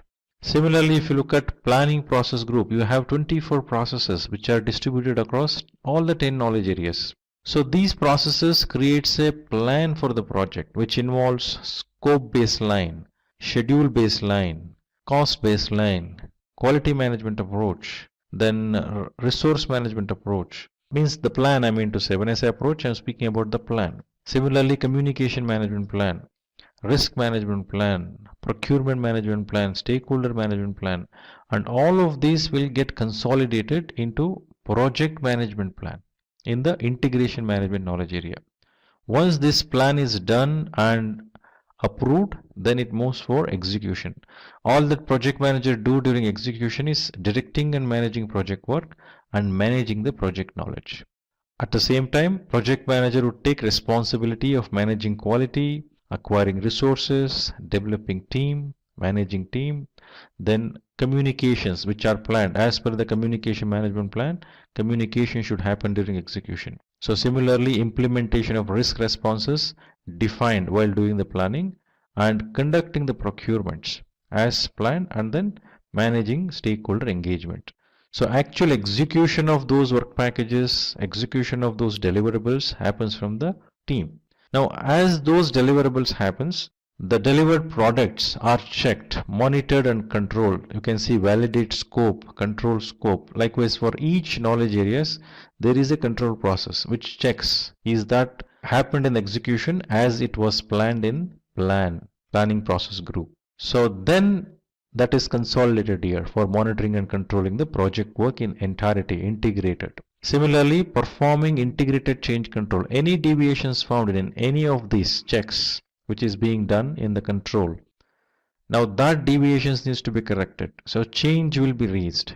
So request for change will be raised, and that will be approved and controlled, and necessary directions are given, approvals are given, and that moves towards execution for implementation. Once it is implemented, again validation happens. Once control checks if everything is okay, then it moves to the closure. Now, activities in closure, a project or a phase, involves just an activities of closure. The products or services or results which are created from the project does not go to closure until those are validated, checked, confirmed and signed off. Only then it goes to closing project or phase, and necessary formalities which are required to be completed before conclusion will happen in closing project or phase. This is how the project flows. Second point which you should keep in mind is a project manager is also called as an integrator. So main focus, the umbrella view, the bird's eye view project manager should have from project integration management. So this layer, project integration management, where project manager should have an umbrella view, total view about entire project, what is happening. So bigger picture, only when project manager has a bigger picture, project manager can come to the lower levels and see are they progressing the way it is supposed to. So then go back, look at the bird's eye view again and see is it going in the right direction, which is very essential. So further, I guess we will look at each of these process groups and what happens in each of the process groups. Similarly in knowledge areas. So let us move forward. Now, project management process groups. So these process groups details the necessary requirement that need to be satisfied to ensure that project resources are used efficiently, and these represents the chronological phases that all projects go through during the project life cycle. So starting from initiating stage, it moves to planning. Once the plan is ready, then it moves to execution. As the execution happens, validation checks happens in monitoring and control, and as you find some deviation in monitoring and control, for correction of the deviation it comes back to execution, or if any necessary changes needs to be done in planning also while doing these corrections, then it may move to plan, then execution, and then monitoring and control. So this loop continues until the confirmation, yes, it is delivered as per the plan, and then it moves to closure. So that's how the project flows, and the project life cycle would be like that. So initiating process group. So initiating process group involves the processes, activities and skills needed to define the beginning of the project. As I mentioned earlier, in initiating process group, the creation of project charter happens and identification of the basic stakeholders, main stakeholders who are required to understand the further requirements in detail, who needs to be engaged. So those are identified.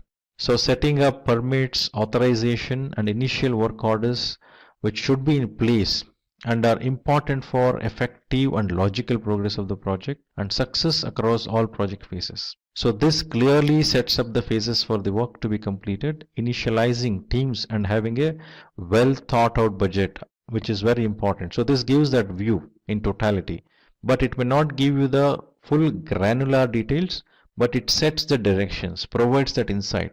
And also one important thing we should keep in mind is in initiation stage, appointment of project manager happens. The formal declaration of appointment of project manager happens, and project charter will be formally handed over to project manager, and that formal declaration of assignment of project manager happens. From then project manager takes over, and first activity project manager does is identification of stakeholders. So next process group is planning process group, where we have around 24 processes to define the project scope, cost, schedule, quality, resource, risk, then procurement, stakeholder engagement. So comprehensive plan if it is waterfall approach, or basic skeleton plan which is required if it is agile approach. So it also clarifies the goals and expectations while putting in place the infrastructure to achieve the goals, keeping in timeline and budgetary constraints. The end-to-end view of the project is provided in planning. So this acts as a basic reference while the execution and monitoring and control happens. So based on the planning, the way it is done, execution will happen. Now next process group is executing process group, where the role of project manager is to direct and manage project work and manage the project knowledge, main activities, being an integrator of a project. Secondly, acquiring resources. It may be human resource or technology resource or any other resource required for the project. Then if it is human resource, there needs to be necessary training, development of the team, and then managing them. So a lot of team dynamics are involved. That needs to be handled. So this involves managing teams while handling time expectations and achieving benchmark goals. Team members delivers those results. Team members does all the activities and then creates that results. So team concerns needs to be addressed, because as you see the people together, the team members together, it is quite obvious conflict may occur. So conflict resolution should happen. The engagement with the team member should happen. So demonstration of work which is done by the project team, that needs to be monitored and controlled. Parallelly, which happens during the execution, monitoring and control is also happening. So project manager should look at both. So concerns needs to be addressed. Execution, is that happening as per the plan, has to be checked as part of monitoring and control while execution is happening. So bird's eye view in entirety, which says how the execution should happen, that needs to be directed and monitored. Whereas coming on ground, seeing is that happening the way it is required, that is also very essential. So next is monitoring and control process group. Now as part of these process group, as I mentioned, while execution happens, it is very essential to check, validate and control. So this process group involves processing change orders. Any deviations being found, change requests are raised. And if that change request needs some modification or changes in planning, then it goes to planning. If no such planning requirements, simple change, then it straight go to execution, change get executed, and then again validation happens. So integrated change management, which is there in this particular process group. So this also focuses on addressing ongoing budget considerations, handling unexpected circumstances that could hamper the team's ability to meet the initial project expectations. So it goes on throughout the project lifecycle. So two process groups, if you closely observe, planning process groups and monitoring and control process groups are the process groups where you see processes in all the knowledge areas. Otherwise, if you see an initiating process group, it is only two processes. One is an integration management, other one is stakeholder management. If you look at execution, you don't see in scope, time, cost and risk management. Similarly, if you see closing process group, only one process, which is in initiating process group. So these are the only two process groups, planning process groups and monitoring and control process group, where you see the most of the processes. So next process group is closing process group. So closing process group, closing project or phase is the process what we have in this process group, which basically focuses on addressing the culmination of project management skills shown throughout the other interconnected processes that guided the projects. So all the aspects of process are closed and all the necessary paperwork is submitted.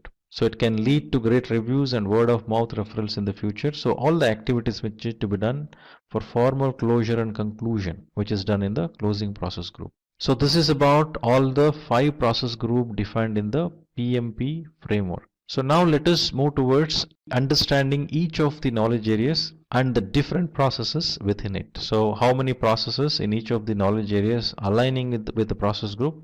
We just saw in the table, but when we look at it, understand what are those exactly. So now knowledge areas are necessary for effective project management, which can take place during any of the explained process groups. So they are 10. So those are project integration management, project scope management, project schedule management, project cost management, project quality management, project resource management, project communication management, then project risk management, project procurement management, project stakeholder management. So many people ask me, when I train the people, they ask me, how do we remember all of this? So remembering process group will be easy because it's the flow which you can remember, then remembering the process group will be easier. But to remember the knowledge areas, so one thing you should keep in mind is initially when PMBOK were defined, mostly in until 3rd edition or 4th edition, we used to focus on triple constraints. So when we say triple constraints, we used to tell scope, cost and time. Now later when as the best practices evolved, as the PMBOK evolved, so it did not limit on triple constraints. It actually said 6 constraints. What are the 6 constraints? Scope, cost, time, quality, resources and risk. So if you can able to remember the 6 constraints, so each of associated with each of these constraints there is a knowledge area. Like you have project scope management, which is one of the area of constraints. Similarly, schedule management linked to time, cost management, quality management, resource management and risk management. So out of 10, easily you can able to remember 6. Further, there are 4. Now integration management by default integrates all the 9 knowledge areas. So remembering that may not be difficult. So to consolidate this, to conduct the project properly, you need stakeholders. You need to procure something and you need to communicate. So other 3 knowledge areas remembrance should happen by linking to this. So firstly remember 6 constraints, that is scope, time, cost, quality, resource and risk. Then you have communication which needs to happen. To communicate there should be stakeholder and also there should be supply which needs to happen to the project. So if you can link like this, 9 knowledge areas you can remember. So all these 9 knowledge areas you will integrate and manage in integration management. So in fact all the plans which are defined in rest of the 9 knowledge areas except integration management, so all those plans are called as subsidiary plans. So all these 9 subsidiary plans, that is scope management plan, schedule management plan, cost management plan, quality management plan, resource management plan, communication management plan, risk management plan, procurement management plan and stakeholder management plan. So all these 9 subsidiary plans are integrated together and consolidated in project management plan. So that happens in project integration management. So this we should keep in mind. So project integration management, what does it do? So project integration management basically includes plans to develop project charter, a document that sets up the project and assigns the project manager created during the initiation phase. So a project management plan is also created, which is a roadmap for the entire project to become a success. So the project plan, once approved by stakeholders and sponsor, is monitored and tracked through the change log. It also directs and manages the project work. This process is monitored, analyzed and reported to identify and control any changes or problems that could be encountered. So one thing we should keep in mind when we say project integration management, this is the only knowledge area where we see processes in all the process group. So we have process in initiating process group, we have processes in planning, we have process in execution process group, we have processes in monitoring and control process group and also in closing process group. So project integration management is only knowledge area where it has a processes in all the process groups, which we don't see in any other knowledge area. Now next we'll look at the list of processes. Like develop project charter is in initiation process group. Develop project management plan, which consolidates all the 9 knowledge areas, is in planning process group.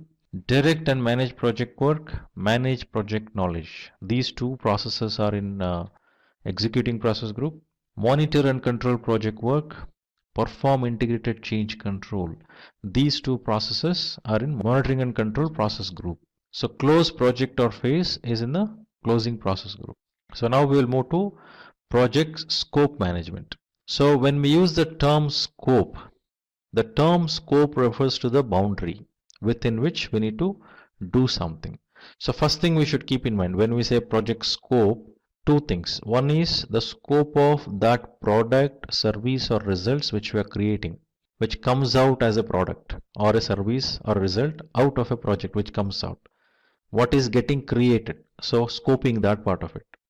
So other scope part of it, the processes, the tools, the resources, what is being used during the project so that deliverables happen. So two part of the scope we should look at.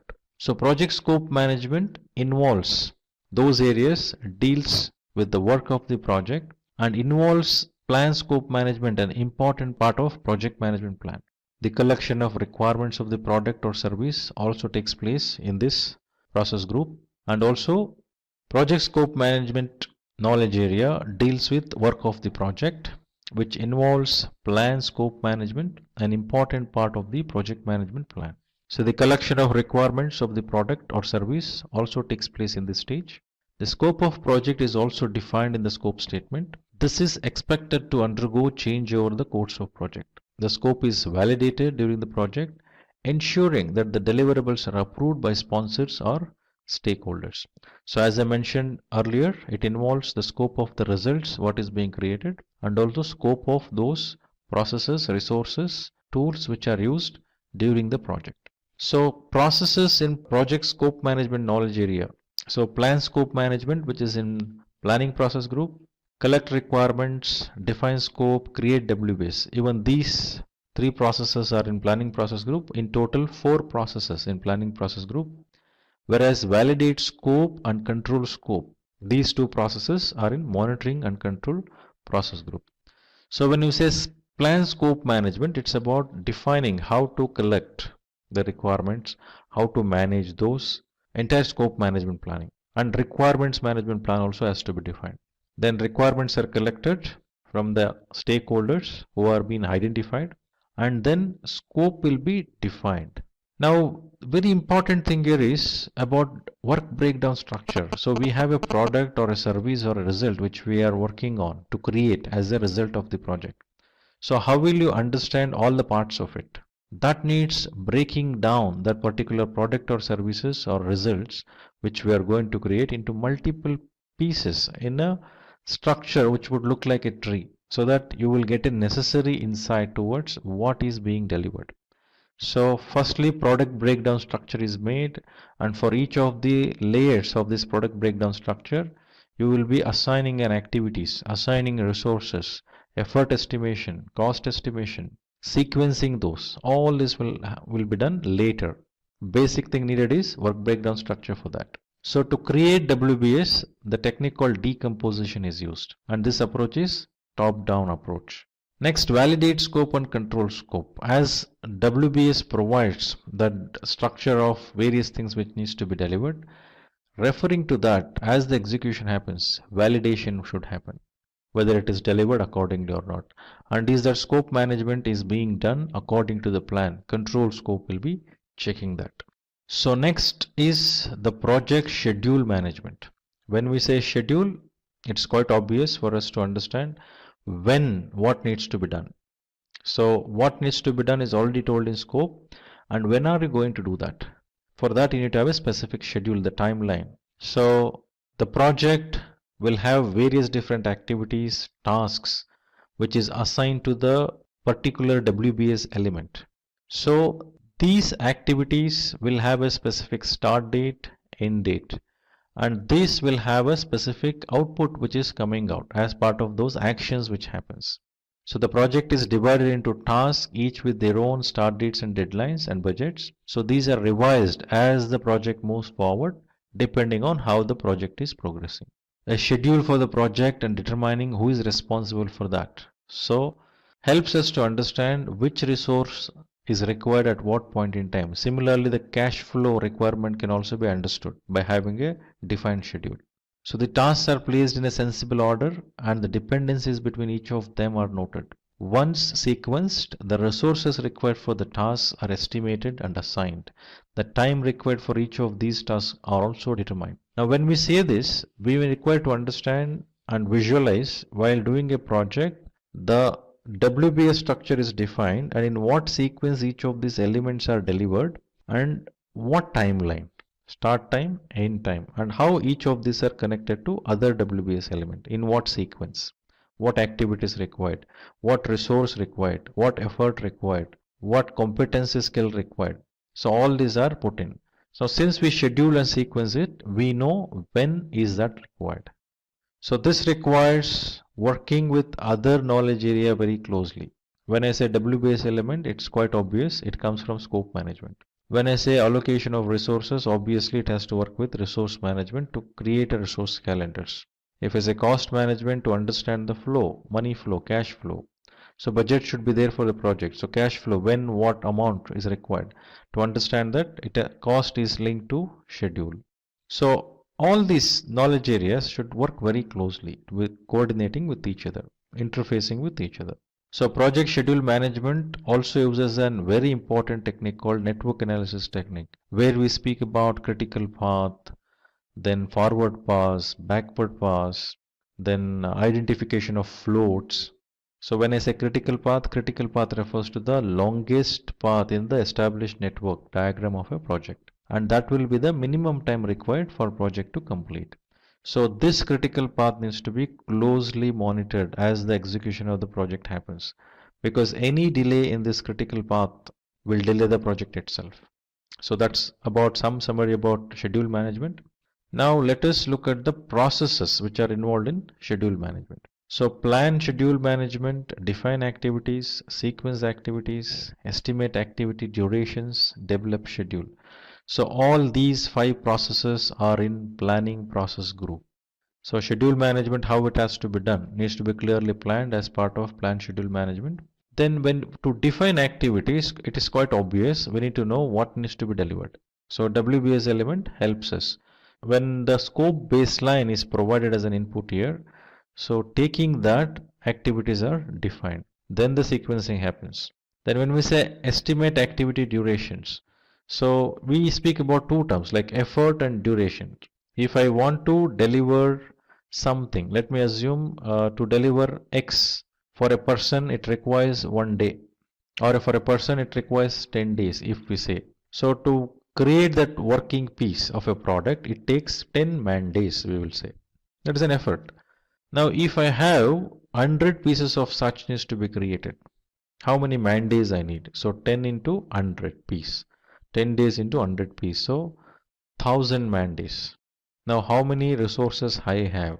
I may have around 25 resources. Now 1000 divided by 25, it will be around, I guess, 400 man days. No, I think 1000 divided by it's about 40. So 40 man days of effort means that is duration, whereas effort is 1000 man days. 40 days will become duration.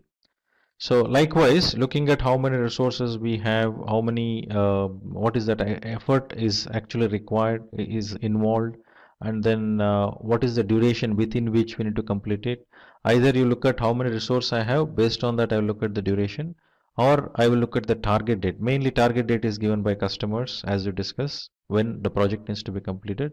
Accordingly, you are required to acquire the resources. So this itself is showing us these knowledge areas now work very closely. Now without scope, you cannot define activities. Now without understanding the activities, you don't know what is the effort. So now once you understood the effort, you know what resource, what competency, when. So you need to work with resource management. So to have those resources onboarded or acquired, you need to have money, cost. So what cost it takes. So likewise, it goes one by one elaborating. That's why you see 24 processes in the planning process group distributed across all the 10 knowledge areas. So this is about schedule management. Now I look at the cost management, project cost management. So when we say cost, it is quite obvious. It's all about money. What money? The expenditure, the outgoing money. So project incurs cost. If any individuals, I keep getting these questions in a lot of trainings. So is checking the revenues, the invoice raising and collection of payment, is that a job of a project manager? Now, when we say the project management and look at it as a project management activities, now it's all about delivering the results of the project. So when we say I need to collect invoices and to submit invoices, collect payments, when you say that, so that doesn't mean it is part of a project management role. No. Now, if in your organization, if you have a designation of project manager or some manager or something, and invoice submission and collection of payment is also part of your job description, you have to do. You don't have any choice. So designation is totally different when compared with the meaning of the role called project manager. So any other things which are associated with your designation in the organization, it may be project manager also designation possible, depending on what job description, what job activities are associated with it, accordingly you need to do. But when you do a project management activity in specific, when you involve in the project, so all these aspects what we are defining, that needs to be taken care 100%. Along with it, raising an invoice, collection of payment, or coordinating with some other department to find out new opportunities in the existing customer, those are all additional things which are given to you as an individual with that designation to justify many things. So as a professionals, I have a position in organization with some designations, and there is a CTC salary which is given, and that needs to be justified. To justify that, various different roles are attached to you for your designation. So that you need to look up to. Accordingly, you need to deal with. Now let us come back to project cost management. So it's about expending money, what we're speaking about, which basically focuses on estimating and allocation of budget to the project. That is first thing. One needs to estimate, approximate what cost it takes for a project. Now, what are those cost components? So where is that cost incurred? So cost is incurred to the resources acquired. Cost is incurred to the tools. Cost is incurred in all that activity what we do, right? So everywhere, the one we create a result for raw material what you acquire, the people, the technology resource what you acquire, the facility what you have. So all this involves money, the cost, expenditure. So approximation of the cost needs to be done, what it takes to complete this project, and confirm, budget it. So this involves project budgeting. So good estimation tools need to make sure that the funds are within the need of the project and stakeholder sponsors are kept informed. So estimation and budgeting cannot happen in isolation. Project manager cannot do alone. That requires to involve the experts, the domain experts, who can determine how the budget can be established, how it can change, how it can be controlled, what are the regulators needs to be kept in mind. So it considers all those processes required to do that. All the tasks which are involved like cost and combining them would determine project budget. So firstly approximation would happen. Based on that approximation, then the approximation of that will be submitted. Then the budget is confirmed after allocation. So this needs to be monitored and controlled throughout the project lifecycle. So initially I also mentioned earlier about triple constraints, scope, time and cost. So it is very important to monitor these three critically. So for that there is a technique which is used, which is very popular, earned value management, which speaks about or provides you the insight towards how the project is progressing in terms of scope, time and cost, which are basically very important ones. Then comes rest of the things, quality, resource, risk, which complements to this, right? So project cost management involves four processes, that is plan cost management, estimate cost, determine budget, which are part of planning process group, and control cost is part of monitoring and control process group. Now next knowledge area is project quality management. So when we say quality, it's all about ensuring that grades are set, requirements are clearly defined, and how are you going to ensure that inherent characteristics what are defined are accomplished. So you need to have a quality management approach, quality management plan in place. Now what quality management I should follow? There are a lot of standards, a lot of best practices. So that is based on the project environment. In which organization are you doing? In any given organization, there will be quality management practices which are followed, an approach that may require to get reflected in the projects which is being done in that environment. Or if project has a specific requirement, that specific quality management standard or practice needs to be followed, then that needs to be defined. Accordingly, the quality management should happen. So quality management is a part of entire project management plan. which speaks about quality specifications, products or service, the artifacts which are used as part of the project. So when we say quality management approach, we speak about many terms like acceptance criteria, quality criteria, customer quality expectations, then quality assurance, quality control. So all these needs to be kept in mind and brought in place. And this in execution, if you look at, there is a process called manage quality. When we looked at scope, schedule and cost, there was no processes defined in execution. But since the accountability of ensuring quality is with project manager, there is a process. Now remember, all these 49 processes defined in PMP are project management processes. These are not the processes which are for execution. So these are all project management processes. If any team member is configuring something, creating something, delivering something, none of those activities are defined as part of these processes. As plan, when you make a clear plan, like when I said create WBS, where you have the elements which needs to be delivered are defined. When you're putting an activities into it, adding activities into it, that anyway you have a domain expert to do it. Accordingly, execution happens by team members. But as a project manager, you are not involved in that in entirety. In execution, I'm saying. So project quality management will have the processes like plan quality management, manage quality and control quality. So plan quality management is part of planning process group, manage quality is part of executing process group, whereas control quality is part of monitoring and controlling process group. So the next knowledge area to look at is project resource management. So when we say resource, by default we think about human resources. So that's how the knowledge area was in the 5th edition. So it was called as project human resource management. But as the discussions happened, as the realization happened, it is not about just human resource, many resources involves, technology resources, facility resources. So the renaming of that knowledge area happened in 6th edition as project resource management. So project resource management focuses on ensuring identification of those roles, identification of those resources, having a plan in place so that resources can be managed better. So predominantly when we say resource, it's quite obvious we think about human resources. So which is very, very unpredictable kind of resource. Whereas when it comes to technology resource, it is predictable. The nature, the behavior, the configuration, everything is predictable. But only those human resources are the one which requires a special treatment, a special approach to engage with them. So this knowledge area helps to identify roles within the project team as per the project management team structure defined. So there should be project management team structure defined.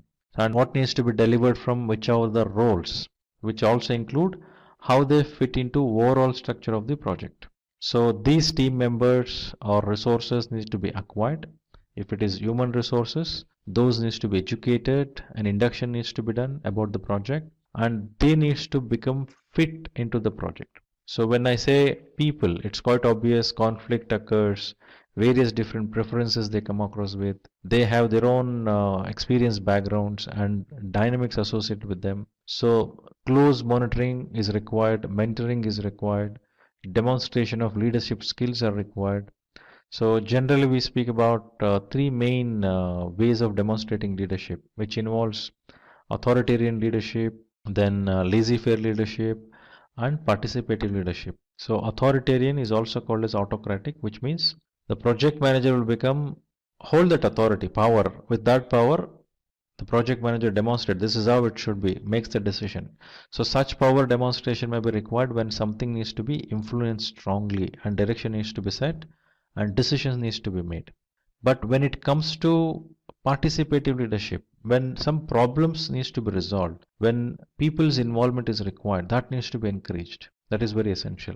Reviewing or creating solutions, that approach, leadership style is required. But when it comes to laissez-faire, delegative approach, so where there are specific domain experts who will do it, so assign to them and then monitor, review with them. That is delegative approach. So these three leadership styles has to be demonstrated effectively while doing project resource management. So team will have their own dynamics, so that needs to be understood and accordingly dealt with. So this knowledge area has around 6 processes, that is plan resource management, estimate activity resources, acquire resources, develop team, manage team, and control resources. So plan resource management and estimate activity resources are part of planning process group. Acquire resources, develop team, and manage team are part of executing process group, whereas control resource is part of monitoring and control process group. So next knowledge area we are going to look at is project communication management. So when we say project communication, firstly we need to understand what is this communication is all about. So communication is used to convey something to someone. So there should be two parties, the communicator and the one who receives it, means sender and receiver. So very important here is when sender sends certain message, at the receiver's end, how it is received. Is the meaning what is actually perceived by a receiver is same as what is meant by the communicator, means sender. So this will become a big gap. If what I told versus what someone understood, if there is a gap, then the communication is not effective. So it is very essential to understand this dynamics. Communication should be very effective, and based on that communication, there is always a resultant action. So always communication will have two parties minimum, one is sender and receiver. And in the receiver's perspective, one needs to understand who would be the receiver generally. When I say project manager communicates with sponsor. Project manager communicates with team members. Project manager communicates with customers. Project manager communicates with other functions within organization, suppliers who are external to the organization. Now, each of these communications will have a specific objective and intention. So, project manager should understand that. And what sorts of vocabularies, jargons which needs to be used while communicating, the words, the communication methods which needs to be used, the communication channel, the language, the syntax.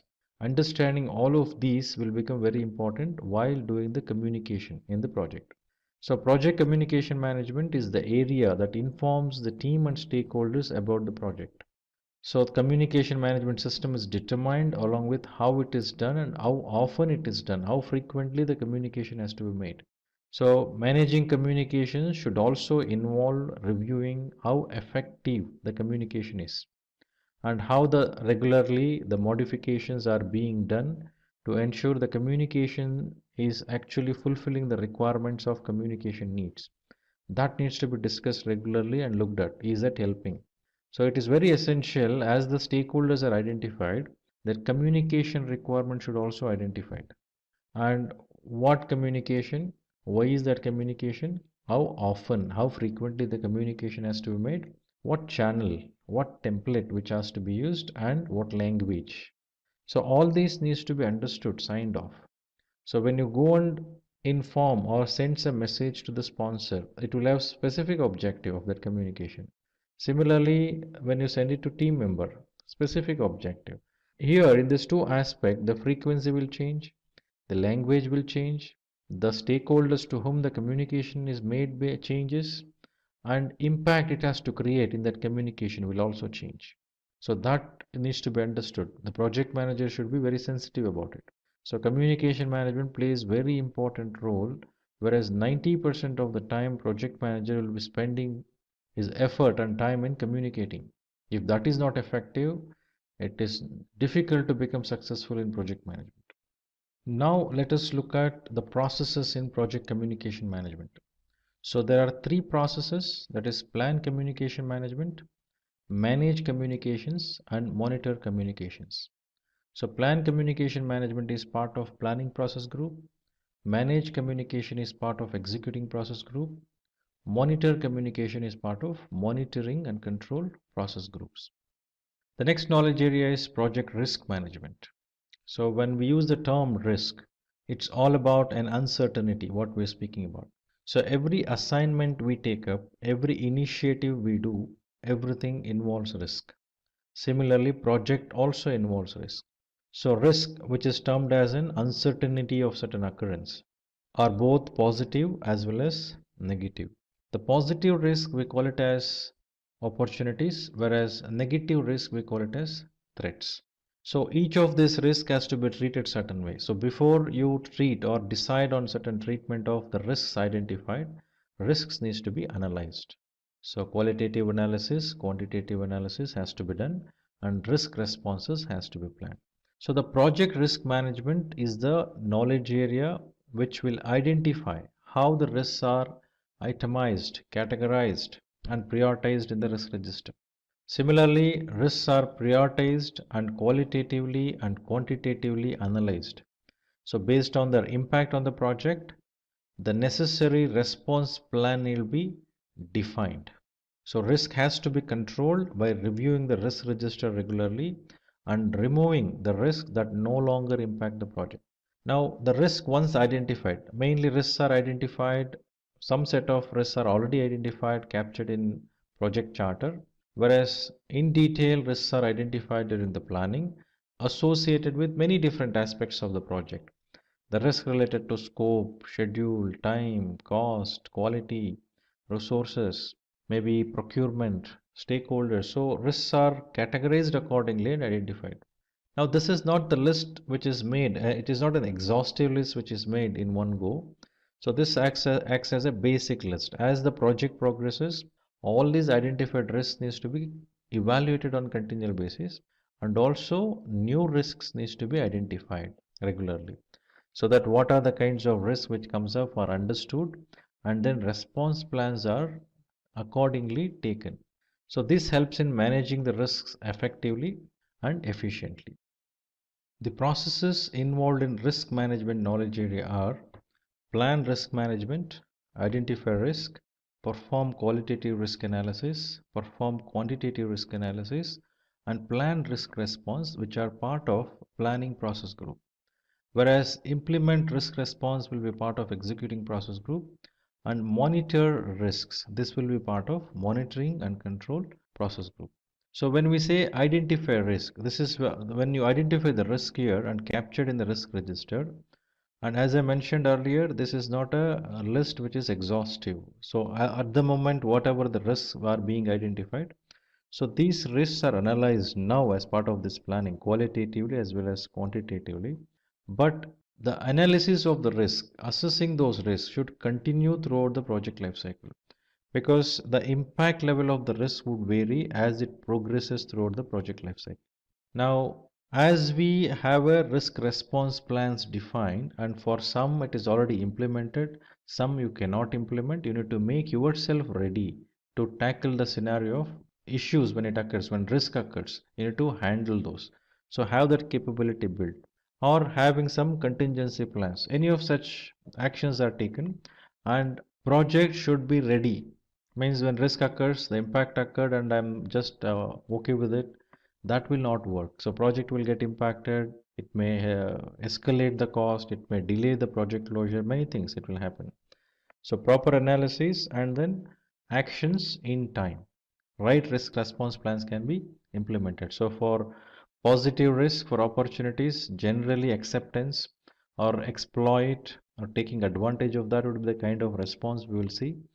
For the negative risk, the threats, the kind of responses what we would see is like avoid or have a contingency plan or mitigate the risk in terms of having some measures implemented.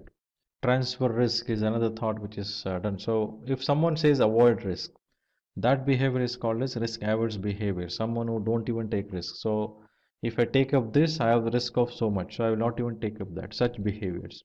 So those are the kinds of risk responses may come across, which needs to be implemented as part of executing process group. Then whatever the plan, whatever the implementation which has happened, that needs to be monitored as part of monitoring and control. So next knowledge area for us is project procurement management. So when we say procurement, so every project involves procuring something. So a main decision which happens here is make or buy decision. So should I make it myself? Should I create myself within the organization, or should I do something or purchase something? So make or buy decision. So when I decide I'm going to buy certain things from outside, because we cannot make everything as part of our organization, because the direction of the business is totally different. If I am a bank and I am doing an IT project, I need not go and sit and start configuring a server. So I need not hire a people who configure and then they come and sit here and I start managing them. So my entire focus of banking services, which I need to focus on, will go for toss. I should not do that. So instead I'll give to an experts. So procurement of an IT services from an IT service provider I will do. So to giving it to the experts rather than doing myself, which helps me to have that expertise coming to me. So procurement management involves in identifying those resources, the products or services which needs to be procured to use in my project, so that I need not spend time on that. So this involves identification of the suppliers, having those subcontractors, right? So they will have an engagement through a contract, and monitoring and managing them and establishing a relationship with them and engaging with them in appropriate way that is required. It is very essential to be done in every project. So that way project procurement management would guide in terms of handling all the procurements what we do from outside, external to the organization. So this knowledge area handles outside procurements like hiring subcontractors. Outside needs of projects are identified and how much they are determined. This involves a statement of work, terms of reference, request for proposal and choosing a vendor. So to do this, bidder conference happens. Floating request for proposals can happen. Request for quotation can happen. So many such actions are taken, and the processes involved here are three mainly. So plan procurement management, which is part of planning process group, conduct procurement, which is part of executing process group, and control procurement, which is part of monitoring and control process group. So the next knowledge area is project stakeholder management. So when we say stakeholder, who is the stakeholder? Stakeholders are internal, stakeholders are external, stakeholders are the one who influence, stakeholders impact, they will get impacted, they are influenced. So likewise, for every project, every initiative organization takes, there are stakeholders. For me, for my project, I need to identify all the stakeholders. So now identification of stakeholder, engaging with stakeholder, managing these stakeholders will become very essential. So as part of this knowledge area, after identification of stakeholders, the need of stakeholders needs to be understood. So not every stakeholders are identified will have very close to the project. They are not in very close proximity to the project. The distance of the stakeholder from the project may be far. Still, they may have an impacted because of this. We need to understand that if I am building a flyover, construction of a flyover is happening, obviously people living in that region will get impacted. But they have no direct involvement in the project. However, their cooperation is required. So likewise, as we identify the stakeholders, we need to understand what kind of impact or influence that stakeholder will have on them or on the project from them. This needs to be analyzed. So stakeholders needs to be identified, their concerns need to be identified and must be managed. Some stakeholders would come up with certain powers, authorities. So we need to understand that as well. So each of the stakeholders needs to be listed out, their concerns prioritized based on their impact on the project. Then the stakeholders need to be engaged and determine if their needs are being addressed. If not, what can be done to rectify those, if at all any issues exist.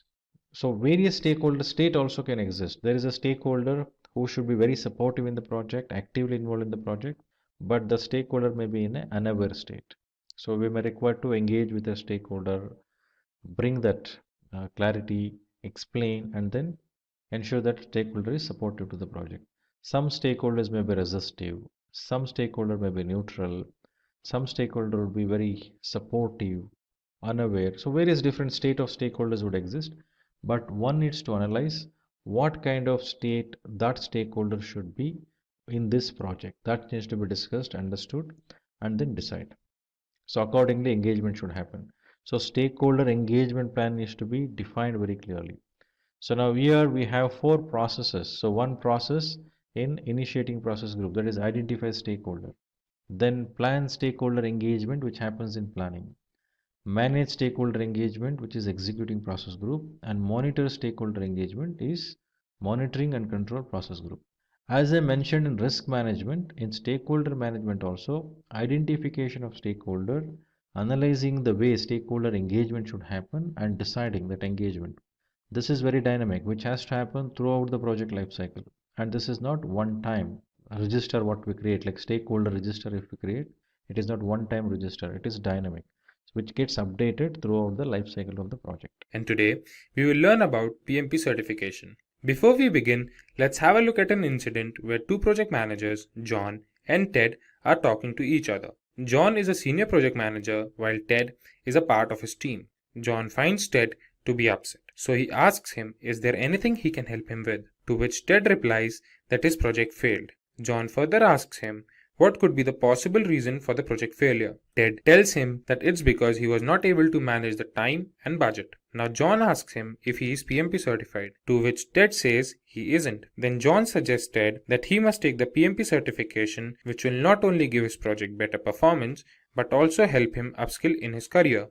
So today, we will discuss about PMP certification in detail. Let's first have a look at all the topics we will cover. We will begin with what is PMP, then we will check top 10 reasons to get PMP certified, followed by the basics of PMP. Then, after we know the PMP basic concepts, we will check who can get this certification and pattern for the PMP exam. Then we will learn about the PMBOK guide, which is an integral part to prepare for the PMP exam. Finally, we will see the cost and the validity of the certification. So without any further ado, let's begin with what is PMP. PMP, or Project Management Professional, is the world's most renowned project management certification for project managers. This certification is provided by the Project Management Institute. Now, when we know what is Project Management Professional or PMP certification, let's have a look at some reasons why you should get PMP certified. Today, I will give you top 10 reasons to take PMP certification. PMP certification helps you become a better project manager. The process that helps us acquire the certification goes to several phases like gaining project management experience and passing the PMP exam, which helps you in bringing sanity to the project manager. The process helps project managers to learn different industry trends, have practical knowledge, and several other project management constraints. The second reason that we have is project management certification makes a resume more valuable.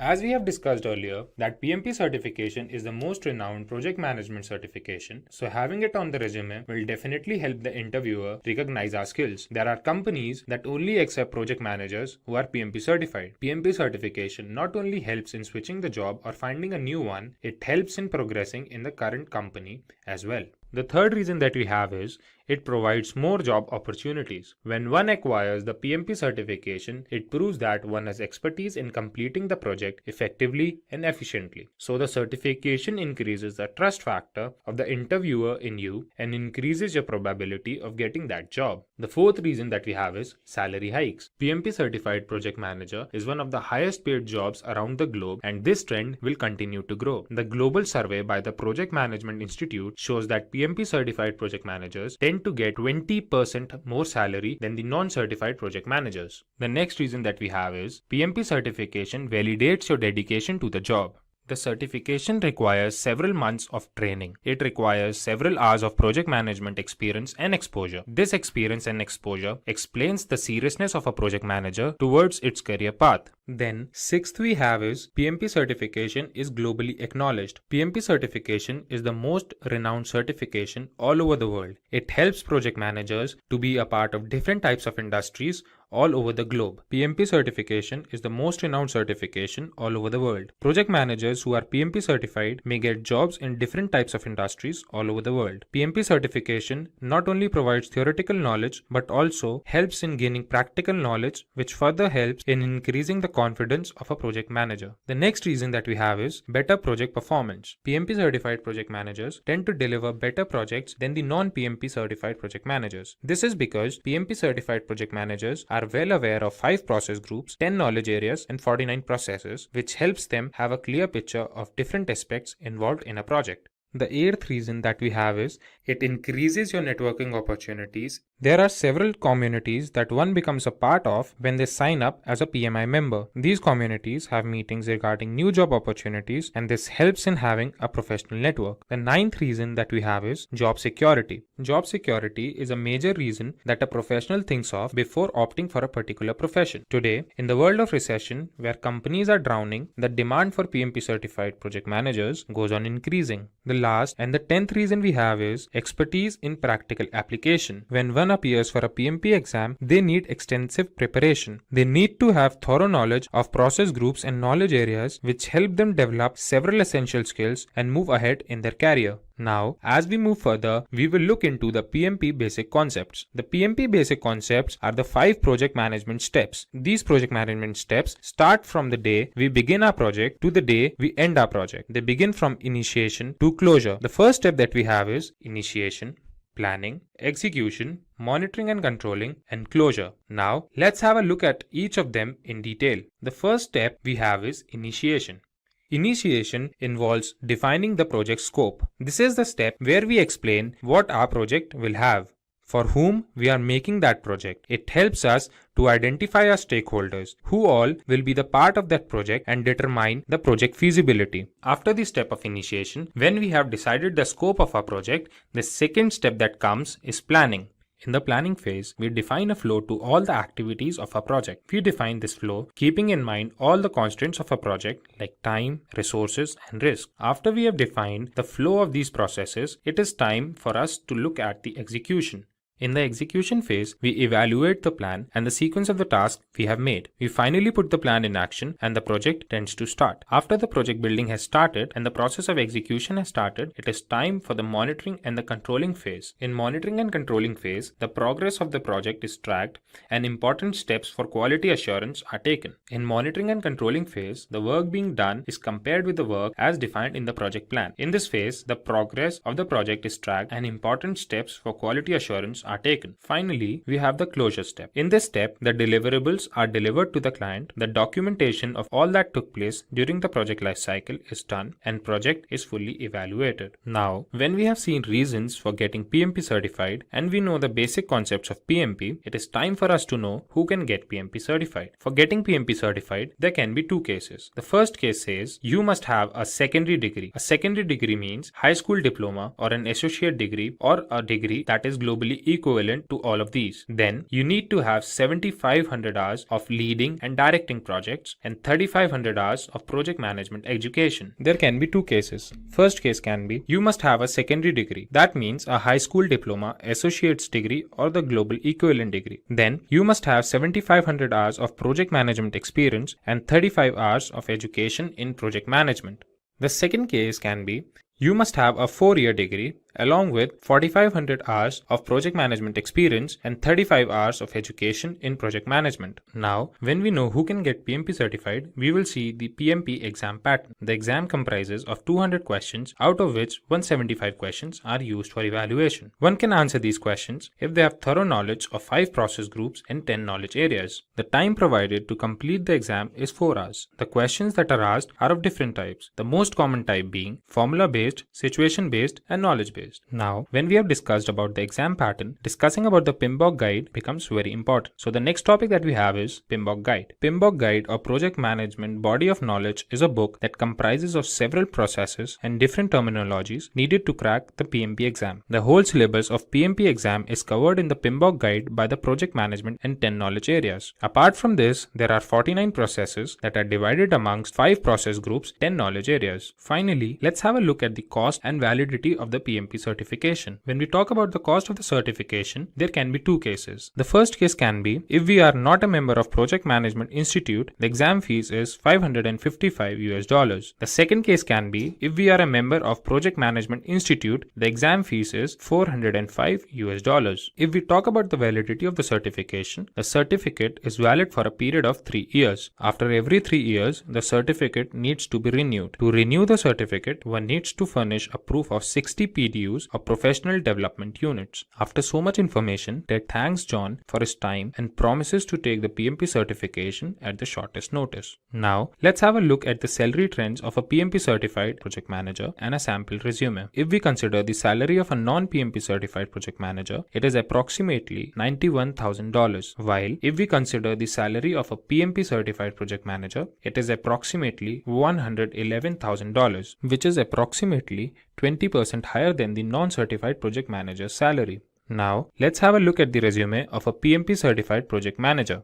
If you are somebody with PMP certification and looking for a project manager or a senior project manager role, your resume should look something like this. The summary in the beginning would include how much experience you have and anything that supports your claim of being a project manager. Like here, James Brown has written, he has more than 10 years of experience with generating and building projects. Then, when you talk about your experience, you should put something that emphasizes on the responsibilities that you had, your area of expertise, put something that shows your skill set for the desired post, and also something that you learned from your former job role. This shows that you have command over your work and also the determination to skill and upskill yourself. Like here, James Brown has 3 years of experience as an assistant manager training new associates and then more than 3 years of experience as a project manager where he not only led projects but also learned new project management tools like Trello and Primavera. After this, add relevant information regarding your education. Your resume must include skills that you have or you have gained in your years of experience. Like here, James Brown has divided his skills into 2 parts, where he has written his technical skills and non-technical skills. He has included a skill of Agile and quality assurance software, as well as he has his knowledge of different project management tools. Then putting your certifications play a major role. This proves that you are up to date and updated with current market trends. James Brown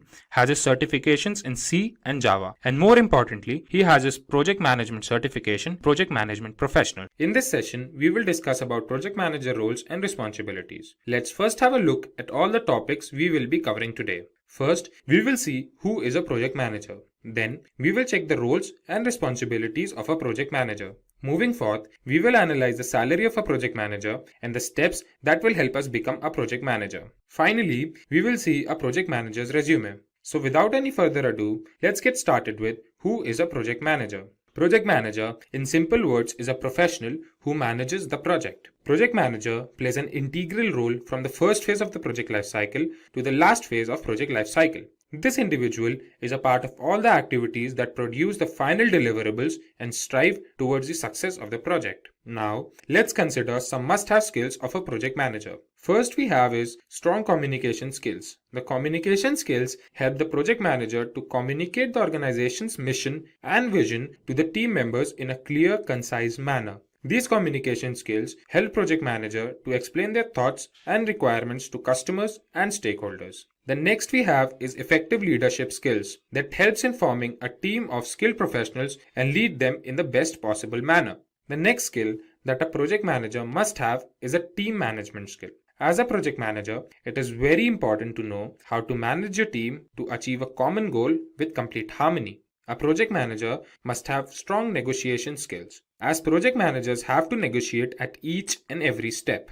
This negotiation might be with the customers, stakeholders, or team members. These negotiation skills become of utmost importance when project members get into a fight or an argument. Then we have critical thinking. This is what makes a project manager more effective and efficient in project management. This thinking capability is needed to take difficult steps, talk to stakeholders, and resolve several issues throughout the course of the project. The last skill that a project manager must have is risk management skill. Handling a project is an important step, but what is equally important is risk management. This is the process required to identify, analyze, and respond to the risk factors throughout the project lifecycle. Now, when we know who a project manager is, we must have a look at the roles and responsibilities of a project manager. The first and the foremost role of a project manager is to set up a project scope, check its feasibility, and determine the resources that are needed to satisfy the project scope. Second role that a project manager has is the development of a project plan according to the project scope. The plan is needed to encourage the team to hard work with all their dedication. Next, a project manager is supposed to set deadlines for the project deliverables. He or she is supposed to manage time as a priority and communicate with the team at regular intervals. Next important role is to analyze, track, and control the budget of the project. Project manager has to make sure that the project does not run out of budget and is optimized as possible. Moving forth, effective communication is one of the most important skills of a project manager. He/she is supposed to maintain communication with all the stakeholders throughout the project. Then we have is the identification and evaluation of risk in a project. Project manager must take steps to minimize the effect of risk in a project. The next role of a project manager is to track and control the performance of the team. This helps in yielding the best outputs with the least number of resources. Last role a project manager must have is to provide reports and documentation of all the steps involved in project management.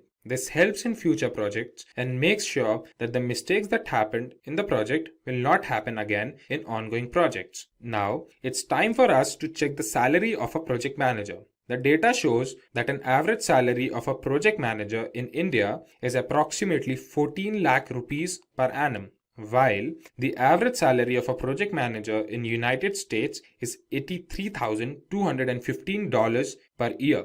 The next important thing we must learn is how can we get a project manager's job? There are 4 important steps that one must fulfill to become a project manager. The first step is to have a bachelor's degree. It is important for a person to be a graduate. One can hold a bachelor's degree in any area of interest like marketing, computer science, or even engineering. This entirely depends on the type of project manager one wants to be. The second important step is gaining project management experience. This means that a person must have experience in leading and directing projects. Project management experience helps in taking different project management certifications, which further help in having a good paying job. The third essential step is to learn project management tools. There are different project management tools for different area of interest. These tools help in quick and efficient management of work. Project management tools are used widely by organizations now. Learning these tools will increase the chances of getting selected in one of those organizations. The fourth and the last step is getting project management certified. Project management certifications help an individual to increase the value of their certification and validates their dedication to the job. Nowadays, several organizations have made it compulsory for a project manager to be project management certified. There may be several project management certifications, out of which Project Management Professional Certification or PMP certification is one of the most common and widely accepted certifications. The Project Management Institute or the PMI predicts that there will be 22 million new project management jobs by the year 2027. Now, it's time for us to know how a resume of an aspiring project manager looks like. If you are somebody looking for a project manager role or a senior project manager role, then your resume should look something like this. The summary in the beginning would include how much experience you have and anything that supports your claim of being a project manager. Like here, James Brown has written, he has more than 10 years of experience with generating and building projects. Then, when you talk about your experience, you should put something that emphasizes on the responsibilities that you had and your area of expertise. Put something that shows your skill set for the desired post and also something that you learned from your former job role. This shows that you have command over your work and also the determination to upskill yourself. Like here, James Brown has 3 years of experience as an assistant manager where he trained new associates, and then 3 years of experience as a project manager where he not only led projects but also learned new project management tools like Trello and Primavera. After this, add relevant information regarding your education. Your resume must include skills that you have or you have gained in your years of experience. Like here, James Brown has divided his skills in 2 parts where he has written his technical skills and non-technical skills. He has included his skill of Agile and quality assurance software, as well as he has his knowledge of different project management tools like Trello and Primavera. Then putting your certifications play a major role. This proves that you're up to date and updated with current market trends. James Brown has his certifications in C and Java. And more importantly, he has his project management certification in Project Management Professional or PMP. So, the PMP certification acknowledges project managers who have demonstrated their skills in managing people, processes, and business priorities in professional projects. It's essentially a mark of excellence and leadership in project management. So, before you can apply for the PMP exam, you need to make sure you meet certain criteria. So, it's like a checklist to confirm that you have the right background to take on the exam. So, let's look at what you need to qualify. So, there are 2 main sets of criteria based on your educational background. Let's break them down. Now, if you have a 4-year college or university degree, you need to meet these requirements. You need 36 months of experience leading projects in the past 8 years and 35 hours of project management education or training, or you need to have a CAPM certification. Now, if you only have a high school diploma or secondary school diploma, here's what you need. 60 months of experience leading projects in the past 8 years and 35 hours of project management education or training or a CAPM certification. So first, you'll need to gather information about your experience and training. So here's what you'll need to document. Number 1, projects you have led, like where did you work, what was your role and what were your responsibilities and how long did the projects last. And second, training you have completed, which must include which institutes did you attend, what courses did you complete, how many qualifying hours of project management training do you have, and so on. So make sure to have all these details ready to go for your application. So once you've gathered all your information, it's time to complete and submit your PMP application. So here's a quick overview of the process. So start by setting up your PMI account. You can do this now or wait until you are ready to apply. So take your time with the application because it's a save as you go process. So you can take breaks if you need to. Now, before you begin, you must make sure that you have registered for a PMI ORG user account. So having known all that, now let's move on to how the PMP exam will look like.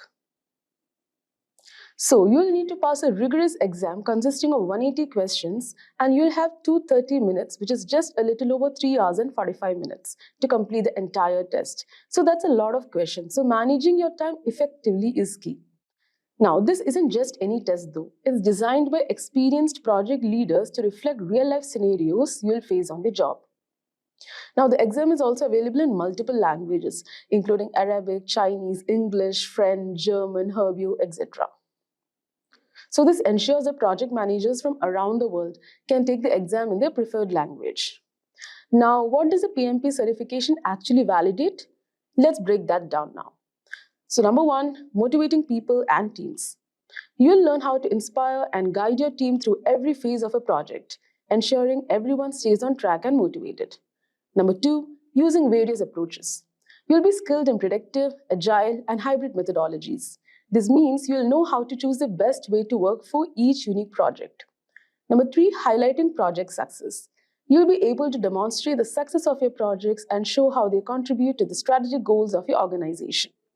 So now having known all this, where do you actually study for the PMP exam? So some of the resources you can consider is Andrew Ramdale's YouTube channel. So as you can see, on his channel, you'll find a treasure trove of content, including PMP exam tips, detailed explanations of key concepts, and live Q&A sessions. His videos are engaging and packed with valuable information that can help you prepare effectively for your PMP exam. Now next, PMBOK Guide. So the Project Management Body of Knowledge, or PMBOK Guide, is an official handbook for the PMP exam, published by the Project Management Institute. So it's packed with all the essential knowledge you need about project management processes and practices. Now next are PMP exam prep books. So some of the books that you can refer is PMP Exam Prep by Rita, the PMP Exam How to Pass on Your First Try by Andy Crow, Head First PMP by Jennifer Green and Andrew Stellman. Now next is online courses. So online courses are another great way to prepare for the PMP exam. These courses offer video lectures, practice exams, and interactive content. So you can check out Simplilearn's PMP certification training designed for project managers across industries. This comprehensive program equips you with the skills and knowledge required to excel in project management. So dive into key concepts, methodologies, and best practices, and you can get hands-on experience with real-world projects. And our expert instructors will guide you through the PMBOK guide, preparing you to ace the PMP exam and achieve certification. So join thousands of professionals who have transformed their careers with Simplilearn. You can enroll today and take the first step towards becoming a certified project management professional. Now the next is practice exams. Now practice exams are crucial for getting a feel for the actual exam. They help you identify your strengths and weaknesses and get used to the exam format. So you can try out PMI's official practice exam. So the PMI website offers an official practice exam that's a great way to experience the test environment and question types. Now you can also consider Simplilearn's free practice exam. So the Simplilearn's practice test is free and based on PMBOK guide. It includes around 200 multiple choice questions. So that was a complete overview of the PMP exam. Now let's see some of the tips that you can keep in mind while preparing and writing the exam. So, understand the exam content outline. So, first make sure you're familiar with the PMP exam content outline. This document breaks down the exam into domains, tasks, and enablers. So, understanding this outline helps you focus on what's really important for the exam. Focus on the 5 domains like people, process, business environment.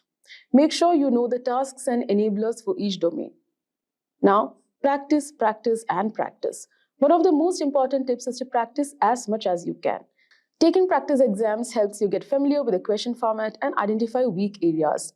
Use flashcards for key terms. So, flashcards are a fantastic tool for memorizing key terms and concepts.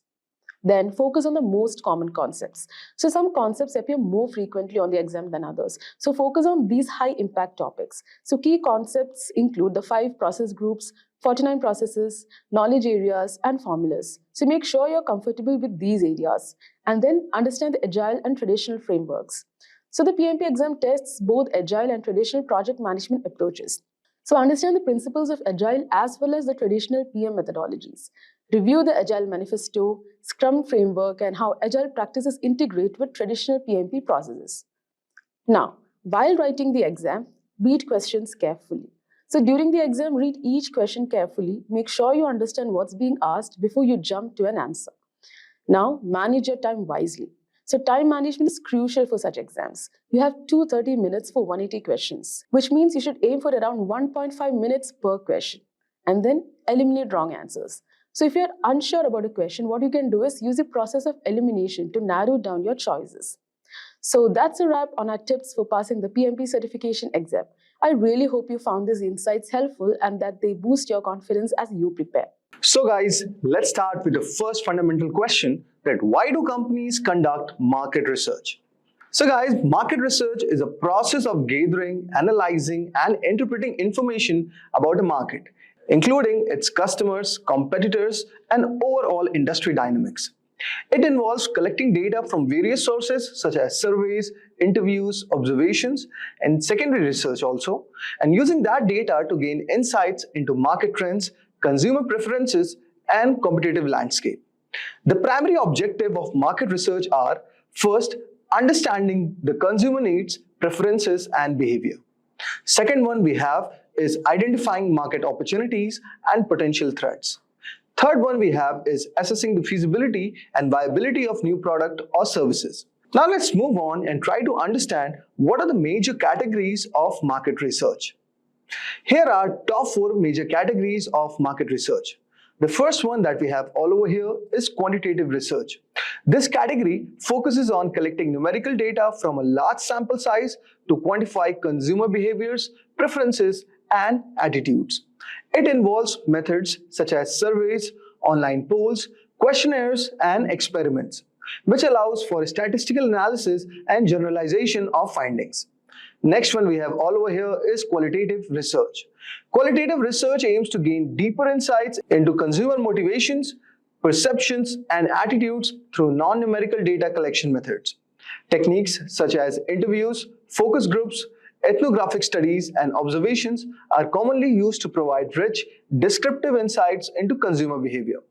Third one we have all over here is primary research. Primary research involves collecting first-hand data directly from the target market using methods such as surveys, interviews, and observations. This type of research provides customized and up-to-date information tailored to the specific research objective of the project. And finally we have is secondary research.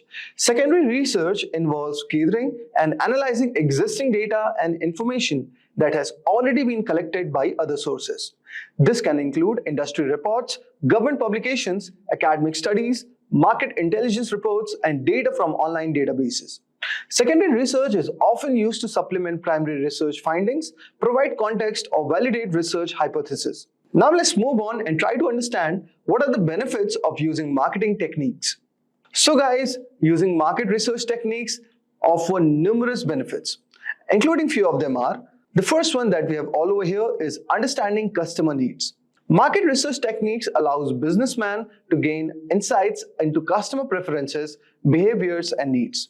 By understanding what drives their target audience, businesses can develop products and services that better meet customer expectations, leading to increased customer satisfaction and loyalty. Second one we have is identifying market opportunities. Through market research, businesses can identify new market trends, niches, and opportunities for growth. By analyzing market data and consumer insights, businesses can uncover unmet needs or underserved segments, which allows them to capitalize on emerging trends and gain a competitive edge. Third one we have all over here is informed market decision.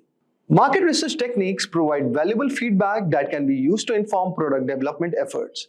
By gathering insights from customers through surveys, interviews, or focus groups, businesses can identify product features, functionalities, and improvements that align with customer preferences and market demands.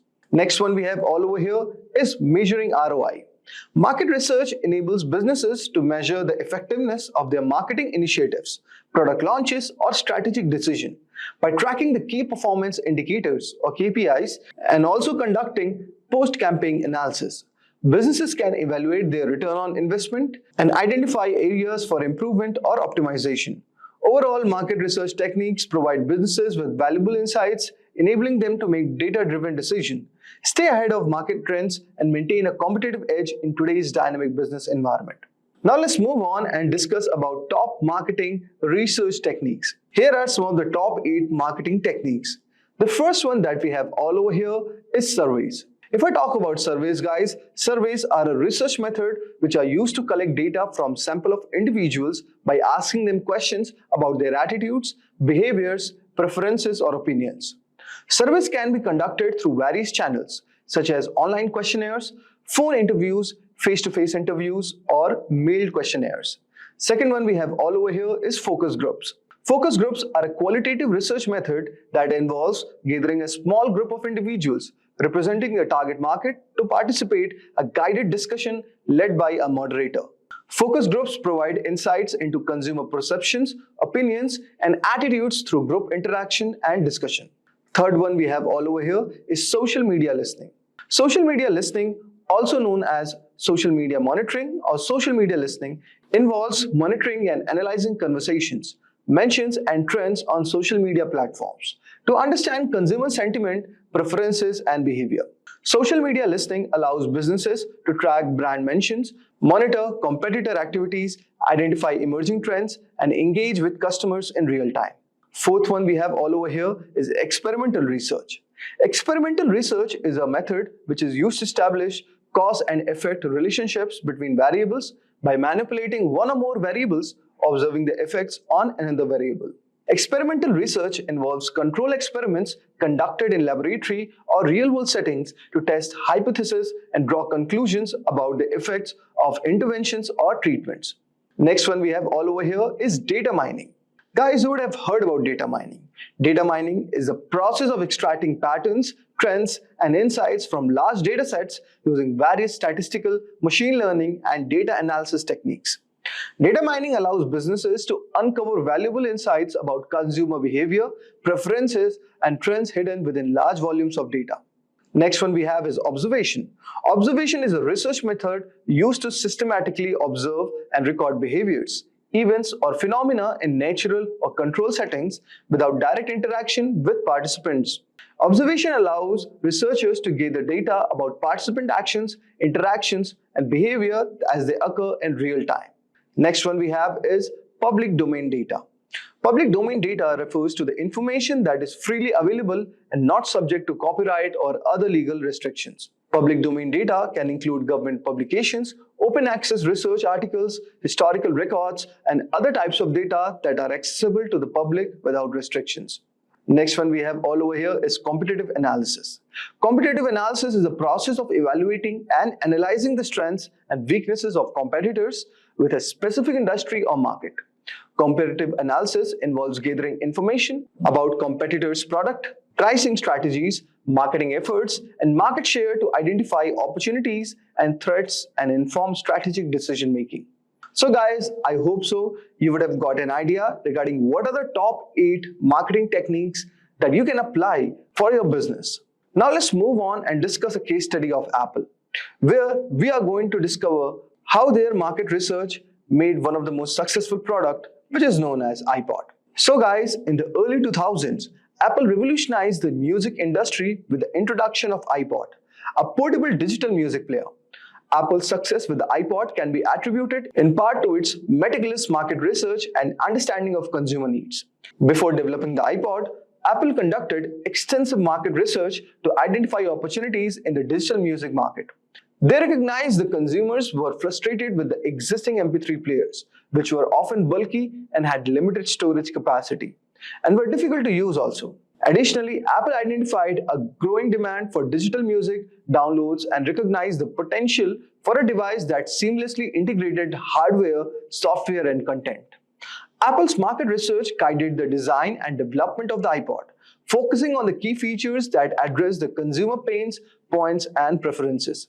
These features include a sleek, portable design, a user-friendly interface with the iconic click wheel, and significant storage capacity to hold thousands of songs. Additionally, Apple partnered with the record labels to secure licensing agreements for its iTunes Music Store, offering consumers a convenient and a legal way to purchase and download digital music. The iPod was launched in October 2001 to a widespread acclaim, quickly becoming a cultural phenomenon and transforming Apple into a dominant player in the digital music industry. Apple's market research-driven approach enabled them to create a product that resonated with the customers, driving significant demand and establishing the iPod as a market leader in the portable music players for years to come. This case study highlights the importance of market research in understanding consumer needs, identifying market opportunities, and guiding product development efforts. By conducting thorough market research, companies like Apple can develop products that meet consumer demands and achieve commercial success in the competitive markets. Introduction to Agile Manifesto.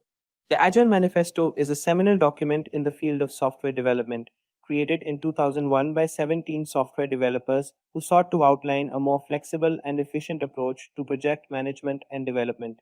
It emphasizes individuals and interactions, working software, customer collaboration, and responding to change over traditional processes, documentation, contract negotiation, and plan following. This manifesto has since become the foundation for Agile methodologies, promoting a flexible, team-oriented approach that values adaptability and customer satisfaction above rigid adherence to plans.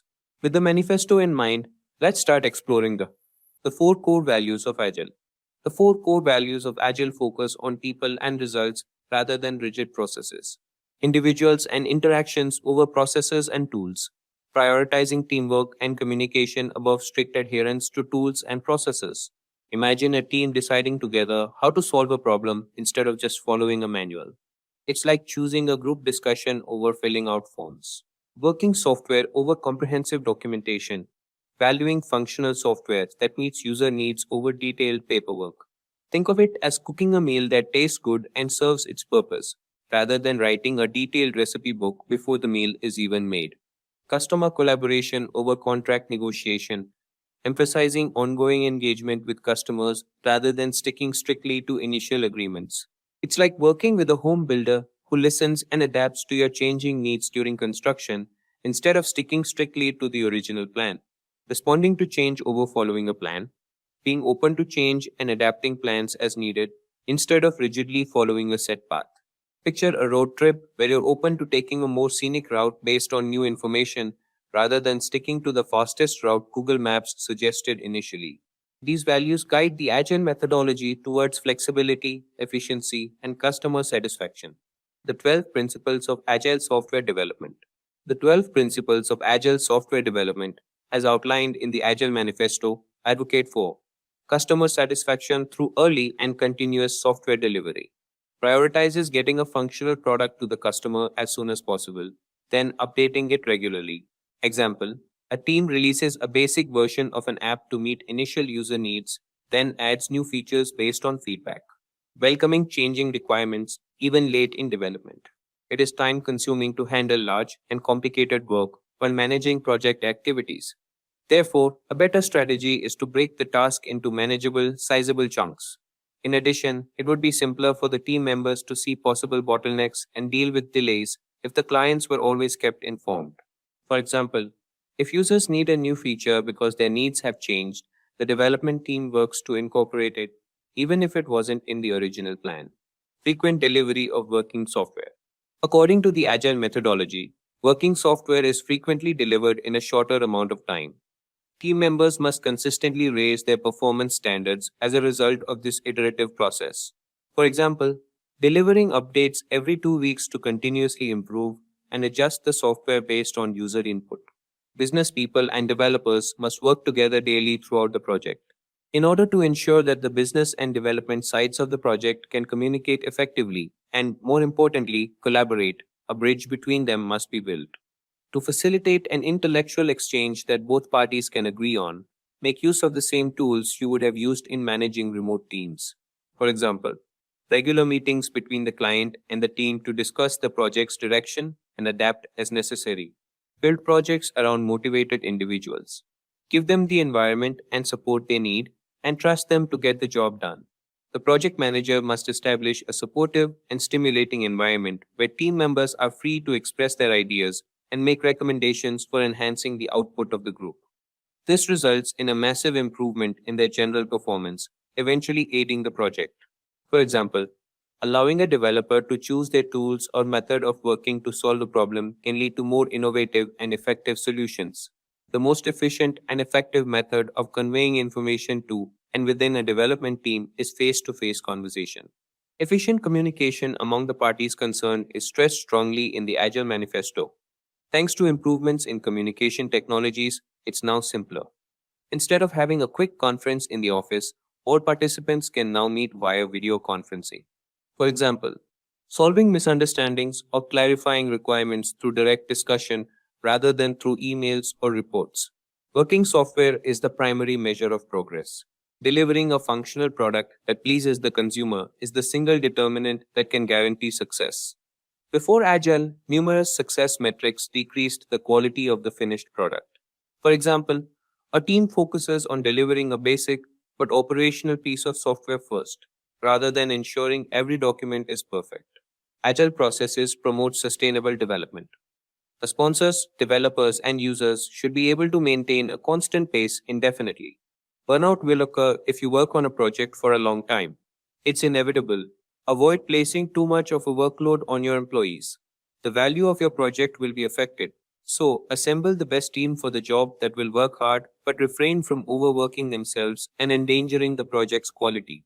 For example, instead of pushing for long hours to meet an unrealistic deadline, the team sets a realistic timeline that allows for steady progress without overtime. Continuous attention to technical excellence and good design enhances agility. Any Agile team's main goal should be to provide value to the client. Therefore, a multi-skilled team that can manage all the project's technical components and offers the chance for continual improvement is crucial. For example, regularly refactoring code to improve its structure without changing its external behavior. Simplicity, the art of maximizing the amount of work not done, is essential. You should avoid adding extraneous complexity to a project if you want to complete it swiftly. You can accomplish this in various ways, including by using Agile tools, which eliminate busy work and offer you more significant influence over all project-related decisions. For example, developers decide not to add a feature that only a few users would use, keeping the system more straightforward and easier to maintain. The best architectures, requirements, and designs emerge from self-organizing teams. Simply said, a self-organized workforce with decision-making autonomy would function better since each team member would be responsible for meeting client expectations rather than a lone project manager. For example, a team decides who will work on what tasks based on each member's strengths and current workload rather than having a manager assign tasks. At regular intervals, the team reflects on how to become more effective, then tunes and adjusts its behavior accordingly. Agile techniques are constructed on the notion of iteration, where teams consistently enhance their game by learning from their previous wrongdoings. Project managers should inspire team meetings where everyone evaluates their work and discusses how to develop their management and technical skills. For example, at the end of each development cycle, the team needs to discuss what they can change to work more efficiently in the next cycle. With core values and principles in mind, let's have a look at implications of Agile values and principles. The implications of Agile values and principles revolve around fostering a culture of flexibility, collaboration, and continuous improvement. They lead to enhanced adaptability to change, allowing teams and businesses to respond swiftly to market shifts and customer needs. Increased customer satisfaction by prioritizing customer feedback and delivering value early and often. Improved product quality through iterative development and a focus on technical excellence. More efficient and motivated teams due to empowerment and a focus on individuals and interactions. These points underline how adopting Agile can transform organizational workflows and outcomes. Now, let's see some real world applications of Agile. Innovation in tech. Companies like Spotify utilize Agile to foster innovation, rapidly testing and deploying new features. Adapting to market changes.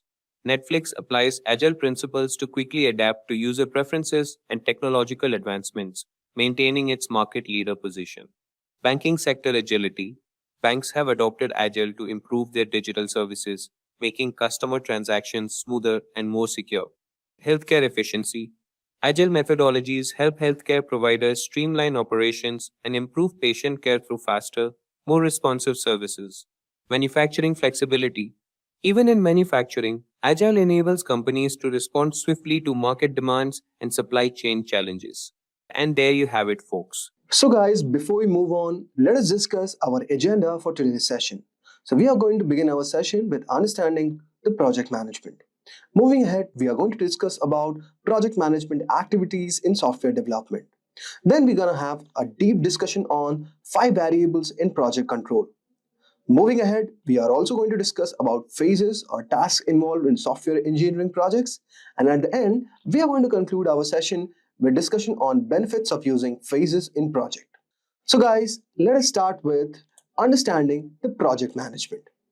So guys, project management is a discipline of defining and achieving targets while optimizing the use of resources like time, money, people, materials, energy, space, etc. over the course of project, which means a set of activities of finite duration. That's the actual definition of project management. And with that, I hope so you have got a brief idea regarding what exactly is project management. Now, we are going to move forward and try to understand what are the project management activities involved in software engineering. So guys, project management activities encompasses wide range of tasks aimed at ensuring that software projects are completed successfully. These activities are generally grouped into the following phases. The first one is initiation. In this phase, it includes project charter development, where you have to create a formal document that outlines the project objectives, stakeholders, and initial scope. Then it includes the stakeholders identification, where you have to recognize all the parties affected by the project and understand their needs and expectations. Aftermath, we have the next phase, which is the planning.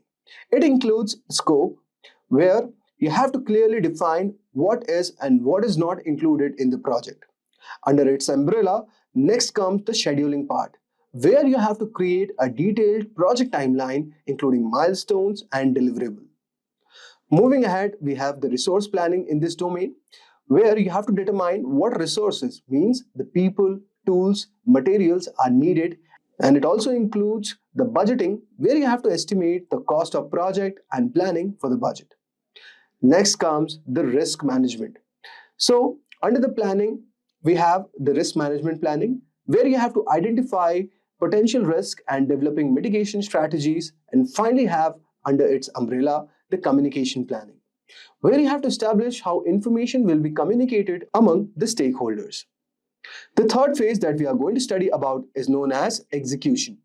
So guys, it includes team formation, developments, which mean assembling the project team and fostering team development. Then comes task assignment, where you have to assign tasks to team members based on their skills and project requirements. Next come under it is a quality assurance, where you have to implement the processes to ensure that software meets the required standards. Next comes under it is stakeholder engagement, where you have to keep stakeholders informed and involved throughout the project.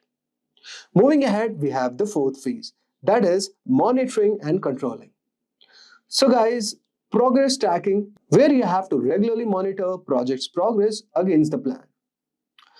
Under it, we have the performance reporting, where you have to provide updates on the project status, including any issues or risk.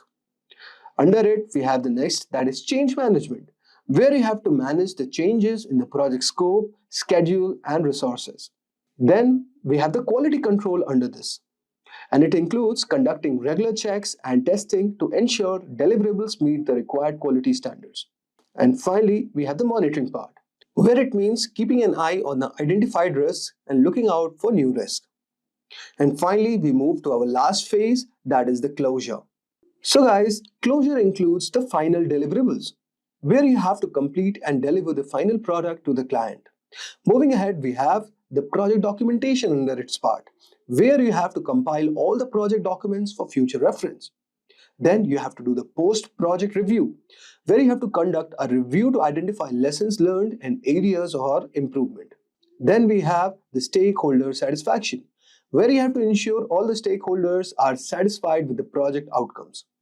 And finally, you have release under this umbrella, where you have to release project team members to their next assignments.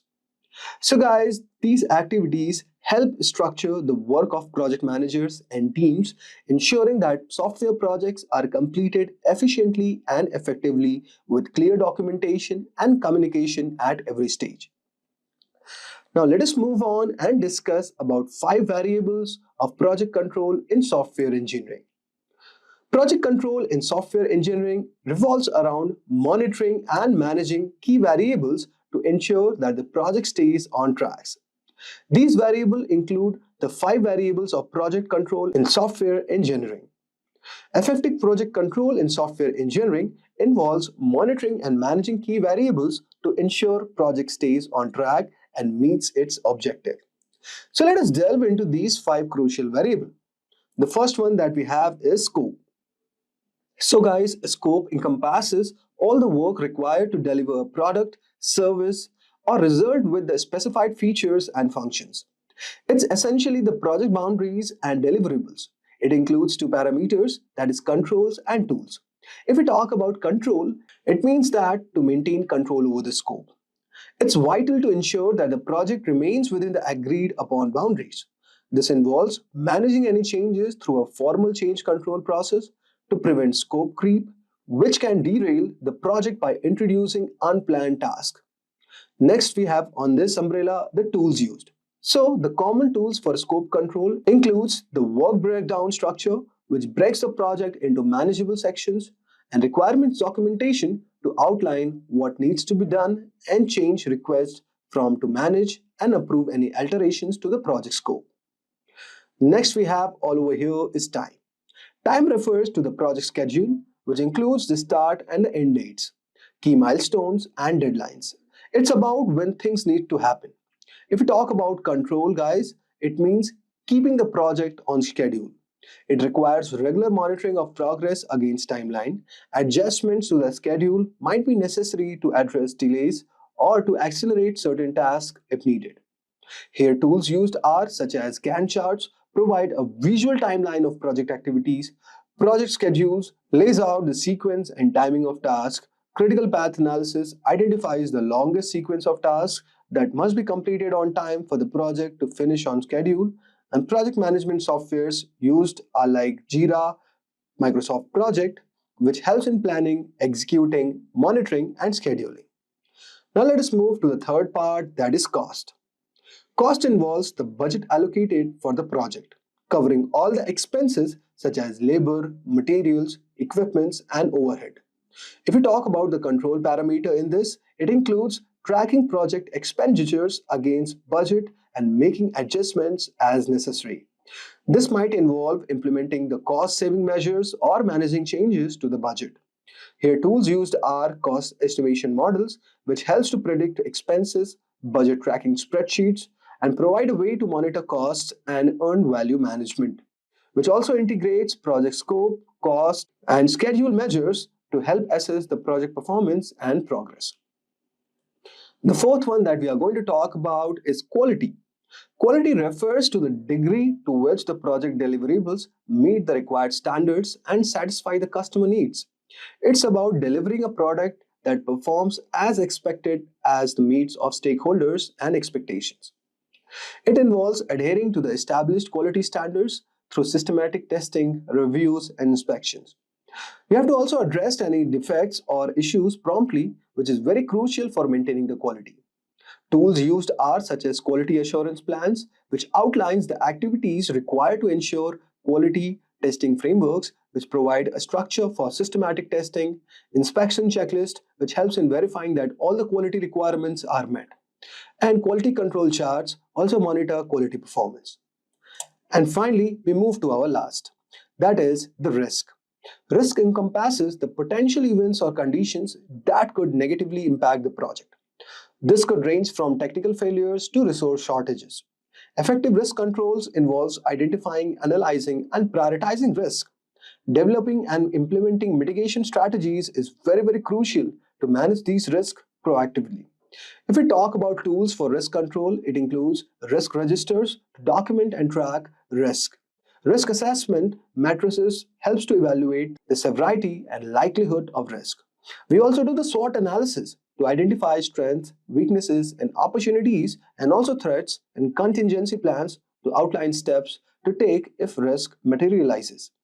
So guys, by keeping a firm grip on these 5 variables like scope, time, cost, quality, and risk, project managers can navigate the complexities of software engineering projects and drive them to successful completion.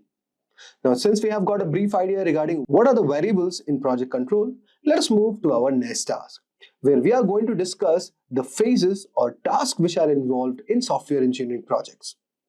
In software engineering, managing project often involves breaking down into manageable phases or tasks.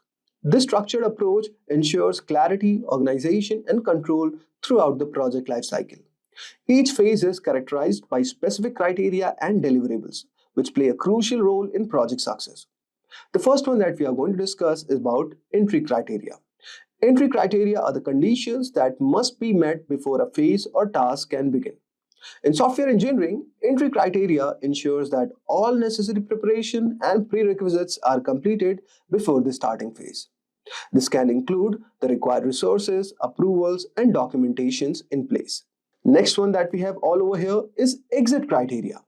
Exit criteria ensures that a phase has met its objectives and produced the expected deliverables before moving on to the next phase. In software development, exit criteria for the coding phase might include the completed code, pass unit tests, and code reviews. This helps to prevent incomplete or substandard work from being passed along to the subsequent phases. Next we have all over here is deliverables. Deliverables are the tangible or intangible outputs produced at the end of a phase. Deliverables serves as a milestone and indicates a progress within project. In software engineering, common deliverables include requirement specification, design documents, source codes, test plans, and user manuals. Clear deliverables help in measuring progress and quality, ensuring that each phase contributes to the overall project goals. Next one we have all over here is called reports.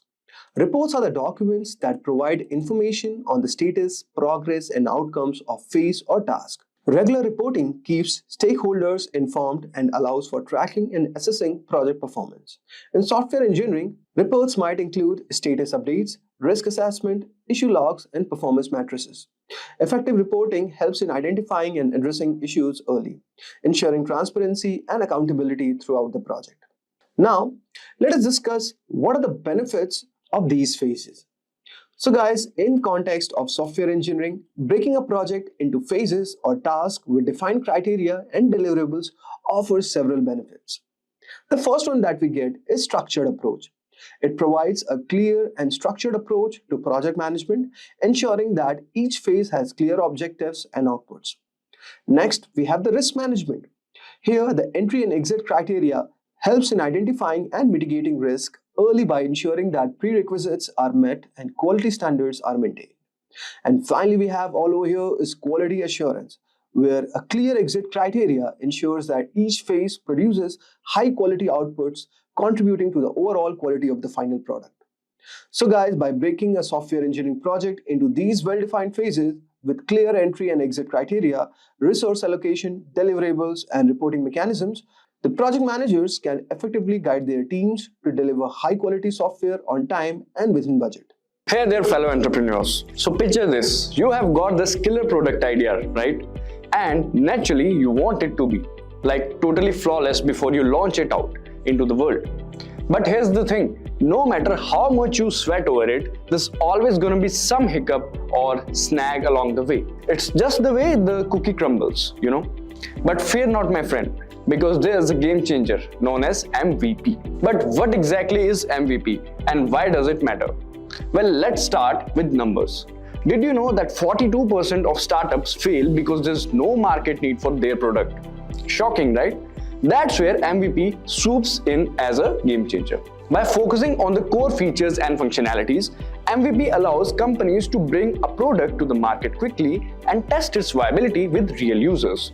And get this, companies that prioritize MVP development are 3 times more likely to experience success with their product launches. In fact, 78% of businesses say that MVP helped them learn what customer really wanted, leading to more successful iterations down the road. So whether you're brainstorming your next big idea or fine-tuning an existing project, stick around as we unravel the mysteries of MVP. Also, if you are interested in advancing your career, consider SP Jain's Professional Product Management course, led by industry experts. This comprehensive program equips you with essential skills and insights to excel as a product manager. Dive deep into the latest industry trends and advancements through live sessions, from strategic planning to product development and marketing. Gain a thorough understanding of the field. Receive practical guidance and certification to stand out in the competitive market. Take the next step towards success and enroll now to unlock endless opportunities in the dynamic world of product management. So without further ado, let's start. So what is MVP? A minimal viable product or MVP is a strategy used in product development where a new product is launched with basic features enough to attract consumers' attention. It's the simplest version of the product a company aims to bring to the market, whether it's a car, website, TV or laptop. By offering the basic version, companies can gather feedback from the potential user to improve the final product before its full release. An MVP typically includes 3 key elements. Firstly, it offers enough features for consumers to consider purchasing it, making it easier for the company to market. Secondly, it includes a feedback mechanism allowing users to provide input on the product. Lastly, it provides future benefits to early adopters, encouraging them to try out the product ahead of others. Some of the fine examples of MVP is Amazon. Believe it or not, Amazon began by selling used college textbooks. Their first version of the product was a basic website for delivering books to students. As time passed, they grew their business to become the huge online store we see today. Similarly, another fine example is Airbnb. Airbnb's journey began with a bold idea, renting out air mattresses. Yes, you heard it right. They kicked off with a simple website connecting travelers with hosts offering makeshift accommodations. This quirky start was their MVP, that is minimal viable product. Slowly but surely, they listened to user feedback, fine-tuned their problem and expanded their horizons. It's a tale of humble beginnings turned into a global phenomenon. Who knew an air mattress could spark a revolution in travel? And there are many more examples like that. But implementing the minimal viable product approach requires more than just having an idea, doing the basics and launching it. It involves strategic planning to ensure its effectiveness and value. Now let's understand the benefits that companies get from MVPs. Creating a minimal viable product can assist you in avoiding many potential mistakes that you might overlook when deeply passionate about your product. Understand the preferences of your target audience. When a company builds a minimal viable product, they make a basic version of their product to see what people like. By doing this, they can learn what features or things their consumers prefer. It's like trying out different flavors of ice cream to see which one people like the most. Helps create a better product. Yes, making an MVP lets companies test their ideas quickly and see what works and what does not. This helps them make improvements and build a better final product. It's similar to making a rough sketch of a drawing before making the final detailed version. Next is it helps to analyze the demand. With an MVP, companies can see how many people are interested in their product. If lots of people like it, they know there's a big demand. If not many people are interested, they might need to change their plans. It's a bit like testing the waters to see if people want what you're offering. Next is ensures quick release. Instead of spending a long time making a perfect product, an MVP lets companies release something quickly. This means they can start getting feedback and making improvements sooner. It's like serving a simple version of a dish at a restaurant first, and then making it fancier based on the customer's say. So this was about the benefits. Now let's talk about how to develop a minimal viable product. So first is understand your goals. Before starting to develop your minimal viable product, it's important to know what you want to achieve. Think about what problem your product will solve or what benefit it will provide to the people. Understanding your goals helps you stay focused and build a product that meets your objectives. The next is study your market. Take some time to reach and understand the market where your product will compete. Look at similar products already available and see what makes them successful or what could be improved. By studying the market, you can identify opportunities and challenges, helping you tailor your MVP to better meet the needs of your target audience. Next is consider the product features. Think about essential features your product needs to have in order to address the problem or provide the benefit you identified. Keep the features simple, focused on solving the core problem or delivering the main benefit. Avoid adding too many features at this stage, as the goal of an MVP is to create something basic that you can test and iterate upon based on the user feedback. The next is gather feedback early and often. Once you have developed your MVP, don't wait too long before sharing it with the potential customers. Gather feedback as early as possible by letting people try out your product and asking for their thoughts. This feedback will help you understand the aspects of your MVP and are working well what areas need improvement, allowing you to make adjustments and iterate quickly. The next is iterate based on feedback. Use the feedback you receive to make improvements to your MVP. This might involve adding new features, refining existing ones, or even pivoting in a different direction based on what you learn from the users. The key is to be flexible and open to making changes based on the feedback you receive, as this will help you create a better final product that meets the needs of your target audience. By following these steps, you can develop a minimal viable product that efficiently addresses a specific problem or need in the market, while also allowing you to gather valuable feedback and iterate towards a more refined and more successful product over time. It's a pleasure to welcome you to our new video discussing the top 10 tools for product management. In this video, we will discuss what considerations should be taken before choosing a tool for product management, and then we will look out at the top tools for product management. But before we start, let's brush up on your knowledge. So here's a question for you all. What does a tool stand for?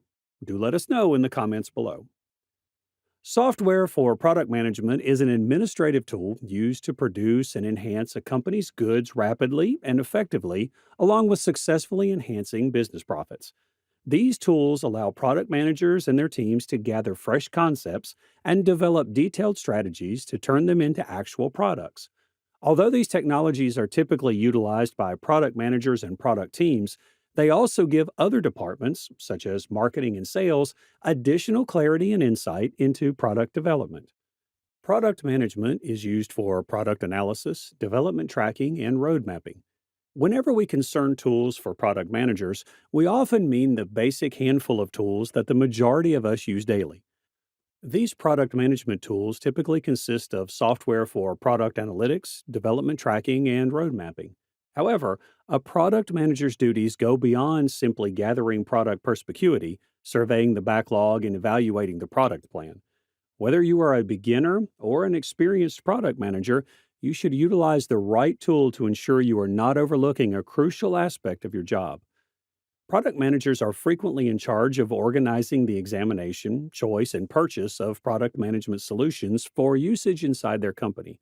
It might be challenging to choose the best product management solution, though. Now let's move ahead in our session and know what considerations should be taken before choosing tools for product management. Depending on the requirements of the business, each product firm will have a unique collection of tools in its accumulation. The set of tools that the product team employs to manage their operations is known as product management tool accumulation. These tools are frequently integrated, where they perform well together and complement one another. The product development efforts may succeed or fail greatly depending on the choice of product management tools. So, to have a successful product, there should be some considerations to follow up on before choosing a management tool. So, let's take a look at the concerns one must heed before choosing a product management tool. The very first consideration that should be taken is to recognize the demands of your product management staff. Making a charter with a list of questions for your new product management tool is an intelligent method to assess the requirements of your product management team. The charter will aid in outlining particular demands and may be used as a benchmark for assessing items. The next consideration that should be considered is to do some product research. It's time to research the various product possibilities after you have a clearer idea of your demands and criteria for a product. Reading product reviews and seeing product demonstrations are the most significant ways to accomplish this. You will have a deeper grasp of the features and how each product functions by doing the research for the product. Moving on, we have to consider items depending on product needs. Following your research, it's time to analyze the items in light of your unique needs. Start by grading each item according to how effectively it satisfies your needs. To rank the various items, you may add a column to each need to rank the various items. This stage will enable you to evaluate and contrast several solutions and decide which product management suite is best for your team. The next consideration is to aim to stay within your budget. When looking at product management solutions, budget is always an important consideration. But if you work for a startup or a smaller firm, it's much more crucial. Keep in mind that some of the top goods could have steep asking prices as well as ongoing costs. The simplest method to achieve this is to set a predetermined budget for your product tool and use it as a guide when weighing various possibilities. Then we have to make sure that the tool is with effortless use. Make sure the tool you use is simple to use before you buy it. Although it should be obvious, certain technologies are quite complex and need users to undergo many days of training. The technology that works best for you and your team will be the one that you find simple to use. Many tools allow you to try them out for free, so you may decide whether to buy them before you use them. The next consideration is reporting in real time. Find a product tool that offers real-time reporting to save time. Creating reports that reflect the product's current condition will gather data from many parts of the product management systems. Moving on, we have a reputable interface. Although there are a lot of tools available, some of them appear somewhat dated. Expandability needs to be your main criterion when selecting a tool. Opting for something attractive looking doesn't hurt either. The last consideration that should be taken is security. Scalability is great, but if your data isn't secure, neither is the integrity of your product. Examine the security features that your desired tool supplier offers. To keep your client data private and isolated from everyone else's, choose a different dedicated hosting platform. Let's proceed in our session and know what top tools are used for product management. How do you assess and determine which tools are best for your team? Consider your firm and product size and development stage as a starting point. A tiny firm with one product manager, for instance, probably won't require or have the funds for numerous tools. You could pick a few applications that provide a wide range of integrations and features. A huge organization, on the other hand, would require specific tools created for complex work streams and several teams. The very first functioning of product management is user tracking and analysis. User tracking enables you to follow online visitors while they browse your website anonymously and via a variety of methods. A product manager's research creation process includes user tracking in terms of analysis. A wide range of tools is accessible for tracking and gathering data about the demands of the user for the product. These tools may be quite useful for gathering information and understanding how users of your software or visitors to your website interact with your offerings and content. Platforms for product analytics collect and assist you in analyzing what those customers do, but merely what they say and think. You'll want a product management platform, such as Done, that provides distinct analytics and insight into how customers utilize your product. User tracking and analytics can be done using Pendo. The tool used for user tracking and analytics is Pendo. Pendo assists businesses in determining who is using the features and products they are developing. You can find out which features people like and don't like, as well as how they move across your product range with the help of our product analytics tools. Additionally, you may examine how product adoption differs depending on an account, a user's job, or their attitude. Their objective is to provide product teams with the knowledge they need to do their duties more effectively and make daily decisions with less difficulty. Although in-app messaging provides our customers a method to quickly and simply put these insights into action, product analytics are fascinating and powerful. In the end, your capacity to experiment and influence behavior change within your product is what will help you grow your company and give your consumers better experiences. Apart from Pendo, the other tools that can be used for user tracking and analytics are Amplitude, Gainsight, and Google Analytics. The next functionality for product management is product strategy and road mapping. So, product strategy and road mapping is a basic exercise in product management. Even though PMs are renowned for their adaptability, mapping out your course reveals the type of stakeholder negotiating abilities and data driven planning that make product management so successful. Our knowledge of PM's experiences indicates that product board goes toward the making things easier side. AHA is also practical and founded on reliable theoretical understandings of how product managers operate. When choosing your road mapping tool, remember that product managers are reportedly trusted by Airtable, Airfocus, and RoadMonk. The tool used for product strategy and road mapping is Product Board. Product Board is used to prioritize features, create roadmaps, collect customer input, and validate concepts. All the tools required to create a user-centered product. The road mapping capabilities of Product Board are noteworthy. Depending on how you operate, you can organize product features into release, sprint, period, or now, next, later buckets, and you may customize roadmaps for different audiences. For instance, you may develop roadmaps that are customer-centered or that are expressly geared for leadership. The other tools used for product strategy and roadmap development are Product Plan, RoadMonk, and Airfocus. Moving on to the next functionality of product management is flowcharting. Even while not all product managers utilize flowchart and diagram software, it is still an excellent approach to do a task that many PMs ignore but really shouldn't. You and your organization will benefit from having a greater understanding of the whole client experience with your business after creating a customer journey map. A correctly made journey map will display every interaction a person has with your business, from their initial visit to your website or their first phone contact from a sales representative through their eventual purchase and use of your product. The tool used for flowcharting is Microsoft Visio.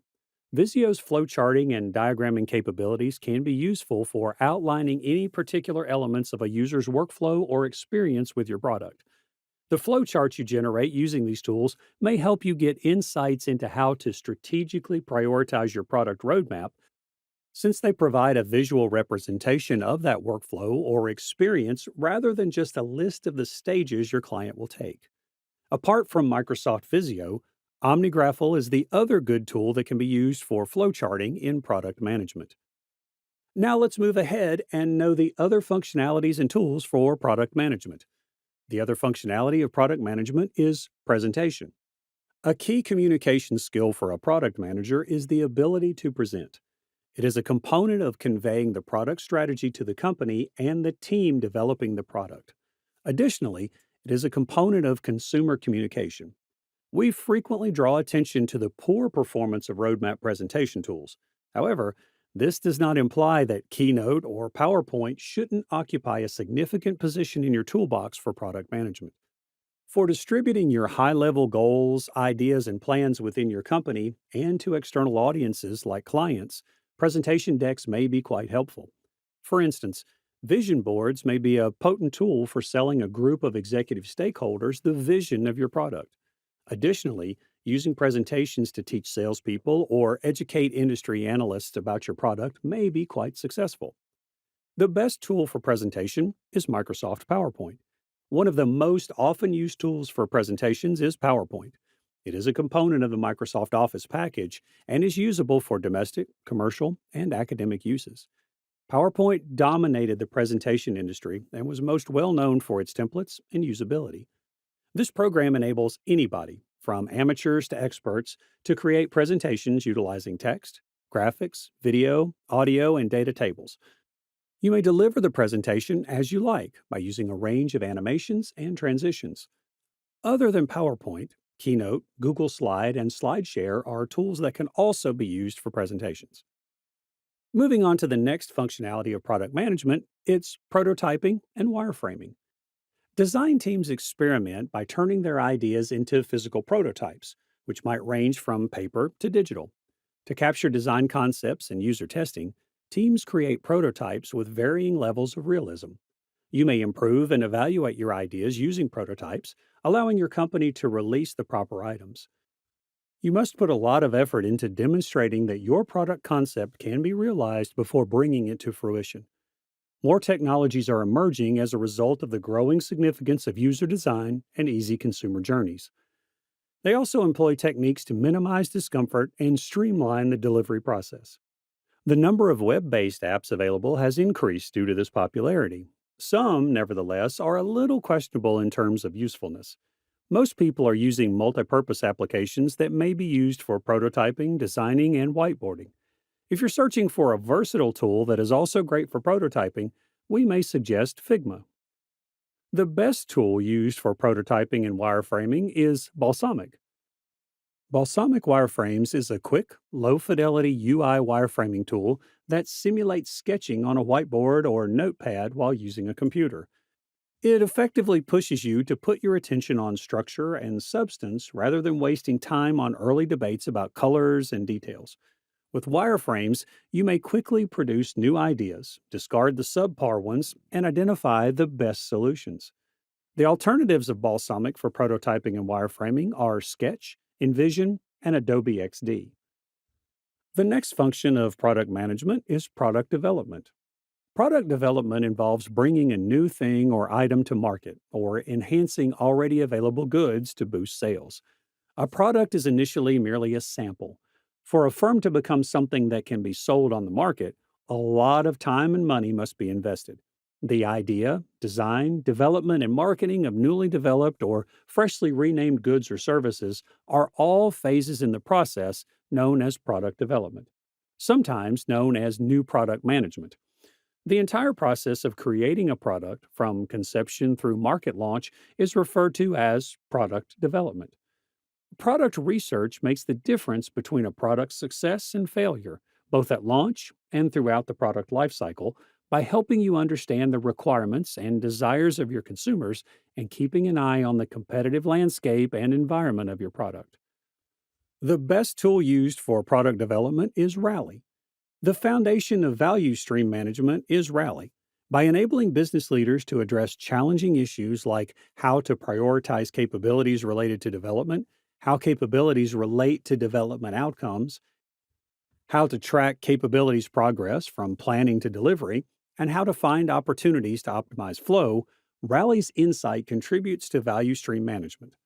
Rally is used by value streams to make complicated processes transparent and enable swift business pivots based on data-driven choices. The alternative to Rally for product development is Azure. Moving on, we have project management as the next functionality of product management.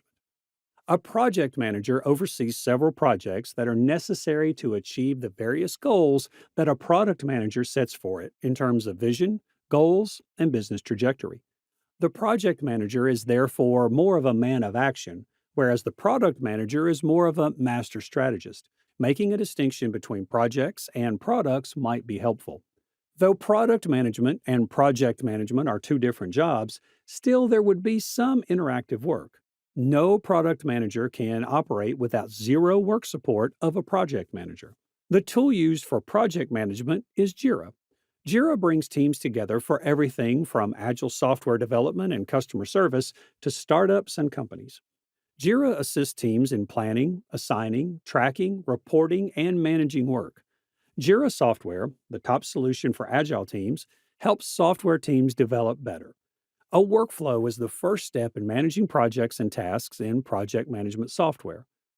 Workflows outline your procedure and make task tracking possible for your team. Visualize your process so that your team is aware of the status of tasks and projects. Projects frequently contain checkpoints or milestones that must be met to maintain the overall project's direction. Versions are milestones in Jira Work Management. After creating versions, you may group work into several versions. Other than Jira, Pivotal, Monday.com, and Diagrams.net are the tools that are used for project management. So moving on from project management, Collaboration is the next functionality of product management. Working in the product sector offers some of the most intriguing opportunities for cross-functional collaboration. Although there are difficulties, which we'll discuss momentarily, it exposes everyone engaged to every step of the product development and launch process. UX designers have the chance to learn more about marketing, and engineers have the chance to learn more about UX design. The tool used for collaboration for product management is Trello. Trello is one of the more powerful project management applications that aims to improve teamwork inside and between departments. Trello allows you to manage several projects and arrange various activities by allowing you to create boards, lists, and cards.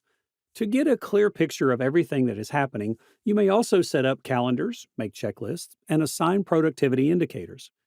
Trello has built-in automation for the best processes and the least amount of manual effort, like many other top products today.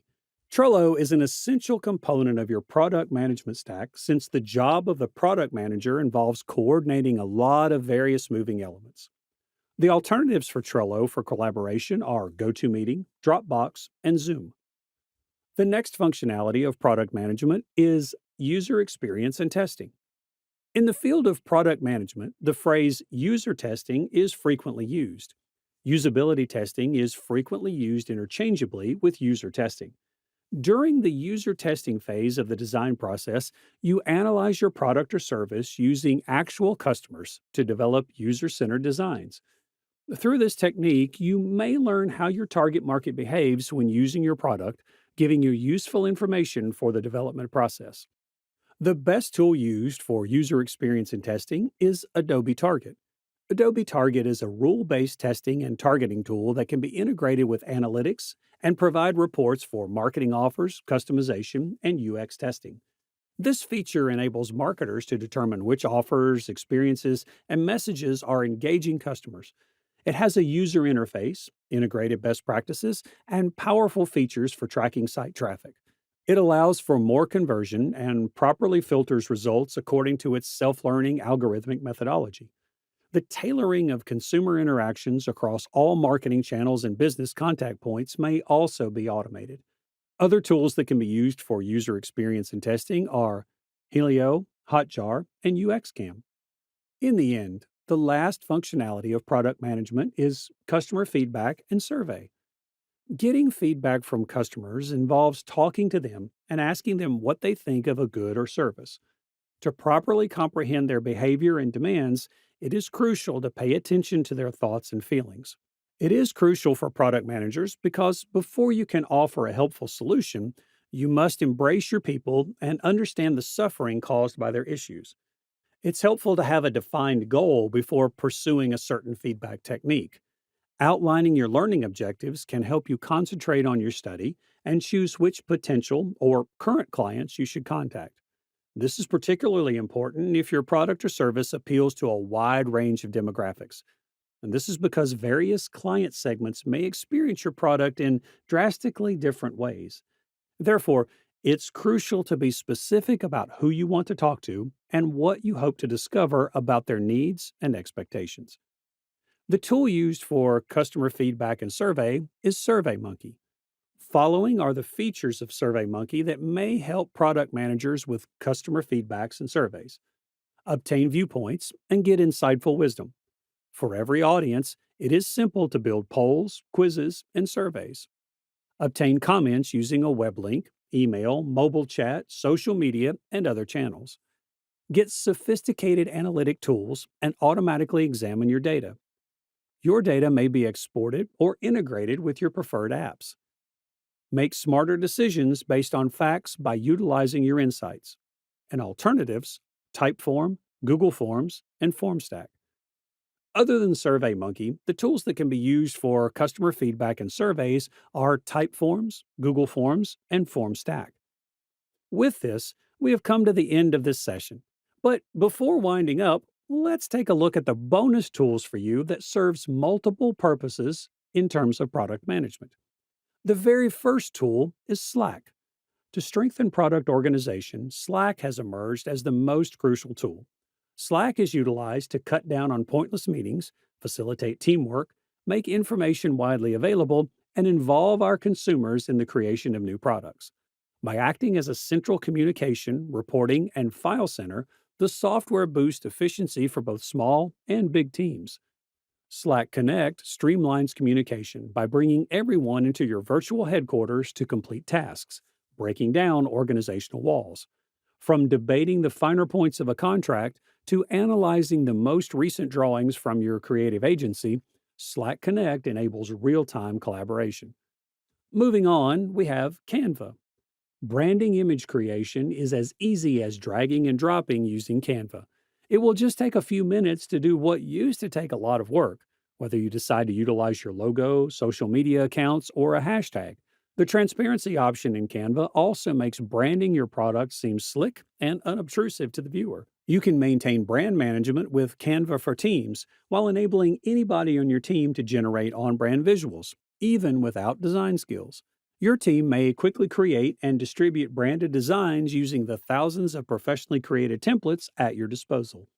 Even if you have little to no experience with graphic design, Canva enables you to generate that content fast and effortlessly. But before winding up, here's a question for you all. Which of these tools have you used before? Do let us know in the comments section below.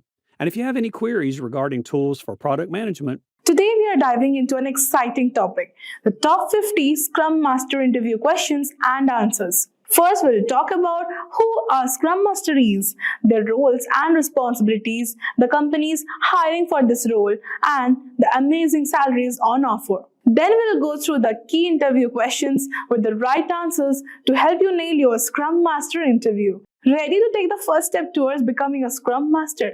Let's get started. Imagine this. Your team is building a new mobile app, but things are getting messy. Deadlines are approaching, tasks feel disorganized, and everyone is unsure of what to focus on. That's when a Scrum Master steps in. They act like a team coach, keeping everyone aligned, solving problems, and ensuring the team works together smoothly. With their help, the team can stay focused and deliver the app on time. Their goal is to help the team deliver their best work. Now you must be thinking, what they actually do? Think of the Scrum Master as a team's guide and problem solver. Here's how they help. He organizes meetings. They bring everyone together for a quick daily check-ins, planning sessions, and review to keep things moving smoothly. Removes roadblocks. Got a problem that's slowing the team down? The Scrum Master steps in to fix it so that everyone can focus on their work.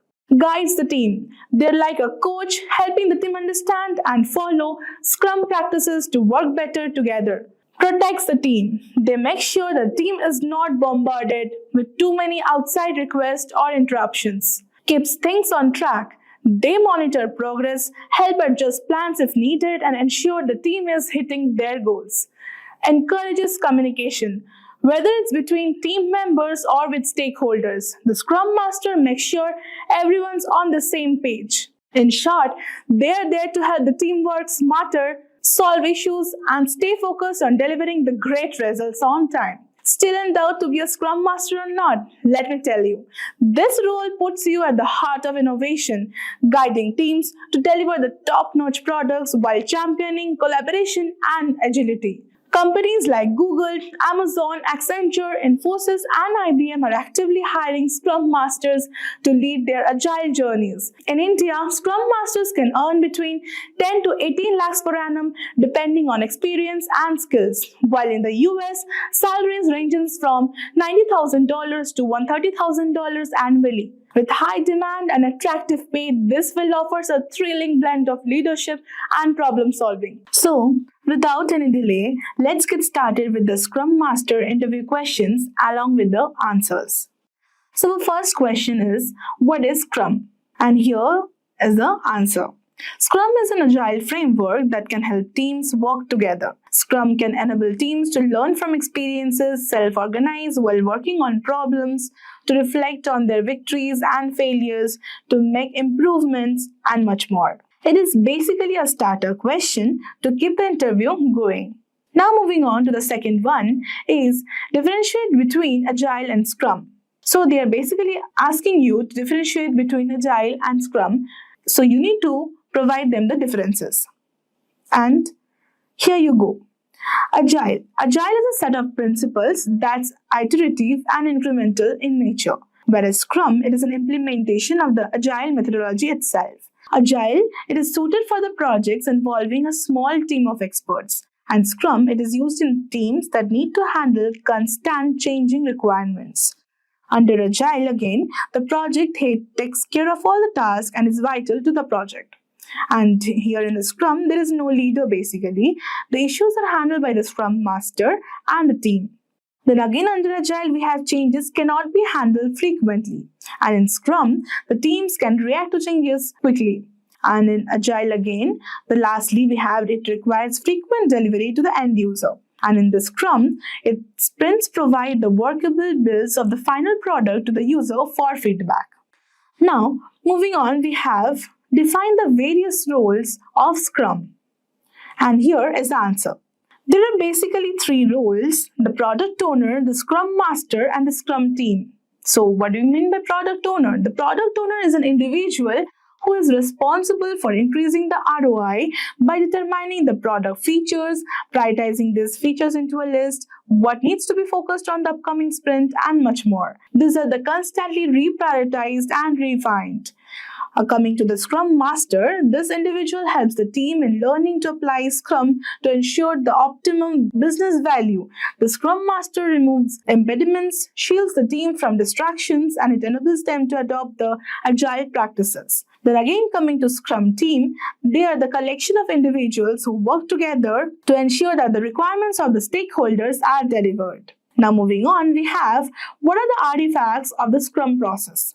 So here you go with the answer.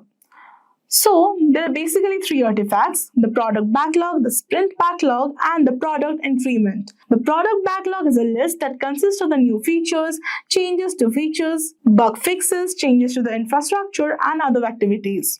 Coming to the sprint backlog, it is a subset of the product backlog that contains the tasks focused on by the team to satisfy the sprint goal.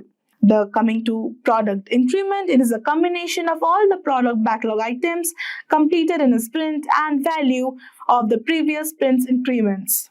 And like this, you can frame your answer. Now moving on, we have how are the product and the sprint backlog different from each other? And here is a list of differences. Now differentiating them on the based of definition. The product backlog is a list of items that need to be completed for developing the product. And the sprint backlog, it is again a list of items to be completed during a specific sprint. Now coming to the sources. Then, product backlog is collected from the customer by the product owner himself and assigned to the team. The sprint backlog is collected from the product owner by the team for a specific sprint. Now differentiating them on the basis of scope, goal, time frame, and ownership. Now moving on to the next question is, who is a Scrum Master and what does he or she do? And here is the answer. A Scrum Master is someone who promotes and supports the usage of Scrum within the team. He or she understands the theory, practices, rules, and the values of the Scrum. He or she even ensures that the team follows the values, principles, and the practices of the Scrum. They remove any distractions and impediments that hamper the progress of the report. The Scrum Master ensures that the team delivers value during the sprint. Now moving on to the next question is, what happens in the daily stand-up sessions? And here is the answer. The stand-up sessions are basically the daily discussions that take place and are usually 15 minutes long. So, it helps us understand what tasks went well, what tasks were completed before, and what tasks are pending, and the obstacles the team is facing in delivering the product on time. So, the meeting basically helps in understanding the overall scope and the status of the project. Now, moving on to the next question, we have what is Scrum Ban? And here is the answer. Scrum Ban is basically a hybrid of Scrum and Kanban designed to suit the team's needs. It reduces the work batching and uses a pull-based system for task management. It combines Scrum's structured approach with Kanban's flexibility and visual workflow, offering the best of both the worlds. Now moving on, we have what are Sprint 0 and SPI. And here is the answer. Sprint 0 refers to the small amount of effort put in to create a rough skeleton of the product backlog. So it includes insights towards estimating the release of the products. So the question may arise why it is required. So you can tell like it is helping in creating the project skeleton along with the research spikes. It helps in keeping the minimal design, developing some stories completely from scratch, having low velocity and being lightweight. So our second question was, what is spike? So spike is a set of activities that involve the extreme programming for research, design, investigation, creating POCs, etc. Now, you can frame your answer like this. And now, moving on to the next question, we have, what is Scrum of Scrums? And here is the answer. It is a terminology used for the scaled agile technologies, which is required to control and collaborate with multiple Scrum teams. It is best used in situations where teams are collaborating on complex assignments. You can also include like it is also used to ensure that the required transparency, collaboration, adaptation, and adoption are established and to ensure that the products are deployed and delivered on a particular time. Now moving on, the next question is, what is user story mapping? It is now again a very important question and is common too. And how you will frame your answer is as follows. User story mapping represents and arranges the user stories that help with understanding the system functionalities, system backlog, planning releases, and providing value to the customers. They arrange basically the user stories based on their priority on the horizontal axis. And on the vertical axis, they are represented based on the increasing level of sophistication. Now, moving on, we have what happens in the sprint retrospective. And here is the answer. The sprint retrospective takes place after the sprint review. It is basically a phase. So during this meeting, past mistakes, the potential issues, and new methods to handle them are discussed. This data is incorporated into the planning of a new sprint. Now moving on is what is empirical process control in Scrum? And here you go. So empiricism refers to the work that's based on facts, experiences, evidences, observations, and experimentation. It is established and followed in Scrum to ensure the project progress, and interpretation is based on facts of observations. It relies on transparency, observation, and adaptation. So the mindset of the team and the shift in thought process and the culture are essential to achieve the agility required by the organization. Now, moving on, we have what are some drawbacks of using Scrum? You can also put like what are the disadvantages of using Scrum. So we'll move on and see. Scrum requires individuals with experience. Our team needs to be collaborative and committed to the ensuring results on time. Tasks need to be very well defined. It works better for the smaller projects and is difficult to scale to larger, more complex projects. So now moving on, we have the next question is, what are the key skills of a Scrum Master? So it can also be portrayed as, what are the necessary skills of a Scrum Master? So here you can frame your answer like, the necessary skills of a Scrum Master are, he or she needs a strong understanding of Scrum and Agile concepts. He should have a fine-tuned organizational skills, should have a familiarity with the technology used by the team. Then he or she should be able to coach and teach the team to follow the Scrum practices, having the ability to handle conflicts and resolve them quickly. And the most important one is to be a servant leader. Now moving on to the next question we have, how can discord be dealt with within the Scrum team? And here you go for the answer. So the issue's root cause needs to be identified and addressed. And this is the first and the most important step.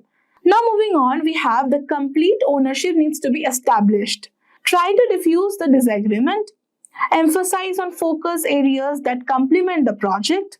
A common understanding needs to be established to guide the team, basically. So performing continuous monitoring and providing the complete visibility is also very necessary. So now moving on, we have the next question is, what is a user story? So again, a very important but a simple question.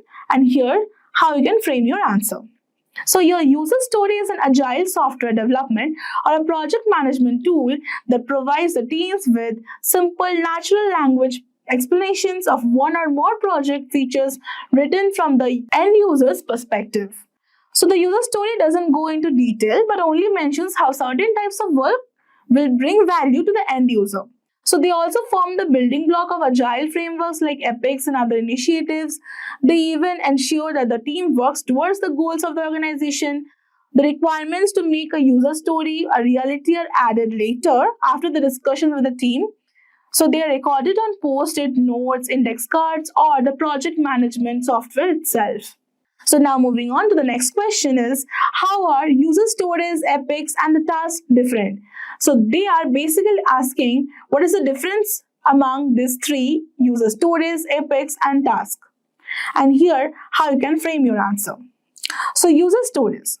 So they provide the team with simple explanations of the business requirements required from the end user's perspective. And about epics, it is a collection of the related user stories. They are usually large and complex. And what about tasks? So tasks are used to break down the user stories further. So they are the smallest unit in Scrum that is used to track work. A person or a team of 2 people usually basically work on a single task. Now moving on, we have the next question is, what is a sprint? And here you go for the answer. So sprint is a terminology used in Scrum, used to describe a time-boxed iteration. So during a sprint, a specific module of the product is created. The duration of a sprint can vary between a week or a 2. Now moving on to the next question is, what is velocity? It is not that speed velocity, it is basically the velocity or terminology used in Scrum. So here you go for the answer. So the velocity is a metric used to measure the amount of work completed by a team during a sprint. It refers to the number of user stories completed in a sprint. And here you basically can see the graph and you have a basic idea of the velocity. Now moving on to the next question is, what are the responsibilities of a product owner? And here you go. The product owner basically defines the vision of the project. It anticipates the needs of the customer and creates appropriate user stories. He or she even evaluates the project progress, and it also acts as a product-related questions. Basically, they can answer them. So you can frame your answer like this. Then moving on, we have what is burn up and a burn down chart. This is again can be a difference on the definition of a burn up and a burn down chart. So let's see. A burn up chart is a tool that's used to track the amount of work that's been completed and to represent the total amount of work that needs to be done for a sprint or a project. And a burn down chart represents how fast working through user stories is. It shows the total effort against the amount of work for each iteration. So now moving on, we have how is estimation done in a Scrum project? So let's see. The estimation of the user stories is done based on their difficulty. So a particular scale is used to access the difficulty of the user stories. Some type of scales are, you can even say this, that you have a numeric sizing that is from 1 to 10. We have even the t-shirt sizes we all see in the malls, that is from S, M, L, XL, XXL and so on.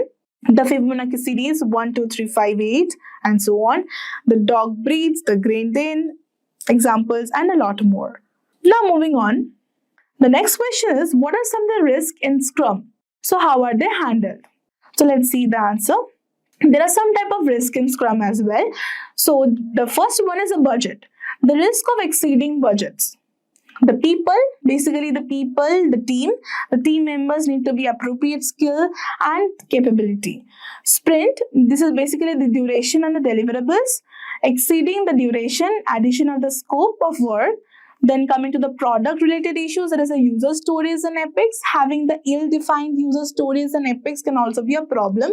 Then knowledge and capability, having the appropriate resources is very necessary for a Scrum. So managing risk involves identifying, accessing and analyzing the risk and monitoring them and continuously managing them. They are done on a continual basis right from the starting of the project until the completion. So it is very necessary to understand the impact of the risk is based on the proximity of the actual occurrence of the risk. So now moving on to the next question we have, how does a Scrum Master track the sprint process? And here is the answer. So they can track the sprint progress by daily Scrum meetings, the Scrum retrospectives, sprint planning, escape defects, defect density, the sprint burn down, and team velocity. And then moving on to the next question is how to deal with the score creep. So the score creep refers to the change that's uncontrolled and added without checking its impact on scope, time, cost, etc. To handle it, here's what needs to be done.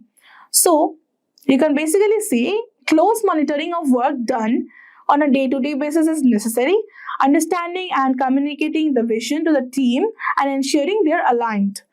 Then capturing, reviewing the project requirements regularly to emphasize to the team and customer about the requirements signed off. Then ensuring that any changes introduced go through change control and are implemented based on the approval for the change request. Then avoid gold plating. Then moving on to the next question we have, what are MVP and MMP? Now here is the answer. MVP stands for minimum viable product. It is a lean startup concept that stresses the impact of learning while performing the product development.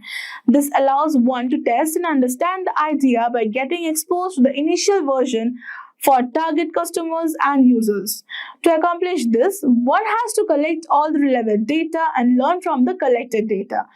The thought behind MVP is to produce the product, to provide access to the users, and to observe how the product is used, perceived, and understood. Coming to MMP, it stands for Minimal Marketable Product. It refers to the description of the product, which will have a minimal number of features that addresses the requirement of the users. So now moving on to the next question, what does DOD mean? So here is the answer.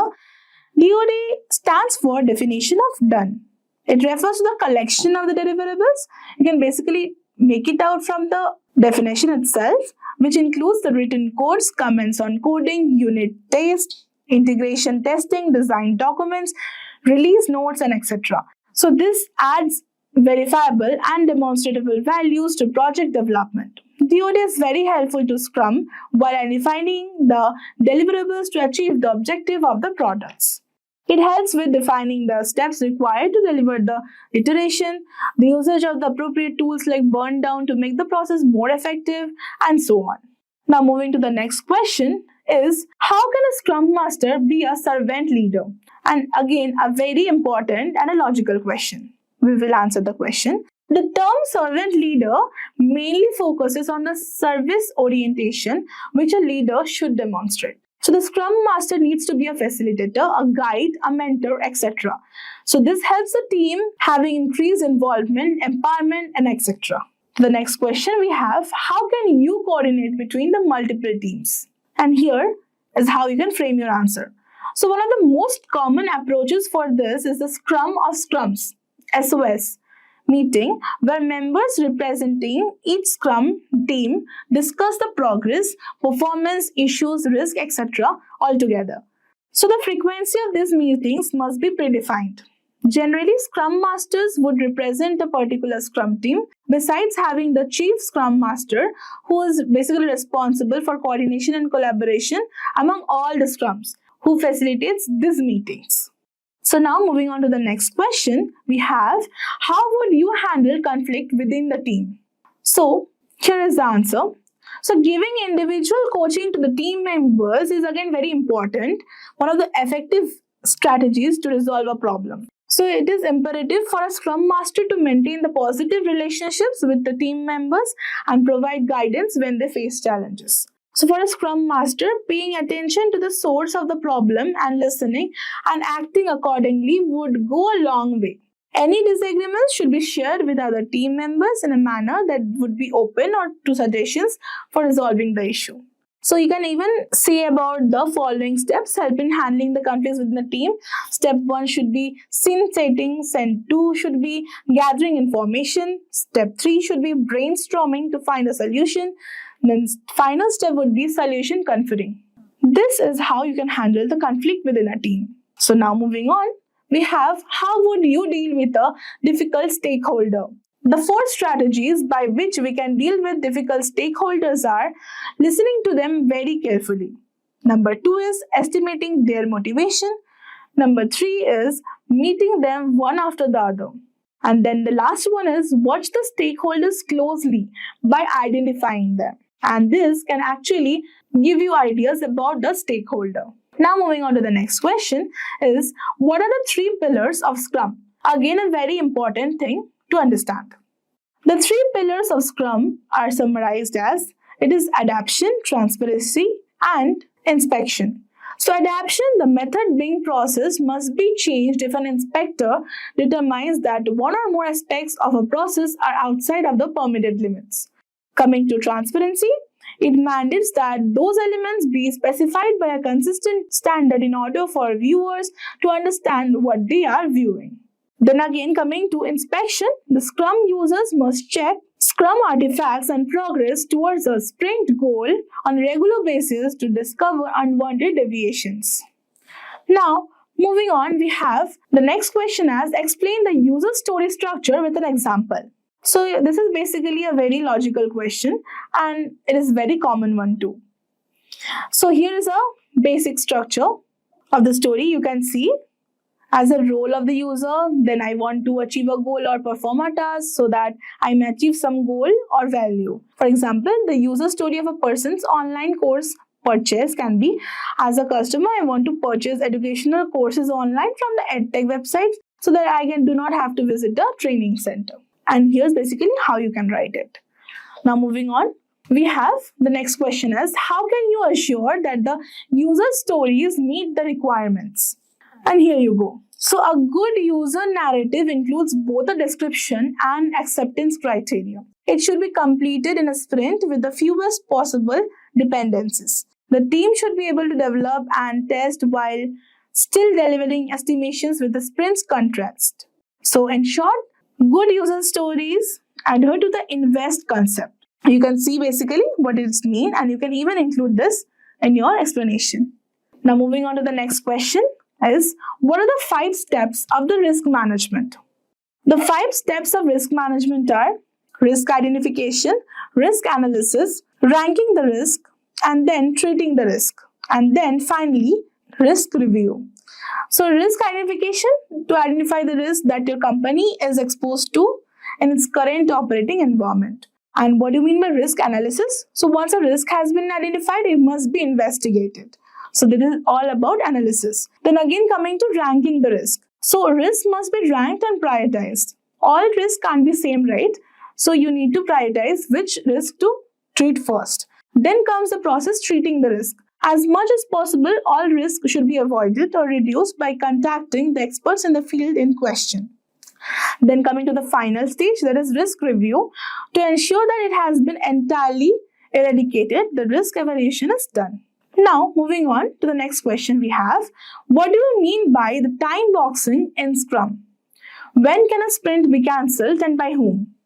So here you go. So time boxing is a practice of devoting a set amount of time to a single activity. A time box is a unit of time measurement.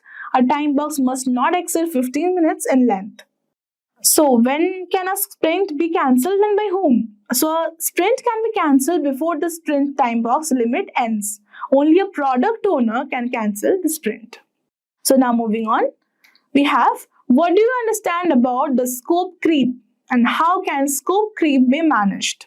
To manage the scope creep, we need to use a change control mechanism to keep it under control. This includes the following: maintaining a baseline scope and keeping the track of the project's progress. To evaluate the actual work performance metrics to the baseline scope, that is, how different is the current project from the original plan, and we need to perform the variance analysis. Then identifying the severity and the source of the observed alterations. Then selecting whether to take the preventive or the corrective action in response to the request regarding changes. Then finally, to recommend the actions and manage all the change requests by using the perform integrated change control method, whether preventive or corrective. Now moving on, we have the next question as, when should a Scrum Master not act as a facilitator? Then again, a very important and interesting question. It is like, a workshop facilitator must be objective when it comes to the topics being discussed and should avoid contributing facts or opinions to the conversation. Even through a Scrum Master's job is to assist the team in achieving the best possible results, workshop facilitation can be challenging at times. So now moving on to the next question we have, how do you make the different stakeholders attend daily Scrum meetings? So the coordination of the business people and the developers defines the success of a project. So the Scrum Master should conduct the daily stand-up meetings and encourage all stakeholders to be a part of the call by explaining the impact it will have on the project. The motive of the daily Scrum is to know whether or not they will reach the sprint goal. So the next question comes, what is the structure of a good story? And here you go with the answer. So the structure of a good story is as follows. Who are we building it for and what are the users? Secondly, what are we building and what is the intention of building? So again comes, why are we building it and what value does it bring for the user? So well-formed stories will meet the criteria of Bill Wick's INVEST acronym. That is again INVEST, independent, negotiable, valuable, estimable, small and testable. And now moving on to the next question is, what is the role of a Scrum Master in a sprint retrospective? And here you go. The Scrum Master in sprint retrospective inspects the progress of the previous improvements. So with the help of team discussion, new improvements are also inspected and adapted. Scrum Master plays the role of a facilitator for the team. Now moving on to the next question. How can Scrum Masters ensure timely delivery of action items? So, the regular Scrum retrospective ensures the timely delivery of action items. An effective retrospective makes sure that the team has identified the action items. Some organizations use a retrospective tracker to monitor the action items. Here are the targeted categories like the priority, ownership, status, description, identified on, and type. So working on the action items gives the team a boost that they are moving towards improvement and enhances the sense of ownership. Now moving on, we have, what do you exactly mean by sprint and Scrum? So a sprint is at the heart of Scrum. An incremental product is released every week or every month. So after the previous sprint gets completed, a new sprint begins. It breaks down large projects into smaller, more manageable chunks. Daily Scrum sprint planning, sprint review, and everything are a part of sprint. Now, moving on to the next, we have, what does the concept of confidence vote mean in Scrum? Why is it vital? So the confidence vote is held at the program increment planning session following the risk analysis. It is when all the team members assemble, voice their opinions, and vote with their fingers on their confidence level in completing the PI targets. A vote of confidence can help create an environment where people feel comfortable sharing and expressing their ideas. So it boosts team morale because members should feel that their opinions are valued. Now moving on to the next question is daily meeting suggested for all teams irrespective of their size or experience level? Explain. So here is the answer. During the daily meeting, a team can evaluate its progress, is sticking to the sprint goal or not. To ensure that everyone is on the same page, all agile teams should meet frequently. So there are various ways they can conduct the meeting: small and experienced, small and inexperienced, large and distributed teams. So you can frame your answer like this. Then moving on to the next question, we have, can Scrum team members participate in the product development process as well? If it is so, then please explain how. And here is the answer. It is very advantageous to involve the Scrum team in the discovery phase stage of the product development life cycle. The agile teams collaborate with the stakeholders early in the development cycle to ensure that both the parties are on the same page. And you can basically see the points over here and then basically frame your answer like this. Now moving on, in Scrum, what do you mean by user stories and what benefits come from using them? So a user story is an informal, generic description of a software feature written from the end user's perspective. Putting people first is a critical element of an agile software development, and the user story accomplishes this by putting users at the center of the discussion. There are some benefits of using user story. So the primary benefit of user story is the user-centric definition. The syntax of the user story ensures that the user's desired goal, benefit, or the value gets captured. Then again, because the acceptance criteria gets included in the story, the Scrum team will benefit from them. So user story can change at any time during the project's execution. So now moving on to the second last question we have is, name some other agile frameworks. So there are other frameworks besides Scrum, such as Kanban, test-driven development, and feature-driven development. Mentioned frameworks you have followed and provide the scenarios how you have used it. So now, moving on to the next one is, when we should use waterfall over Scrum? And is again very important question. So we should use waterfall if the requirements are very simple, predictable, fully defined and understood, and will not change in the meantime. So you can basically, all the interview questions that are very important, there can be millions of questions on Scrum Master, but I have provided this top 50. That's a wrap on our full course. If you have any doubts or questions, you can ask them in the comment section below. Our team of experts will reply you as soon as possible. Thank you and keep learning with. Hi there, if you like this video, subscribe to the Simplilearn YouTube channel and click here to watch similar videos. To nerd up and get certified, click here.